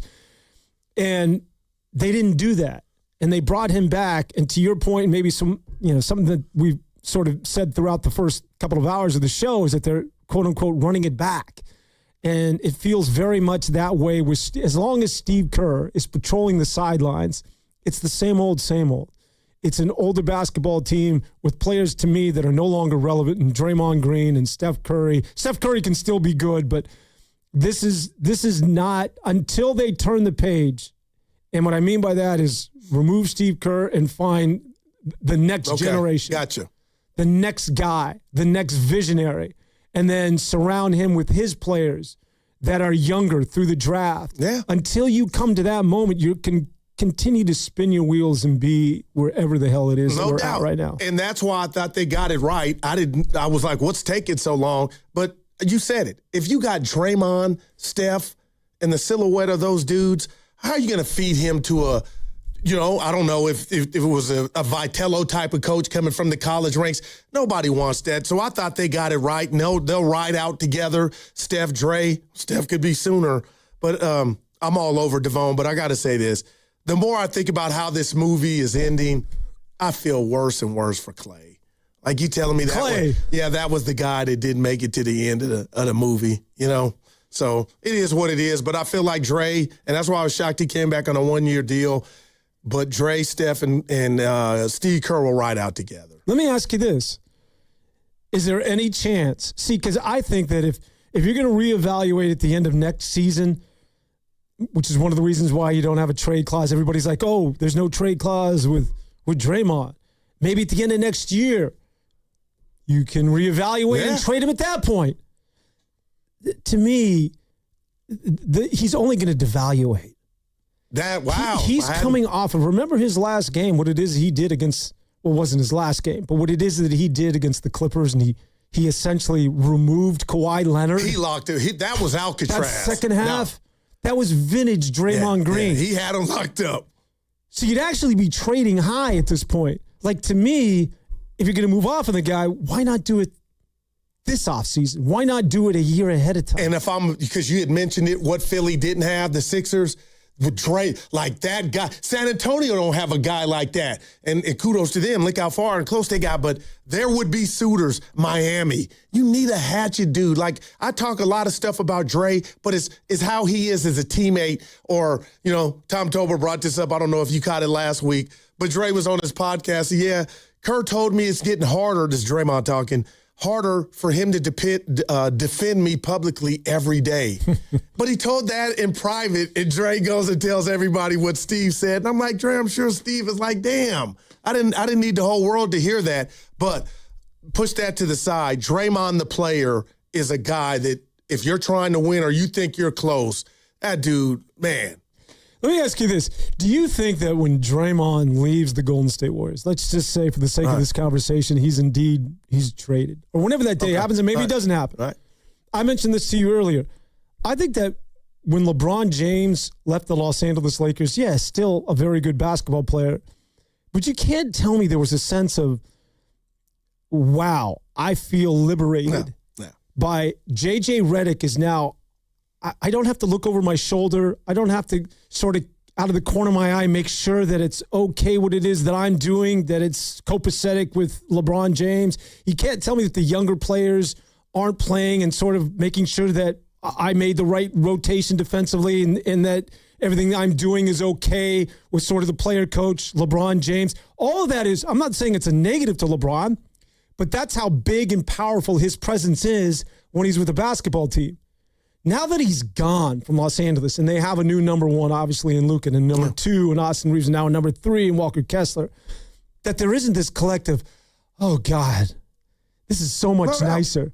And don't you think that exact same sentiment is going to be felt to maybe a lesser degree with Draymond Green? No doubt. That was well said. I just hate to use the Laker comp because I think it was more love in regard to, I know J.J. Redick when he was on ESPN and didn't have a head coaching job doing a podcast with one LeBron James, and I think LeBron James got him the job. That's how much power he had with the Lakers. So did J.J. start feeling stuff as he was coaching LeBron? I'm sure, but I totally get your premise, and I do feel that way, and that's why I was going to ask you, what do you make? And I don't think I'm doing too much or trying to create anything. That's not me. But I was thrown off and turned off the basketball version when Draymond was going at it with Yaxel as if Yaxel was beating his chest and saying, I'm the best thing since apple pie. But Draymond and we had Yaxel Steiny and I on the show. I said, hey, the guys, have you heard from the vets? He said he'd heard from Steph, nothing from Dre. We get done with the interview and I laugh. I go, man, isn't that something, old Yaxel ain't heard from Dre, but Steph, of course, texted him. And Draymond, got real hot and was like, he's a liar. I don't know if you saw this, Dan. I texted him. He just didn't see it. But I'm like, damn, Dre, hug the rookie. Be an OG. Be a mentor. Because you damn sure weren't that to Kuminga. You admitted that. And I do wonder if that messed Kuminga up or others at times. But you could say I'm being soft. But that sigh of relief, just from a fan. But Steve Kerr says he loves it. And I got it. So you said this earlier. How can I be mad at someone or somebody when the subject matter at hand is not upset with them? I'm learning that. I got to call the dogs off. Let me just say this about the Lundenborg situation. I know it's all tongue-in-cheek and it's all sort of Ricky, but go ahead. On a serious note, the fact he went to Michigan and the Michigan State thing, it is for Draymond. Michigan State he jokes about it, but to me, that was the origin of of Jordan Poole and Draymond Green and Jordan Poole getting punched. It started as a joke. Now, I'm not saying it's going to get to that level, obviously, with Lundenborg. I'm just saying that was the spark. And it started off like, oh, Michigan State, Michigan. Man. And from there, it continued to get even worse. So I would just say keep an eye on that. I totally am. Because when Draymond is joking, he's not really joking. He's like, I already don't like you because you went to that school and you wore the maize in blue. Like, I think it's ridiculous because I don't get into that. I went to the University of Arizona and I don't hate on ASU, but I understand it. But for him, but I think for him, it's real deal. Interesting. So I'm watching that. So and then what about real quick, this part of it? Jordan Poole if he was mouthing off knowing he was going to get the bag and maybe saying that to Draymond and that was irritating Draymond, okay, what have you. But Draymond never looked at Poole as his replacement. I think there's something there where Dre's looking at Yaxel like, this dude's definitely got more of an offensive bag than I do. But this dude's, we kind of are familiar. This dude could take minutes from me. And I'm just wondering, Dre's already a made dude, but could that be bothering him? Well, here's what I would say is that he can tutor and be that guy to rookies as long as the rookies are rookies and keep their place. The minute a rookie begins to get good or maybe taking some of his minutes, then it's on. Then it's no longer am I your mentor, but... And now you're a threat. Damn right. And the fact that you're a threat and a rookie, that can be a really scary cocktail, man. I'm with you on that. All right, let's get out to Pete hanging out in San Ramon. Pete. What's up, Pete? How are you today? Hey, gents. Good afternoon. Thanks for taking the call. Dan, I'm totally with you on the Michigan MSU business. It's totally stupid, but it's real. And Guru, you need to ask my guy. You need to ask my guy Dan if he realizes Kyler Charles is a Terp, and what's his opinion on the D.C. Baltimore area. Okay. Who's a Terp? Who's Kyler Charles, number 6 on the Valkyries. Oh yeah. So, what do I think about the D.C. area? Great question. Yeah, are you talking about basketball? Listen, I'm down with the Matha. I think basketball is real out in D.C., and I'm all about the Terps. In fact, there's something that I was just listening to a podcast about. Who's the guy drafted by the Boston Celtics, died of cocaine? Len Bias. Len Bias, the Len Bias story. Len Bias. He's the high school. Go ahead. That's the high school. That's the high school I went to. Wow. He was about 8 years behind me. Yeah, so I'm all about the Terps. Why are we talking about the nation's capital? Because I knew you liked it, and I figured Guru probably didn't. And there's you guys have a new radio library at the station. There's a book in it called The Capital of Basketball, and it's all about DC hoops. Oh, shout out Kevin Durant, who's a product of that part of the world. Thanks so much, Pete. See, once in a while, man, you get thrown that curveball. You got to be ready to go. Was I an expert on DC basketball? I think he gave a book to Steiny too. I have no idea, but he gave us. I think he gave us a book for the station and then a book for Steiny. By the way, I wanted to mention this. This is our 15th year anniversary for 95.7 The Game. Right on. Wow. You guys know. Yeah. And Dan, I'll say this.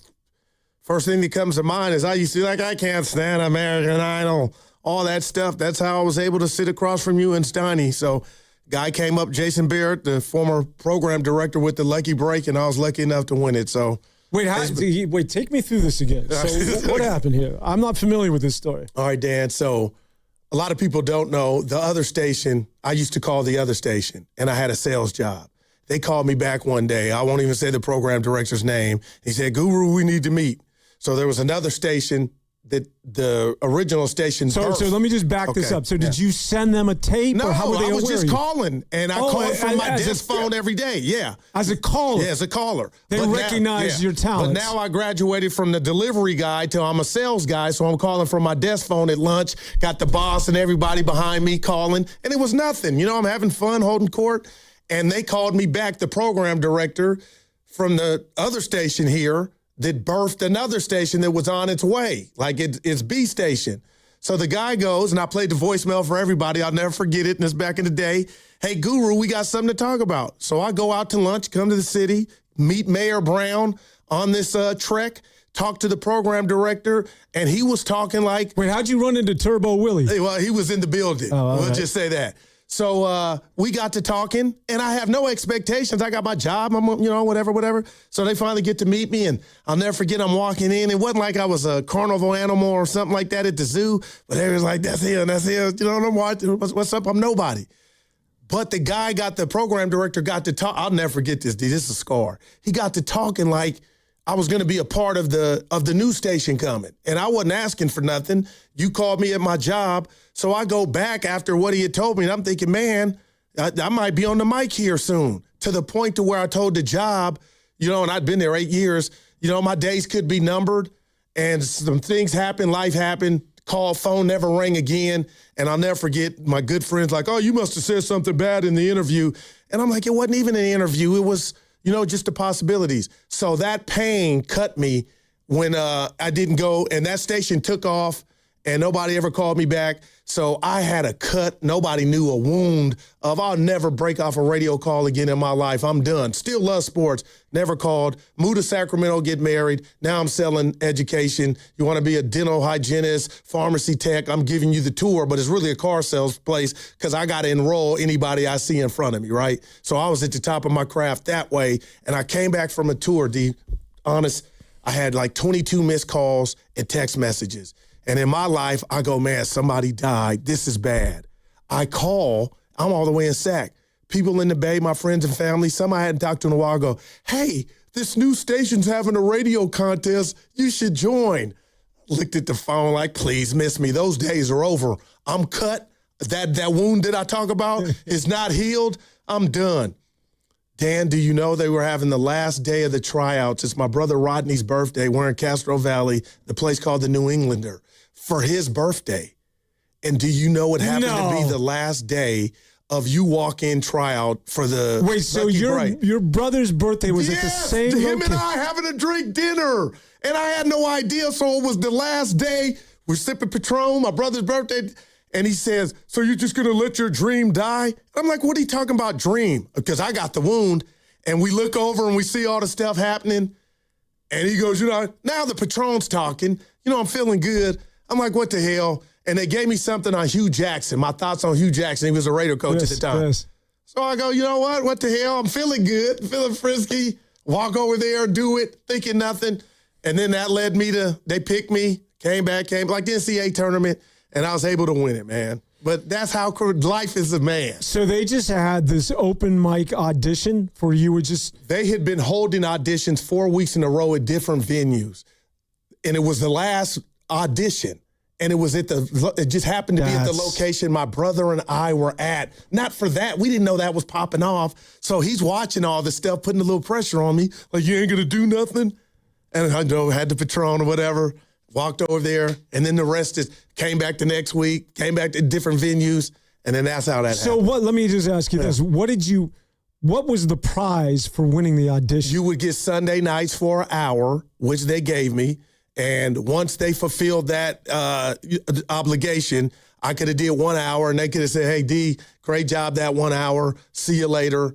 And Dan, I got to tell you, when we were doing these auditions, there were people around, cameras. They were filming it, people. So I was making love to the camera like I was acting, so that helped me with my takes. But then when I win, and then Sunday night I walk into a studio, first one I've ever been in, with just me and the mic, I'm like, where's the action? And I go to myself, oh boy, you're in trouble. And it got to the point, Dan, I was texting the text line, Guru, you're the best. Because I was getting hate, just so I could read that and just get the confidence of like, go ahead, take it, And then I said, just be yourself, let the chips fall, and then the rest is history. Who'd you do the show with? By myself. Oh, you were solo on Sunday nights. Oh my God, man. So he gave me an hour, he gave me 2 hours. Then I got a partner. And when I got the partner, it started feeling like my living room with all my buddies, like a frat house. We'd just talk our sport takes, play Madden or whatnot. And then I was holding court that way. And his name was Zachariah. And that's when I was like, oh, now this is really special. I'm having a convo. You know what I mean? We're going back and forth. And then that helped me get to the point to where I'm with So Steiny. would you ever take the route of Bonte and do television? Because you've got that charisma going for you. Or have you ever been on TV doing sports? No, I haven't. I just got to do Mark Ibanez where I was a guest and he would have me. Oh, really? Yeah, you like to Channel change your, 2? yeah, you try to flip-flop. That's my guy. You like to flip-flop, but Bonte's killing it. And he's a natural. Yeah. And that's what you did. No, but is that something that you would aspire to? Because I can see you got in a Texas second, but there's no, you know what I mean? They got to want you, and there's nothing open anywhere. Oh, come on. Are you serious? Well, I'll say it like this. Like I told my son when he got mad, he didn't make it to the pros for basketball. If they want you, they'll find you. You know what I mean? Yeah, sometimes you could be a little aggressive, man. Just put together a little tape. But I hear you. That's because you jump off. Like, listening to you and seeing you are both very strong, but having that package, because you got serious charisma. I'll take that. You can't say that about a lot of dudes who do radio, man. Right. You know who wants to be the next Bonte? Just give me 2 seconds to Kenny. Who could he be guessing? Kenny, help me. I want to say Evan, but I'm not sure. No, Evan. Great call. No, and he'll say this. It's Sam Lubman. Okay. I'm not laughing because I can see Sammy doing it though. Well, the first thing I said to him is like, you may have to do something about your hair. Right.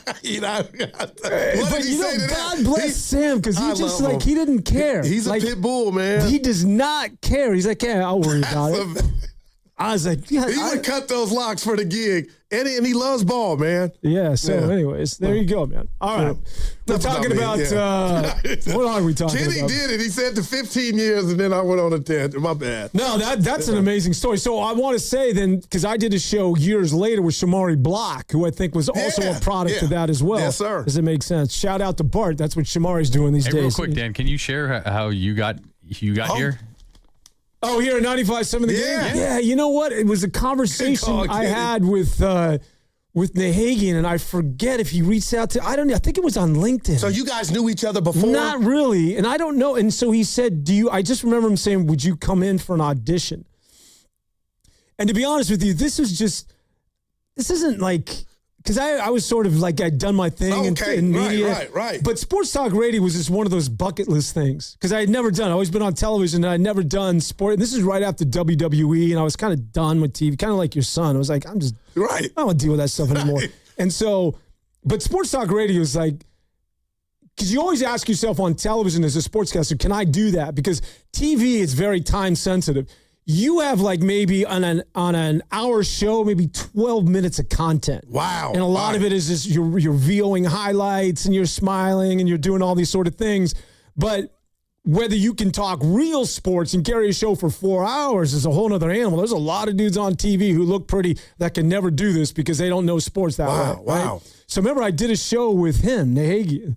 and it was he and I. Come on, man. And he was driving like the one, or he was the guy, and we were talking about, like it was 2020, I think we were talking 49er football and Jimmy Garoppolo, and we were just going back and forth, and I was hammering him, man, because I was like, I got nothing to lose, and I just went after him, and he's like, yeah, well, what? And I just sort of went from there. I don't know. That's awesome. Yeah. But you already wet your whistle with I'm the TV guy. Yeah, I mean, it's an entirely different animal being on television. Television, like here in radio, you can just get on the mic and not worry about how you look and just do your thing. TV is just, it's too much makeup and, how do I look and, whatever. We talked about that earlier. Willard's coming in. You ready? No tight shots. Is he coming in? Yeah, we got the crossover, baby. Oh, we got to go to a break first, all right? Is that right? All right. Then I'm just going to crush this coconut, man. That's next on 95.7 The Game.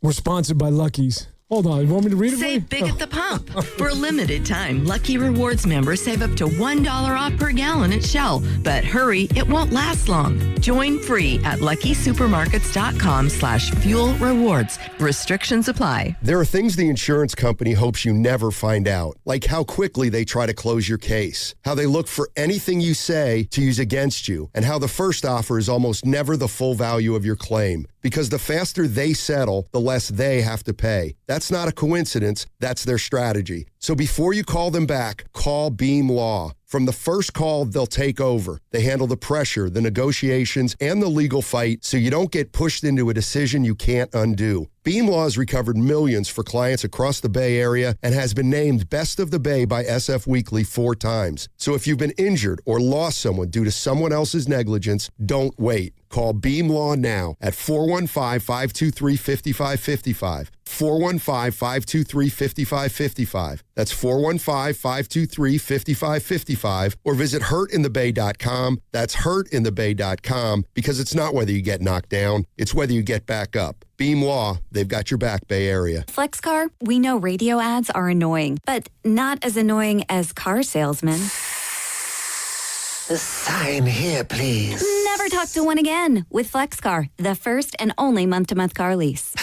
No, submit to my extortion machine. Insurance and maintenance included. Switch cars anytime. Switching Bronco to Camry to Telluride willy-nilly? Oh, no. Oh, yes. FlexCar. You drive everything. Hi, I'm Richard Estrada with Atco Pest Control. What's bugging you at home? You can grab a spray or set a trap, but real pest control starts with identifying the source of the problem and keeping them out of your home. Atco has been servicing Bay Area homes since 1985. We take the guesswork out of it so you can move on. Go to atcopest.com. Trust Atco for the solution. You listen to 95.7 The Game for the best sports insights. Now, use that same power to grow your business. When you advertise with us, you're reaching a massive audience of local consumers and business decision makers every day. Let our team help you build a game plan that delivers results. Scale your business and win the market. To get started, visit Advertise with 957 The Game at Odyssey.com. That's Advertise with 957 The Game at AUDACY.com. Yeah, Dan Dibley here for Fremont Bank, which, as you know by now, it's my bank, and it has been for more than 6 years. And I love this bank because it's a family-owned bank with the family-owned feel. They started back in 1964, and when they did that, it was just one branch, but now they have 21 branches. So if you go around in your Bay Area, you're going to find a Fremont Bank branch, and you're going to see it, and you're going to think, you know what? I want that full-service banking with no compromises, and you should. It's not a big box bank. It's a good local bank. And when you deposit your money with Fremont Bank, they reinvest it locally into businesses, philanthropy, home ownership, all the good stuff that makes our Bay Area the best area in all of the country. And that's why you should be a Fremont Bank customer. The money stays here. It's local. It's not a big box bank. It's a good, solid local bank. And we talk about Fremont Bank, and you know that they're here for you and here for good. Someone had a birthday. Yep, 50. Can't believe it. 50 years of wisdom. Great segue. We have a health reminder from the CDC. Pneumococcal vaccination is recommended for adults 50 or older. Says here, we're over 6 times more likely to be hospitalized with pneumococcal pneumonia than adults under 50. I don't love those odds. Same. Look what I found. Pfizer's Prevnar 20 is proven to help protect adults against pneumococcal pneumonia and invasive pneumococcal disease in just 1 dose, and millions have already gotten it. Continued approval may depend on a supportive study. Don't get Prevnar 20 if you have a severe allergy to its ingredients. A weakened immune system may lower your response. Common side effects include injection site pain and swelling, fatigue, headache, muscle, and joint pain. For full prescribing information, please call 1-855-213-2138. Visit Prevnar20.com or talk to your doctor or pharmacist. I'm on Prevnar20.com now, scheduling my appointment. Good idea. And happy 50th. My name is Whitney Allen, and I'm a widow. My husband, Ryan, died. We never thought we'd ever have to use life insurance, but the unexpected happened. With Ethos, signing up was fast and 100% online. You can get a quote in seconds, apply in minutes, and get same-day coverage. No medical exams, and you can get up to $3 million worth of coverage. I am grateful we were prepared. Get your free quote at ethos.com/radio. That's ethos.com/radio. Paid spokesperson. Time spent on application may vary. Online health questions required. Bay Area, get ready for the return of AC/DC when they take over Levi's Stadium on August 5th with their Power Up Tour. Buy your tickets at Ticketmaster.com and for your chance to win your way into the show, courtesy of Another Planet. Enter online at 957thegame.com.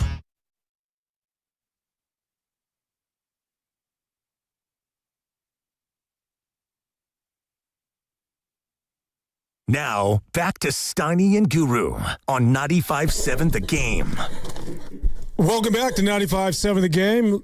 You're listening to 95.7 The Game, KGMZ and HD1 San Francisco. Oh, that was a little early. That's okay. Kenny told you 2 o'clock.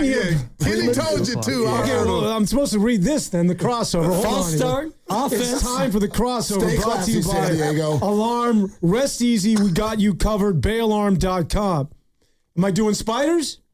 No, that's later at 2 o'clock. Take this away from me. Yeah. I said this earlier. No, he that I want to be the number 2. Like, shocked I had a me. conversation with you one day. Yeah? Oh, yeah. Like, I don't want to be this guy, the loudmouth. I wanted to, like, get in, take my jabs, get back to the corner. We did the thing. There's a science to this, We man. did the thing, and I had to drive that day, and I prefer to also be 2.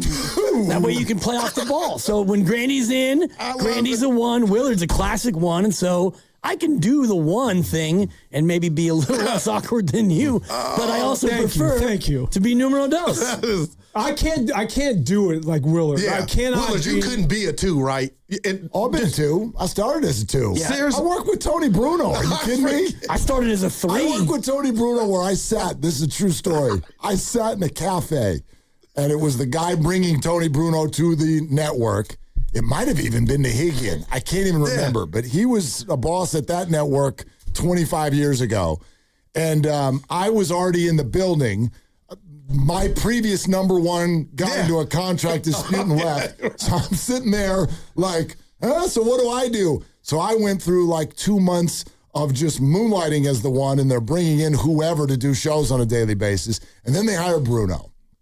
So you go to 2. So I'm sitting there in the cafe with Bruno, and it's kind of like, it's almost like, and you're good with Mark being your 2, and Tony's like, yeah, and then kind of under his breath, kind of looks at, he's like, it doesn't really matter. I'm the man. Yeah, whoever the 2 is. I mean, put Smokey over there. Exactly. Bert, Ernie, whatever, and I'm like, yeah, great, sounds good. But real quick, when did you know I want to be the 1? Or like, were you yearning for? I don't know if it was okay, just so like, you were having a ball. You wasn't tripping. That's just organic. Okay, all right. Yeah. You strike me as a 1. You are a definite. Steiny's always been sort of like maybe a little. Well, he's not a traditional. He laughed at that, but yeah, Nahigian said that about us. Let me kick this thing off because I don't get to go to the crossover every day. This little. Congrats on your Knicks. So here we go. Hold on. No, we don't have to. No, wait a minute. Wait a minute. I'm driving around today. Josh Hart. Thank you very much. We're not done with this yet. So everybody has a Josh Hart. So here it is.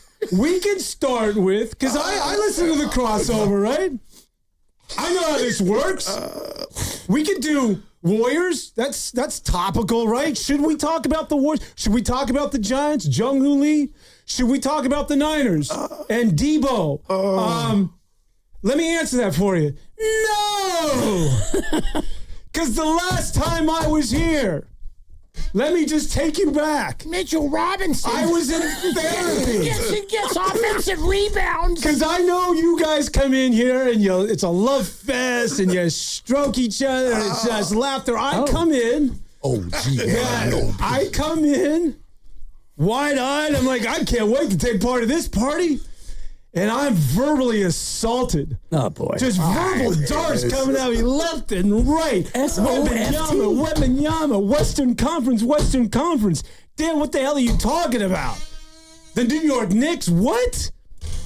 And I just sat there and I talked shot after shot. And finally, as I typically do, in a very sort of measured, calm demeanor, I said, no, the Knicks are going to win the NBA championship. I think he said sweep.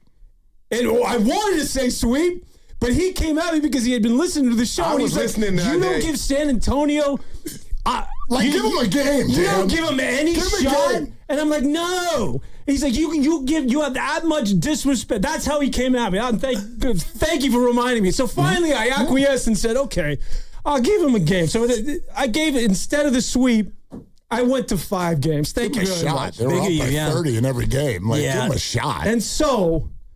am I low enough where I come in today where I'm expecting some sense of like you were right, Dan, and I need to be validated? Am I that sort of shallow of a person? Are you that needy is the real question. Am I that needy? Are you that needy? I just want to thank you for setting up what's bugging me and for 10 minutes from now, because I was sitting here wondering what I was going to say, but now I know. Let me just maybe a clean sweep of what's bugging us. You bet your ass I am. So who wants to start here? So the last time I was here where I had, post-traumatic syndrome because of my performance here, and the Knicks go on to win this thing. Yeah. And I think before we go anywhere, we need to start there. Well, I'll tell you how disappointed I was because by the time the series was kicking off, I went to Kalshi, my live read coming up Monday, Trade on Anything, and as I was getting ready for the series, it hit me. It's Knicks in 6. The experience, the fact that they're all 29-31. And the rhyme. I mean, it rhymes. Where did this come from? That was not... Came from... That was good. No, it came from reflection, and by the time you have to make your trade on Kalshi, Trade on Anything, Kalshi.com, use promo code DIBS, D-I-B-S, I was like, it hit me. The Knicks are going to win the series because the young team has to go through it before they can do it. So I thought Knicks in 6, and the Spurs couldn't get it done for me in, was that game 4 when they're up by 90 and lost? So, yeah, tip of the cap to you, although, honestly, you don't get credit for the prognostication because you're from New York. It was a fanboy pick. Come on, how many times have we talked about the city? You know where I'm from. You want to go Richmond District again with me? We can go street by street. You've been out here for like an hour and a half. I just want you, I'm not going to respond right now because I am truly going to wait for what's bugging you, and I'm going to read the text messages that have happened you got receipts. Between me and you since the finals. You know what? So I don't want to hear any of this crap about do I get any credit. Now the audience gets to hear what I've texted you. Is that for public consumption? It is now. Yeah. You can. So, first title in 53 years, right? Wow. And you were 11, and you remember it back in... thank you very much. Dave DeBuscher. He's one of the few guys here that's actually older than me, so... Let me just ask you this.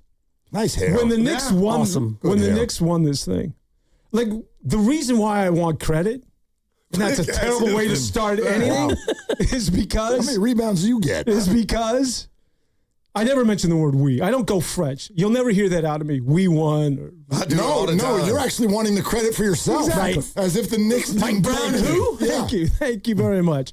But I don't hedge. It wasn't, I think they'll do well.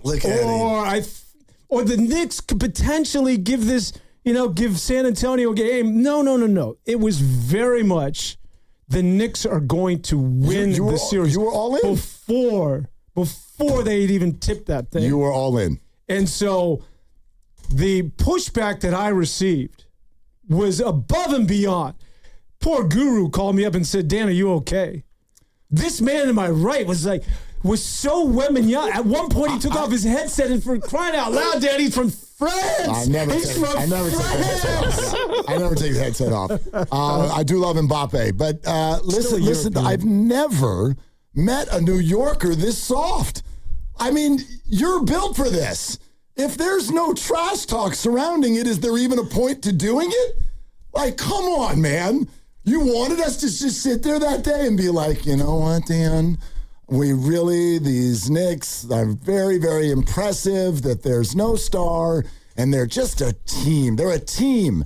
In Madison Square Garden, it's what an iconic place. And thank you.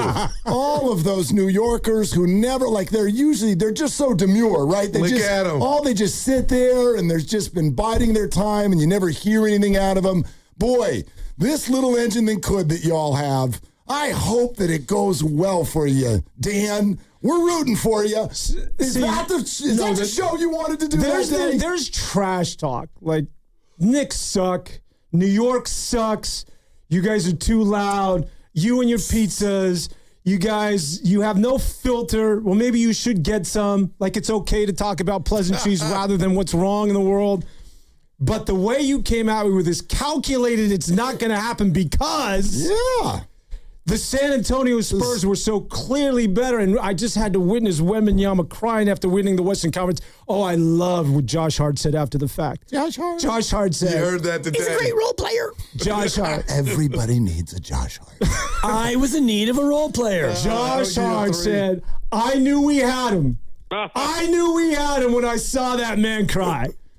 Thank God for you, Josh Hart, because I feel the exact same way. We had him when we saw him crying. Is his middle name All? Josh Allhart. Mm-hmm. Josh Big Heart. I was doing. Thank you. It's a one, but I like the effort. Out of respect to you, I love New York. I love New Yorkers. Do you really? Absolutely. I'm not joking with you, and I think that their story this year was great. But any good New Yorker wants as much pushback as possible. So, and Dan, I've been holding this back too.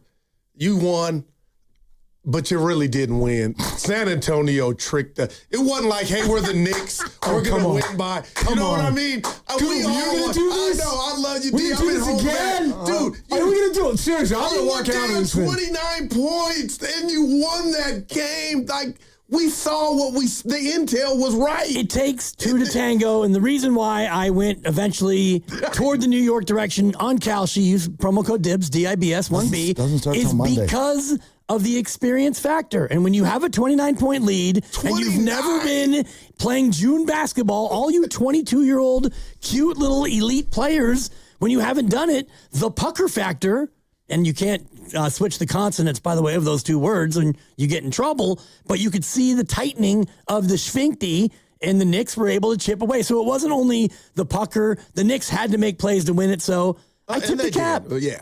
Well, part of the inexperience is the reason why the Knicks won the series, which is what I laid out before the thing even started. So it's not just happenstance or nobody won by luck or they gave a game away. No, it's because they were inferior. Yeah, I don't remember you laying it out that way. I remember you saying, I'm from there. I really want this to happen. Knicks in 5. Do it for me, OG. How about OG Anunoby, the hand of God? Oh, my God. Yeah. We had a great night in the city that night. We had OMG. We had some friends in town, and we were at dinner, and I think we were planning to eat quick so that we could go watch the second half of the game. But then the game was on a phone on the table. Like someone had their phone out. We're just eating and reminiscing. And then the Spurs are up by 10, and then they're up by 20, and they're up by 30. And we're like, let's just sit here and get dessert. Like, we don't need to. Like, this is stupid. I can't believe that the Knicks, this is the effort they put out. They won. And then people start putting their phones away, and then I would say, like, well, it's down to 17, down to 12, it's down to 8. Should we pay attention? And so we get that bill and ran up the street to Sam's. The biggest choke and literally got to Sam's for the last minute of the game. And it was standing room only, and people were freaking out. Oilers up 35-3. Yeah. Frank Wright. That happened. But 29 in the NBA game on the finals, and you blow that. I'm sorry, man. Greatest moment in the history of New York sports. Greatest play in the history of New York sports. That's saying a Better lot, but than it is. Joe Willie Namath in the guarantee in Super Bowl III. Well, you remember that? You were 9. Thank you very much.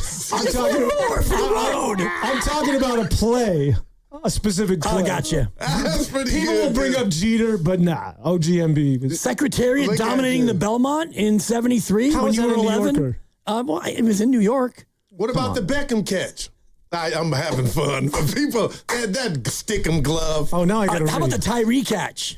And Hold Joe on. Buck's call. Hey, great call. Throw, helmet, Tyree, catch. How did he catch that? You're listening to 95.7 The Game, KGMZ, FM, and HD1 San Francisco, and Odyssey Sports Station, and the home of the Golden State Warriors and Valkyries. Always live on the free Odyssey app, coming to you live from the Laughing Monk Studios.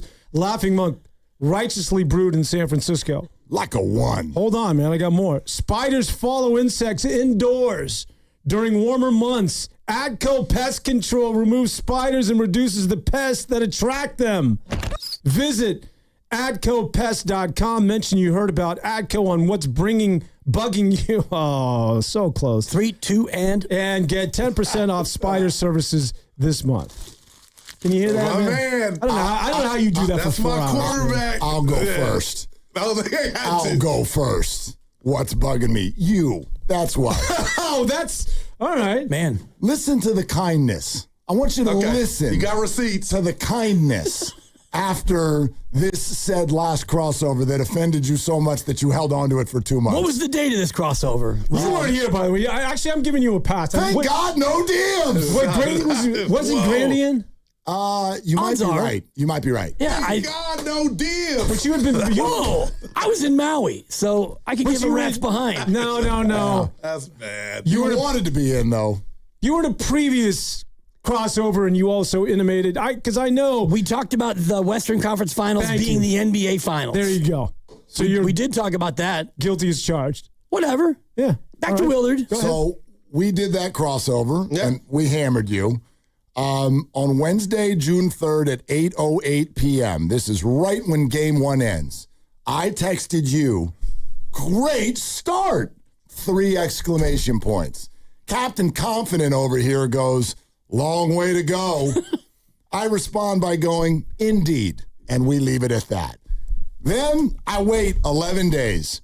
Sunday, June 14th. 8:46 It's like a Dateline episode. 8:46 a.m. This is the day after, because I don't want to bother you while the parade or while people are looting in the streets or whatever the hell's going on that night.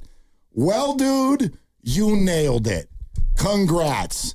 2 exclamation points. Your response 3 hours later. I needed that series to end. It was taking years off of my life. My response, dude, each win was epic in its own way. End of conversation. And then you come in here a month and a half later. Oh, man. Talking about how I was rude about all of this. Well, listen to the kindness dripping off of those texts. But that's all behind closed doors. Yeah. I'm talking about in the here and now. I'm talking about on center stage. I'm talking about the crossover when half of the city is listening to this thing. Nobody gives a rip of what's happening on 8:46 on a Sunday morning. No, that's why I just shared it on the crossover. I need capitulation right now. You know what that would be, right? That would be a capitulation sensation. Cha-ching! Cha-ching! There you go. All right, you want to talk about Jung-Hyun Lee? No, we're going to keep talking about what's bugging us. And I mean, is this thing sponsored? I don't have to do this. Yeah, that's what you just read. Yes. You half read the sponsor. It's really. So we're going counterclockwise. No, let's do that. However it goes. And it's the What's Bugging You segment every Friday, brought to you by ADCO Pest I read Control. it. I threw it away. You want me to uncrumple the thing? You didn't read the intro. You read the back end. I'm just letting people know this is how we do it, but that's fine. You're actually not bugging me. What's bugging me is the cab drivers and the Uber drivers, the Lyft drivers, even the Waymo who just pull off to embark or disembark passengers blocking a lane during rush hour. And in this city, we no longer police traffic situations. And so you're trying to make your way through the city and your various rideshare, cab drivers, robot vehicles, you're just blocking lanes willy-nilly, let alone the box trucks, the delivery people, the UPS guy who cut me off 20 minutes ago. It just makes it even harder to navigate any city, let alone this city. Like New York is different because everybody's honk middle finger. I'd be a lot more comfortable there because people will just knife in and out. So that's what's bugging me, Dan. Well, I'm going to defend New York again. They don't give you the middle finger because they're not upset. Think of him as like bats in a cave. It's just, I'm on your left, I'm on your right, I'm coming over here. It's just sort of a sensory sort of mechanism. Get out of here! Like bats, they're blind, is what you're telling me. But that's fair. Yeah. You got something? Not really. Didn't I already do mine? You go ahead. I know it's bothering me. Okay, there we go. What's bugging you? Earlier, yeah. See, the bit is it's a pest control. I'm here once every 8 months. It's a pest control company. The bit is the bug. What's bugging you? So what annoys me, apparently it's the reeds. hop hop, is the incessant noise they got to play throughout sporting events now. Like, you got a concussion or something? No, I'm just saying, like, throughout the entire, if you listen to an NBA game, I love it. We cannot be left alone to our own devices to enjoy the game. We gotta hear something in the background, whether it's music or the organ. It's constant to the point of like, do you not just? It's bad enough we're already on our tablets and we just can't be completely unplugged. But we always have to be continually stimulated. Maybe I'm going to a level I can't stay with you, coconuts, but I'm just saying, like, why do we necessarily have to, whether it's a baseball game, and I'm watching these things on television, I just become very overly sensitively aware of the constant cacophony of noise. Nice. Yeah. I like that. Awesome. Yeah. No, I like the word. Yeah, but I like the word. I like the word. I don't like. He's a vocab guy. You know, so somebody scores in the NBA and the ball's about to be inbound, and so it's like 8 seconds of hip hop, and then somebody else scores and it's a new song. I'm more from the older school where like, okay, we wait till the commercial break. Can I tell you why I like it, Willard? Go for I don't it. know if they're going to agree. I barely even notice it anymore. I put myself in You're desensitized. Yeah. And if I was tired and I hear In the Club by 50 Cent and I'm dribbling, like that does a jolt to me. Like I'm going to the rack. Keep playing. It's different than you're playing at the 24-hour club. I've heard those complaints. Like my pops, he can't stand it. They don't do that in the NFL. Hell no. NFL is just you get right? what you want. Yeah. Yeah, I guess that's true. Yeah, go to the Omaha, NFL. you can hear it all. Right. All right, I'll go. Now, I've defended this. I've criticized this guy a million times, but I got to defend him right now as a dad. And that's one Deion Sanders. He showed up to the Browns camp, and he is catching hell. All he showed up to do as a college coach, a bad one, is just support his son. I don't think, but people are just writing all these nasty things, saying that he tried to make it about him. And I can say one thing about Deion that I believe: he's a great father. He's not an absent father. So it was his right, I believe, to go see Shedeur at the Browns camp. Everybody take a deep breath and relax. You got a problem with it? No. He's getting crucified. I didn't know. Is he really? Yes. I missed that. People are Deion Sanders is not allowed to go to camp? They're trying to make it about him and mess up his son's chances, or trying to tell the coach, what have you. It's just Deion. He's a brand. He's a big deal. I liked it, but he's getting killed. How right many now, former NFL players who have kids in the league went to their kids' camp? Like, if Ed McCaffrey rolls down to Santa Clara, he's not getting any flack because he's not prime time and he's not this big personality. It's just the haters doing what they do. Plus, so you have no problem with it? No problem. Okay. Now, if he pulls the coach aside and he starts lobbying for his kid, that's different. That didn't happen. I don't even have a problem with that. Yeah. Like, I mean, do what you do. We all do that in our life. We all try to help our kids out. If it were, I like your Ed McCaffrey comp, but no one would know because the cameras wouldn't care. So it wouldn't even have been written. Did Deion like try to get in the way of the camera? Deion. No, man. They filmed him because he's Deion. I think the bigger story for you Cleveland Brown fans is that Shedeur Sanders is trying to beat out Deshaun Watson to be the starting quarterback. Well, remember, good luck with that. Their GM yesterday did say that he feels confident that they will name a starter by week 1. That was so bad. That was material, right? No. That had to be material. I heard you guys quote of the week. I said, that's material, guys. No, that's a quote. Mary Kay Cabot, she quoted it. What happened to the kid out of Oregon? Is he no longer in the picture? He's still there. He's the 3 right now, yeah. Gabriel. He's the 3. I just look at that situation. We were joking yesterday, like maybe they come out in week 1 and they don't have any quarterback and they decide to just punt on first down all day because your offense isn't very good anyway. So well, I'll say this. After Massagegate, if D. Watson can get back to anything remotely close to what he had, Shedeur or any young quarterback, hot shot, you can sit, and we've seen it, where guys sit, okay, we'll turn over the reins. But if D. Watson, who's been terrible the last we've seen him, if he can show us what he was when the Texans were doing their thing, I got to tell you, Will, I'm going to look before I throw you to especially after all the bread we gave you, I'm going to look and see, hey, has he like Deebo, why did not? He tap into what he was a couple years ago? I mean, why not? That was a long time ago. Oh, that was a long time ago. Hey, that would shock me if Deshaun Watson walked out and just suddenly looked like old Deshaun Watson. So does it make Shedeur look bad that they're like, hey, there's a competition? No, because he's a young kid who, I mean, how many starts did he get last year? We don't know how good 5 he or is 6? or isn't. I don't know. Exactly. So there's no reason to hitch your wagon to anybody at that point. And also, we assign more, I think, credit to Shedeur because of his last name and the hype in college, but he was a 5th-round pick. So if his name was Shedeur Smith and Deion wasn't his dad, you wouldn't be looking at a 5th-round pick and thinking, oh, boy, I mean, this guy, he's got to start now. Because I wasn't a fan. I'm not hating on him, but It might also, if his name wasn't Shedeur Sanders, he might not have been a 5th-round pick. He might have been a, 3rd-round pick or not picked at all. I mean, see, I hate that premise, though, but you could be right. There was a lot of, I'm not saying right or wrong, there was just a lot of, I don't even know how to describe it. Okay, this topic. There's a lot of smoke around it. This is kind of boring me. Can we move on to something else? Deebo. Their thoughts on Deebo. In other words, let's talk about me a little bit more. That's what I'm hearing him say. Josh Hart. Everybody needs a Josh Hart. Speaking of coaches, you coached, right? Because, I coached at the Boys and Girls Club. Yeah, I coached high school sports for about 2 decades. High school? Yeah. Wow. Freshman, JV, and varsity. Okay. Yeah. All right. I won 3 section titles and 7 consecutive league titles. Oh, so you're serious? I was, yeah. Now I'm doing afternoon drive, coaching career over. Well, although I will coach my almost 4-year-old daughter this fall. You never know. You might dust off the resume at some point. Yeah, I'm going to be back coaching my daughter as much as I possibly can. Yeah, soccer. Okay, we'll go ahead and debut. I don't know where I just heard coaching, and I know I sort of associated. So you with coach coaching. Boys and Girl Club? Boys and Girls Club. I got to tell you something, man. So I coached 10 to 12-year-olds, and I was a damn good coach. What sport? Basketball. I love. No, but you always hear about like coaches, they don't get sleep, and it sort of stays with you.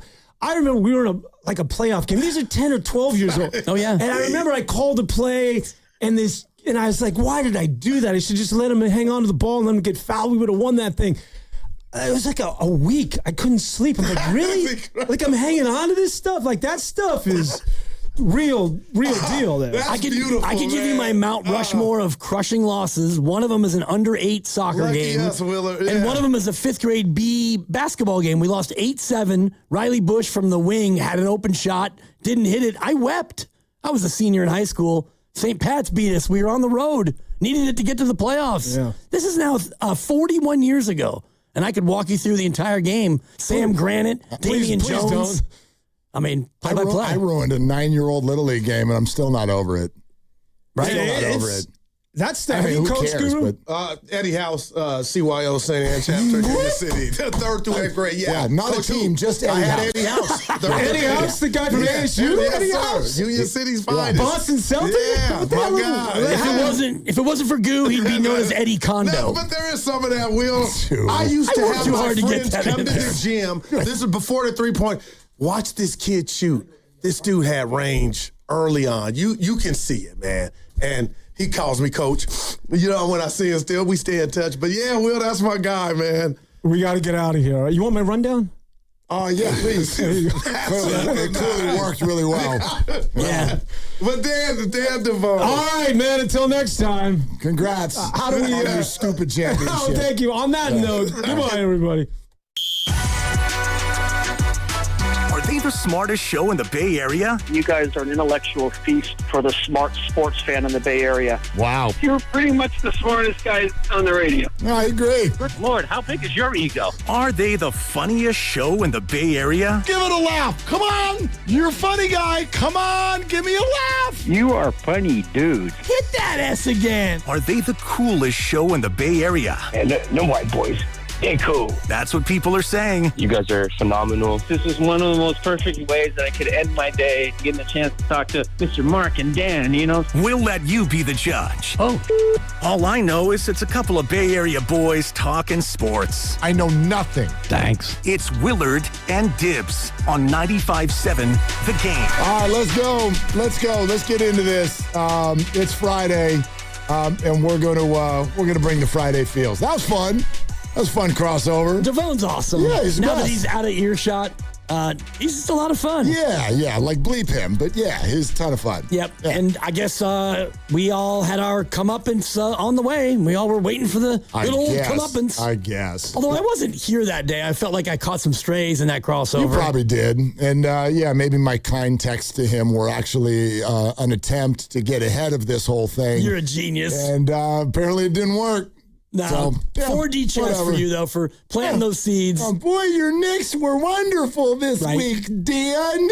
Whatever. Stop it. It's like having your partner come back from the salon and stand in front of you and you say, "Oh, you look good." What looks good? Oh, your hair. It's gorgeous. What about my eyelashes? What about my eyebrows? And it's like, okay, clearly you need me to praise you, Miss Devone, 9 or 10 different ways. So I'm here for it. Yeah, well, that'll be the last time he's in here on a Friday, that's for sure. Right. But anyway, how's everybody doing? Deebo's back. Where were you when you got the news? Yay! I was just getting on the Bay Bridge, and the old beep, beep, beep, and my car pops up with the show thread, and you hit it, and it's like, oh, that's exciting. Well, could have used that about an hour ago. I know. Well, yeah. As you and I were slapping our way through the final hour. Yeah. No, I like in true sort of, I think in a true picture of what this felt like to a lot of 49er fans. Because this came up as a rumor earlier in the week, and I was like not inspired by it.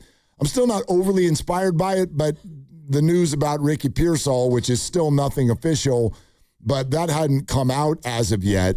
If it's a depth thing, that's fine. There are people out in the world that saw this signing yesterday and have decided that Deebo Samuel is wide receiver 2 on the 49ers. And I'm thinking to myself, like he better not be. If it ends up that way through injuries and whatnot, okay, that's one thing. But to me, this is a guy who knows the system.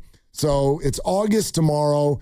You need more depth. If you have a guy that brings a specific skill set and knows your system, that makes all the sense in the world. Therefore, that's fine. If you're relying on Deebo to be the star that he used to be, which I don't think they are, but if they are, that's not good. I don't think that's the way to play this season.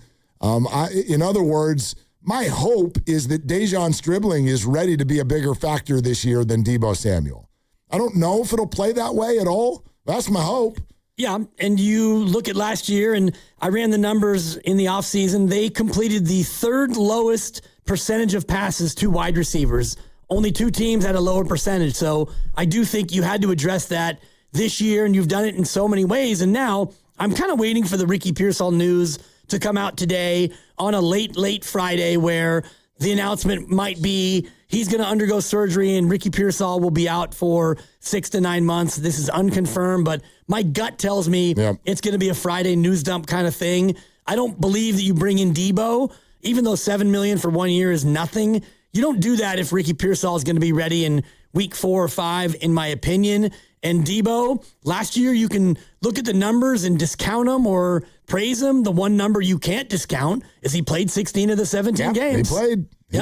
And he can block. And he knows what Kyle Shanahan and the 49ers do. So, there's no issue there. And there is, I know we get, especially like Warrior fans have been through this a lot lately, but the nostalgia game to me is a double-edged sword. You know, like it's fun, but at the same time, trying to recreate the days gone by is not usually a good way to go about things in the NFL, but you can't discount the nostalgia. To the point, this is how I found out yesterday. I'm driving, I get home, I pull the phone out, and my family thread has gone crazy. There's like 5 texts from my kids, and I'm going, boy, 5 texts from the kids, everybody all right? So I pick up the phone and I open it up, and the first one is from my 19-year-old, and all it says is, Deebo! A lot of E's. I love it. Vowels everywhere. Right. I'm like, oh, man. And then my daughter, before I could get to anything, jumps in and does that whole like, wait, what? Shut up. Get out of here. OMG. All of that. And that's how yesterday felt for a lot of 49er fans. I mean, how long did it take you before your mind went to Boombox? Not long. Boombox. Right. Boombox is back. And does he get his spot back? I would think. But if you're wide receiver 4 or 5, and I'm not saying he will be. But you're Deebo. You are Deebo. Deebo and Trent bringing the team out. Come on. If they don't do that in Australia, to me, they're doing it wrong. That's going to be tough to top. And I just think about the wide receiver group this year versus last year. Jennings, 55 catches last year, gone. Bourne, 37, gone. Pearsall, 36, likely gone. We don't know yet officially. Demarcus Robinson had 22, and Jordan Watkins had 2. You bring back 24 catches by your wide receiver core, and so now it's Evans. He is legit. Hope he can stay healthy. Kirk, Cavs are tricky. Yep. He's already in a bit of a spot early on, and then you pop in DeJon Stribling. We don't know. I'm liking what he potentially could be. They love then him. you throw in Deebo Samuel, and you've got yourself at least some depth that you're probably going to need. Yeah, Demarcus Robinson, Jacob Cowing kindly changed his number immediately so Deebo could have number 19. By the way, don't forget, Deebo was number 1 when he left. Right. That's Ricky Pearsall's number. Here's the other thing, and I do wonder how this made everybody feel. And we'll take some calls on this. I think we're not 100% sure. We're working on it, but I think TJ Hushmanzada is going to join us next hour. And with everything going on wide receiver-wise with the 49ers, that promises to be a really interesting conversation. So working on finalizing that. But until then, 888-957-9570 is the number. This thought crossed my mind with Deebo Samuel coming back. There seems to be, with the 49ers right now, some Pablo Sandoval energy going on, and here's what I mean by that. Deebo's not the only one. Dre Greenlaw did it too. Both of these players left here not that long ago with a little bit of a chip on their shoulder. A little bit of Deebo and the Niners were mature with each other, but don't forget what Deebo's last year was like. He was a little upset with the targets, and then he got that target on the rainy Thursday night against the Rams that might have won the game, and he dropped it, and we were arguing with long snappers, and it just sort of felt like it had run its course, and so the 49ers are thinking, let's move on, and Deebo's like, yeah, let's go ahead, let's do that, let's move on, out to Washington to build a whole new whatever he's going to do. Same thing with Dre Greenlaw. Remember? Dre Greenlaw, Fred Warner's partner. The thought was the Niners wanted to keep Dre. They tried, but Dre, quote, wanted to run his own shop. He wanted his own linebacker core. And he went to Denver, and we almost immediately heard not a good fit. Not a good fit. Partially it was injury, but just I don't think Dre's personality, which can be big, fit very well with the Denver Broncos. And what did both players do immediately when given the opportunity because they found that their new teams were not a fit? Bang. Yeah, you come back. I'm going home. Well, I think they did it for different reasons. Dre Greenlaw early on saw a chance and an opportunity to go back to where he had the most success. And Deebo, I think, was just sitting out there waiting for something to happen to somebody somewhere. And not to say that he wouldn't have come back here anyway, but when Ricky Pearsall gets the swelling and now it seems like he's heading for surgery on the PCL, we don't officially know, but at that point, you're not trying to step over Ricky's body and, get in his way, but you get word that they may need a wide receiver and you're still available. And so your people call their people and you have each other's number. And it didn't take long for Deebo to get that $7 million for the 1 year. Compliment to the 49ers organization, yes or no? Absolutely. Mm-hmm. And, you look at last year, and I mentioned the availability, which is everything. 72 catches with a multitude of quarterbacks on a team that wasn't great. And he was a guy who was available, and he's out there making the plays that he could make. And so he still has something left. And one thing TJ, actually, I saw his Twitter, he was talking about Deebo's weight. Like, you can't come back here at 225. Right. I want you at 215. And so we'll see what Deebo looks like out on the field. Yeah, I want to talk a little bit about that more coming up next. The fact that both of these players decided on their own to rejoin the 49ers after at least some feathers ruffled on their way out the door just a year ago. What does that mean to y'all? I'd like to say a few things about that. You can too. 888-957-9570 is the number. We'll take your phone calls next. Happy Friday, Willard and Dibbs.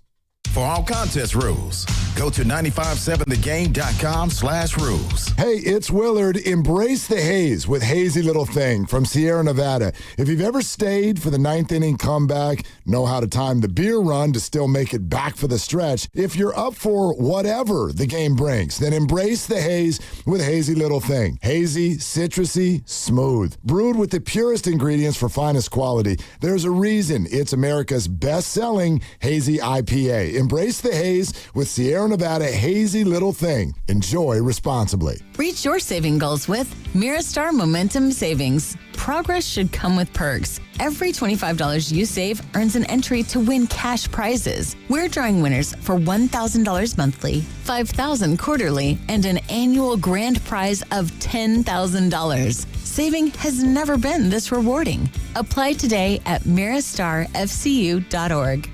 Insured by NCUA, no purchase necessary. Terms and conditions apply. See website for full details. Want to talk about low testosterone or impotence? No way, right? But did you know 1 out of 4 men suffer from this condition? Listen to Dr. Robert Rowley from Prime Male Medical. At Prime Male Medical, we specialize in acoustic wave therapy, sublingual lozenges, injectable medications, and testosterone treatments. Get your first visit, PSA test, testosterone test, Doppler ultrasound, and a year of follow-up visits for just $99. Go to PrimeMaleMedical.com or call 415-761-4037. 415-761-4037. Doors and loading dock equipment are a crucial part of your business, and one you probably don't think much about until they break. A broken door or dock leveler can be a real security threat, along with disturbing the flow of goods in your business. Luckily, RNS is here for all your commercial door, dock, and gate needs. From overhead doors and security shutters to fire-rated and personnel doors, RNS can provide your business with safety and security. Call 800-FIX-A-DOOR to schedule a free estimate or visit rsdoors.com. RNS Doors. Look for the red truck. 1-877 Cars for Kids. KARS Cars for Kids. 1-877 Cars for Kids. Donate your car today. 1-877 Cars for Kids. KARS Cars for Kids. 1-877 Cars for Kids. Donate your car today. Ready to get rid of that old car? Donate it to Cars for Kids. Call 877-CARS-4-KIDS to speak to a friendly live agent. Donation is super easy, and your car can be picked up as soon as tomorrow. Go to cars4kids.org now or call 877-CARS-4-KIDS to donate your car today. 1-877 Cars for Kids. KARS Cars for Kids. 1-877 Cars for Kids. Did you know you can donate real estate too? Go to carsforkids.org. That's cars with a K. When you see this in your kitchen, The stainless steel fridge is covered in fingerprints. you hear this. Leslie, people are going to think you were raised in a barn or by wolves or raised in a barn by wolves. Fortunately, Wyman Stainless Steel 3-in-1 cleans, shines, and protects to give you the best shine. A spray and a wipe will have your fridge shining like a mirror. Wow, my fridge looks brand new. Your fridge looks amazing, Leslie. Sorry, I was being a little dramatic earlier.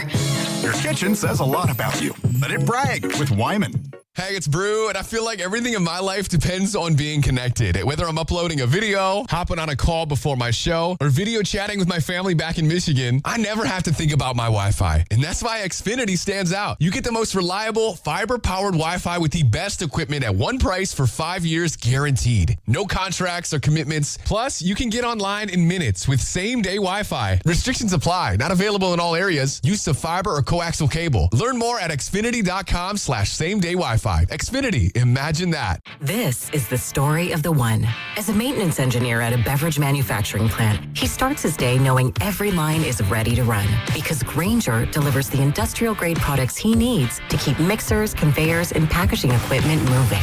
With Grainger's vast selection of bearings, belts, and motors, he keeps operations running smoothly, so nothing grinds to a halt. Call 1-800-GRANGER, click Grainger.com, or just stop by. Grainger, for the ones who get it done. I scream. You scream. We all scream. Because Wendy's famous small classic Frosty is just $1 for a limited time. More screaming, happy screaming, summer screaming, dollar small classic Frosty screaming! But please don't scream in the drive-thru. It hurts the employees' ears. Get a $1 small classic Frosty for a limited time, only at Wendy's. U.S. price and participation may vary. A la carte only, not valid for delivery. Limit 10 per transaction. Price may be higher in Alaska and Hawaii.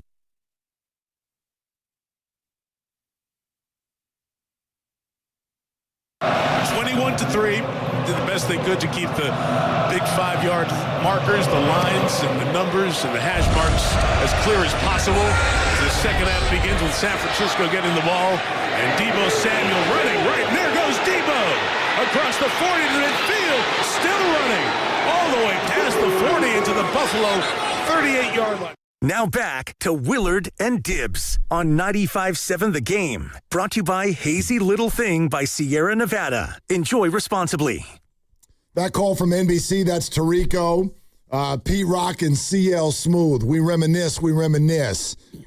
That's what it's going to feel like when we think about Deebo Samuel and Dre Greenlaw. Both back in the fold. Won't surprise you that I'm going to say this, but I'm going to say it anyway because this is where my head went. So, for moronic voices, for example, one of which came on 95.7 The Game yesterday to say that the 49er training staff is the worst in the NFL, and they're awful at everything that they do, and all the players know that, which is why they run away from the 49ers in the offseason. Or are you a substation conspiracy theorist? Or Kyle Shanahan is not respected and works these guys too hard? Blah, blah, blah, blah. That's what this signing meant to me. Both of these signings. These two guys, both of them, walked out of here because they felt at that given time, you know what? Sure, I could stay, but I want to try something else in my life. I feel like maybe I'll be more respected somewhere else. And that's fine. I hold nothing against people who want to try something new or if they're feeling a certain way about something. But guess what? It took both of them 1 year before they went, oh, actually, you know what? 49er organization does a lot of things right. Do they do everything right? Nobody does. But I'll make a prediction for you right now. I bet you in another year or two, Juwan Jennings is going to feel the exact same way. I feel it's very similar. There was nothing disrespectful that went down. There was nothing wrong.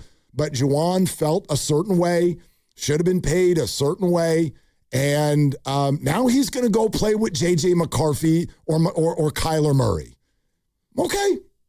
Have a good time. Let's see. Hopefully it works out. Maybe he'll enjoy it. Maybe he'll will. fit in great. Maybe he will. He's the kind of receiver I think the teams would love to have because he's not afraid to roll it up and get dirty, and he makes the tough catches, those little in cuts over the middle when you know you're going to get clocked by somebody like a Fred Warner or a Dre Greenlaw or a big safety, but he does it, and he fights for yards, and he gets after it on every single snap. So if Minnesota loves it and he feels valued, he'll stay. And the Greenlaw one was interesting because he signed a 3-year deal, and they're not guaranteed, of course. And he goes there, and he's injured, and he never quite gets the foothold that he thought he would get. Deebo in Washington's a little bit similar, where they had a bad year, and they're still going through some changes. And so he gets let go, and now there's a spot to come home. I think there's a bunch of different, no wrong way to eat a Reese's, right? Like, if you're a good organization, there are a number of ways to do it. But I think if you follow the 49ers, you're going to understand what I'm about to say. Dre Greenlaw and Deebo Samuel are 49ers. They fit this iteration of the Niners, their attitude, their vibe, their way, etc., perfectly. Are they as good as they used to be? Probably not. I don't know exactly where the whole Greenlaw thing is from a health standpoint. I know Deebo is not what he used to be, and I am not in any way, shape, or form in favor of the 49ers bringing Deebo into his old role. That's too big of a role for Deebo right now. But, my God, they fit. Just their way. Their vibe fits the 49er locker room and field. You've been to practices. You know what that energy sort of feels like. It's different for every team and every room and every place of business. Not saying one is better than the other. They just fit. They fit. And so from that perspective, that doesn't mean anything to me if it doesn't work. I want it to work first and foremost. But yeah, how can you not be glad that they're back? They're just kind of quintessential 49ers of this era. And I'm just thinking about other examples of this, and tell me if you're expecting more out of these two as opposed to these examples. And the first one is Andre Iguodala. Wasn't born a Warrior, but was here, won here, and went to the Heat for a couple years and came back and won a championship. Yep. And he played 31 games. I'm looking at it here, 20 minutes a night. So he was not a absolutely key cog, but he came back. And the other two, Mullen and Chris Webber, who both came back at the tail ends of their careers. Mullen probably more at the very, very end, almost ceremonial. So, can Deebo have an Andre Iguodala kind of an effort? And you mentioned Pablo Sandoval before, which I thought was a good one too, because he went to Boston and it didn't fit. Just not a fit. And then, he got in some trouble when he was, firing off some IGs from the can, and, Boston never really embraced him, and then he eventually came back. Yep. I mean, there's a lot of, I'm trying to think, that was the first comp that came to mind. I'm sure there are others if I thought about it harder. That's one of those things that's kind of always interesting to me in free agency or acquisitions. Look, there's a fair case study that's not done yet about Rafi Devers in the reverse sort of a way.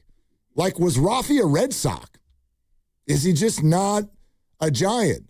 I think that's calmed down because he's played pretty well over the last 5 or 6 weeks. And now he's bunting for hits. Yeah. I mean, some people like that, some don't. Not running out pop flies that drop in. Don't love that. No. But, he ain't the first middle of the order dude that takes a few walk steps when he pops the ball up. Don't love it. The bunt thing, I don't know, when you're leading off an inning, okay, it was a beautiful bunt. But my point is I do think 6 weeks ago there was a conversation about this. And we had baseball people come on and go, God, it's not the right ballpark. It's not the right vibe. It's just not a great fit. And that'll change if Rafi continues to hit the ball like his baseball card, and if they can figure out the whole DH first base thing with Bryce Eldridge going forward. But this is something that I kind of enjoy looking at. You've signed someone as a free agent or bring them in, and sometimes, Hargrave was another one. Hargrave was a great Eagle. And then everybody was like, what a great signing. Yeah. And it was a complete bust. Why? I don't know. D Ford came and he had some great moments, but he was a Chief. And he was right, but that was a little injury-related end of his career. But you see it a lot, right? Where you're just like, why didn't you play here the way you played there? I don't know. It's a fit. And Pablo Sandoval did come back, and was he his old self? No, but he was a Giant, and he fit right back in, and he produced at a certain level. So I do think that the football part of it is about scheme and fit. And so what Deebo did here, he can still do, maybe not as often, but he can be a guy who can sneak in and carry the ball. He didn't carry it a lot for Washington, but he still has that in his game. He's 31. He can run routes. He's a physical ball carrier when he has it. And you mentioned it before, the expectations for Deebo are not going to be what they were before he left because he's older. You've got more players in front of him. So is he going to get, 50% of offensive snaps? That feels like about the number that I would anticipate. Not a great comp because he didn't do a whole lot his first stint, but what if I give you a little Ryan Vogel song? Yeah. Ryan Vogel song started with the Giants. He was 22, 23 years old, but there really wasn't much to say about Ryan Vogelsong in his first 20 or so major league appearances. Then he moved on to Pittsburgh. He went to the Pirates, and nothing really great ever happened with the Pittsburgh Pirates. Then he came back, and Ryan Vogelsong made an all-star team. Ryan Vogelsong was a champion. All of these things happened back with the Giants. there's almost something that I can't even put my finger on with this conversation. It's where like je ne sais quoi. certain guys belong in certain spots. That's the best way I could say it. And I think the Pablo one is a great comp for that because, he's the Kung Fu Panda. Yep. And, forget the success in the World Series and the rest of it. But when he left and he went to Boston, it never felt right. And when he came back, you mentioned it. Yeah, he wasn't the same player, but he was still good enough and he was immediately beloved. You threw your arms around him because it's the Panda and he's back. And Mullen, I would say, is a lot like that for me because he was always a Warrior and he was my favorite player. And I think yours too. Yeah. And he left to go to the Pacers and he came back to end it here. And it's like, yeah, I'm glad he came back to end it here. He wasn't the same player he was in Indiana or when he left, but there was something that felt right about seeing him in the Warrior uni. Let's go to Eric in Houston. We'll take your calls here. 888-957-9570 is the number. Eric, appreciate it. What's going on, man? Hey, man, what's going on? I got to tell y'all, I'm originally from Philly. I've been in Houston for 2 years, but in Philly all my life, and I've been a Niners fan as long as I can remember. So Deebo, I had to defend Deebo against every Eagles fan in Philly. I couldn't stand it. I'm not an Eagles fan at all. So for me to have to go back and forth with them, I defended Deebo. Deebo was my guy.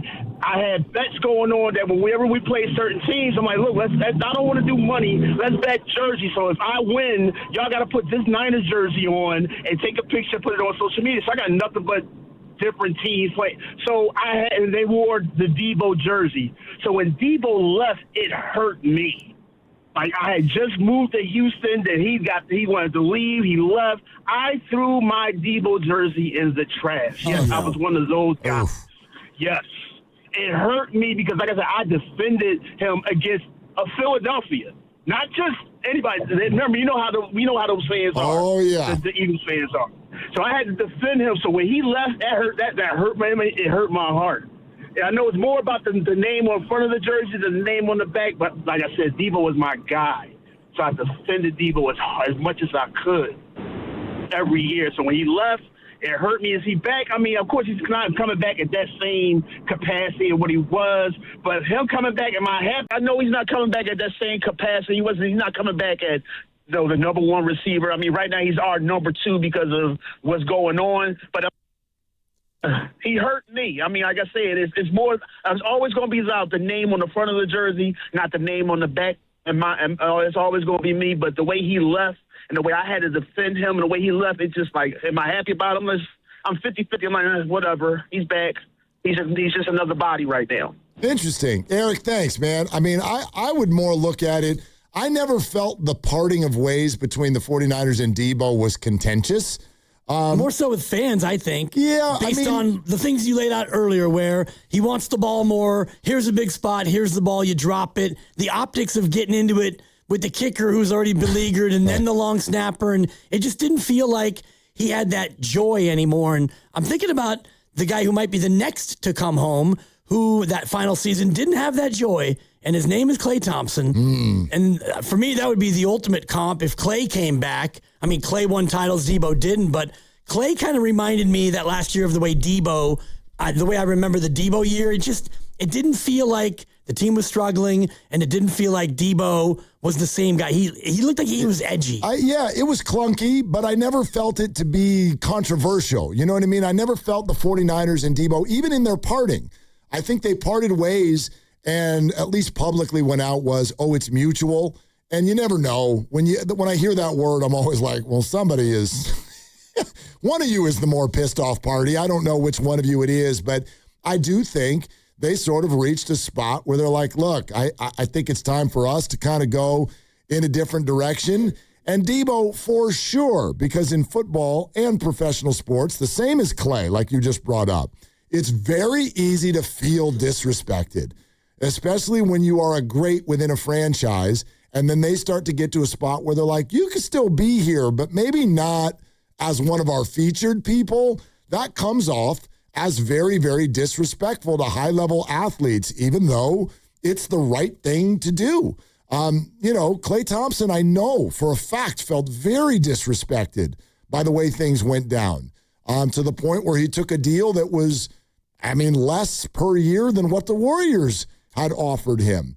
And then Deebo, remember, don't forget what Deebo went through, forget on the field, but off the field. The drafting of Ricky Pearsall and all the rumors leading up to the draft of like, we might trade Deebo or we might trade Brandon. And then Deebo came out publicly and he's like, they told me that they're not trading me.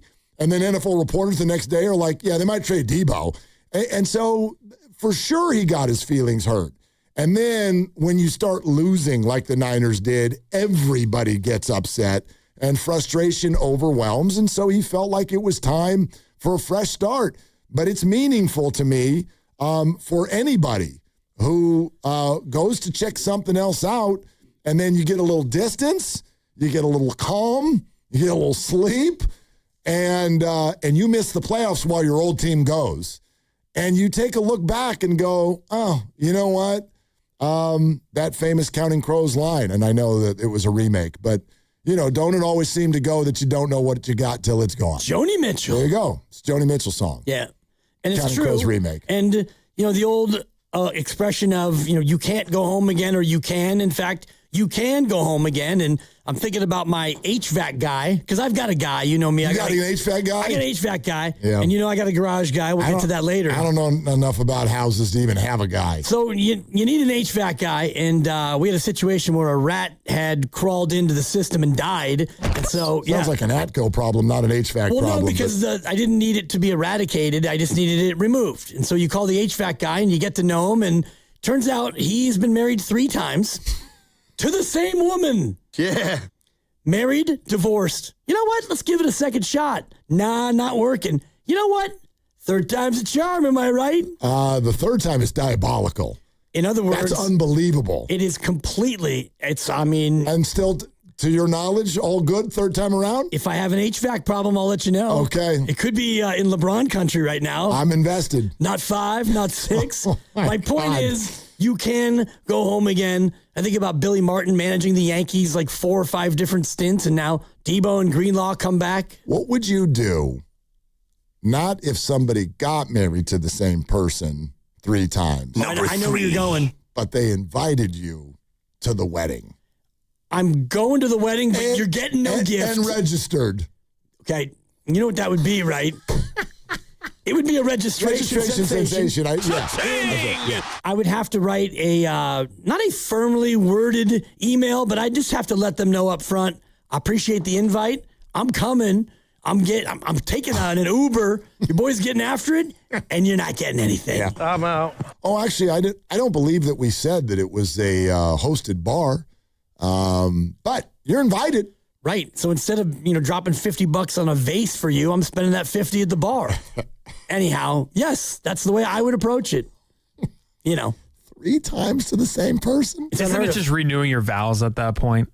No, because if the courts are involved, if you actually went through with it, paperwork. Yeah. I actually, if you can get your it's Friday. I think we should have your HVAC guy on at some point. Yeah, I've got so many questions. What happens to all the stuff that you split the first and the second time? Gone. Does it come back together? Interesting. Right? Like, in theory, there could be alimony payments. Could be. Do they dissipate? Is it a dissipation sensation? That's $1, and I'm sure the alimony is more than $1. And then there's alimony again. Re-alimony. And then there's unalimony. Right. Yeah. So I'll look into it. I'll see if I can find his number. It's been about 6 years since. Oh, then they're definitely divorced at least 2 more times. You never know. They could be. They could be right back in it. Wasn't Ricky Henderson on the A's like 3 times? Twice for sure. Who won that race? Ricky with the A's or Billy Martin with the Yankees? Like, who had more stints? More stints. Yeah. God, when you say that about Ricky, that brings Ricky was 6 years with the A's, Yankees. Came back for 5 with the A's, Blue Jays. Came back with 2 with the A's, Padres, Angels. Came back for 1 more with the A's. Oh, it was 4 stints? Yes. How many? 4. Wow. Did you know that he was a Dodger? I did. I mean, Ricky was everywhere, dude. Pretty much. Wait, can I name all the how many teams were there? Oh boy! And don't do the double stints. Just how many different uniforms did he wear? He wore a grand total of 9. Okay, you mentioned most of them there. Yeah. Let me see if I can get them. A's, Yankees, Ding. Angels, Ding. Dodgers, Skading. Padres, Ling. Blue Jays, Swing. Mets. Kabing. So there's 2 more that I didn't get? Facts. Willard has gone 7 for 7 on the Ricky Henderson baseball card. I knew those. And by the way, when you look at Ricky's baseball card, it's written in 2-point font. Because it doesn't fit. Mariners? Skading. Okay. Willard needs. I think I know. Are you looking at his baseball reference? No, I'm not. I'm looking at just a list of the teams to see which ones jog in my mind those teams. I think I know it, but I'm going to run through the rest of the teams to confirm my thoughts. Is it the Boston Red Sox? Ricky Henderson. Ricky, don't you lose that number. Steely Dan. How many years did he play? I believe 24, 25. Got to be the quarter century. 25 years, 9 different uniforms, and one of the best players ever. Like, why did people keep moving him? That's what I want to know. Well, like, why did everybody, right? Ricky, snatch catch, leadoff homers, quirky, stolen bases. Today, I am the greatest of all time. So great. Why did everybody keep moving him? It's just the way. That went, and he was so close to being a member of the 3,000 club. 300 homers, 3,000 hits. He had 297 home runs. Damn. And 3,055 hits. Anyway, trying to think, and I do think of him as an Oakland A. Like that was home. How could you not? He was there 4 times. No, but I just mean to the point of what I was saying earlier. Like some guys are just they belong with that team, and I kind of feel that way about Deebo. Like Deebo's you're a Niner. You're a Niner. I don't know how this is going to go. I'm not even like in love with the football aspect of it. Remember last year we're all, hey, the Niners receivers need to be faster and they need to be able to beat man coverage a lot more. Oh, Deebo. That's not what Deebo is. Not his strength, but he can block in the run game. Yes, and he can do a lot of things. Be a possession receiver. And if you look at what they have, Stribling is big and he projects to be a guy who can play in the slot or play outside. You've got Robinson, your deep guy. Evans is your straight-up vet who can do absolutely everything. Kirk's a question mark, and then you throw Deebo in there. Deebo is not like the others.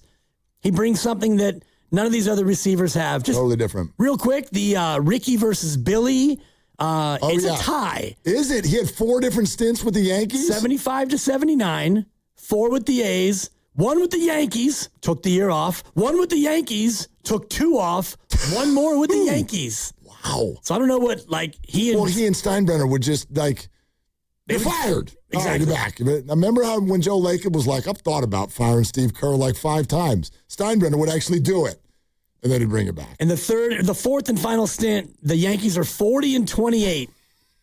You're fired. Not good enough. You're so fired. I mean, so many things, but also nothing. I'm trying to think of other people who are just like, that's where you belonged. It's where you belonged all along. By the way, TJ Houshmandzadeh confirmed in 20 minutes. TJ will be on with us in 20 minutes. We got wide receiver questions, okay?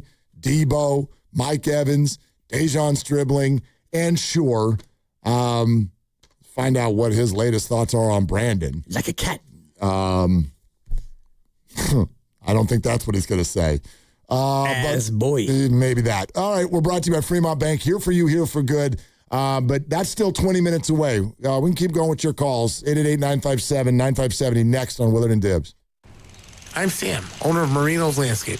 With my Chase Ink Business Premier Card, I earn unlimited 2.5% cash back on purchases of $5,000 or more. So everything I buy to run my landscaping business gives me cash back to help throw a big thank you party for my team. For all they do.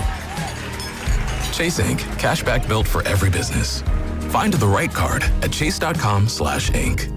Real business owner compensated for their participation. Cards issued by J.P. Morgan Chase Bank and a member FDIC. Subject to credit approval. Terms apply. Hey, it's Brew, and I feel like everything in my life depends on being connected. Whether I'm uploading a video, hopping on a call before my show, or video chatting with my family back in Michigan, I never have to think about my Wi-Fi. And that's why Xfinity stands out. You get the most reliable, fiber-powered Wi-Fi with the best equipment at one price for 5 years guaranteed. No contracts or commitments. Plus, you can get online in minutes with same-day Wi-Fi. Restrictions apply. Not available in all areas. Use of fiber or coaxial cable. Learn more at xfinity.com/same-day Wi-Fi. Xfinity. Imagine that.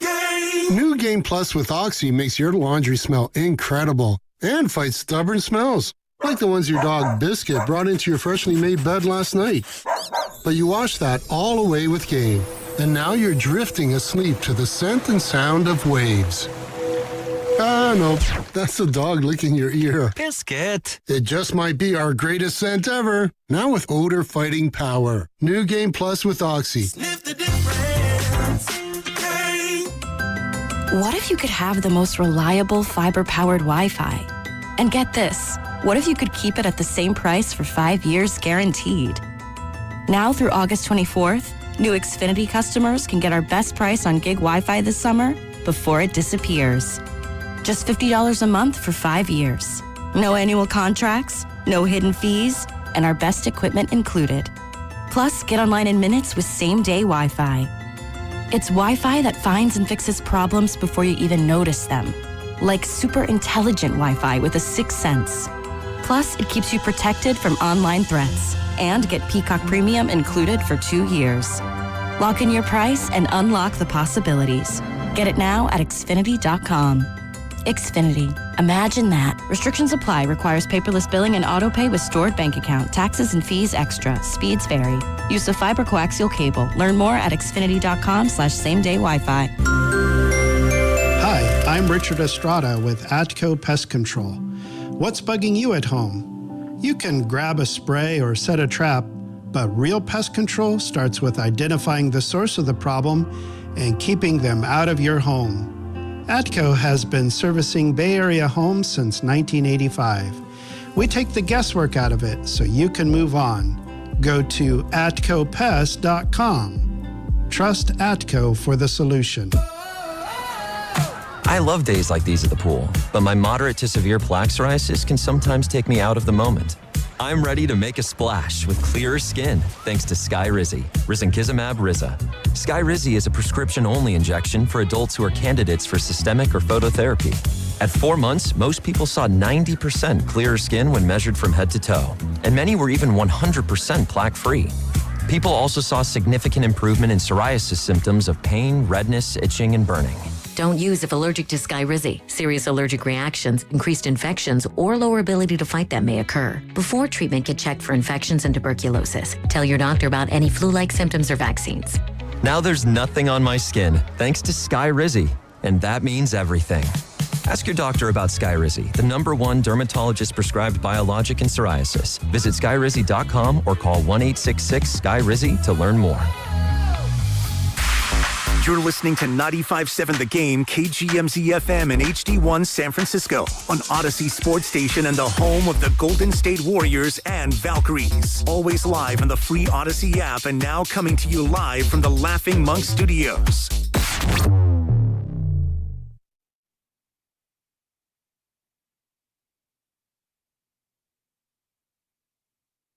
Now, back to Will and Dibby on 95.7 The Game. This is completely just a very quick aside. But I want to mention this, and I'm importantly want to mention I don't get paid for this. So this is just because I have another one on today. I get asked a lot where are all these hats from, and someone just that's a hat. Yeah. It's early. We're getting warmed up. It's kind of an under the radar 3 right there. Thank you. Not bad. Not bad. I've been missing Fridays. Has he been calling? Yeah. Okay. Yeah, and it turns out you may not be one of the best sports boys in town. I figured. I've noticed that he gets around. Well, the rankings change. Yeah. Well, and he just kind of wants to make love to whoever's there. But that's all right, brother. Anyway, someone texted in and literally had the date. They're like, hey, back on July 27th, what was that Warrior hat that Willard was wearing?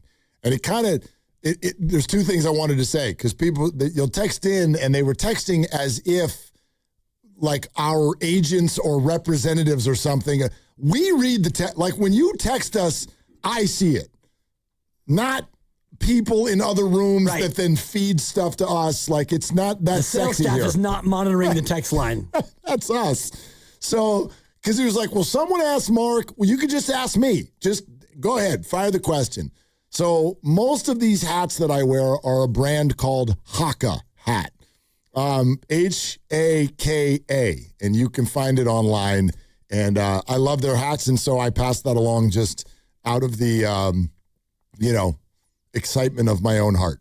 So anyway, there was that. And then I wanted to also throw this out there because Pasta tracked this down and is interesting.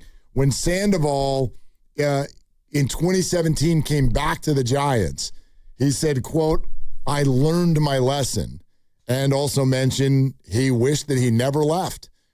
Be a fun question to ask Dre Greenlaw and Deebo Samuel when we get to camp, maybe in the month of August.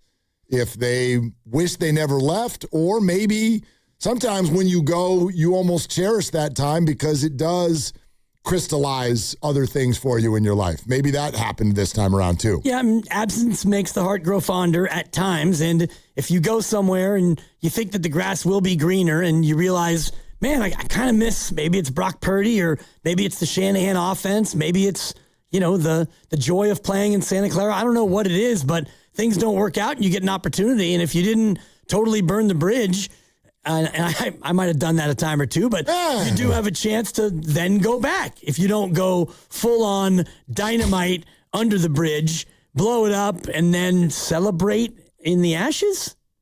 I've told you that story, right? Blow it up! I've heard it from like 14 different people. What do you mean? Like, I'm not welcome there. No. But I mean, it was a side conversation just with me. Okay. Where your name came up. Oh, how'd that go for me? And he was like, he didn't say that you burned the bridge.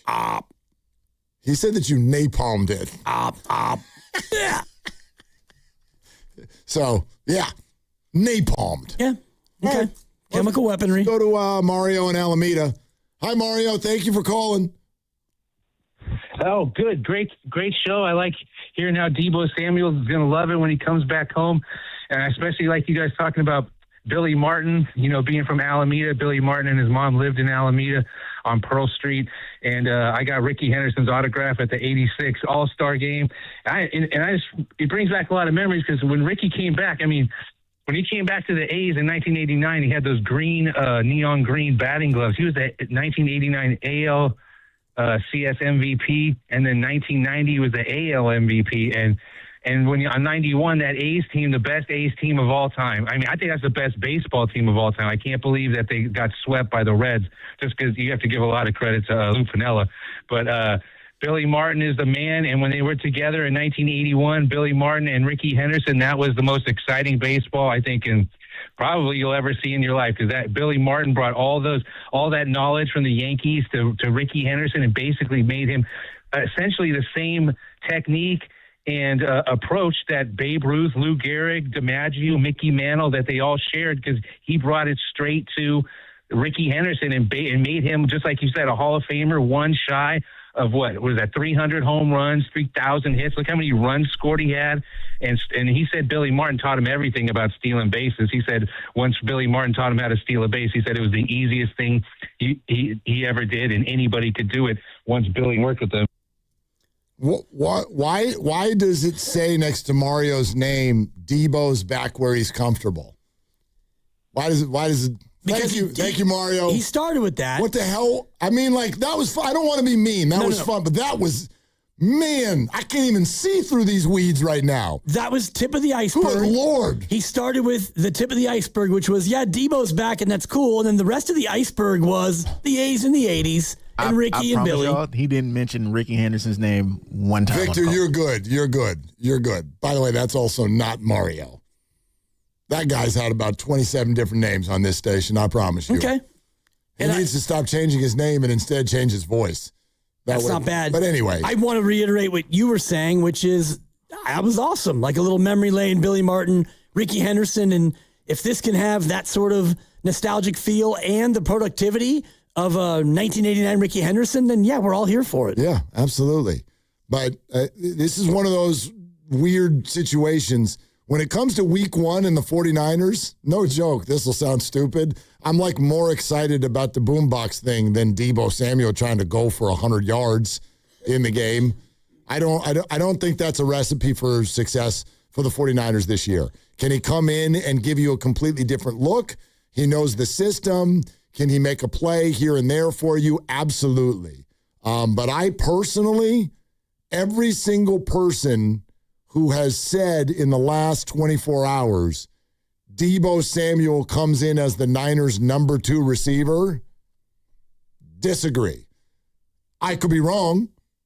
I'm not, you know what I mean? Like, that's a Kyle Shanahan question. But this concept right now that because Ricky Pearsall, who hasn't even been announced as out yet, but we've all just decided now he's going to miss the year. And poof, Christian Kirk has a calf. Therefore, Deebo Samuel's number 2. Breaks, please. It's not even August yet. Deebo Samuel just signed an incentive-laden one-year deal that could work up to $7 million to just run him by Kirk, Stribling, even Demarcus Robinson. I don't know that yet. Maybe it plays out that way if there could be more injuries, all of that stuff, but I would actually be less excited by this if the Niners were to come out and be like, yup, Deebo's our starter. Whoa. Well, it depends on what you're going to look at and win in the season because you don't do a lot of 3 receiver sets. I think last year they were at about 45%. So a lot of times you only have 2 receivers. And if they're all healthy, not counting Ricky Pearsall because I think this move was made because of that reality, I'm about 95% sure in my own mind, nothing sourced or confirmed. But if you do a lot of 2 receiver sets, if DeJon Stribling is a good enough blocker to be out there, Mike Evans is going to play. If he's healthy, he's going to play 85 or 90% of the snaps. And so Deebo then would be your 3rd receiver when you go to a 3 receiver set. I would put him ahead of Christian Kirk just based on system knowledge and the fact that, Kirk is a little bit dinged up right now. I can't argue that except for I would love to know, one thing we haven't really gotten, and I know that what the Niners will say, Cavs are tricky, and they're not going to, but I would love to know what the outlook on Christian Kirk is. If Christian Kirk is going to be back before mid-August, I think there's a real chance that Christian Kirk is going to play the slot, and Mike Evans is going to be your kind of your 1 or your X or whatever. And I mean, I don't know if he's going to be ready or what the plan is, but I'd love to see Stribling be the other guy then, and Deebo can come in and spell and do different things and all of that, like give everybody a different look, but. Yeah, you might be right. I'd like to know, before I take a guess on that, though, I'd like to know what the outlook is on Christian Kirk. And that's fair. And you look at just last year by percentage of snaps from the receivers, Juwan Jennings led with 71%. Now, he missed a game, maybe 2, but you had Kendrick Bourne at 53. You had Ricky Pearsall at 43. A lot of that was because of the injury. Demarcus Robinson, 37%. He was only suspended for 3 games. So you're looking at a team, and I think that this one, outside of Mike Evans, if he's healthy, he'll probably be at 80 or 85% of the snaps. But I do think that if Deebo is, let's just call him wide receiver 4 behind Kirk, or even wide receiver 5 behind Demarcus Robinson, he still would get 30% of the snaps, I believe, because you're going to want to go bodies in, bodies out, and Deebo does provide something that none of these other guys have. I mean, Christian Kirk last year he was with the Houston Texans. He only had 28 catches for 239 yards. The year before that, he only played half of a season with Jacksonville, but had 379. But, we're 3 years removed from when this guy, had 800 yards. The year before that, he had 1,100 yards. I get it. He's 30, and 30 is that number in the NFL. But then again, he's way younger than Mike Evans. Christian Kirk's a good receiver. So I get it. Calf injury and no familiarity. but I'm not kicking him down the bench just yet. Of course not, but if you have a player with a calf, and you do believe that calves are tricky. They are tricky, and yeah. They've said I've got 2 of them. So you've got Ricky Pearsall with a PCL that has swollen and may need surgery. You've got a guy with a tricky calf, and you've got Mike Evans coming off a year where he played just over half the games due to injury, and he is older. So even if all 3 of those things don't go worst case scenario, you still look at your wide receiver room and think, I'd love to have another vet body in here. And so you bring him in. Yeah, well, and I think the other thing the 49ers are doing here, and I super duper support this, think about how many times just in the last 3 seasons, the Niners have gotten to week 2, 3, or 4, and they're looking around going, who the hell are our wide receivers? Like, what are we doing out here?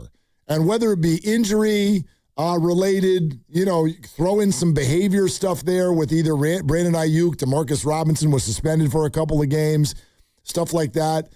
There's all kinds of reasons why it's gone the way it's gone, but it feels to me like they went into this offseason, the draft's dribbling, they signed Evans, they signed Kirk. They've still got Robinson. They're still excited about some of their younger guys, Watkins, Cowing. Pearsall hasn't even been officially ruled out yet. They go get Deebo too. It feels to me like Kyle Shanahan and John Lynch looked at that room and went, can we not end up pulling guys off of the street by week 5 again? So it's like, let's overdo it. Yeah. Let's overdo the options with the thought that, probably at least a couple of them are going to get hurt or something's going to go wrong. Yeah. Well, I know we have TJ Houshmandzadeh coming up, but I just looked at the snap counts from last year, and 9 different people played wide receiver for the 49ers, and no time for game show music, but I'll just hit you with Malik Turner, Russell Gage, Sky Moore, and Marquez Valdez-Scantling. Yep. They were 49ers. So to your point, you probably are going to need 8 or 9 again. So bring back one that you know. Let's get some good ones this time. Segment sponsored by Ceremony Ford. Summer sales event is on at Ceremony Ford. Get 0% APR, $1,000 in down payment assistance. No payments for 90 days, plus a 2-year maintenance plan on models, including F-150, Bronco, Mach-E, Explorer, and Mustang. Ceremony Ford in Colma, Daly City, or ceremonyford.com. A very good receiver is going to join us next. TJ Houshmandzadeh coming up on Willard and Dibs. That's Elena's family group chat. It never stops. Someone's always sending a blessing or starting a poll about the baby shower theme at midnight. With Real Unlimited from Total Wireless, she's always in the loop, whether she wants to be or not. Switch to Total Wireless Total Starter Plan or higher and get a Samsung Galaxy A16 5G on us. Total Wireless, your own Real Unlimited. Offer ends 11/4/2026 or while supplies last. Devices, taxes, and fees may apply. Looking to get your next project done right without running all over town? At Ashby Lumber, everything you need is in one place. From premium lumber and building materials to doors, windows, decking, and hardware, we've got it all, ready when you are. Whether you're a contractor on a deadline or a homeowner starting something new, our team knows the products and helps you get it done right the first time. 2 locations, Berkeley and Concord. Ashby Lumber, one stop, done right. 45% of new members are referred to Stanford Federal Credit Union by friends and family. Experience that trust with a limited time 8-month certificate at 4.10 annual percentage yield. Open yours with as little as $100. Hurry, this special offer ends September 14th. Visit sfcu.org to open online today. New money required. Early withdrawal penalties and additional terms apply. Federally insured by NCUA. sfcu.org. This is Chris Dolan. And I'm Vanessa Deniston, senior attorney from the Dolan Law Firm. Chris, what's with all these out-of-town personal injury firms coming into the Bay Area with these catchy jingles and funny names? Unlike the Dolan Law Firm, most of these firms are from out of state or in L.A. The Dolan Law Firm is headquartered right here in San Francisco, going on 30 years. We live here, we work here, we win here. The Dolan Law Firm, we're the best lawyers we hope you'll never need. DolanLawFirm.com. Is your client ready to build a functional outdoor space? Choosing Golden State Lumber and Showroom means faster deliveries and finishing your project on time and on budget. When it comes to decking, TimberTech stands out. It's trusted by contractors for its unbeatable quality, and with industry-leading warranties, it's clear why TimberTech is the top choice. TimberTech, the #1 brand in premium decking. Start at goldenstatelumber.com. Golden State Lumber and Showroom. When you succeed, we succeed. When it comes to hiring a plumber, heating, or HVACR contractor, think UA Local 38. With non-signatory companies, that low price up front can quickly turn into added charges once the job begins. But with UA Local 38 signatory contractors, you know the cost up front. There's no surprises. Local 38 professionals are craft certified and complete over 10,000 hours of training, so you know the work is done right. For quality, accountability, and peace of mind, choose UA Local 38. Learn more at ualocal38.org. This is Larry Flick, owner of The Floor Store. Our giant summer sale is here, now through August 3rd. Get 25% off everything in the store. Carpet, hardwood, laminate, waterproof flooring, and much more. That's 25% off every product. Add 24 months interest-free financing, and you've got The Floor Store's giant summer sale. Big savings, giant opportunity. There's just one thing. It ends Monday. Visit floorstores.com to find the nearest of our 11 Bay Area showrooms, from Santa Rosa to San Jose. The Floor Store, your Bay Area flooring authority. Oh, hey, Sarah. Did you hear my daughter Katie got Camper of the Week? That's a big deal. We got a big deal, too. Right, Mom? Honey, shh. What's that? Okay, that Hyundai Santa Fe, I only paid... Nice. Deal's so right, it almost feels wrong. The Hyundai Getaway Sales Event. Get 0% APR for 60 months, plus 0 payments for 90 days, or 1.9% APR for 72 months on the Hyundai Tucson, Santa Fe, or Santa Fe Hybrid during the Hyundai Getaway Sales Event. Hurry, offer ends August 3rd. Call 562-314-4603 for details. When you see this in your kitchen, The stainless steel fridge is covered in fingerprints. you hear this. Leslie, people are going to think you were raised in a barn or by wolves, or raised in a barn by wolves. Fortunately, Wyman Stainless Steel 3-in-1 cleans, shines, and protects to give you the best shine. A spray and a wipe will have your fridge shining like a mirror.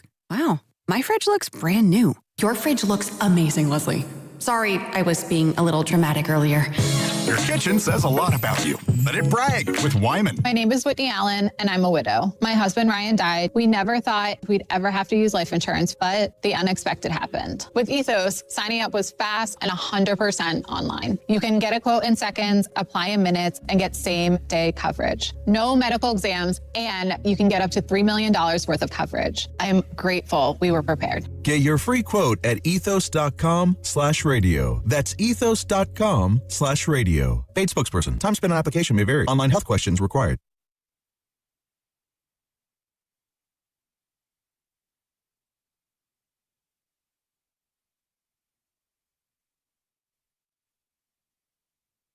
Now back to Willard and Dibbs on 95.7 The Game. Brought to you by Hazy Little Thing by Sierra Nevada. Enjoy responsibly. Every time something happens with a wide receiver in the 49ers, my head goes to one place. I wonder if the great TJ Houshmandzadeh would grace us with his presence. And I'm glad that he has, because he could talk about any receiver on any team, but it hits close to home when we have Niner news. Willard and Dibbs, 95.7 The Game. Deebo is back. TJ Houshmandzadeh, River Island's guest line, is with us. How are you, friend? What's going on? Man, I'm good. How are y'all?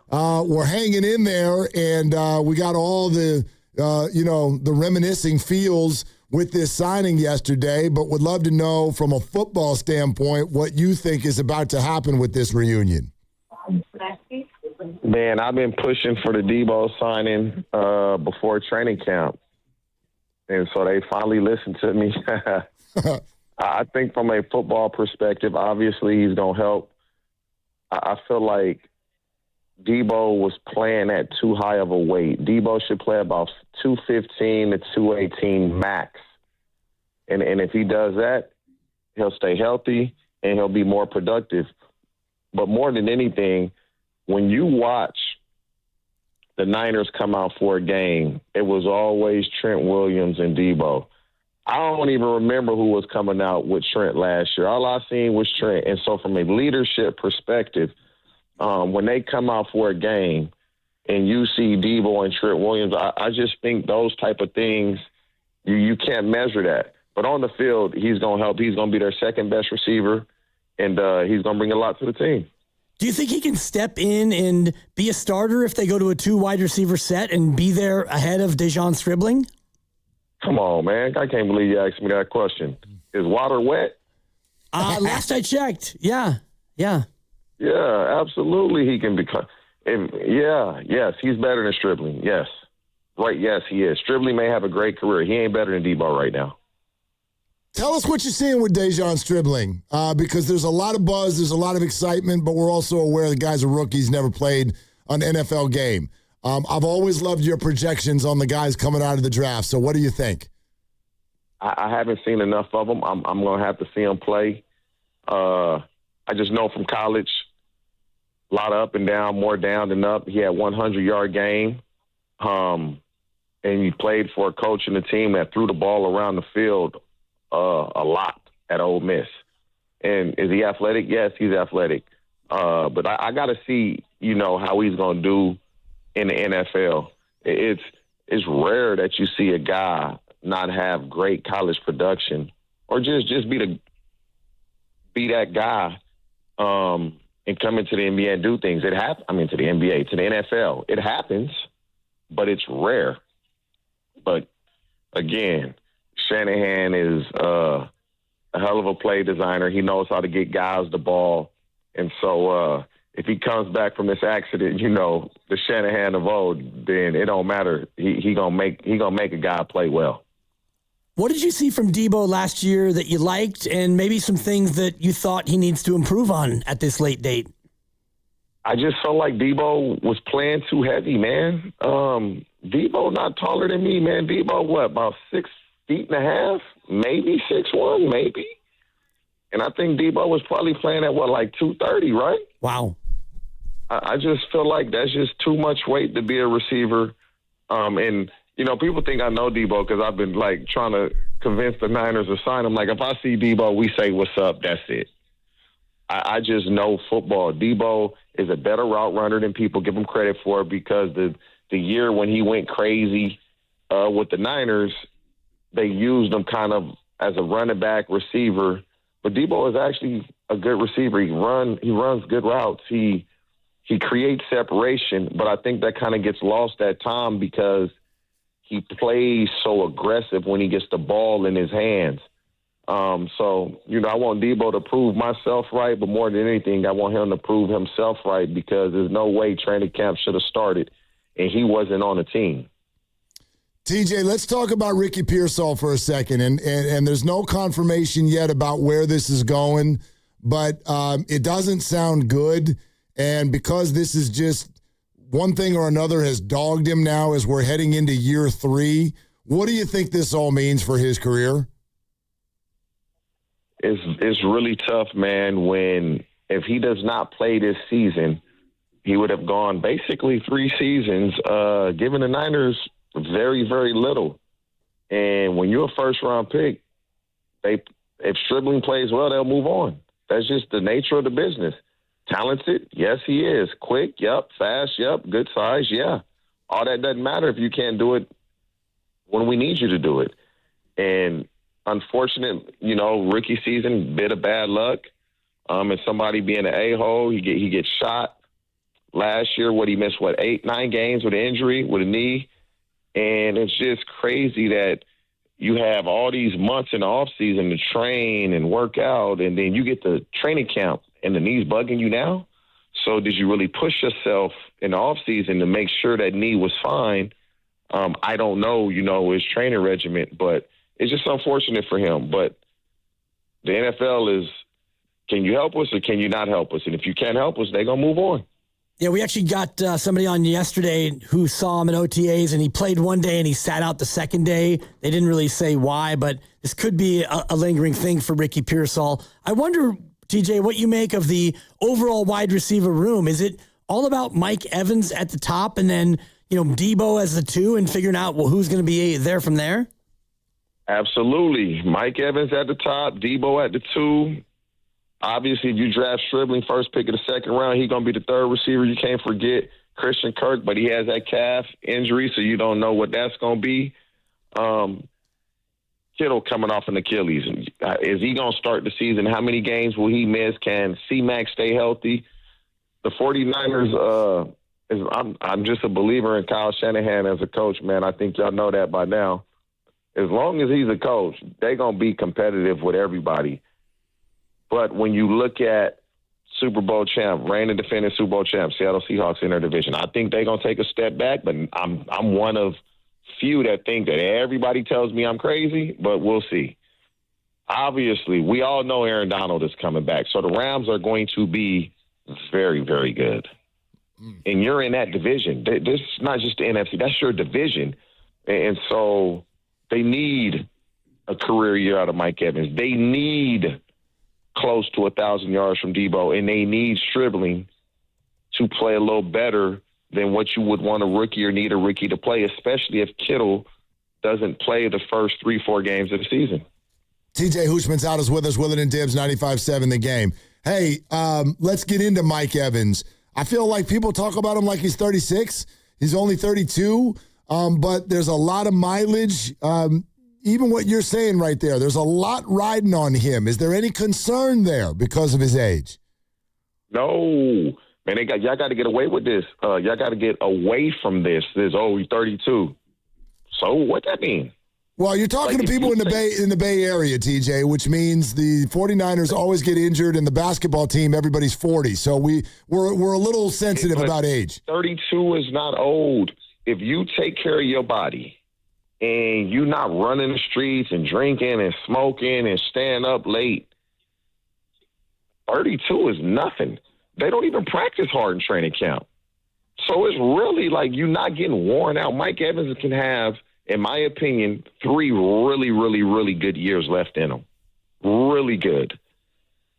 If he takes care of himself the way I believe he does and has, you wouldn't be as successful as he's been if you're not. So I don't worry, 32 years old. Whoop-de-doo. That does not bother me one bit. It's just the soft tissue injuries, can that not affect him like it has the last couple years? Because, what happens is you have a soft tissue injury, and you don't have that burst because you're scared to burst because you don't want to aggravate. And they start to say, oh, he lost a step, not realizing that he's just not turning it up another gear because he doesn't want it to go. And so I believe Mike Evans can have 2 to 3 really good years with the Niners, but him being 32 doesn't concern me one bit. And last year was the first time he missed significant time. He missed 9 games, and you can't play with the longevity that he did, and you could speak to it because you were probably the same, but you can't do that without a fierce work ethic. So I think your expectations probably within the parameters.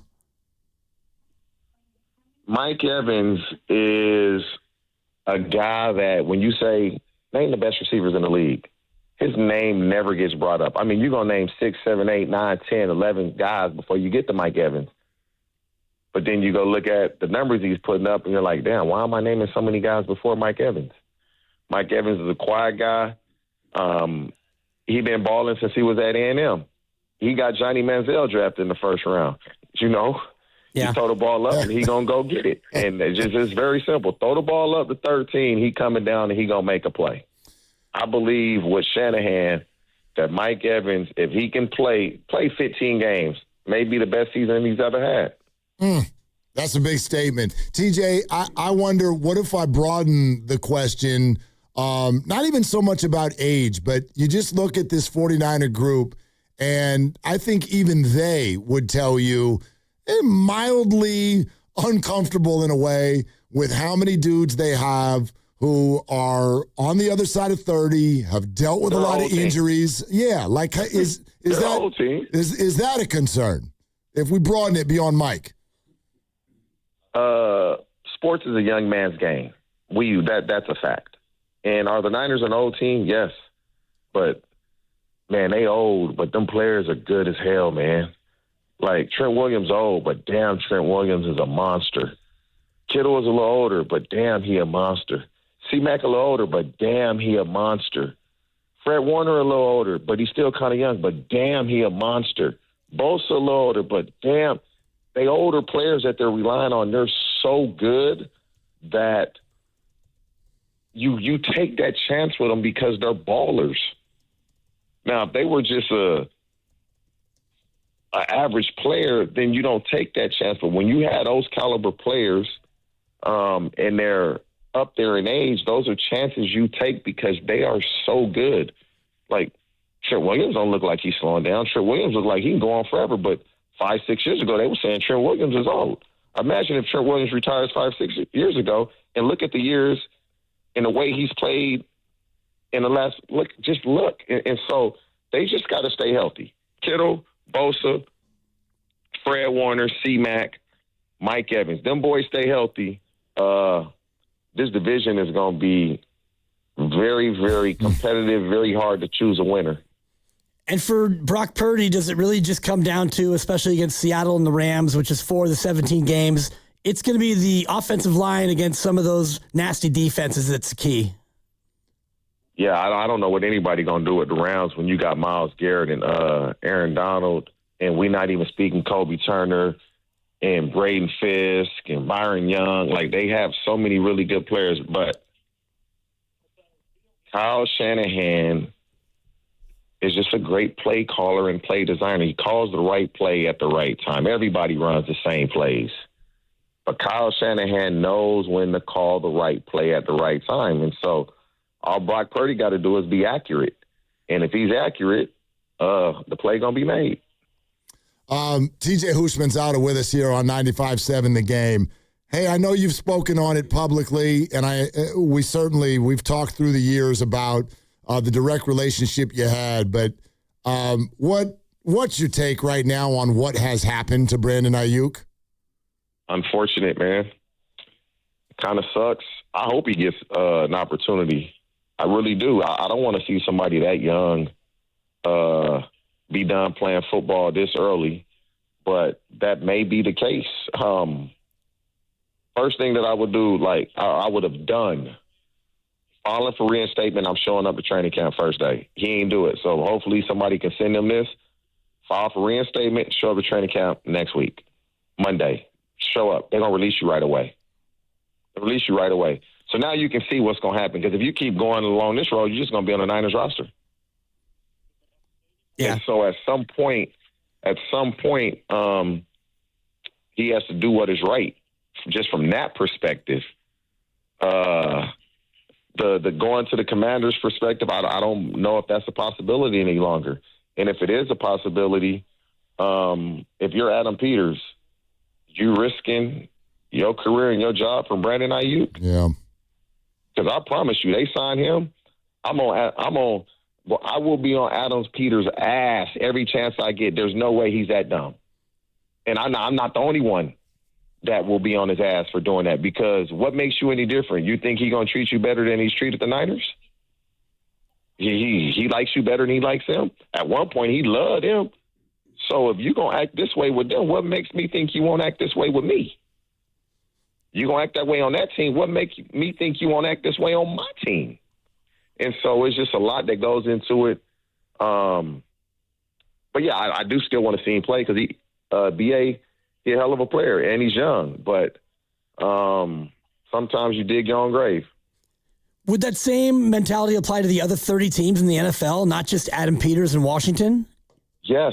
Yeah, I just say Adam Peters because everybody thinks that's where he was going to go, and I did at one point also. I don't see any general manager risking their career to sign one player. I don't see it. Unless the owner comes in and says, we're signing this guy. I'm not stepping out if I'm a general manager saying, let's sign him. I don't care who I have at receiver. It's not worth it for your career. You know, this business is about self-preservation when you're a coach and a front office guy. And so let's see if I'm proven wrong. TJ, I know for a while you were trying to reach out. I wonder if that stopped. Did you ever end up connecting with him? No. And again, I'm a truth teller. I'm not saying what anybody wants to hear. I'm gonna say what I feel is right and correct at all times. I don't care who you are. And no, so I haven't spoken with BA. It's been a while. And if I do speak to him, I'm gonna tell him what I believe he should do and he should have done. Whether he listens to it or not is a different story. You were certainly a piece of the training aspect from what I've ascertained to you. Are there anybody who is still left from the camp back when Brandon Ayuk was doing things less on social media? The people that I know he worked with that I was very familiar with, and we're damn near every day. When he was going through that contract, we're pretty much talking 5 days a week. No. The way this played out, TJ, was there a bleed over to the frustration that he, whether it was warranted or not, he clearly, right? There was a lot of frustration in that. Yeah, was warranted. Was there bleed over? Yes. And I mean, that's one of those things. It's like you pissed off at the way things were going, but you end up getting what you wanted. But it's that animosity that kind of still is in the background, and some people can let it go and others can't. And I guess BA was a guy that animosity about the way it went, it probably irked him and bugged him. And when he got hurt, maybe he just snapped. I don't know. But yeah, that when you're going through contract negotiations, man, you can't make it personal. It's business. And a lot of guys, and I'm a lot of guys, we will make that. We'll make it personal. It's hard not to. And again, there's probably things that have taken place that I don't know, in conversations that were had that I don't know and I wasn't privy to. But when you get the deal that you want, you got to let that go. Water off a duck's back. TJ, you're the best, man. Thank you for doing it.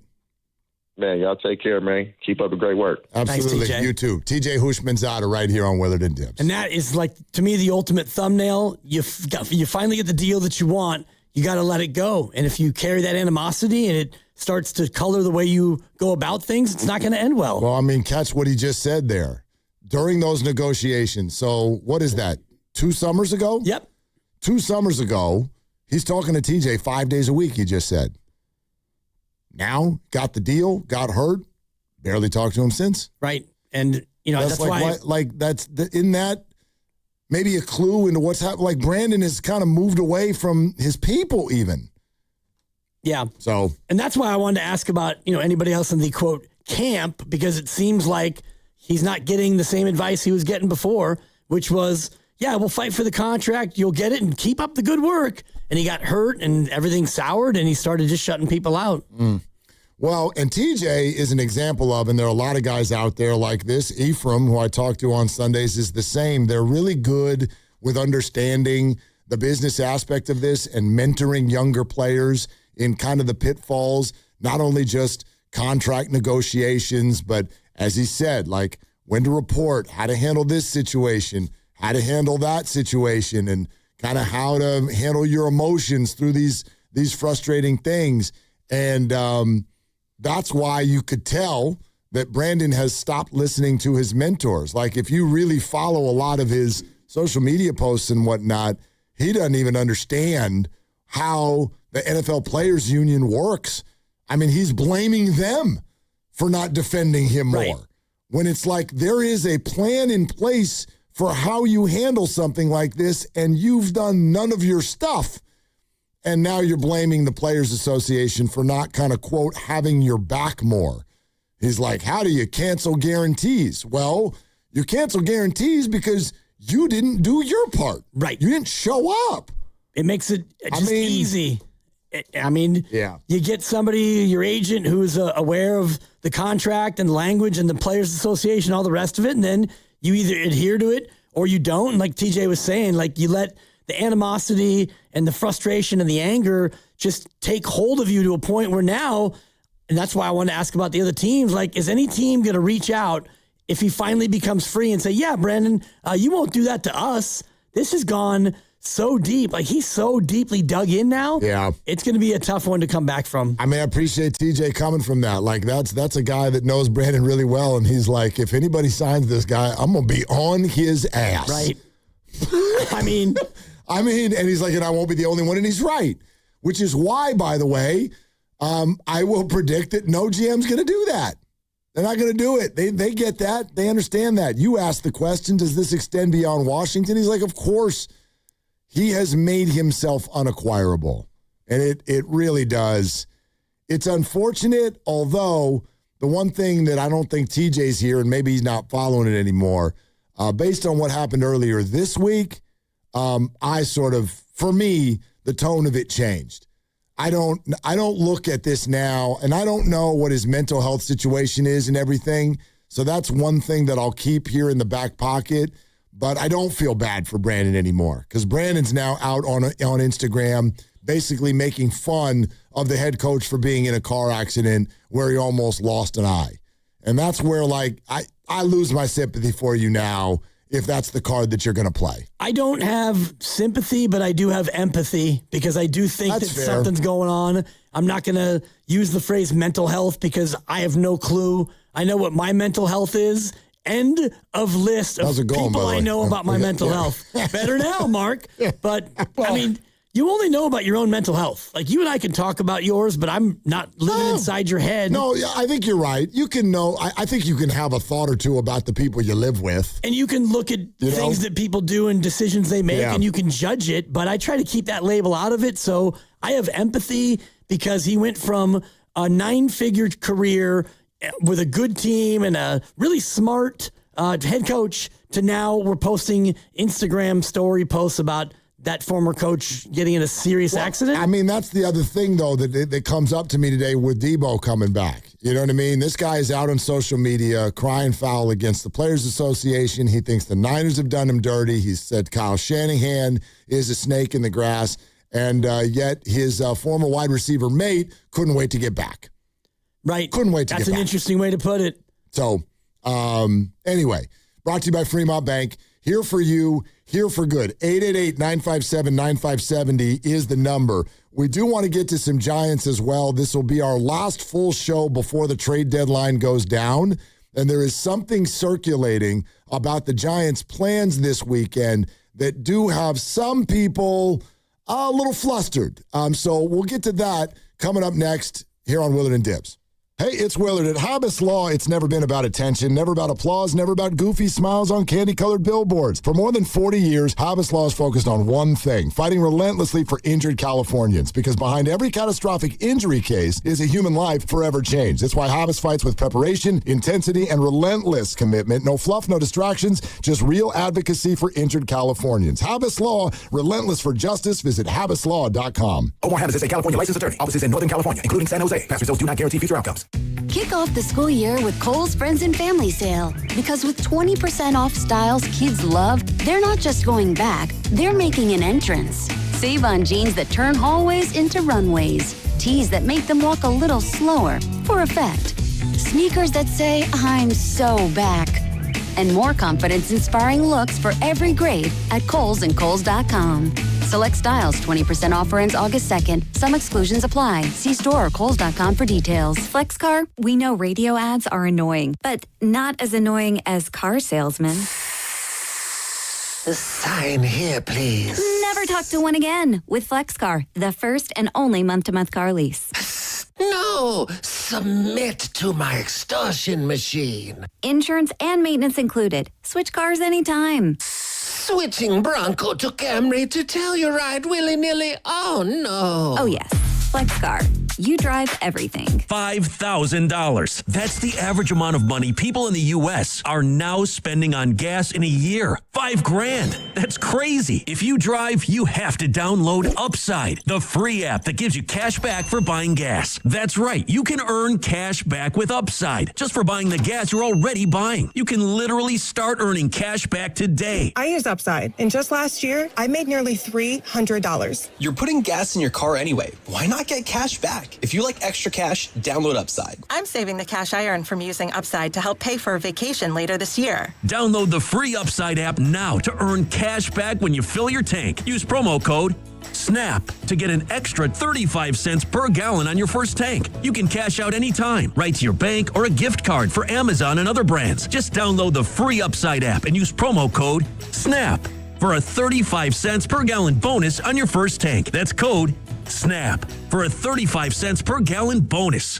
A lot of Bay Area banking customers are faced with a choice. Which financial institution best fits what they're looking for? It might make sense to consider a bank's history. Take Fremont Bank. For 60 years, we've provided stability and consistency with an emphasis on relationships. We've grown one customer at a time, not through mergers or acquisitions, because that's how you can do business when you're independently owned and community focused. Fremont Bank. Here for you, here for good. Being a deputy for the San Francisco Sheriff's Office means maintaining high standards of compassion and professionalism. It means representing the office with honor and distinction and being proud to serve and protect the people of our community. It's about being a role model for the next generation and being able to show them that they can be anything they want to be. SF Sheriff's Office is hiring. Your future begins here. Head to joinsfsheriff.com to learn more. Think you know how the second half of baseball plays out? Put your predictions to work on Polymarket, the world's largest prediction market. Official partner of Major League Baseball. Who wins the division? Who's buying at the trade deadline? Who takes home the Cy Young? And who's still standing in October? Trade against other fans, not the house on Polymarket. From the trade deadline to the World Series, every game matters. Trade on Polymarket. Download the Polymarket app and use promo code BLAZE to unlock $50 free for your first trade. That's promo code BLAZE. Trading not available in all jurisdictions. Check local regulations before trading. Restrictions and eligibility apply. Are you looking for a podcast about pro football that doesn't put you to sleep with an avalanche of analytics or insult your fandom with brainless hot takes? Well, hi. I'm Dan Hansis. And I'm Mark Sessler. Oh, hi, Mark. And we're the hosts of Heed the Call, the NFL podcast you've been waiting your whole life for. Heed the Call covers every game, every storyline, everything that matters, and we do it all with a touch of mirth. Football is fun. Why shouldn't your football podcast be the same? Follow and listen to Heed the Call NFL podcast wherever you get your podcast. At Uline, the prevailing opinion is, if you don't live it, you don't believe it. The people at Uline believe in hard work, and they live it by being there 24/7 to answer your call, having 41,000 items in stock, and offering same-day shipping from 12 locations across North America. Business owners, sellers, buyers, shippers, and packers believe it. Uline is the hard-working, dependable source for your shipping and industrial supplies. Visit uline.com. This summer, the Honey Pepper Pimento Chicken Sandwich and Pineapple Dragon Fruit and Sprite are back at Chick-fil-A. Girl, it's back. We've been waiting. I love that Honey Pepper Pimento Sandwich. And that Pineapple Dragon Fruit and Sprite is everything. It's got that razzle-dazzle that makes you stop and say, okay, wait a minute. I love the creaminess of the pimento cheese. It's savory. It's bold. It's flavorful. Our faves are back. I saw, girl. Which fan favorite will you choose? Real customers paid for their testimonials.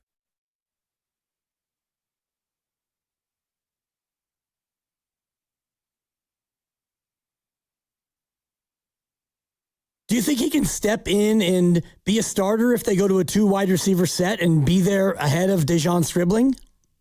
Come on, man. I can't believe you asked me that question. Is water wet? Last I checked. Yeah. Now, back to Willard and Dibbs. It's a great question. Wow, that's a great question. That's a great question. That's a great question. And that's a great question. On 95.7 The Game. Come on, man. I can't believe you asked me that question. Come on, man. That's got to be like... The hell, that's the opposite of that's a great question. Yeah, exactly. So we have this ongoing thing for those of you new to the show where if you can coax that's a great question from an unpaid guest or a guest who's not in-house, you get to celebrate. Right. You usually tap and point to the sky. You might take a moment to thank the family, and it's big. And when you do what I just did, that's a -1. It takes one of them away. It has to. Yeah, there's no question. I mean... He can't believe that I asked him that question. Yeah. Is water wet? And that's the one, man, you should have been like, I can't believe you asked me that question. You should have fired right back at him and see what happens. I should have, but I was on my heels a little bit from TJ, who's your daddy, as Lowe used to call him. If you go back and watch the video on YouTube of you asking the question, you have a visible cringe after you ask it. A VC? Yeah. Visible cringe? It's also who's your mama. It's not who's your daddy. It's Hushmanzada. It's who's your mama. Okay, depends who you ask. Lowe, Neil, it'd be who's your daddy? Lowe's wrong. Okay, he's his teammate, so you go ahead and tell him that. I will. Go to hell, Willard. Probably not in the system, but. All right. By the way, I do want to get to some other stuff, but we haven't even talked about it. Big old fight. Big old fight at camp today. Yeah. Woo! You put the pads on and guys are ornery. Fred Warner and Jake Tonjes, rivalry, building rivalry. They did not like each other's behavior. And apparently, I didn't see this. This came a couple of plays after Dre Greenlaw. Now, this is kind of what I'm talking about. Dre Greenlaw is accepted at 49er camp because he's a Niner. He's a homegrown guy. He's done some great things here. But Greenlaw at one point, just reading this, you're like, what? And this is all, again, courtesy of Nick Wagner, who does those camp observations, and they're very detailed and good. Handful of plays before the fight, Dre Greenlaw shoved running back Christian McCaffrey to the ground on the sideline, with McCaffrey then getting up and shoving Greenlaw back. Greenlaw seemed to realize quickly, not a great idea. Right. Yeah, we're not doing that here, Dre. So he did not retaliate after he got the reshove from CMC. Nothing came of it, but it might have, as Nick puts it, kind of heightened the emotions of the field prior to Fred Warner and Jake Tonjes leading their way into an offense versus defense kerfuffle. Yep.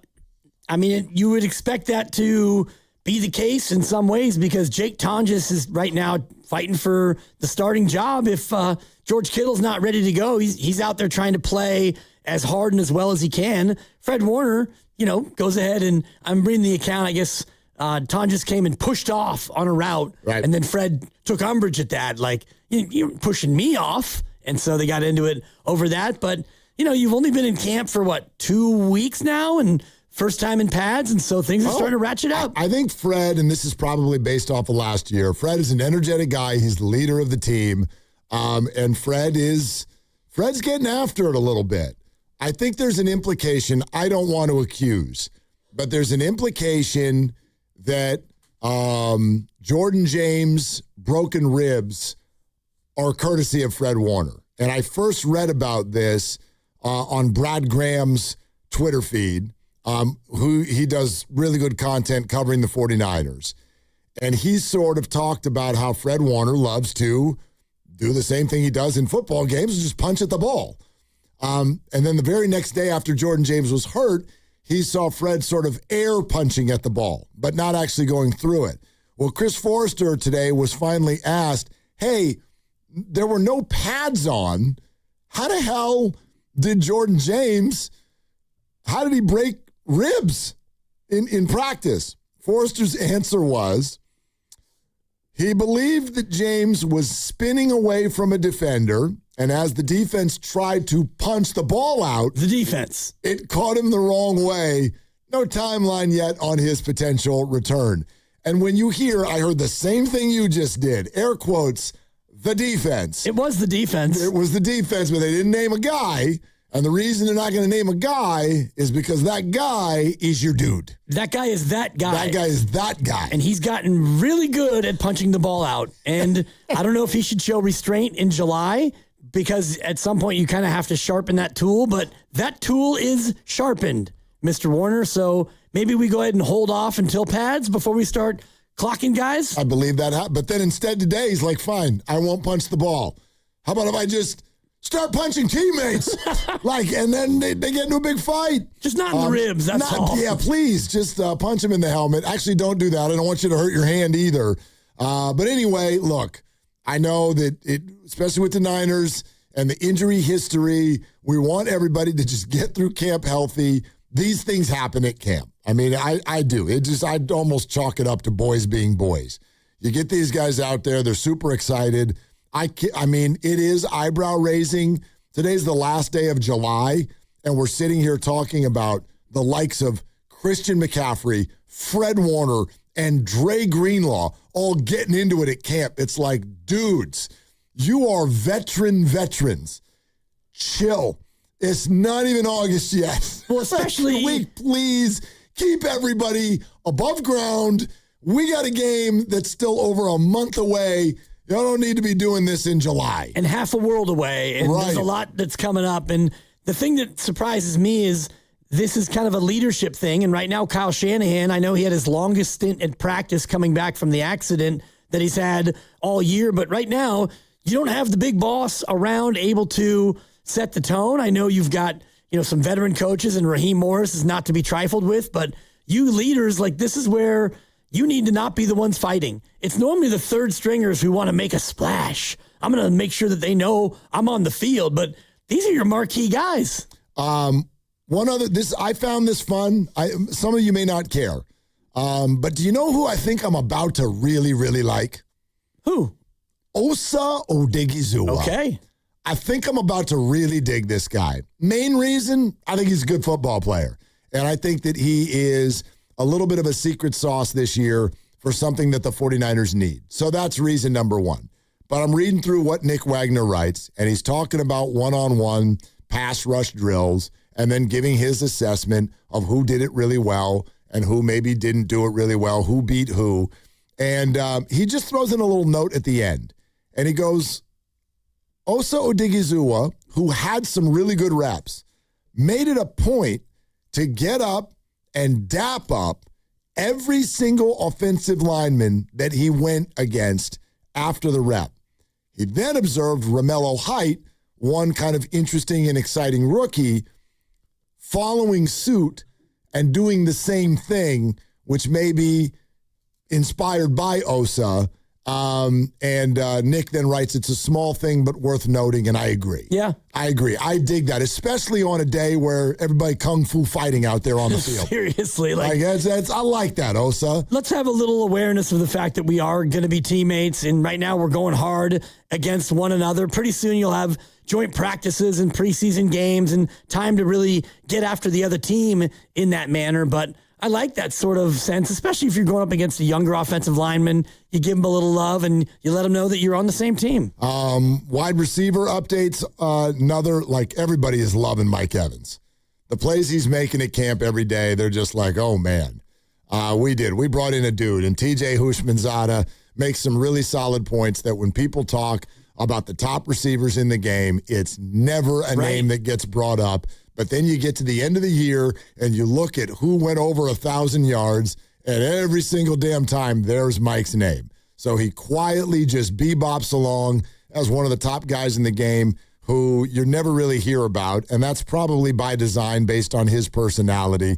But everybody seems really impressed. And then another apparently really good day, and I wonder how many he has to stack before people are ready to say maybe he could contribute really early. But another really good day for Dejon Stribling. Nick writes, one thing about Stribling, he seems to always find a way to produce no matter which offense is on the field with him or which defense he's going against. And for people, if you don't know what that means he's finding a way to produce whether he's going against the ones, the twos, whatever. It also means he finds a way to produce whether it's Brock Purdy throwing him the ball, could be Mac Jones throwing the ball, could be any one it could be Tanner throwing him the ball. Yeah. And he finds a way to kind of make an impact out there. I think another really good sign. Yeah, and I was interested to hear TJ Houshmandzadeh, not that he has to praise him. He's never played in the league before, but he was throwing a tiny bit of shade at the fact that he played in a wide open offense that threw it a ton and who can't get numbers in college, etc. So I think he's cautiously, patiently waiting to see Stribling, as he should. And, the jump from college to the pros at any spot is difficult, especially when you're a receiver used to maybe making one move and getting open, and now you're going to have to go up against grown men who've been doing this for a while. Yeah, no doubt about it. All right, so a couple things here to pass along. First and foremost, you're listening to 95.7 The Game, KGMZ FM and HD1 San Francisco, and Odyssey Sports Station in the home of the Golden State Warriors and Valkyries. Always live on the free Odyssey app, coming to you live from the Laughing Monk Studios. It's Friday. We're going to do higher or lower. We may actually push it a little bit later than what you and I were just discussing because Jesse Rogers, who covers Major League Baseball for ESPN and does it really well, love Jesse. He's going to be on in 15 minutes. And I'm super excited to pick his brain because with Niner camp opening and LeBron Gate and Warrior anger, we've had next to no opportunity to kind of give out a primer about the Giants trade deadline, and I think they're one of the most interesting trade deadline teams. they're not an interesting team. They're an interesting trade deadline team. They have taken calls, according to Zach Manassian, on about a dozen of their guys. I'm expecting a lot of news this weekend. Robbie Ray crushed last night. Yep. The timing could not have been better. We set the prop for will they make a trade before July 31st, and I think you were a yes. So before? No, I said no. On or before, or you were after. No, I think Grandy was a before. I was over, and then the other prop you threw out, I think you said, was it 2.5 or 3.5? The line moved to 3.5. I'm still taking the over. You probably take the over 4.5. That's a little bit riskier. No, but yeah. I think I will. I mean, look, two right. is obvious. Robbie Ray, Luis Arise. By the way, quick aside, this is fun. So I'm driving home last night. Yep. You know my parents. They're just adorbs, right? They've reached adorable age. Life is cyclical. You have a 3-year-old. I have an 83-year-old. Right. I've got a couple of them. They're adorable. So they love Bay Area sports. They now live in Southern California. And you get them on the phone, and they'll start talking about sometimes, first we start off with how you feeling, how many doctor's appointments do you have today? You start with that, and then they'll get through that, and they don't want to talk about that because that's not the fun stuff. And then they'll be like, hey, question about the Giants. Why do they want to trade Luis Arise? I want to keep him. He's the best player on the team. And then, that's kind of my dad. And my mom is just like, well, I just hope they keep him. And I try to explain to them, and they get it. It's not like they're dumb. They've been sports fans for a long time. They understand the whole deal. But my dad's like, they should keep him. And it tripped him up for a minute when I went, they could trade him and keep him. That's right. That's unfair to your dad. I go, they're allowed to do that. And he's like, well, what are you talking about? I go, Dad, he's a free agent. There's zero. The only reason you keep Luis Arise is if you need him to do something this year. Now, does trading him seem to lessen your chances? It does. But we also know what's going on. Casey Schmidt needs a spot. What's going on with this infield? It's already overloaded. So those are the two issues. But what would you have said? What would you have said to Mom and Pop when they're like, don't trade Luis Arise? He's the best player on the team. They need to, I think he said they need to give him whatever he wants. That was what my dad said yesterday. Well, it would be akin to being older, say 83, and having the DMV come to you and say, you know what, you and driving, not anymore. At the end, August 3rd. No, maybe it's eyesight. You came hard. No, I'm just. This is a conversation we're all having. This is a great analogy. Yeah, it's a phenomenal analogy. Like maybe the eyesight's going or the reflexes, etc., and he happens to have a Mercedes that's in the garage. So you can't drive anymore. Right. And in the analogy, the Giants, you can't win. Shout out Adrian from Rocky. So you can't win, you can't drive. You've got this hot-hitting guy. You've got this nice car. They both got to go. They've got to go. It's really well said. I don't know if your parents drive a Mercedes, but they're classy people. They don't. They've never had a Mercedes. And my parents in a European car. Are you out of your Vulcan Luis mind? Arise. Okay, maybe he's a Volvo. I don't even know what. I mean, these two people, I don't even know if they know that cars other than Hondas and Toyotas exist. Oh, wow. I don't think that they're even aware. So no American, no European. Oh, God. They don't have a Peugeot? Does that still exist? I don't know. I had to get. I haven't heard someone bring up Peugeot in at least 2 decades. Où est la Peugeot? Where is my Peugeot? I don't know. It's not here. Yeah. Anyway, go ahead. I was trying to remember what my parents drove, and they, in the 70s, they thought it'd be a great idea, cutting edge at the time, to get a Pinto. My dad did have a Lexus for a while. Nice. He loved a Lexus. We had a Dodge Dart. My mom was rocking the Pinto, right when Pintos were allegedly blowing up all the time. We did have a Dodge when they got a minivan. When they were at minivan age, in other words, like when we were 5 and my sister was 7 and we didn't want to buy plane flights, so we would drive 8 states for summer vacation. They bought a minivan. They got a Dodge Caravan. Smart. Yeah, super smart. Except for it had one of those little screws that, when the door, like when you turn right and it'd be like, And then you turn back left. And it's kind of like what the fans down the right field line would do. Oh, when the guys warming up. Woo! Like there's a screw loose in the door. Right. Because dodge. But anyway. And the other one was when the lock that would pop up and pop down, it's all of a sudden it's gone. So now you've got the end of a screw. It was got a tweezers. So you lock trying to get the lock out. You push it down, and now you got to get your tiny fingers and squeeze that screw and pull it up. Anyway, we're so old. Anyway, very old. So, but anyway, I like your analogy. Old. No, that's what I'm trying to tell Pops. I'm like, unless you care about the remainder of this season, it's malpractice to keep Luis Ariz. I know what you're all feeling, but what are you doing? You can't do that. That's running your organization poorly. You trade the player and you bring someone up, you sell the car, and you start taking Uber. Exactly right. Stop paying insurance on something you're not going to use. Right. All that.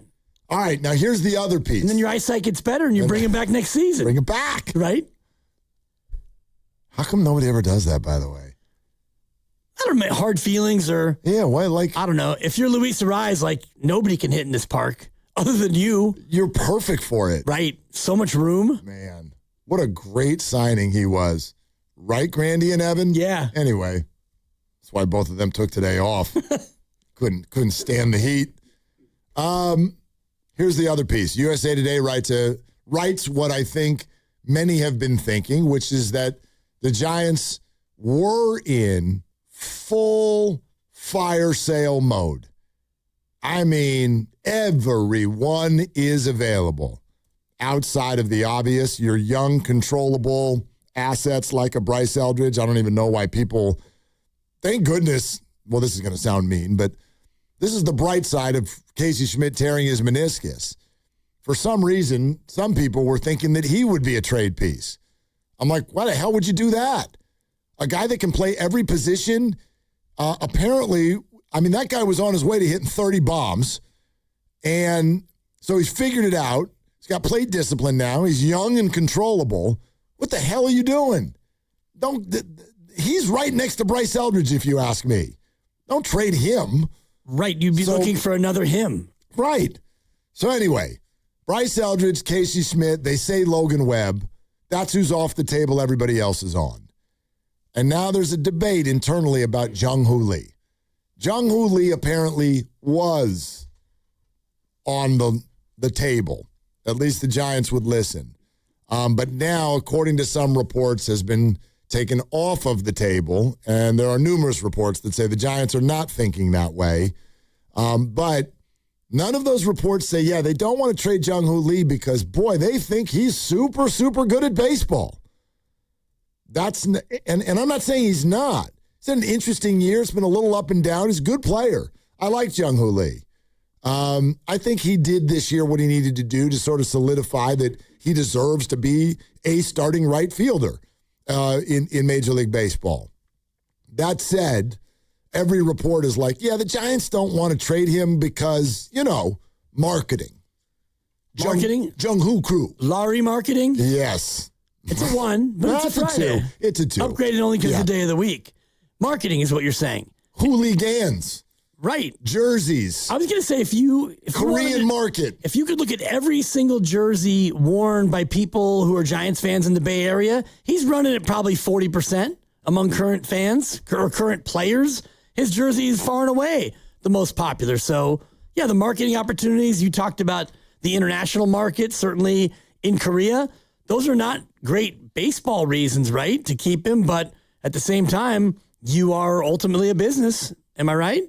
A little bit of developing news to pass along. I stretched as long as I could because your head was down. And you did great. You have this face. So for those of you not in the room, that's my Twitter face. The producer goes talk back down the line to you, and your eyebrows go up, and you're listening to him, not me. And that's fine because it's usually important. Well, actually, no. They just say one word.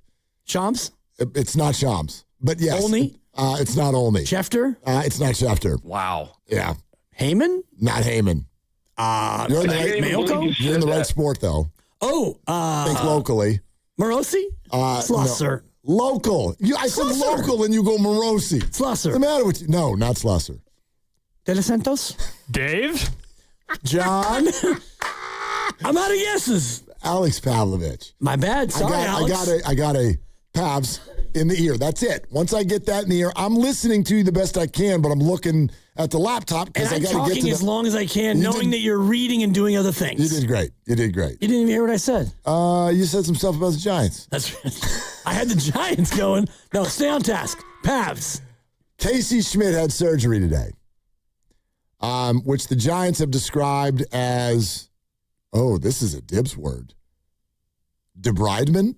Oh, he did the debridement. Yeah. Oh, that's when you shave. Now, as Dr. Pandya and I have told all of you many times, when you reconstruct it, long-term rehab. When you debride, cut, shorter-term rehab. Debridement of his lateral meniscus. He will start rehab tomorrow with a rehab time of? I'd say 4 to 6 weeks. Good guess, 6 to 8. Okay. You called 6 to 8, but you're right. Like if it had been more of a reconstruction, I think that it could have been 4 to 6 months, is what you had said. Yep. So now it's only 6 to 8 weeks. It puts him up against the end of the season. So would you bring him back? I don't know why they would, but in theory, he's not necessarily out for the year. But I think the most important thing that Alex notes here is that not only we knew he'd be quote unquote ready for spring training, but this allows for him to have a completely normal offseason.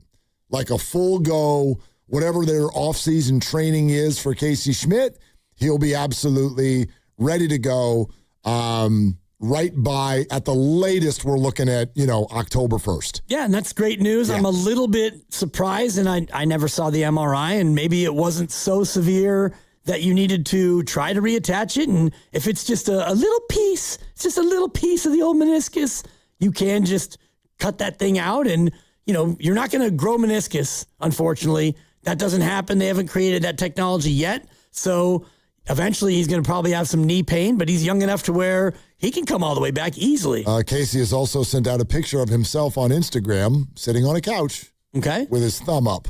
I like that. He sent a message. Thank you, everyone, for all the messages and prayers. This is not how we drew it up, but it is what it is. Just a little bump in the road. The surgery was successful. And now it's on to the next steps of recovery, getting back on the diamond. I appreciate all the love and support. 8 weeks from today is the opening of the final series at home against the Dodgers. That's 8 weeks from today. You got to be ready for that one. Seriously. That's a big one. Spoiler. That's a big one. They're going to be 78 and 81, and they're going to need all three. Man, I mean, all right. They could crawl back, and honestly, over the last week, can I say that they've actually looked better? They play good baseball. Yeah. They play pretty good baseball. They're pitching it. Yeah. They're creative with taking extra bases. All right. Well, we'll ask Jesse Rogers if they're planning to keep everybody then. Come on, Giants. Let's make a go for it. The math is there. Thank you. Segment was sponsored by Ceremony Ford. Summer sales event is on at Ceremony Ford. Get 0% APR, $1,000 in down payment assistance, no payments for 90 days, plus a 2-year maintenance plan on models including F-150, Bronco, Mach-E, Explorer, and Mustang, Ceremony Ford in Colma, Daly City, or ceremonyford.com. Jesse Rogers all over the MLB for ESPN next. Willard and Dibs. I'm Galen, co-founder of Brooklyn SolarWorks. With my Chase Inc. Business Premier Card, I get unlimited 2.5% cash back on purchases of $5,000 or more. So everything we buy to run our solar business gives us cash back that we put back into the neighborhood, donating solar panels to community gardens. Chase Inc. Cashback built for every business. Find the right card at chase.com/Inc. Real business owner compensated for their participation. Cards issued by JPMorgan Chase Bank and a member FDIC. Subject to credit approval. Terms apply. What if you could have the most reliable fiber-powered Wi-Fi? And get this, what if you could keep it at the same price for 5 years guaranteed? Now through August 24th, new Xfinity customers can get our best price on gig Wi-Fi this summer before it disappears. Just $50 a month for 5 years. No annual contracts, no hidden fees, and our best equipment included. Plus, get online in minutes with same-day Wi-Fi. It's Wi-Fi that finds and fixes problems before you even notice them. Like super intelligent Wi-Fi with a 6th sense. Plus, it keeps you protected from online threats. And get Peacock Premium included for 2 years. Lock in your price and unlock the possibilities. Get it now at Xfinity.com. Xfinity. Imagine that. Restrictions apply. Requires paperless billing and autopay with stored bank account. Taxes and fees extra. Speeds vary. Use of fiber coaxial cable. Learn more at Xfinity.com/same-day Wi-Fi. In 2026, Bay Alarm celebrates 80 years of security. With burglar and fire alarm systems, 24/7 in-house monitoring, and local service, our promise to the Bay Area remains the same. We got you. Learn more at bayalarm.com. Hey, Bay Area sports fans, get ready for game day with Laughing Monk Brewing. Whether you're watching with friends or heading out after the final whistle, Laughing Monk has the perfect beer for the moment. With locations in Sunnyvale, Scotts Valley, and Bayview in San Francisco, there's always a Monk nearby. And now, check out their newest San Francisco location in Nopa. From crisp lagers to bold IPAs, every beer is righteously brewed in San Francisco. Grab a pint, grab your crew, and make game day better at Laughing Monk Brewing. Righteously brewed in San Francisco.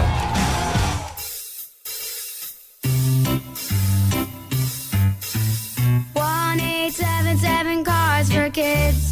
KARS Cards for Kids. 1-877 Cards for Kids. Donate your car today. 1-877 Cars for Kids. KARS Cars for Kids. 1-877 Cars for Kids. Donate your car today. Ready to get rid of that old car? Donate it to Cars for Kids. Call 877 Cars for Kids to speak to a friendly live agent. Donation is super easy, and your car can be picked up as soon as tomorrow. Go to carsforkids.org now or call 877 Cars for Kids to donate your car today. 1-877 Cars for Kids. KARS Cars for Kids. 1-877 Cars for Kids. Did you know you can donate real estate too? Go to carsforkids.org. That's cars with a K. T-Mobile has an exclusive bundle for customers 55 and up. I'm Sarah Bowl. Yeah, I'm Frank Bowl. A reliable network is key for us. And with T-Mobile, it's been wonderful. And going to the 55 plus plan saved us so much money. A lot. And that's important. Trying to keep costs down. The home internet's been perfect. It's fast, it's quick. The setup was so easy, it took less than 15 minutes. It was like, ta-da! If you want simplicity, coverage, reliability, you want the whole package, T-Mobile has it. Right now, T-Mobile customers 55 and up can get 2 phone lines on America's best network, plus America's fastest 5G home internet for just $30 each.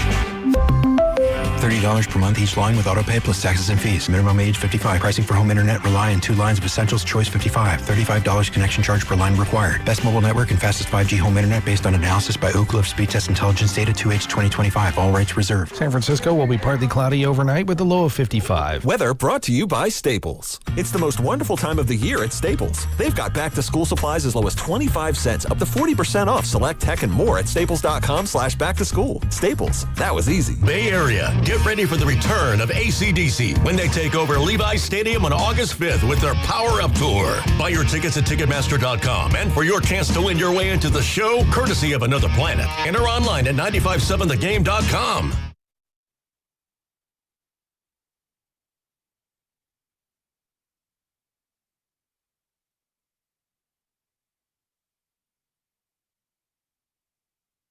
Now back to Willard and Dibbs on 95.7 The Game. Brought to you by Hazy Little Thing by Sierra Nevada. Enjoy responsibly. Hazy Little Thing is not only a Sierra Nevada beer. It could probably describe the entire San Francisco Giants season. Thank you for that. What a weird year. And the latest thing, which is still developing, is a late night, potentially boozed up scooter trip for somebody with plantar fasciitis that ended up underneath a fire engine. I mean, you can't make this stuff up. What are we doing? So trade them all. I mean, which they might. Yep. They might. Willard and Dibbs, 95.7 The Game, and excited to have on Jesse Rogers, who covers baseball for ESPN, right here on the River Islands guest line. As we get ready for the weekend that will be active leading into the deadline on Monday. Hey, Jesse, thanks for coming on. How are you? Good to be with you guys. What's going on? Well, we're all getting ready for just a whole bucket full of trades this weekend. I mean, if someone asked you to set the over-under on number of Giants traded between now and Monday, what would you say? Oh, I'd put it at about 3.5, maybe. Yeah, I think 3.5 is a good number. Maybe 3, something like that. I think certainly we know some of the names that are absolutely going to go. Robbie Ray is at the top of that list. Luis Arise as well. So there's there's two right there. So find me one or two more, and you've got the over. So it's going to get very active very soon. I keep telling my wife that it's going to happen. It's going to happen, but it's been slow. Obviously, prices are really high. I know you hear that all the time, but it's the truth. And deadlines make it happen. That's a simple fact. So it's Monday afternoon. We're still on Friday. I expect it to pick up certainly by Sunday. Maybe something starts tomorrow or even tonight. There's rumors about Freddie Peralta. I think we're sort of entering the kill zone very, very shortly, and the Giants will be involved. You nailed the line, by the way. I opened it unofficially at 2.5, and it moved to 3.5, and some are even flirting with 4.5 amid all of the names that are out there. Is the market, Jesse, kind of waiting for Tarek Skubal when it comes to the pitching side of it? I don't get that sense. If they are, they're really going to have to wait here because the Tigers are just starting to engage in a serious way. They haven't really done it. Now, I think it'll go quick. Obviously, it has to. I think, obviously, the losers of the Skubal sweepstakes, if you want to call it, will need to pivot. But that's just 2 or 3 or 4 teams at most. So I don't think it's holding it up. I just think it's the high prices. It's a seller's market. There's some good pitching out there. And I think that teams are asking for a ton for rentals and for controllable pitchers. It's kind of the same every year, and then it comes down at the last minute, or at least we think it will. So I don't think it's Skubal necessarily, but it could be for a couple teams. If he goes, Jesse, and don't worry about it, we're desensitized to the whole thing now. Is he going to the Dodgers? And if he does, how will other owners take that? Well, I don't know about other owners. I know how the public will take it, though. The public's going to be like, okay, that's it. Enough is enough, right? I'm not 100% guaranteed in my mind that he's going to the Dodgers. I've always thought they'd be in the mix. I really do think Milwaukee's going to make a push. I do. There's that if not now, when kind of saying in baseball, and it absolutely applies to Milwaukee this year. Now, they may say, no, it doesn't. Mizorowski's going to be around for a long time. Who knows, right? Who knows if he's going to be pitching at this level every single year? And there's a lockout coming. You got to pair someone with him. So I wouldn't rule Milwaukee out. I think the Rays are there. I think the Braves would be a dark horse, and the Cubs would be a dark horse. But Brewers, Dodgers, I think, is top of the list. What does that mean for Robbie Ray, then? Would he be in the mix for one of those losing teams on the Skubal sweepstakes? And what sort of a package might he command? I think he's in the mix, whether it's a Skubal, the loser of the Skubal sweepstakes or not. I think he's a perfect rental for teams. I'm based in Chicago. The White Sox would be, I think, a perfect fit for Robbie Ray, kind of a 2 or 3, however you want to describe it. And I think you get pretty much a good prospect. You don't get like 3 or 4 of them. You get a good prospect or 2 for a rental right like that. So, I don't know about a top 5. Just using the White Sox as an example. They're not going to trade a top 5 for a rental, but the back end of your top 10, I think you start to think about that. Robbie Ray's had a good run of it. So you should get a decent prospect. Maybe it's 2 of your top 20 or something like that. I mean, that's the kind of package. I mean, it's when you're talking rentals, it's kind of like a flyer, a lottery ticket, right? And they turn out pretty well. Again, I'm based in Chicago. The Cubs traded Javier Baez 4 years ago for P. Crow Armstrong, who might be a perennial MVP candidate. So those lottery tickets turn into guys if you've done a good job of scouting. And I think Robbie Ray will fetch the Giants a good, I don't want to say haul, but a good prospect or 2. Jesse Rogers, ESPN, with us here on Willard and Dibs. Jesse, out here, there's a lot of talk that the Giants have warmed to the idea of moving Elliot Ramos. How does the league view him, and why might the Giants be moving on from a guy who still has 3 more arbitration years ahead? Yeah, well, you're kind of trying to max out on the value. I'm not, I don't know what's coming behind him necessarily, but you got to look at the big picture with a team, and do you have a big prospect coming up behind him, that kind of thing. It's also this time of year, you just gauge value and things like that. I mean, Buster, I think there's a good chance for him to gauge value on a lot of players. He's probably gauged it on Devers and Adames and Chapman and not heard great things back. So in some ways, Ramos is tradable. So that's why you listen on him. And if something strikes you, you cut the deal. It also could be something you take to the offseason. it's weird to sort of think of it this way, but there's just 2 times a year these GMs talk trades. It's now and it's November, December. So many deals don't get done now. Mackenzie Gore was talked about a lot last year, didn't get done till the off season. So I think that's part of it. Just listening and thinking about it, and he's kind of tradable is the point. Yeah, and some of these guys seem more tradable than others. And Luis Arise is somebody who we all fell in love with the way he commands the bat here at Oracle Park. Is he going to be that coveted to where the Giants could get a Robbie Ray-like package in return? Yeah, I think so. I think you're talking similar kind of thing, a decent prospect. Again, not a top 5 in anybody's organization, but he's valuable in this day and age in the playoffs.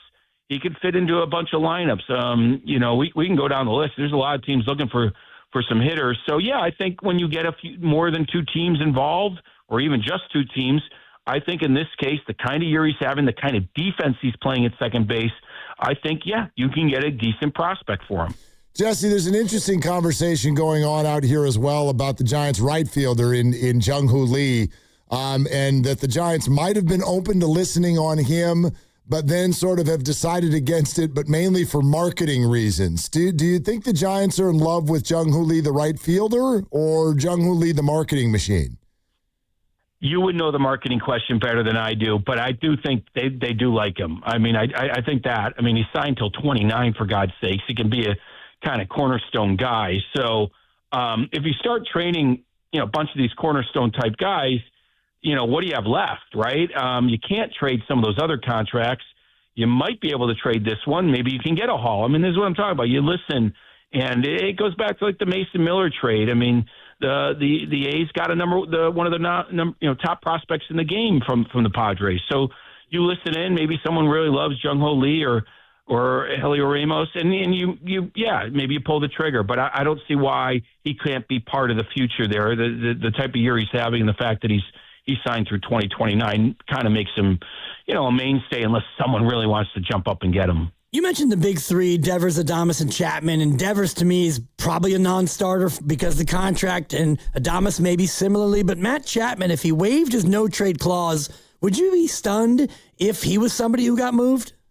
No, I would not be stunned if he did that. I think people see some upside in him. Obviously, that ballpark can do things to guys that free agents that come there, and maybe it has impacted Adames, but certainly maybe Chapman as well. So I could see that. Yeah, I mean, I think Buster Posey would love to get out from under one of these big ones, and Chapman would be one of them for sure.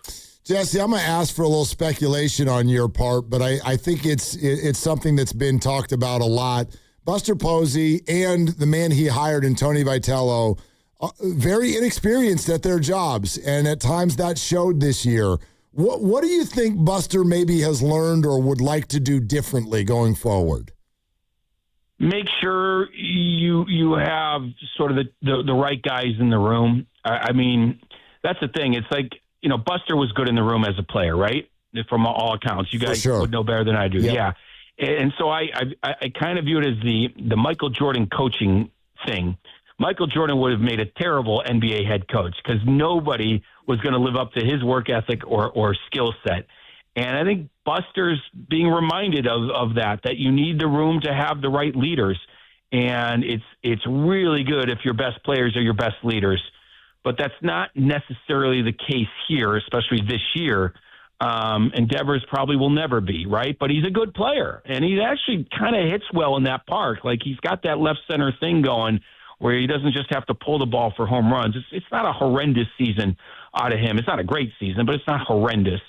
So I think that's what he's kind of learned. Like you got to have the right players, and it's a tough spot to hire that manager. And I spent time with Tony, and he's engaging, but it's just a tough spot. You got this veteran group, kind of the best players are not necessarily the best leaders, and now you have this first-time manager that has to earn the trust. Like just so much easier to have somebody walk in there and have the trust, which I guess they thought they had in Melvin, but it didn't click. So I think he's learning all these little lessons along the way. It was just a tough thing. Young president of baseball operations hiring a young manager with a veteran type of club, at least the main players. tough mix. And in your opinion, has Tony Vitello learned enough and navigated it well enough to deserve another crack at it? Tough to say from my seat. I think he does probably deserve another crack. Everyone, talks like, does he want another crack? Like, does he really know what he signed up for there? But, it's such a learning curve. You can learn a lot in a year of managing baseball, and you learn more through negativity or through struggles sometimes. It would suck if it's a one and done just for everybody, like starting over. But it's possible. I don't think Buster wants to give in that way. And if Tony is saying the right things, like he wants another crack at this, maybe they've all learned enough lessons that they can turn this thing around. Never easy in that division, but you can't really think about the Dodgers. You just got to think about yourself and play better and see what happens. Jesse, we know a lockout's coming, but how bad, how long? What do you think's going to happen next year? Yeah, I'm on the they're going to miss games bandwagon at this point. And not bandwagon, but train, I guess. I think the union has a hardliner in charge, like not saying that in a bad way, like he knows what he's doing, and he knows to get the best deal, you have to threaten to miss games and actually miss them. And it does feel like ownership, especially if the Dodgers win again, is going to say, hey, man, if we're going to get a salary cap, it's either now or never. And so I think they're going to hold tight as well. And there's nothing to negotiate really until they pick a system with a cap or without a cap. And that's we're going to go all the way probably till April. I think missing April has always been sort of like, not the nuclear option because April baseball, bad weather, you're sort of willing to do that, in a worst case scenario. But after that, then you start to worry really about the All-Star game and the season and all these things. So I think they'll take this thing certainly to March before any movement, and then maybe even into April. I mean, I wonder what you think even happens then. I mean, the owners tend to always win this stuff, but the Baseball Players Union is the strongest one in sports for sure. Like, do you think there will be a cap? So I'm just I don't know. But I will only say that as I look at the other three sports, when ownership wanted it to happen and really went to the mat, it ended up happening. Yep. So, it's easier to keep 30 owners in line than 1,200 players. But having said that, this is the strongest union maybe in the country, right? The MLBPA. So I can't predict it. So just my spider sense says, look, if they really want it, it's the owner's game. They hold the ball right now, right? They're the pitcher in this. If they hold it long enough, they'll probably get what they want. Jesse, great stuff, man. Thank you so much for hopping on our show. Sure, anytime. Be well. Okay. Guys. Yep, you too. Jesse Rogers, ESPN, with regard to the trade deadline. I was actually a little surprised that he set the number where he did. You said it at 3.5. I'm taking the over. Yeah, you nailed it, but I mean, I think it's the right number, but I don't have any hesitation in betting the over. I would have a little bit just because trades are hard, and if you want to talk about like your Brubakers and your Henchesses, like, sure. Does a team really want to? Brubaker? Does a team really want to get those pitchers to be a part of their contending pen? Yeah. I mean, they're not great pitchers. Everybody's terrible. Yeah. Thank you, but bullpen guys, like, I get it. There's always a lot of bullpen arms that change teams at the deadline. And if you're the Giants, you're willing to take cash considerations and maybe prospect with 31. You know? Just whatever. I mean, I love money, obviously, like everybody else. I mean, think about it this way. If we all agree that Ray and Arise are going, and there have been reports that those close to the team say they'd be surprised if Ramos doesn't. Well, there's your three right there. That's an easy three. All I need is one reliever. That's a surprise, like the Elliot Ramos thing, the way it's kind of developed over the past week or so. And maybe it was a slower build and I just missed it. But you mentioned it to Jesse Rogers. They have 3 years of team control. Mm-hmm. But if you're trying to get back to your core of pitching and defense, well, he's not a great defender. It's a fit situation, I think, is what they and you maximize the value by doing it now. He's actually, he's back healthy and hitting the ball pretty well. I'm not saying I don't like the hitter, but if you've got Elliot Ramos and you know damn well your DH spot is full. I mean, you're already going back and forth with Devers and Eldridge. So you're not going to use him as a DH. okay, you're going to use him as a left fielder. He's not a good one. And then you've got all of this other stuff that you're trying to figure out on your diamond. You haven't found a center fielder yet, so you might be moving your former center fielder, who's now your right fielder, kind of back to center field. And then you have a lesser defensive player in center field and a lesser player in left field. Plus, you've got some outfielders coming up, Bo Davidson, etc., who you're excited about. It's just a timing thing. So I've wrapped my head around it. I don't know for sure that it's going to happen. I like Elliot Ramos, and he's in his 20s with a ton of team control on the cheap. But I get it. I get it in terms of unlocking some of the other parts of the diamond for this particular roster. And I feel anyway, like they're locked at a number of different spots, and shortstop will be one of them. If he continues to be here, you're going to want to move him to second, and you can free up second for now by trading Luis Arias. Casey Schmidt's not going to play it, but into next year, Casey, you're our second baseman. You could open up third base, and that's why I asked about Matt Chapman, and Jesse wouldn't be shocked if he waived the clause and he got dealt. And honestly, if you're a bigger market, bigger spending team, you're probably not that scared by the contract. Yeah, probably not. Probably not. And now Arias gets affected by that, and I know he's going. He's going. For everybody who doesn't want him to go, I'm almost sure he's going. But if you do trade Chapman, if you're able to find a taker there and he waives the clause, and in theory, in your mind, you're like, all right, Casey Schmidt's our third baseman starting next year. Well, that reopens second base. The Giants have a ton, like their top prospects are middle infielders, but they're young. They're really young.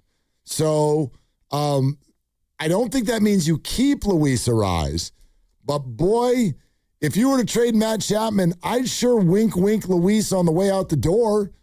I'd be like, we're trading you, but oh, by the way, here's your contract offer. Here's your 2 or 3 year offer for next year.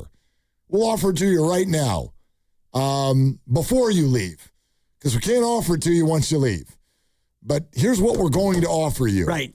Like, make that first offer before he leaves. It's in our email draft. Exactly. We'll show you. You know, because then you could have Schmidt at third and Arias at second. And as long as it's not too long of a deal, you've still got a runway for some of those young middle infielders you're excited about. Yeah, and I'm looking at the MLB list right now. Your top 4 prospects are second base, shortstop, all 4 of them.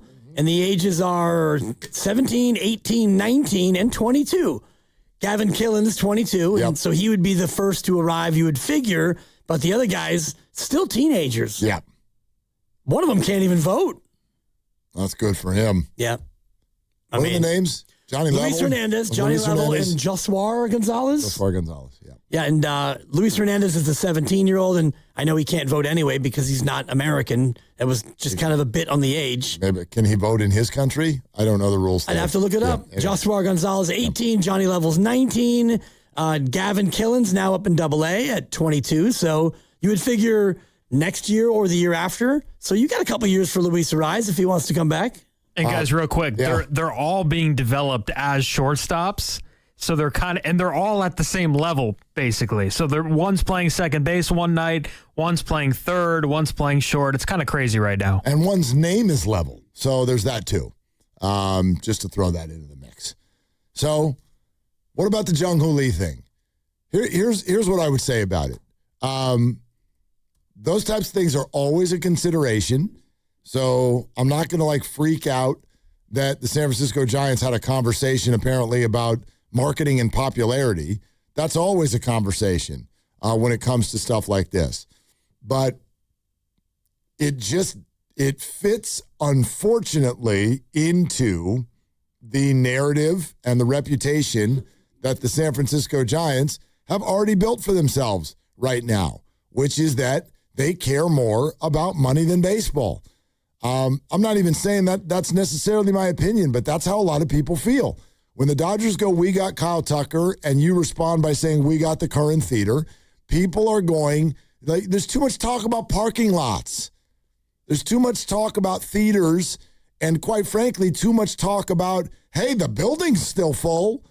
And so when that's the stuff that gets out there, and then you get to the deadline, I don't want Jung Hoo Lee traded. I like Jung Hoo Lee. But, it would have been smart for the Giants to get ahead of this and be like, you know what? We're listening on anybody, but boy, we really like Jung-Hoo Lee. I mean, he played good baseball this year, and we see him as our right fielder of now and into the future. And I'm not saying they made a public statement otherwise, but it's just not good to end up in the USA Today that the Giants thought about listening on Jung-Hoo Lee, and then they decided, you know, he had those cool hats that everybody wears out there in center field. So we probably shouldn't trade him because there's hats. We've sold some jerseys, number 51, and, so we'll keep him. It's just like, no. It's an unnecessary take. Don't let that be what people say about you. It shouldn't be the take anyway because he's hitting 300. If he's hitting 238, then that can be part of the thing. And you can also say, he had a little bit of a rough go this year, but we still have faith in Jung-Hoo Lee. We stand behind him.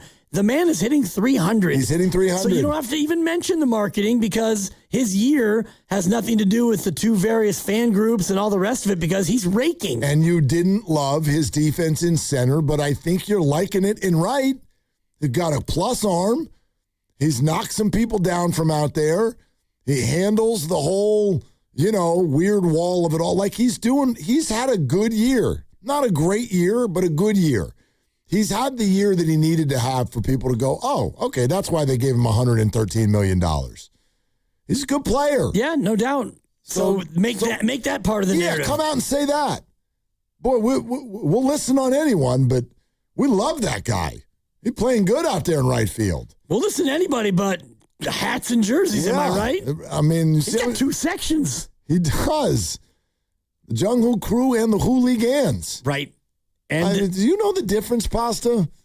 And are they what's the difference those between two groups? A hooligan and a Jung-Hoo crew? So the Jung-Hoo Lee crew is the one that the Giants created and backed up. They're the ones that sit in the outfield. The hooligans, it's a group of local organizers who just did it themselves, and they're the ones with the flame hat. Got it. You made that sound like Barack Obama there for a second. It was a bunch of community organizers. In Chicago. Yeah. You make it sound like, soccer team with ruling or dueling factions of fans. You got dueling fan clubs that sometimes will clash. Have they ever fought? They've never fought. I actually met the guy that does the hooligans, and I interviewed him in the upper deck on the first time that they were there. Bloop. And he told me that he was like, yeah, can you imagine getting 60 of us together? It was hell. Oh. Guy's out there grinding in the streets. He was relieved. Okay. All right. Thank you for answering that. I get it now. The Jung-Hoo crew and the hooligans. The hooligans get the shirts, by the way. They get shirts. Not as fun as the little hats. Jung-Hoo crew gets the hats. Boy, that's a lot going on. Brought to you by Fremont Bank. Here for you, here for good. Higher or lower on a Friday is around the corner. TJ Houshmandzadeh's comments on Deebo, Stribling, and Ayuk still ahead. This is Willard and Dibbs. And Dan Dibley over here to talk about Fremont Bank, family owned, and it's got that family owned feel. They've been doing it since 1964. They built the initial branch down there at Fremont Boulevard and Capitol Avenue. If you happen to be in Fremont, go see the building. It's an award-winning structure, and it's perfect because this is an award-winning bank, a good local bank that helps the local communities. I deposit my money into Fremont Bank, as I did today. Shout out payday. That money stays local, and it supports all the family-owned businesses and home ownership that they can right here in the Bay Area. They support nonprofits, and they also designate 5% of their earnings for charity right here in the Bay Area. Their clients keep their money local, and that creates jobs and other great opportunities for all of us right here in the Bay. It's good for local business. Property values go up.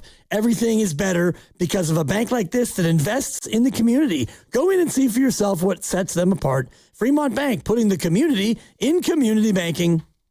Jay Vineyards returns as the official sparkling wine of the Golden State Valkyries. As Jay celebrates its 40th anniversary, the team invites all wine lovers to experience the artistry, hospitality, and California soul that defines Jay Vineyards.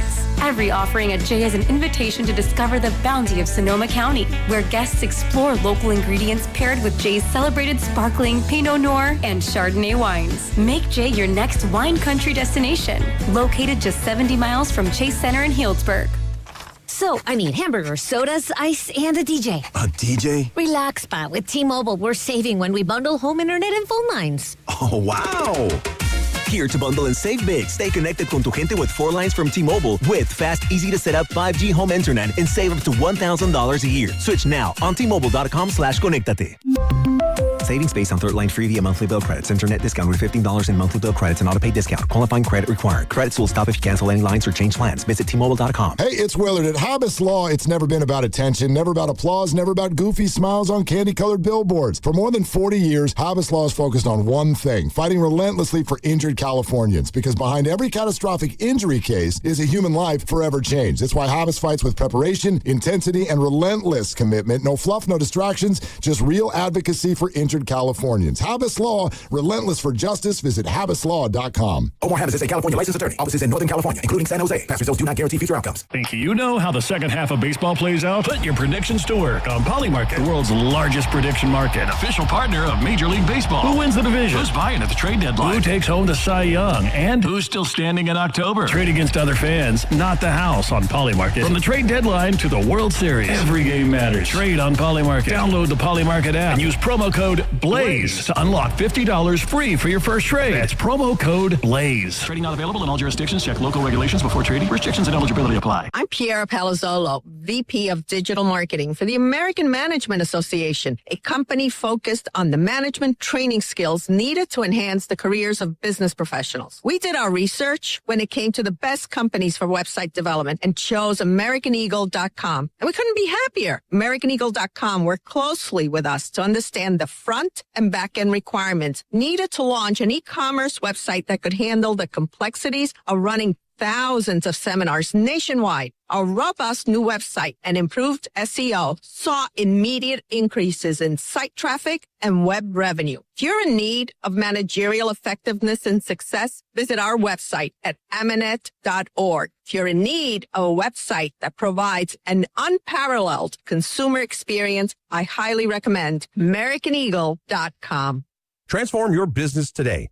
Dial 877-WebNow1 for a free digital consultation with AmericanEagle.com. Finding great candidates to hire can be like, well, trying to find a needle in a haystack, but not with ZipRecruiter. Its powerful technology actively finds and invites qualified candidates to apply to your job. So while other companies might deliver a lot of hay, ZipRecruiter finds you the needle in the haystack. See why 4 out of 5 employers who post a job on ZipRecruiter get a quality candidate within the first day. Try ZipRecruiter for free at ZipRecruiter.com/team. That's ZipRecruiter.com/team. ZipRecruiter.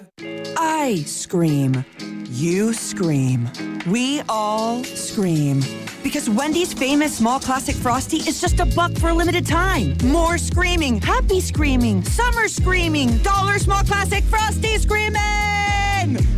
But please don't scream in the drive-thru. It hurts the employees' ears. Get a $1 small classic Frosty for a limited time. Only at Wendy's. U.S. price and participation may vary. A la carte only. Not valid for delivery. Limit 10 per transaction. Price may be higher in Alaska and Hawaii.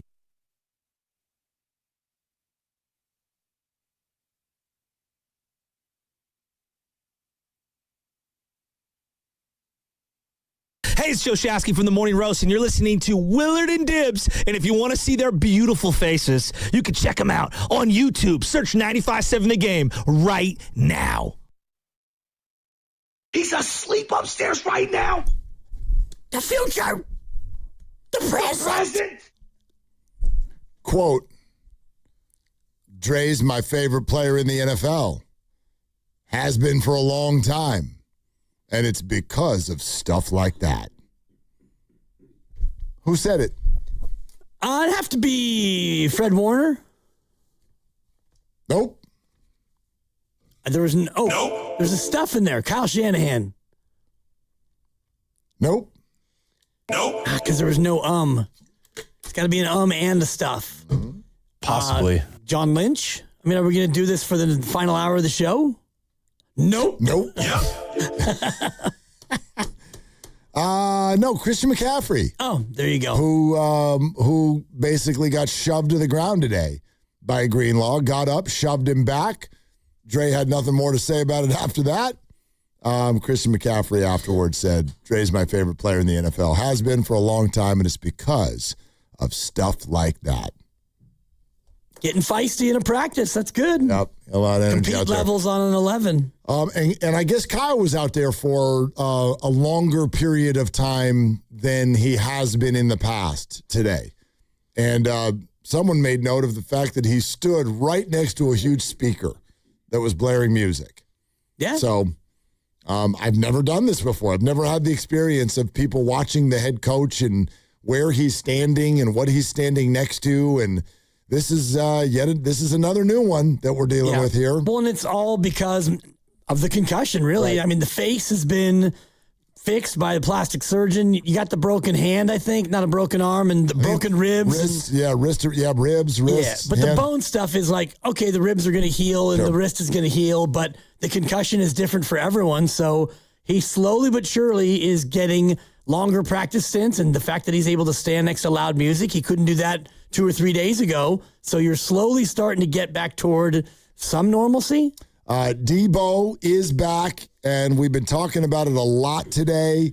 And our favorite wide receiver analyst came on the show. So a little bit later on this afternoon, as we move into the 5 o'clock hour, if you missed that, we'll let you hear some from TJ Houshmandzadeh. We hit on Deebo. We hit on Mike Evans. We hit on Dejon Stribling. We hit on Brandon Ayuk with TJ, who was his personal coach as he got ready for the draft and beyond. So a lot of interesting stuff there. But this is a moment that I've been waiting for, quite frankly, for a long time. There has just been a quirk of the schedule and my travel that I have not gotten to play higher or lower on a Friday. Your travel too, by the way. Yep. I haven't gotten to play higher or low in what feels like damn near 2 months. It's been forever, no doubt. So I'm really excited. And the fact that Grandy's not here makes it even better. Yep. So this is like a danger-free shot. Shut up, Willard. No chance. Am I still one behind him, I believe? At the last time we saw you, in 3 episodes ago, you were down 12-11. Yeah. And Ken Luttrell was able to get his second win. And then Ken Luttrell went back to back. And then last week, and I'll introduce the man who came through for his first win in his debut. But with no further ado, let's get into the 39th edition of Higher or Lower. Let's play. Let's freaking play. Guys, I don't know if you know this, but when this season of National Football League action kicks off down under, it will be season number 107 for the National Football League. So that's our number Down today. under. 107. I'll give you 10 items. They will be higher or lower than 107. Today's special quirk, there'll be 5 sports and 5 non-sports in higher or lower. I have a special quirk too. Yep. So when I keep score for higher or lower, I just put the initials of the people playing. I do the same. Yeah. Mark, Victor, Pasta, MVP. You go MVP.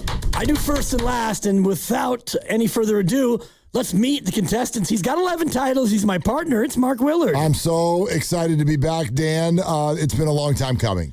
Up next is one of the real great additions to the program. He's been given some permanence, and he's got 2 victories in higher or lower. It's Steven Risotto. How you doing, Dibs?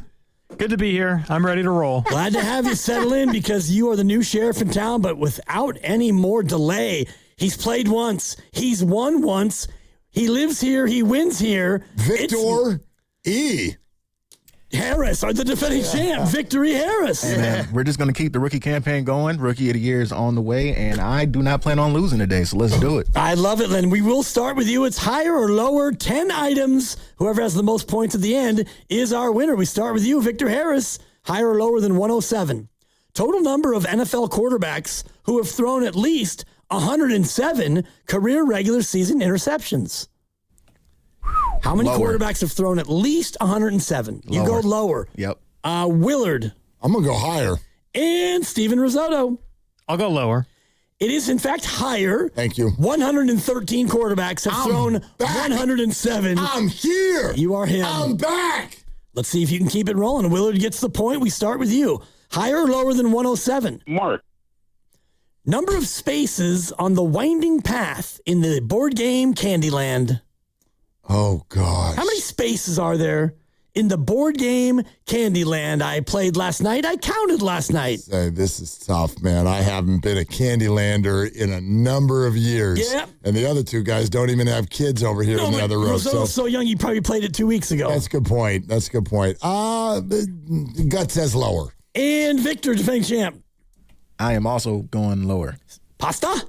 So high! In fact, yeah, the other two were high because you got it right. 134 spaces in Candyland. Willard won, Risotto won. Victor, the defending champ, up against it early. Goosey. Number 3, we start with you, Risotto, because you got the last one correct in a tie game. Higher or lower than 107. Career regular season hits for Madison Bumgarner as a batter. How many hits for Mad Bum? I love that you added as a batter. Well, just because sometimes did he give up? Hit by pitch? Pasta, higher or lower than 107? He really wants to get this one right. Higher. He's a Giants guy. Willard? I'm going lower. Victor Harris? I am also going to go lower. Yeah, tough start for you, champ. It is higher. Damn it. 109 hits for Mad Bum. Risotto 2. Willard 1. Champ 0. He's in depression mode already. Victor Harris? Yeah, his head was down on the table. We're down but never out. We're down but Man, never out. we're definitely not out. Only down by 2 with 7 to go. We start with you, Pasta. You're in the lead. Higher or lower than 107? This will be the 107th NFL season. Total number of Crystal Burgers eaten by Joey Chestnut in 8 minutes when he set the record in 2007. Gotta be lower. Willard? It has to be lower. Victor Harris? For the sake of the game, and I'm behind, we're going to go higher. Yeah, it is, in fact, lower. Yeah. 103 Crystal Burgers, which you know are those little sliders, basically. Yeah, I'm still surprised. He only usually eats like 70 dogs. Yeah, but these are smaller than a dog. I know, but they're burgers. 103 in 8 minutes. That's about, 15? No, it's about 13 a minute. It's a lot of Crystal Burgers. A lot of. I don't even know what a Crystal Burger is. It's like a slider. Yeah, no, you said that. I get it now. Well, I described it twice. You should be able to. No, I didn't when you first asked. You just called it a Crystal Burger. Hey, what's a Crystal Burger? Pasta 3, Willard 2. The champ is stuck on 0, 4 down, 6 to go. Yeah, I'm trying to stall because Victor just took a walk. He walked around the room and came back to the microphone. All right, I mean, I'm so upset. Down but never out. Struggling. Down but never out. We start with Pasta, who's gone 3 for 4 in the early going. Pasta, higher or lower than 107. Total number of U.S. men's national team games played by Eric Winalda. Ooh. Higher. And Willard. I have a question. And Willard. I don't know what qualifies as a game. Does it have to be a World Cup match? Come on, man. I can't believe you asked me that question. I really can't believe you asked me that. No. Total number of U.S. men's national team games played all right, I by got Eric Winalda. And what did you say, Risotto? I said higher. Yeah, I'm going to go higher also. Victor Harris. Lower. Welcome to the game, Victor Harris. It is lower. Okay. 106. And they're called caps. Oh, my God. 106. They're called caps. By which are one. Appearances. So, being a little cat. That's a 5.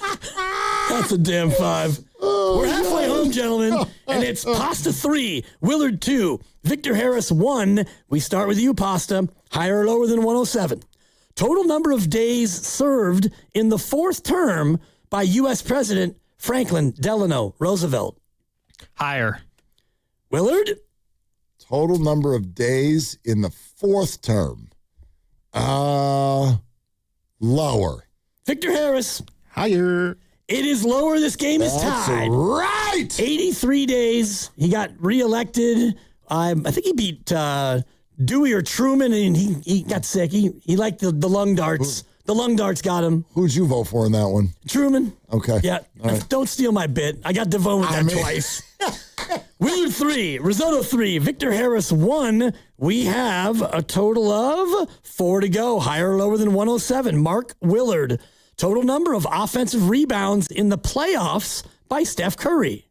Career offensive rebounds. Career offensive rebounds just in the playoffs. Playoffs? Oh, lower. Risotto? I'll say higher. And Victor Harris? It's gotta. He's played a lot of playoff games. All right, we're gonna go higher. Point to Steven and Victor. It is higher, 113 offensive rebounds for the chef. We got 3 to go, and it's a ball game. Victor Harris down but not out. It's Risotto 4, Willard 3, Victor 2. We've got 3 to go, higher or lower than 107. I'd like to call a timeout. I would like you to take a timeout. Okay, I'd like to call a timeout to let everybody know that don't palms up, Victor. I'm trying to let everybody know the league. Victor's like, don't be stalling on me. Don't be. All right, you're listening to 95.7 The Game, KGMZ FM and HC1 San Francisco. He's like, there's no timeouts at Odyssey Sports Station. And the home of the Golden State Warriors and Valkyries. Always live on the free Odyssey app and coming to you live from the Laughing Monk Studios. Deebo's back, and football coverage on 95.7 The Game is presented by Xfinity. Score the most reliable Wi-Fi. One price, 5 years guaranteed. Xfinity, imagine that. It is higher or lower. I'm your host, Dan Dibley. We've got 3 to go. In honor of the NFL's 107th season, we're playing higher or lower than 107. We start with Risotto. He's in the lead 4-3-2. Risotto, in seconds, the length of Charlie Puth's national anthem at the Super Bowl, which is one of the shortest in history. Higher. Willard? Lower. Victor Harris? We going lower. It is higher, ladies and gentlemen. 111 seconds. 1 minute and 51 for the Puth anthem. God bless America. We've got 2 to go. 2 items left. You want to let Victor know that he has been... You know what it is, Victor? What's happened to you? It's an elimination sensation, Victor, is what it is. Yeah. The silver medal is still out there. He will not repeat as champ. Yeah. This is the penultimate item. We have 2 to go. Higher or lower than 107? We start with pasta. Total number of NBA players who will make more than $18.8 million this year, which happens to be the average annual value of the Macklin Celebrini contract. How many NBA players will make more than 18.8, which is what the Mac Daddy's average will be? That's a fun question. Thank you. I kept it in. Lower. And higher. That was quick. Well, Victor I have Harris. no choice. It's definitely higher. It is, in fact, lower. Oh, that game's over. Yeah, it's lower. The answer is 102. Players will make more than 18.8 million. Risotto has secured the win, but we play it out here. I love pasta. On Willard and Dibs, and we start with pasta. Higher or lower than 107. Number of U.S. cities with a population of 200,000 or more. Higher. And Willard. Say it again. Number of U.S. cities with a population of 200,000 people or more. 200,000 people or more. I'll go lower. Victor Harris playing for the silver. Let's just go higher. Yeah, you share the silver. It is higher. 129. Congratulations, Steven Risotto, with a resounding victory on higher or lower. Pasta, come here. I'm going to kiss you. Well done. Thank you. Thank you very much. Man, Victor, you and I did not get a lot of right answers. I mean, every day can't be a day, man. Yeah, a bit of a struggle. Just real quick, the tiebreaker I thought was curious. Yeah, go ahead, follow How many states do not have a single city with a population of 200,000 or more? How many states do not have? Probably more than we think. I don't know, 17. Pasta? 24. Victor Harris. Hey, run the question back. How many states do not have a city of at least 200,000 people or more? How many states? Of the 50. Of the 50. Let's go with 10. 10. Ladies and gentlemen, the winner of the tiebreaker and the silver medal, Victor Harris. Yeah. The answer is 12. Stat pad king, baby. Stat pad king. Pad those stats. Uh-huh. That's a stat. Next week will be our 40th edition of Higher or Lower, and the number will be 40. So, congrats. Grandy missed out on all those opportunities to create space, and I have now missed out on an opportunity to catch him. You have more to come, though, because he's going to be missing some Fridays. I do. Yeah, please, get away from me. Speaking of missing things, there's a development with the San Francisco Giants that we should pass along. We have a statement from the Pobo, Mr. Buster Posey, with regard to Harrison Bader. And for those of you who don't know, Bader has already been missing time with plantar fasciitis and problems with his foot. But then you may have heard about this scooter accident that also has muddied the waters because in his scooter accident, the same foot was injured further. Here's what Buster had to say. Over the weekend, Harrison Bader was involved in an accident that has delayed Harrison's prior treatment timeline for plantar fasciitis, and unfortunately, his return to the field. We are still investigating the circumstances of the accident, but we will be suspending payment for Harrison until he is able to resume performing services for the club. Ooh. So Bader's contract has been at least temporarily suspended because of this scooter accident, and it is no surprise, quite frankly. I don't want to act like I've got all the details of this, but based on what I have heard and what we have seen from video on social media and whatnot, there are definitely, I don't know what the right word is. I don't want to call it accusations, but there are reports that this was an inebriation sensation. Yep. And also Bader, at a time when he's already being treated for something with his foot. Just merely the fact that he's out and about late at night. This was well past midnight on a scooter in the marina here in the city. Probably was enough to raise eyebrows already in and of itself before he crashed into a fire engine and had it roll over his foot.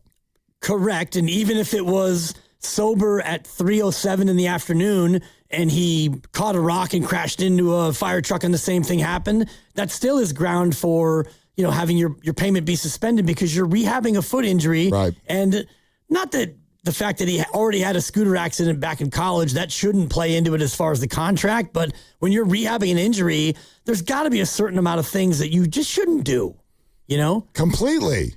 Completely. Right. Yeah. And this one, look, this is all of the things at once. These are the three strikes.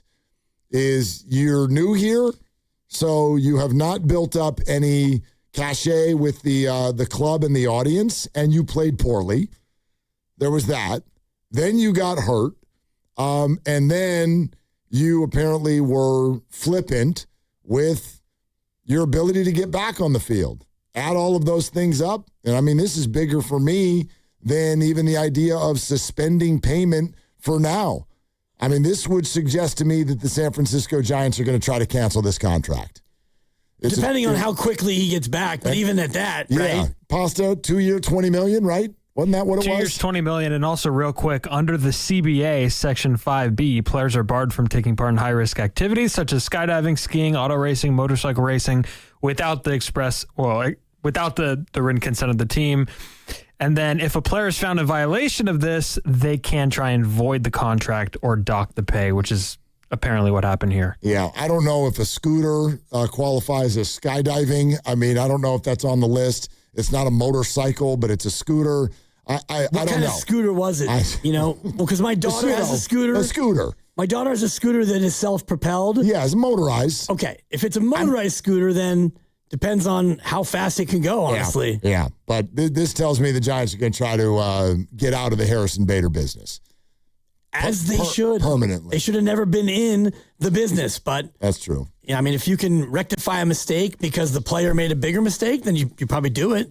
All right, Willard and Dibbs, and earlier today with all of the wide receivering that has gone on with the 49ers, not just the Brandon Ayuk of it all earlier this year, but Deebo Samuel, the Ricky Pearsall situation, the drafting of Dejon Stribling, and the acquiring of Mike Evans. It is one of the most interesting rooms on the team. So our favorite wide receiver analyst, TJ Hushmanzada, joined us on the show and basically started off by asking him, what are your initial thoughts on the signing back of Deebo?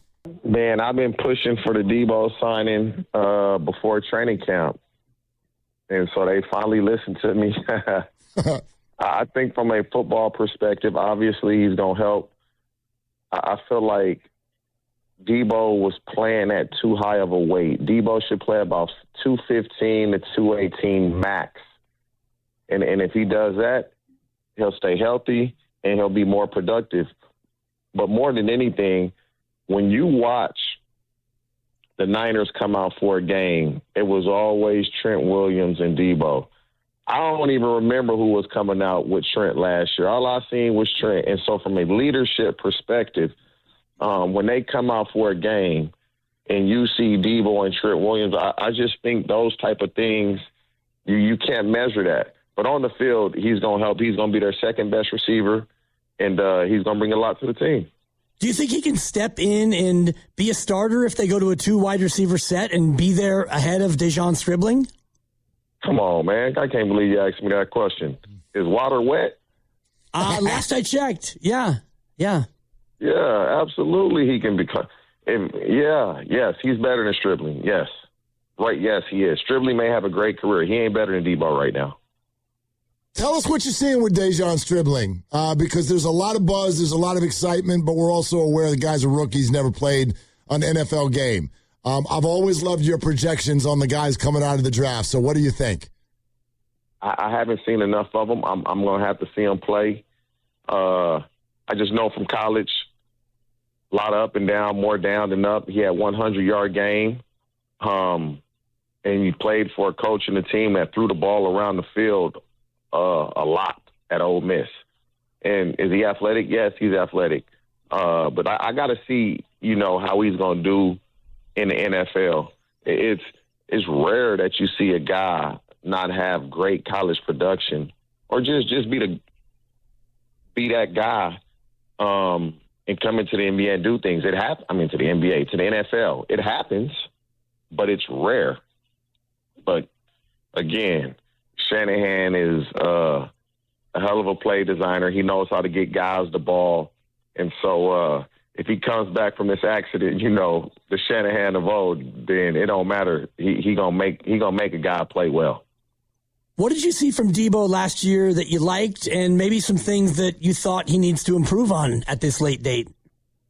I just felt like Deebo was playing too heavy, man. Deebo not taller than me, man. Deebo, about 6 feet and a half? Maybe 6'1", maybe. And I think Deebo was probably playing at, 230, right? Wow. I just feel like that's just too much weight to be a receiver. And, people think I know Deebo because I've been, trying to convince the Niners to sign him. If I see Deebo, we say, what's up, that's it. I just know football. Deebo is a better route runner than people give him credit for because the year when he went crazy with the Niners, they used him kind of as a running back receiver. But Deebo is actually a good receiver. He runs good routes. He creates separation, but I think that kind of gets lost at time because he plays so aggressive when he gets the ball in his hands. So, I want Deebo to prove myself right, but more than anything, I want him to prove himself right because there's no way training camp should have started and he wasn't on the team. TJ, let's talk about Ricky Pearsall for a second. And there's no confirmation yet about where this is going, but it doesn't sound good. And because this is just one thing or another has dogged him now as we're heading into year 3, what do you think this all means for his career? It's really tough, man, if he does not play this season, he would have gone basically 3 seasons, giving the Niners very, very little. And when you're a first-round pick, if Stribling plays well, they'll move on. That's just the nature of the business. Talented? Yes, he is. Quick? Yep. Fast? Yep. Good size? Yeah. All that doesn't matter if you can't do it when we need you to do it. And unfortunate, rookie season, bit of bad luck. And somebody being an a-hole, he gets shot. Last year, he missed, 8-9 games with an injury, with a knee.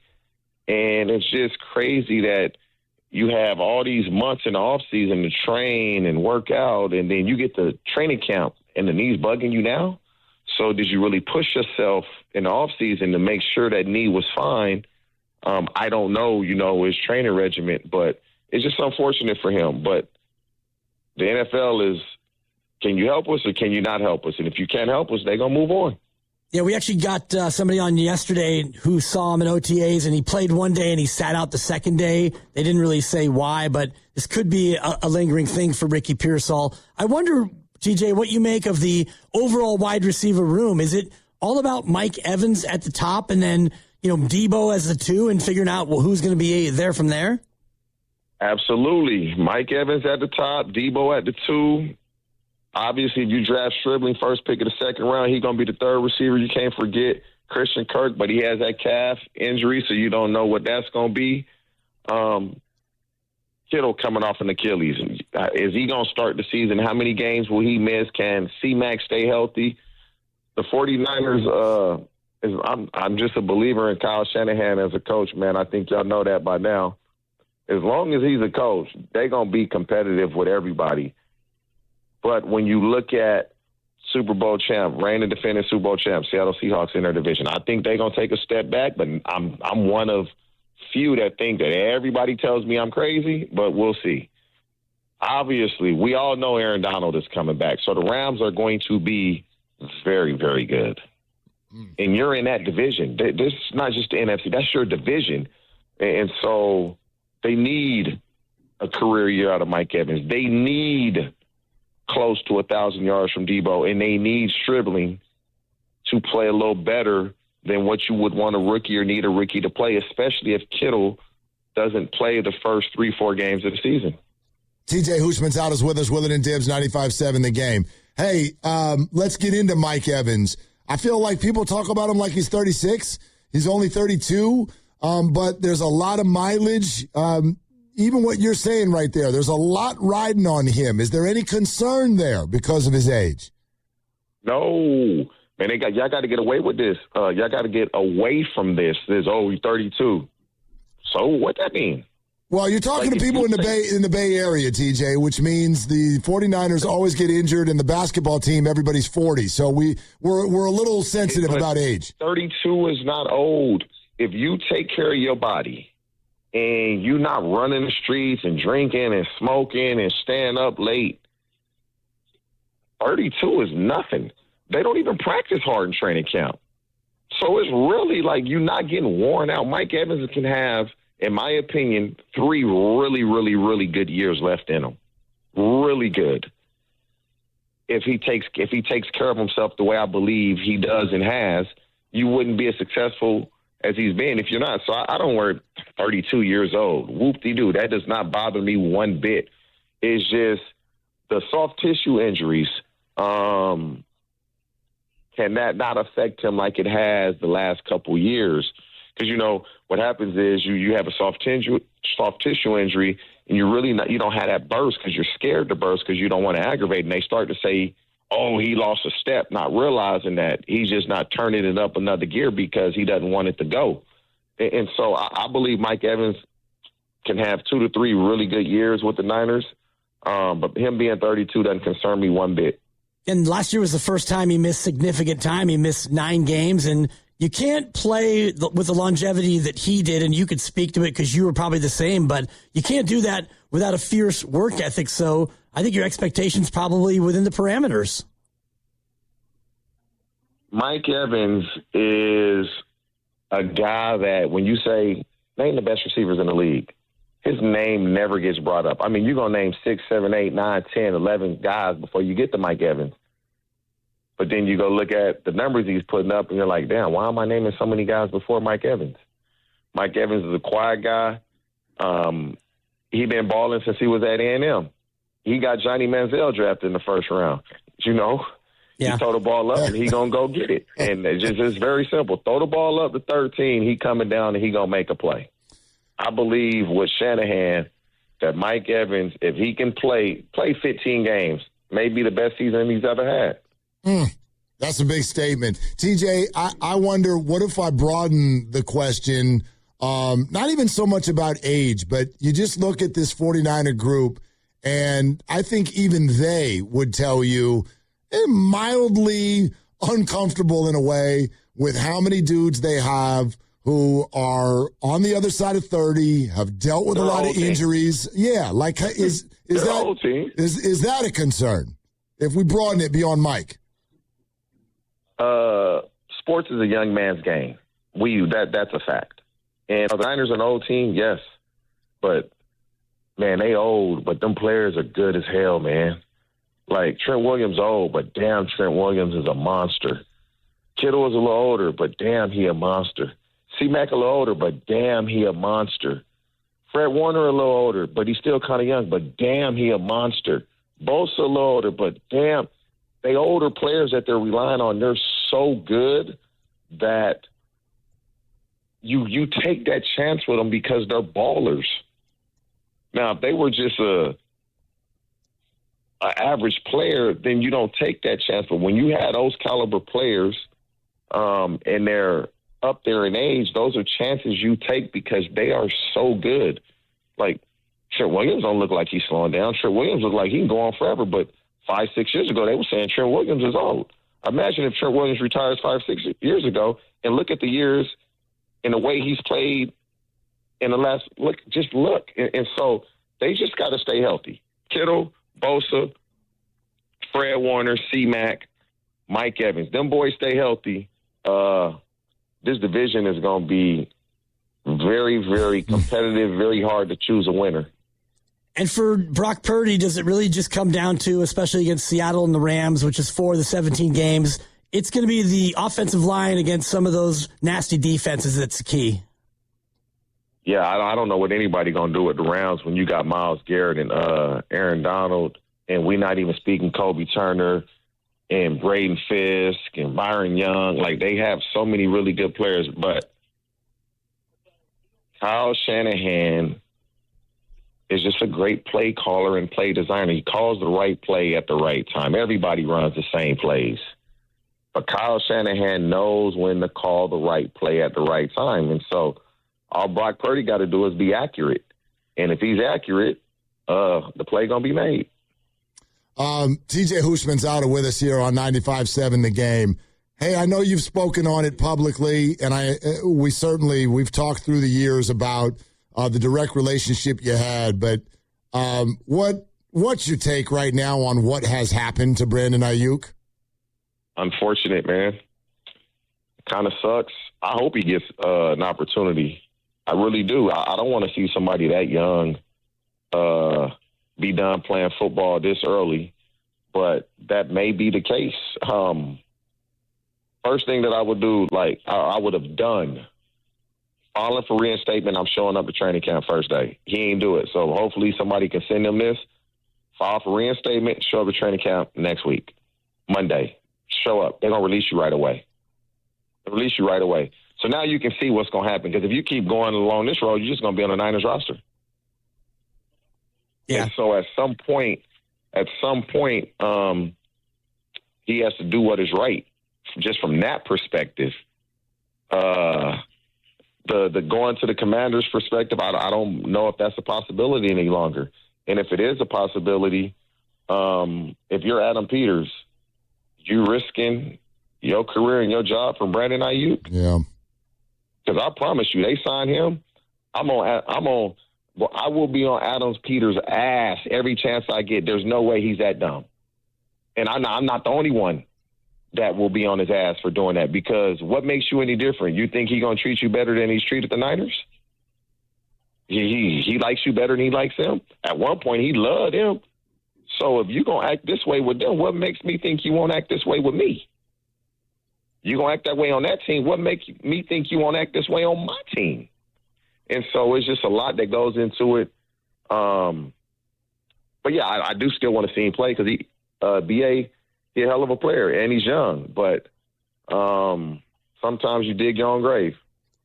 Would that same mentality apply to the other 30 teams in the NFL, not just Adam Peters in Washington? Yes. Yeah, I just say Adam Peters because everybody thinks that's where he was going to go, and I did at one point also. I don't see any general manager risking their career to sign one player. I don't see it. Unless the owner comes in and says, we're signing this guy. I'm not stepping out if I'm a general manager saying, let's sign him. I don't care who I have at receiver. It's not worth it for your career. You know, this business is about self-preservation when you're a coach and a front office guy. And so let's see if I'm proven wrong. TJ, I know for a while you were trying to reach out. I wonder if that stopped. Did you ever end up connecting with him? No. And again, I'm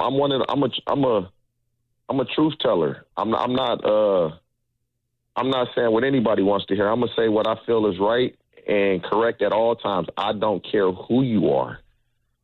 And no, so I haven't spoken with BA. It's been a while. And if I do speak to him, I'm gonna tell him what I believe he should do and he should have done. Whether he listens to it or not is a different story. You were certainly a piece of the training aspect from what I've ascertained to you. Are there anybody who is still left from the camp back when Brandon Ayuk was doing things less on social media? The people that I know he worked with that I was very familiar with, and we're damn near every day. When he was going through that contract, we're pretty much talking 5 days a week. No. The way this played out, TJ, was there a bleed over to the frustration that he, whether it was warranted or not, he clearly, right? There was a lot of frustration in that. Yeah, was there bleed over? Yes. And I mean, that's one of those things. It's like you pissed off at the way things were going, but you end up getting what you wanted.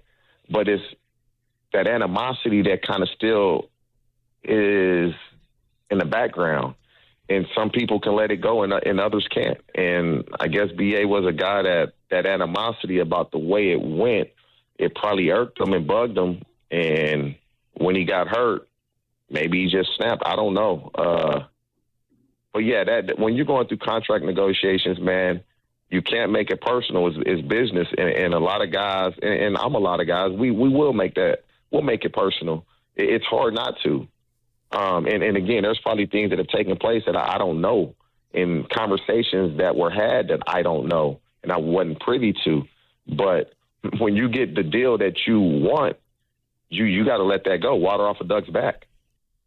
There it is, TJ Houshmandzadeh joining us earlier today on Willard and Dibbs, and we got to pretty much every wide receiver outside of, I don't know, Jordan Watkins and not a whole lot of Christian Kirk in there and Jacob Cowing, but it's a fascinating room, and obviously Brandon Ayuk is not in it, but with TJ's relationship with him, we definitely wanted to get a little perspective there.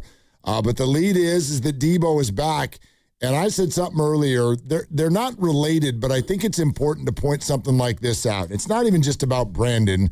Brandon has taken issue with Kyle Shanahan and the 49ers, and you know how it is in the age of social media. We get a lot of this, right? He's a choker. And the 49ers with the substation and their training staff, this, that, the other, Kyle works them too hard. I think today's a day to take stock, especially of what two players have just done recently, especially in the wake of Brandon trying to drag this organization on social media over the last few months. There are two longtime 49ers who at a certain point also felt either somewhat disrespected or felt like opportunities to grow sort of were held elsewhere. Both of them lasted 1 year and then immediately were like, you know what? Grass was not greener. I would like to go back. Dre Greenlaw, and now as of yesterday, Deebo Samuel. And so if what a lot have said is true, that the 49ers either from a training standpoint, from an overworking standpoint, whatever the accusations are, I've never really understood it. You've got players like George Kittle, Christian McCaffrey, Brock Purdy, and others who have talked glowingly about the way that this organization has at least attempted to handle their players through the years. And now you have the likes of Deebo Samuel and Dre Greenlaw basically saying, yeah, I don't know if I ever should have left this place. This is home. This is where I want to be. It leads to a larger conversation about this particular group that I would like to run by you. I don't know if they can win the whole thing. They're certainly not the favorite. But if this 49er group did go on a playoff run, they'll remind me a little bit of the 2022 Golden State Warriors. In a way, I mean, Iguodala was a part of that, and that's the comp I made earlier about somebody who, although he wasn't, born here, quote unquote, he was a good longtime champion Warrior. He left and came back and was not a huge part, but a big part, bigger than I remember, of that 2022 team. He played about 20 minutes a game. He played quality minutes, and he was a role player. And as we learned today, every team's got to have one. And Josh Hart, every team's got to have one Josh Hart, but I don't want to go back all the way to that. I think it's an interesting, in about a half hour. It's an interesting comp when you talk about that. I do know that this year's schedule is tougher, but the one thing I was thinking driving in today is, yeah, the offense can be really good depending on who's healthy.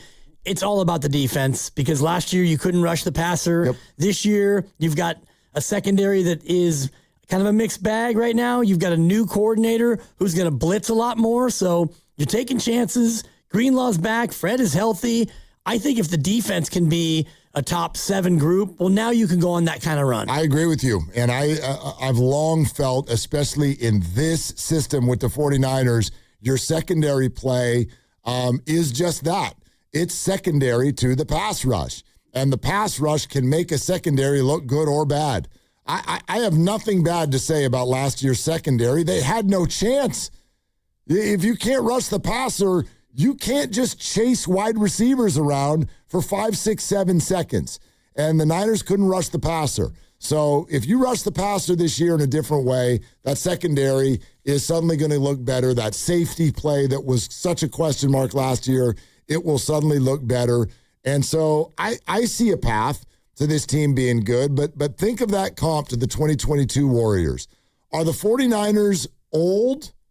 I'd say no. Are they getting older? Yes, which is what the Warriors were in 2022. Yeah, I think that if you want to do the parallels, you'd have Trent Williams would be Steph. He's kind of the Steph of the offense in that he's your left tackle. But and he is old. He's old. Well, so is Steph. And not in 2022. I guess you're right then. Yeah. I mean, he was not young, but just making those comps, I guess Trent would be Al Horford on this team. He's so old, but even your Bosa's getting up there and Fred's been around and George Kittle, I mean, here's the other point I guess I'm trying to make. By 2022, those Golden State Warriors were made men. They were multi-time champions. So what you wanted to do was sprinkle in some newness with the guys who were already made men. They felt like family. Steph, Draymond, Iguodala, Looney. Clay, yep. These guys. And then you sprinkle in all of a sudden it's like Andrew Wiggins, who I guess would be the Mike Evans in this particular role. That's not bad. All right, I'm going to walk in here and I'm going to suddenly be amazing. And let's see if we can help take you to another level. And he did it. Maybe Jordan Poole is the Dejan Stribling of all of this. I don't know. But my he might point, be the Ricky Pearsall. The difference is this, is that Warrior team had rings. And what this 49er team has is near misses. But this was inspired by the return of Deebo. This core group of 49ers, not old, but getting older. To a longtime 49er fan, they feel like family. And I can feel Niner fans rooting for this, not just because you're a fan and you root for it for your own experience, but you're rooting for these guys to not retire without a ring. You just don't want Fred and George. Let's loop in Christian, who's going to play the Hunter Pence role. He's not from here. He wasn't drafted here, but it feels like he is. You want these guys to get one. You want them to get over the top. And the other thing that made me think it was a little bit of a comp, the Warrior title that year, it didn't shock me, but it surprised me. It was I knew you're good. I didn't think you were win the whole thing good, but I knew you were good. And I feel the same way about this Niner group. I know you're good. They're good. This is a good football team, but they're not even going to be the favorite in their own division. So to win the whole thing, yeah, it would surprise me, but it wouldn't shock me. It really wouldn't. Every football year is different. So everybody who thinks, well, the Rams and Seahawks are just going to be amazing. Well, maybe, probably-ish. I don't know what the Seahawks are going to be this year. The Rams feel like a juggernaut, right, but everybody's a quarterback injury or a key injury away from not being as good. So I don't know what the story or the journey of the whole season is going to be.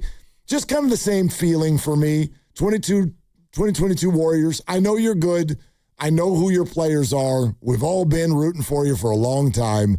I think you're good, but I don't think you're quite good enough. And it turned out they were.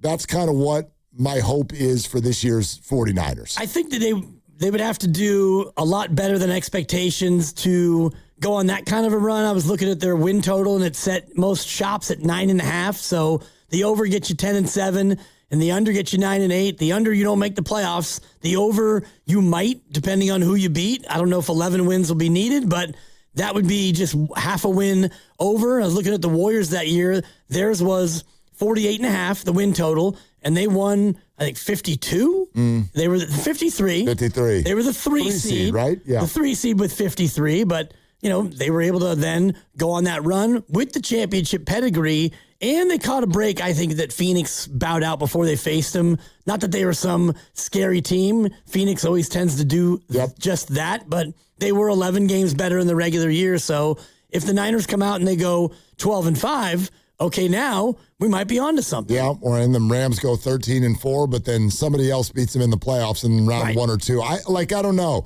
Again, the comparison for me is much more, it's not about the achievement of either franchise or the group. The comparison for me is about how we feel about the specific players. Steph, Dre, Clay, Iguodala, Looney, we'd watched them for years. And obviously the difference is they've all gotten over the hump. But we'd watched them for years, and they were beloved. And that's why so many people loved that 2022 team, because it felt like gravy. It felt like you were just on this familiar journey and kind of a can they do it thing. It was much more relaxed than it would be if the 49ers go on a run, because they already did have their stuff. But people wanted Steph to win a finals MVP, and he did. This is that for me, sure, significant difference that this group has not won before, but I have the same sense around 5 to 7 of these players. Very familiar with the audience, very, very successful. Everybody, and now some of them coming back. Greenlaw comes back. Deebo comes back. If the Niners get into the playoffs this year and start making noise, and when they get into the playoffs, they always do, this isn't just going to be a regular kind of a let's root for them run. It's going to be an emotional one, because for those guys I just mentioned, the clock is just so clearly ticking. Christian's 30. Let's throw Bosa into it. Kittle is coming off of major injury. Fred coming off of major injury. Trent's time is very, very short. So, Deebo, now you're coming in on an incentive-laden deal as opposed to being a $25 million receiver. You can feel like if they've got one more run in them, this is it. And it would be emotional because it would be their first if they were able to do it. And as you were describing that, I was looking back at the Warriors and trying to come up with Niner opponent comps for the route that they took that year. Mm-hmm. So they square off against Denver, a not quite ready for prime time but talented team. To me, that might be the New York Giants, where, I mean, if New York wins the East and you wind up as the wild card and you knock off the New York Giants, well, then in the second round, the semis, you went up against the Philadelphia Eagles. You played Memphis. They took out GP2. You don't like them, and they don't like you. That's a good comp. You've got history. That's a good comp. Then you go to the Western Conference Finals, and you should be facing the Rams, Phoenix Suns in this case. But no, they get knocked out before. You wind up taking on a team that's hashtag random, and this would be probably the winner of the NFC South. Or the North, maybe. Is it the Bears? It could be the Bears again. Bears end up there? And it's Dallas, and you do have history with Dallas. Sure. And it could be the Packers, and you have history with the Packers. And then you go on and you take on a Boston Celtics team that is really good, but again, not quite at that spot. So that would be maybe the Chargers. Broncos. I mean, I'd say the Bills, but they've been there and done that. So not to the bowl. Right, exactly. Not to the bowl. And, well, the Chargers haven't in this iteration either, but it wouldn't be Mahomes and the Chiefs. That would be like taking on LeBron and LeBron in Miami. But I was just thinking about those comps. Like, what would that road be like? You somehow avoid the Rams, you catch a break, and you get there and you get it done. It's a fun game. It is. It's a fun exciting. Game. It's just different. It's different this year. You know, Deebo and Dre coming back has me kind of feeling that way. I know for a lot of Niner fans, you know, you just want the Super Bowl because you want the Super Bowl because it's been so long. And I think above all, fans, we mostly want this for ourselves. But the 49ers are bringing back a group where there is a lot of emotional history and a large handful of beloved players. And they're not all old. You know, Dre Greenlaw's not that old. 28. Brock Purdy is not that old. Fred's only 28 too. Yeah, Fred's only 28, but it's just like they got rings on the tree for sure. And some of them are old or now coming off of major injury, which is not just Fred, but George. And George is on the other side of 30, and Christian just turned 30, and Trent is way past 30. And so, it'd be great to see those guys get one more punch at this thing. Yeah, one more everyone punch. talks about the window. Well, the window is Brock Purdy, in my opinion. Yeah, I agree. But the window for this group, we're down to a year, 2, 3 at the most. Totally. As far as the window, and some, like Evan was saying, the window's already closed. Yep, absolutely. Yeah, we're sponsored by Lucky's. Speaking of George, you're going to want to hear what he said at the Super Bowl about Deebo Samuel, plus time for your calls, 888-957-9570. This is Willard and Dibs. Save big at the pump. For a limited time, Lucky Rewards members save up to $1 off per gallon at Shell. But hurry, it won't last long. Join free at luckysupermarkets.com/fuel rewards. Restrictions apply. What if you could have the most reliable fiber-powered Wi-Fi? And get this, what if you could keep it at the same price for 5 years guaranteed? Now through August 24th, new Xfinity customers can get our best price on gig Wi-Fi this summer before it disappears. Just $50 a month for 5 years. No annual contracts, no hidden fees, and our best equipment included. Plus, get online in minutes with same-day Wi-Fi. It's Wi-Fi that finds and fixes problems before you even notice them. Like super intelligent Wi-Fi with a 6th sense. Plus, it keeps you protected from online threats. And get Peacock Premium included for 2 years. Lock in your price and unlock the possibilities. Get it now at Xfinity.com. Xfinity. Imagine that. Restrictions apply. Requires paperless billing and autopay with stored bank account. Taxes and fees extra. Speeds vary. Use of fiber coaxial cable. Learn more at Xfinity.com/same-day Wi-Fi. No one plans to call a lawyer, but a lot of people wish they had sooner. Because after an accident, the clock starts immediately. Insurance companies move fast. They call, they record, they push for answers. And one wrong move, saying too much, signing too early, trusting the process, that can cost you thousands. That's why waiting is the biggest mistake you can make. Call Beam Law first, before you speak to insurance, before you agree to anything, before you risk your case. This just isn't a claim. It's your recovery, your income, your future. Beam Law has recovered millions for clients across the Bay Area and has been named Best of the Bay by SF Weekly 4 times. If you've been injured or lost someone due to someone else's negligence, please don't wait. Call Beam Law now at 415-523-5555. 415-523-5555. That's 415-523-5555. Or visit hurtinthebay.com. That's hurtinthebay.com, because it's not whether you get knocked down, it's whether you get back up. Beam Law, they've got your back, Bay Area. You've worked too hard to wonder if your wealth manager is actually working for you. The decisions you're facing, what comes next, who you trust, have consequences that last. Getting it right matters. Baylord has been in the Bay since 1969. No parent company, answering only to their clients. The kind of people who understand what you've built and what's actually at stake. The right wealth manager changes everything. Find out if Baylord is yours. Baylord.com. That's BAILARD.com. Think you know how the second half of baseball plays out? Put your predictions to work on Polymarket, the world's largest prediction market. Official partner of Major League Baseball. Who wins the division? Who's buying at the trade deadline? Who takes home the Cy Young? And who's still standing in October? Trade against other fans, not the house on Polymarket. From the trade deadline to the World Series, every game matters. Trade on Polymarket. Download the Polymarket app and use promo code BLAZE to unlock $50 free for your first trade. That's promo code BLAZE. Trading not available in all jurisdictions. Check local regulations before trading. Restrictions and eligibility apply. So, I need hamburgers, sodas, ice, and a DJ. A DJ? Relax, Spot. With T-Mobile, we're saving when we bundle home internet and phone lines. Oh, wow. Here to bundle and save big. Stay connected con tu gente with 4 lines from T-Mobile with fast, easy to set up 5G home internet and save up to $1,000 a year. Switch now on T-Mobile.com/conectate. Savings based on 3rd line free via monthly bill credits. Internet discount with $15 in monthly bill credits and auto-pay discount. Qualifying credit required. Credits will stop if you cancel any lines or change plans. Visit T-Mobile.com. I check checked Allstate first and saved hundreds on my car insurance. Really smart. Unfortunately, I didn't check if I left the pizza box on top of my car before driving home. Not smart. Oh, and a semi just turned my deep dish into a thin crust. Yeah, checking first is smart. So check Allstate first for a quote that could save you hundreds. Potential savings vary, subject to terms, conditions, and availability. Allstate North American Insurance Company and affiliates, Northbrook, Illinois. What do parents think of back to school at Staples, where supplies start at just 25 cents? Staples has the latest laptops with up to 40% savings. I may hug the cashier. So embarrassing. It's the most wonderful time of the year. It's a wonderful time at Staples with up to 40% off select tech. Staples. That was easy. Visit Staples today or shop online and in the app. Ends 9/12. Exclusions apply.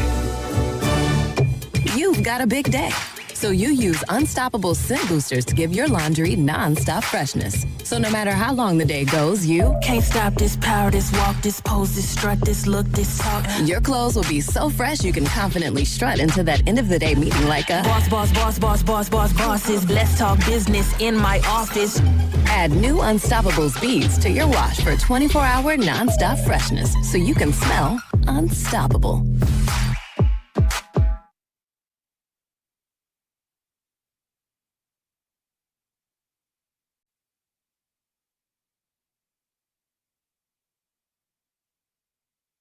Now back to Willard and Dibbs on 95.7 The Game. Brought to you by Hazy Little Thing by Sierra Nevada. Enjoy responsibly.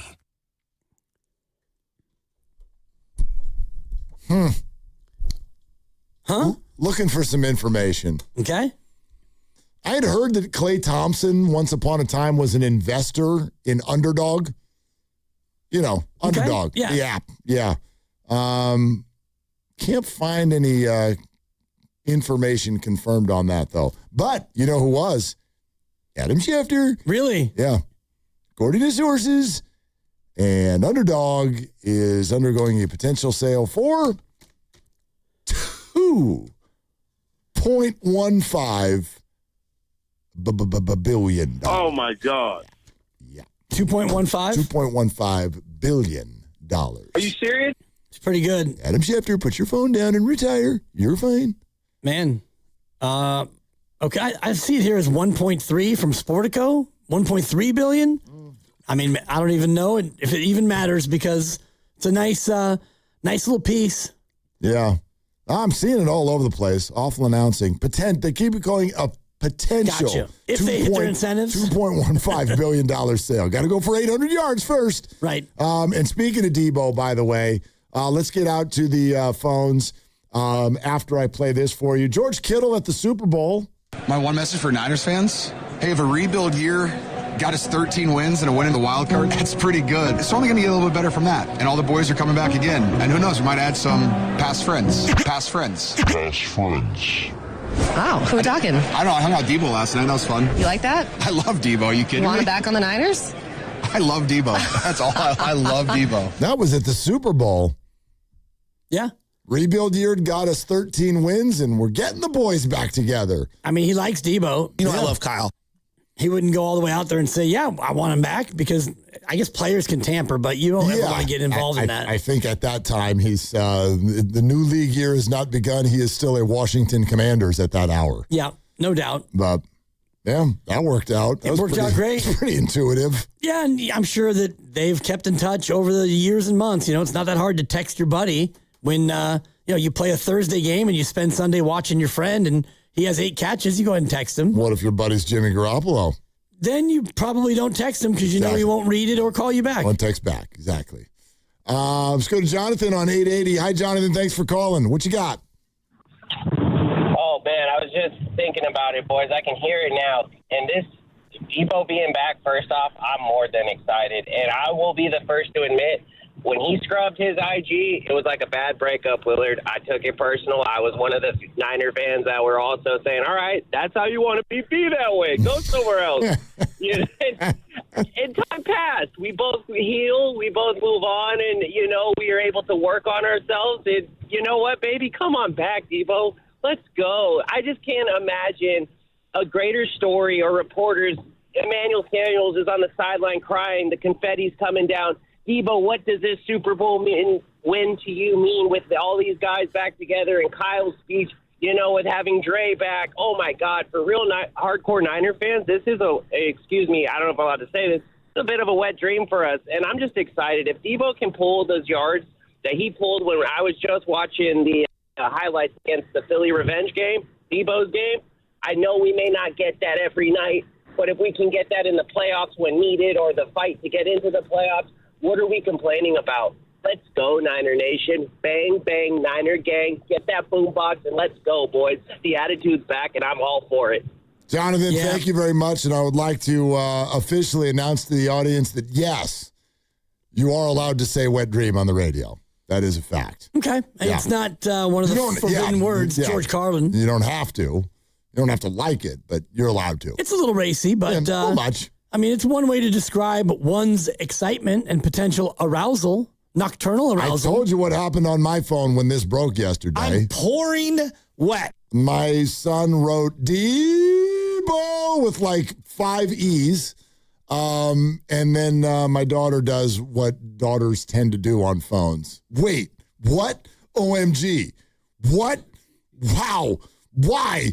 And by the way, never are those, that's all one text. That meaning any punctuation? No. Each word is its own text. Oh, gotcha. You can't be like, wait, comma, what? Question mark. No, it's just wait, send. What? Send. OMG, send. Will you get me Starbucks? Send. 17? Yeah, it's just, yes. 17. That's the way that goes. That's the way it goes. We'll take you not one play at a time, but one emotion at a time. One expression at a time is how we're going to do that. It's pretty strong. Yeah, I mean, look, I got not mixed feelings about this.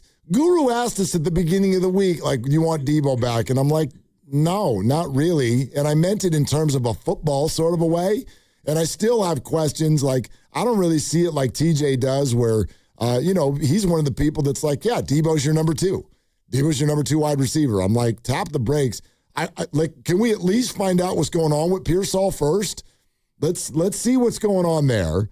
Let's wait and see where Stribling's going. How about if Deebo shows up to camp and we see what he looks like first before we start handing him starting gigs? So I have questions from a football standpoint, but from an emotional standpoint, how can you not love this? How can you not love Deebo and Dre back on the team? You can not love it if you want, but none of these guys, neither one rather, left in a huff or, you can scrub a team from your Instagram, fine. That's what we do nowadays. And if you break up with somebody, you go to your Facebook and you delete all the pictures of the two of you if you want to roll that way. So that really doesn't tell me that it was a bad breakup. They just moved on. The scrub wasn't the scrub before. The scrub was during the contract dispute, I think. I don't think the scrub was about leaving the Niners. Well, there's the scrub, and then there's the restoration sensation of bringing it all back. Once the contract is resolved, each is equally passive-aggressive, and it's just very millennial. It's what you young people do. You know what surprises me? Tell me. That there isn't a Niner Wags show yet. Wives and girlfriends? Yeah. Victor's giving me a big nod. Like, doesn't it? So they have their own content that they're constantly producing. Putting stuff out, but I'm like shocked that there's not a show yet. Claire Kittle, Kristen Juszczyk, who's Olivia McCaffrey. Well, she's not Olivia McCaffrey, though, is she? She had his baby. She didn't change her name. I have not seen the documents. I don't. In order to shortcut who she's married to, you give the guy's name. Okay, I know. The audience can connect the dots. Pulpo, right?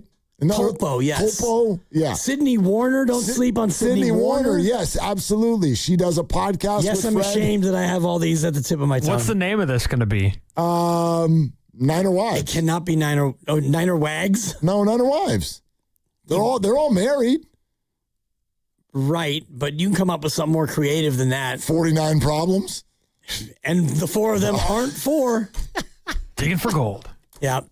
No, don't do that. I'm sorry. They are all very, like, Olivia is a wonderful actress.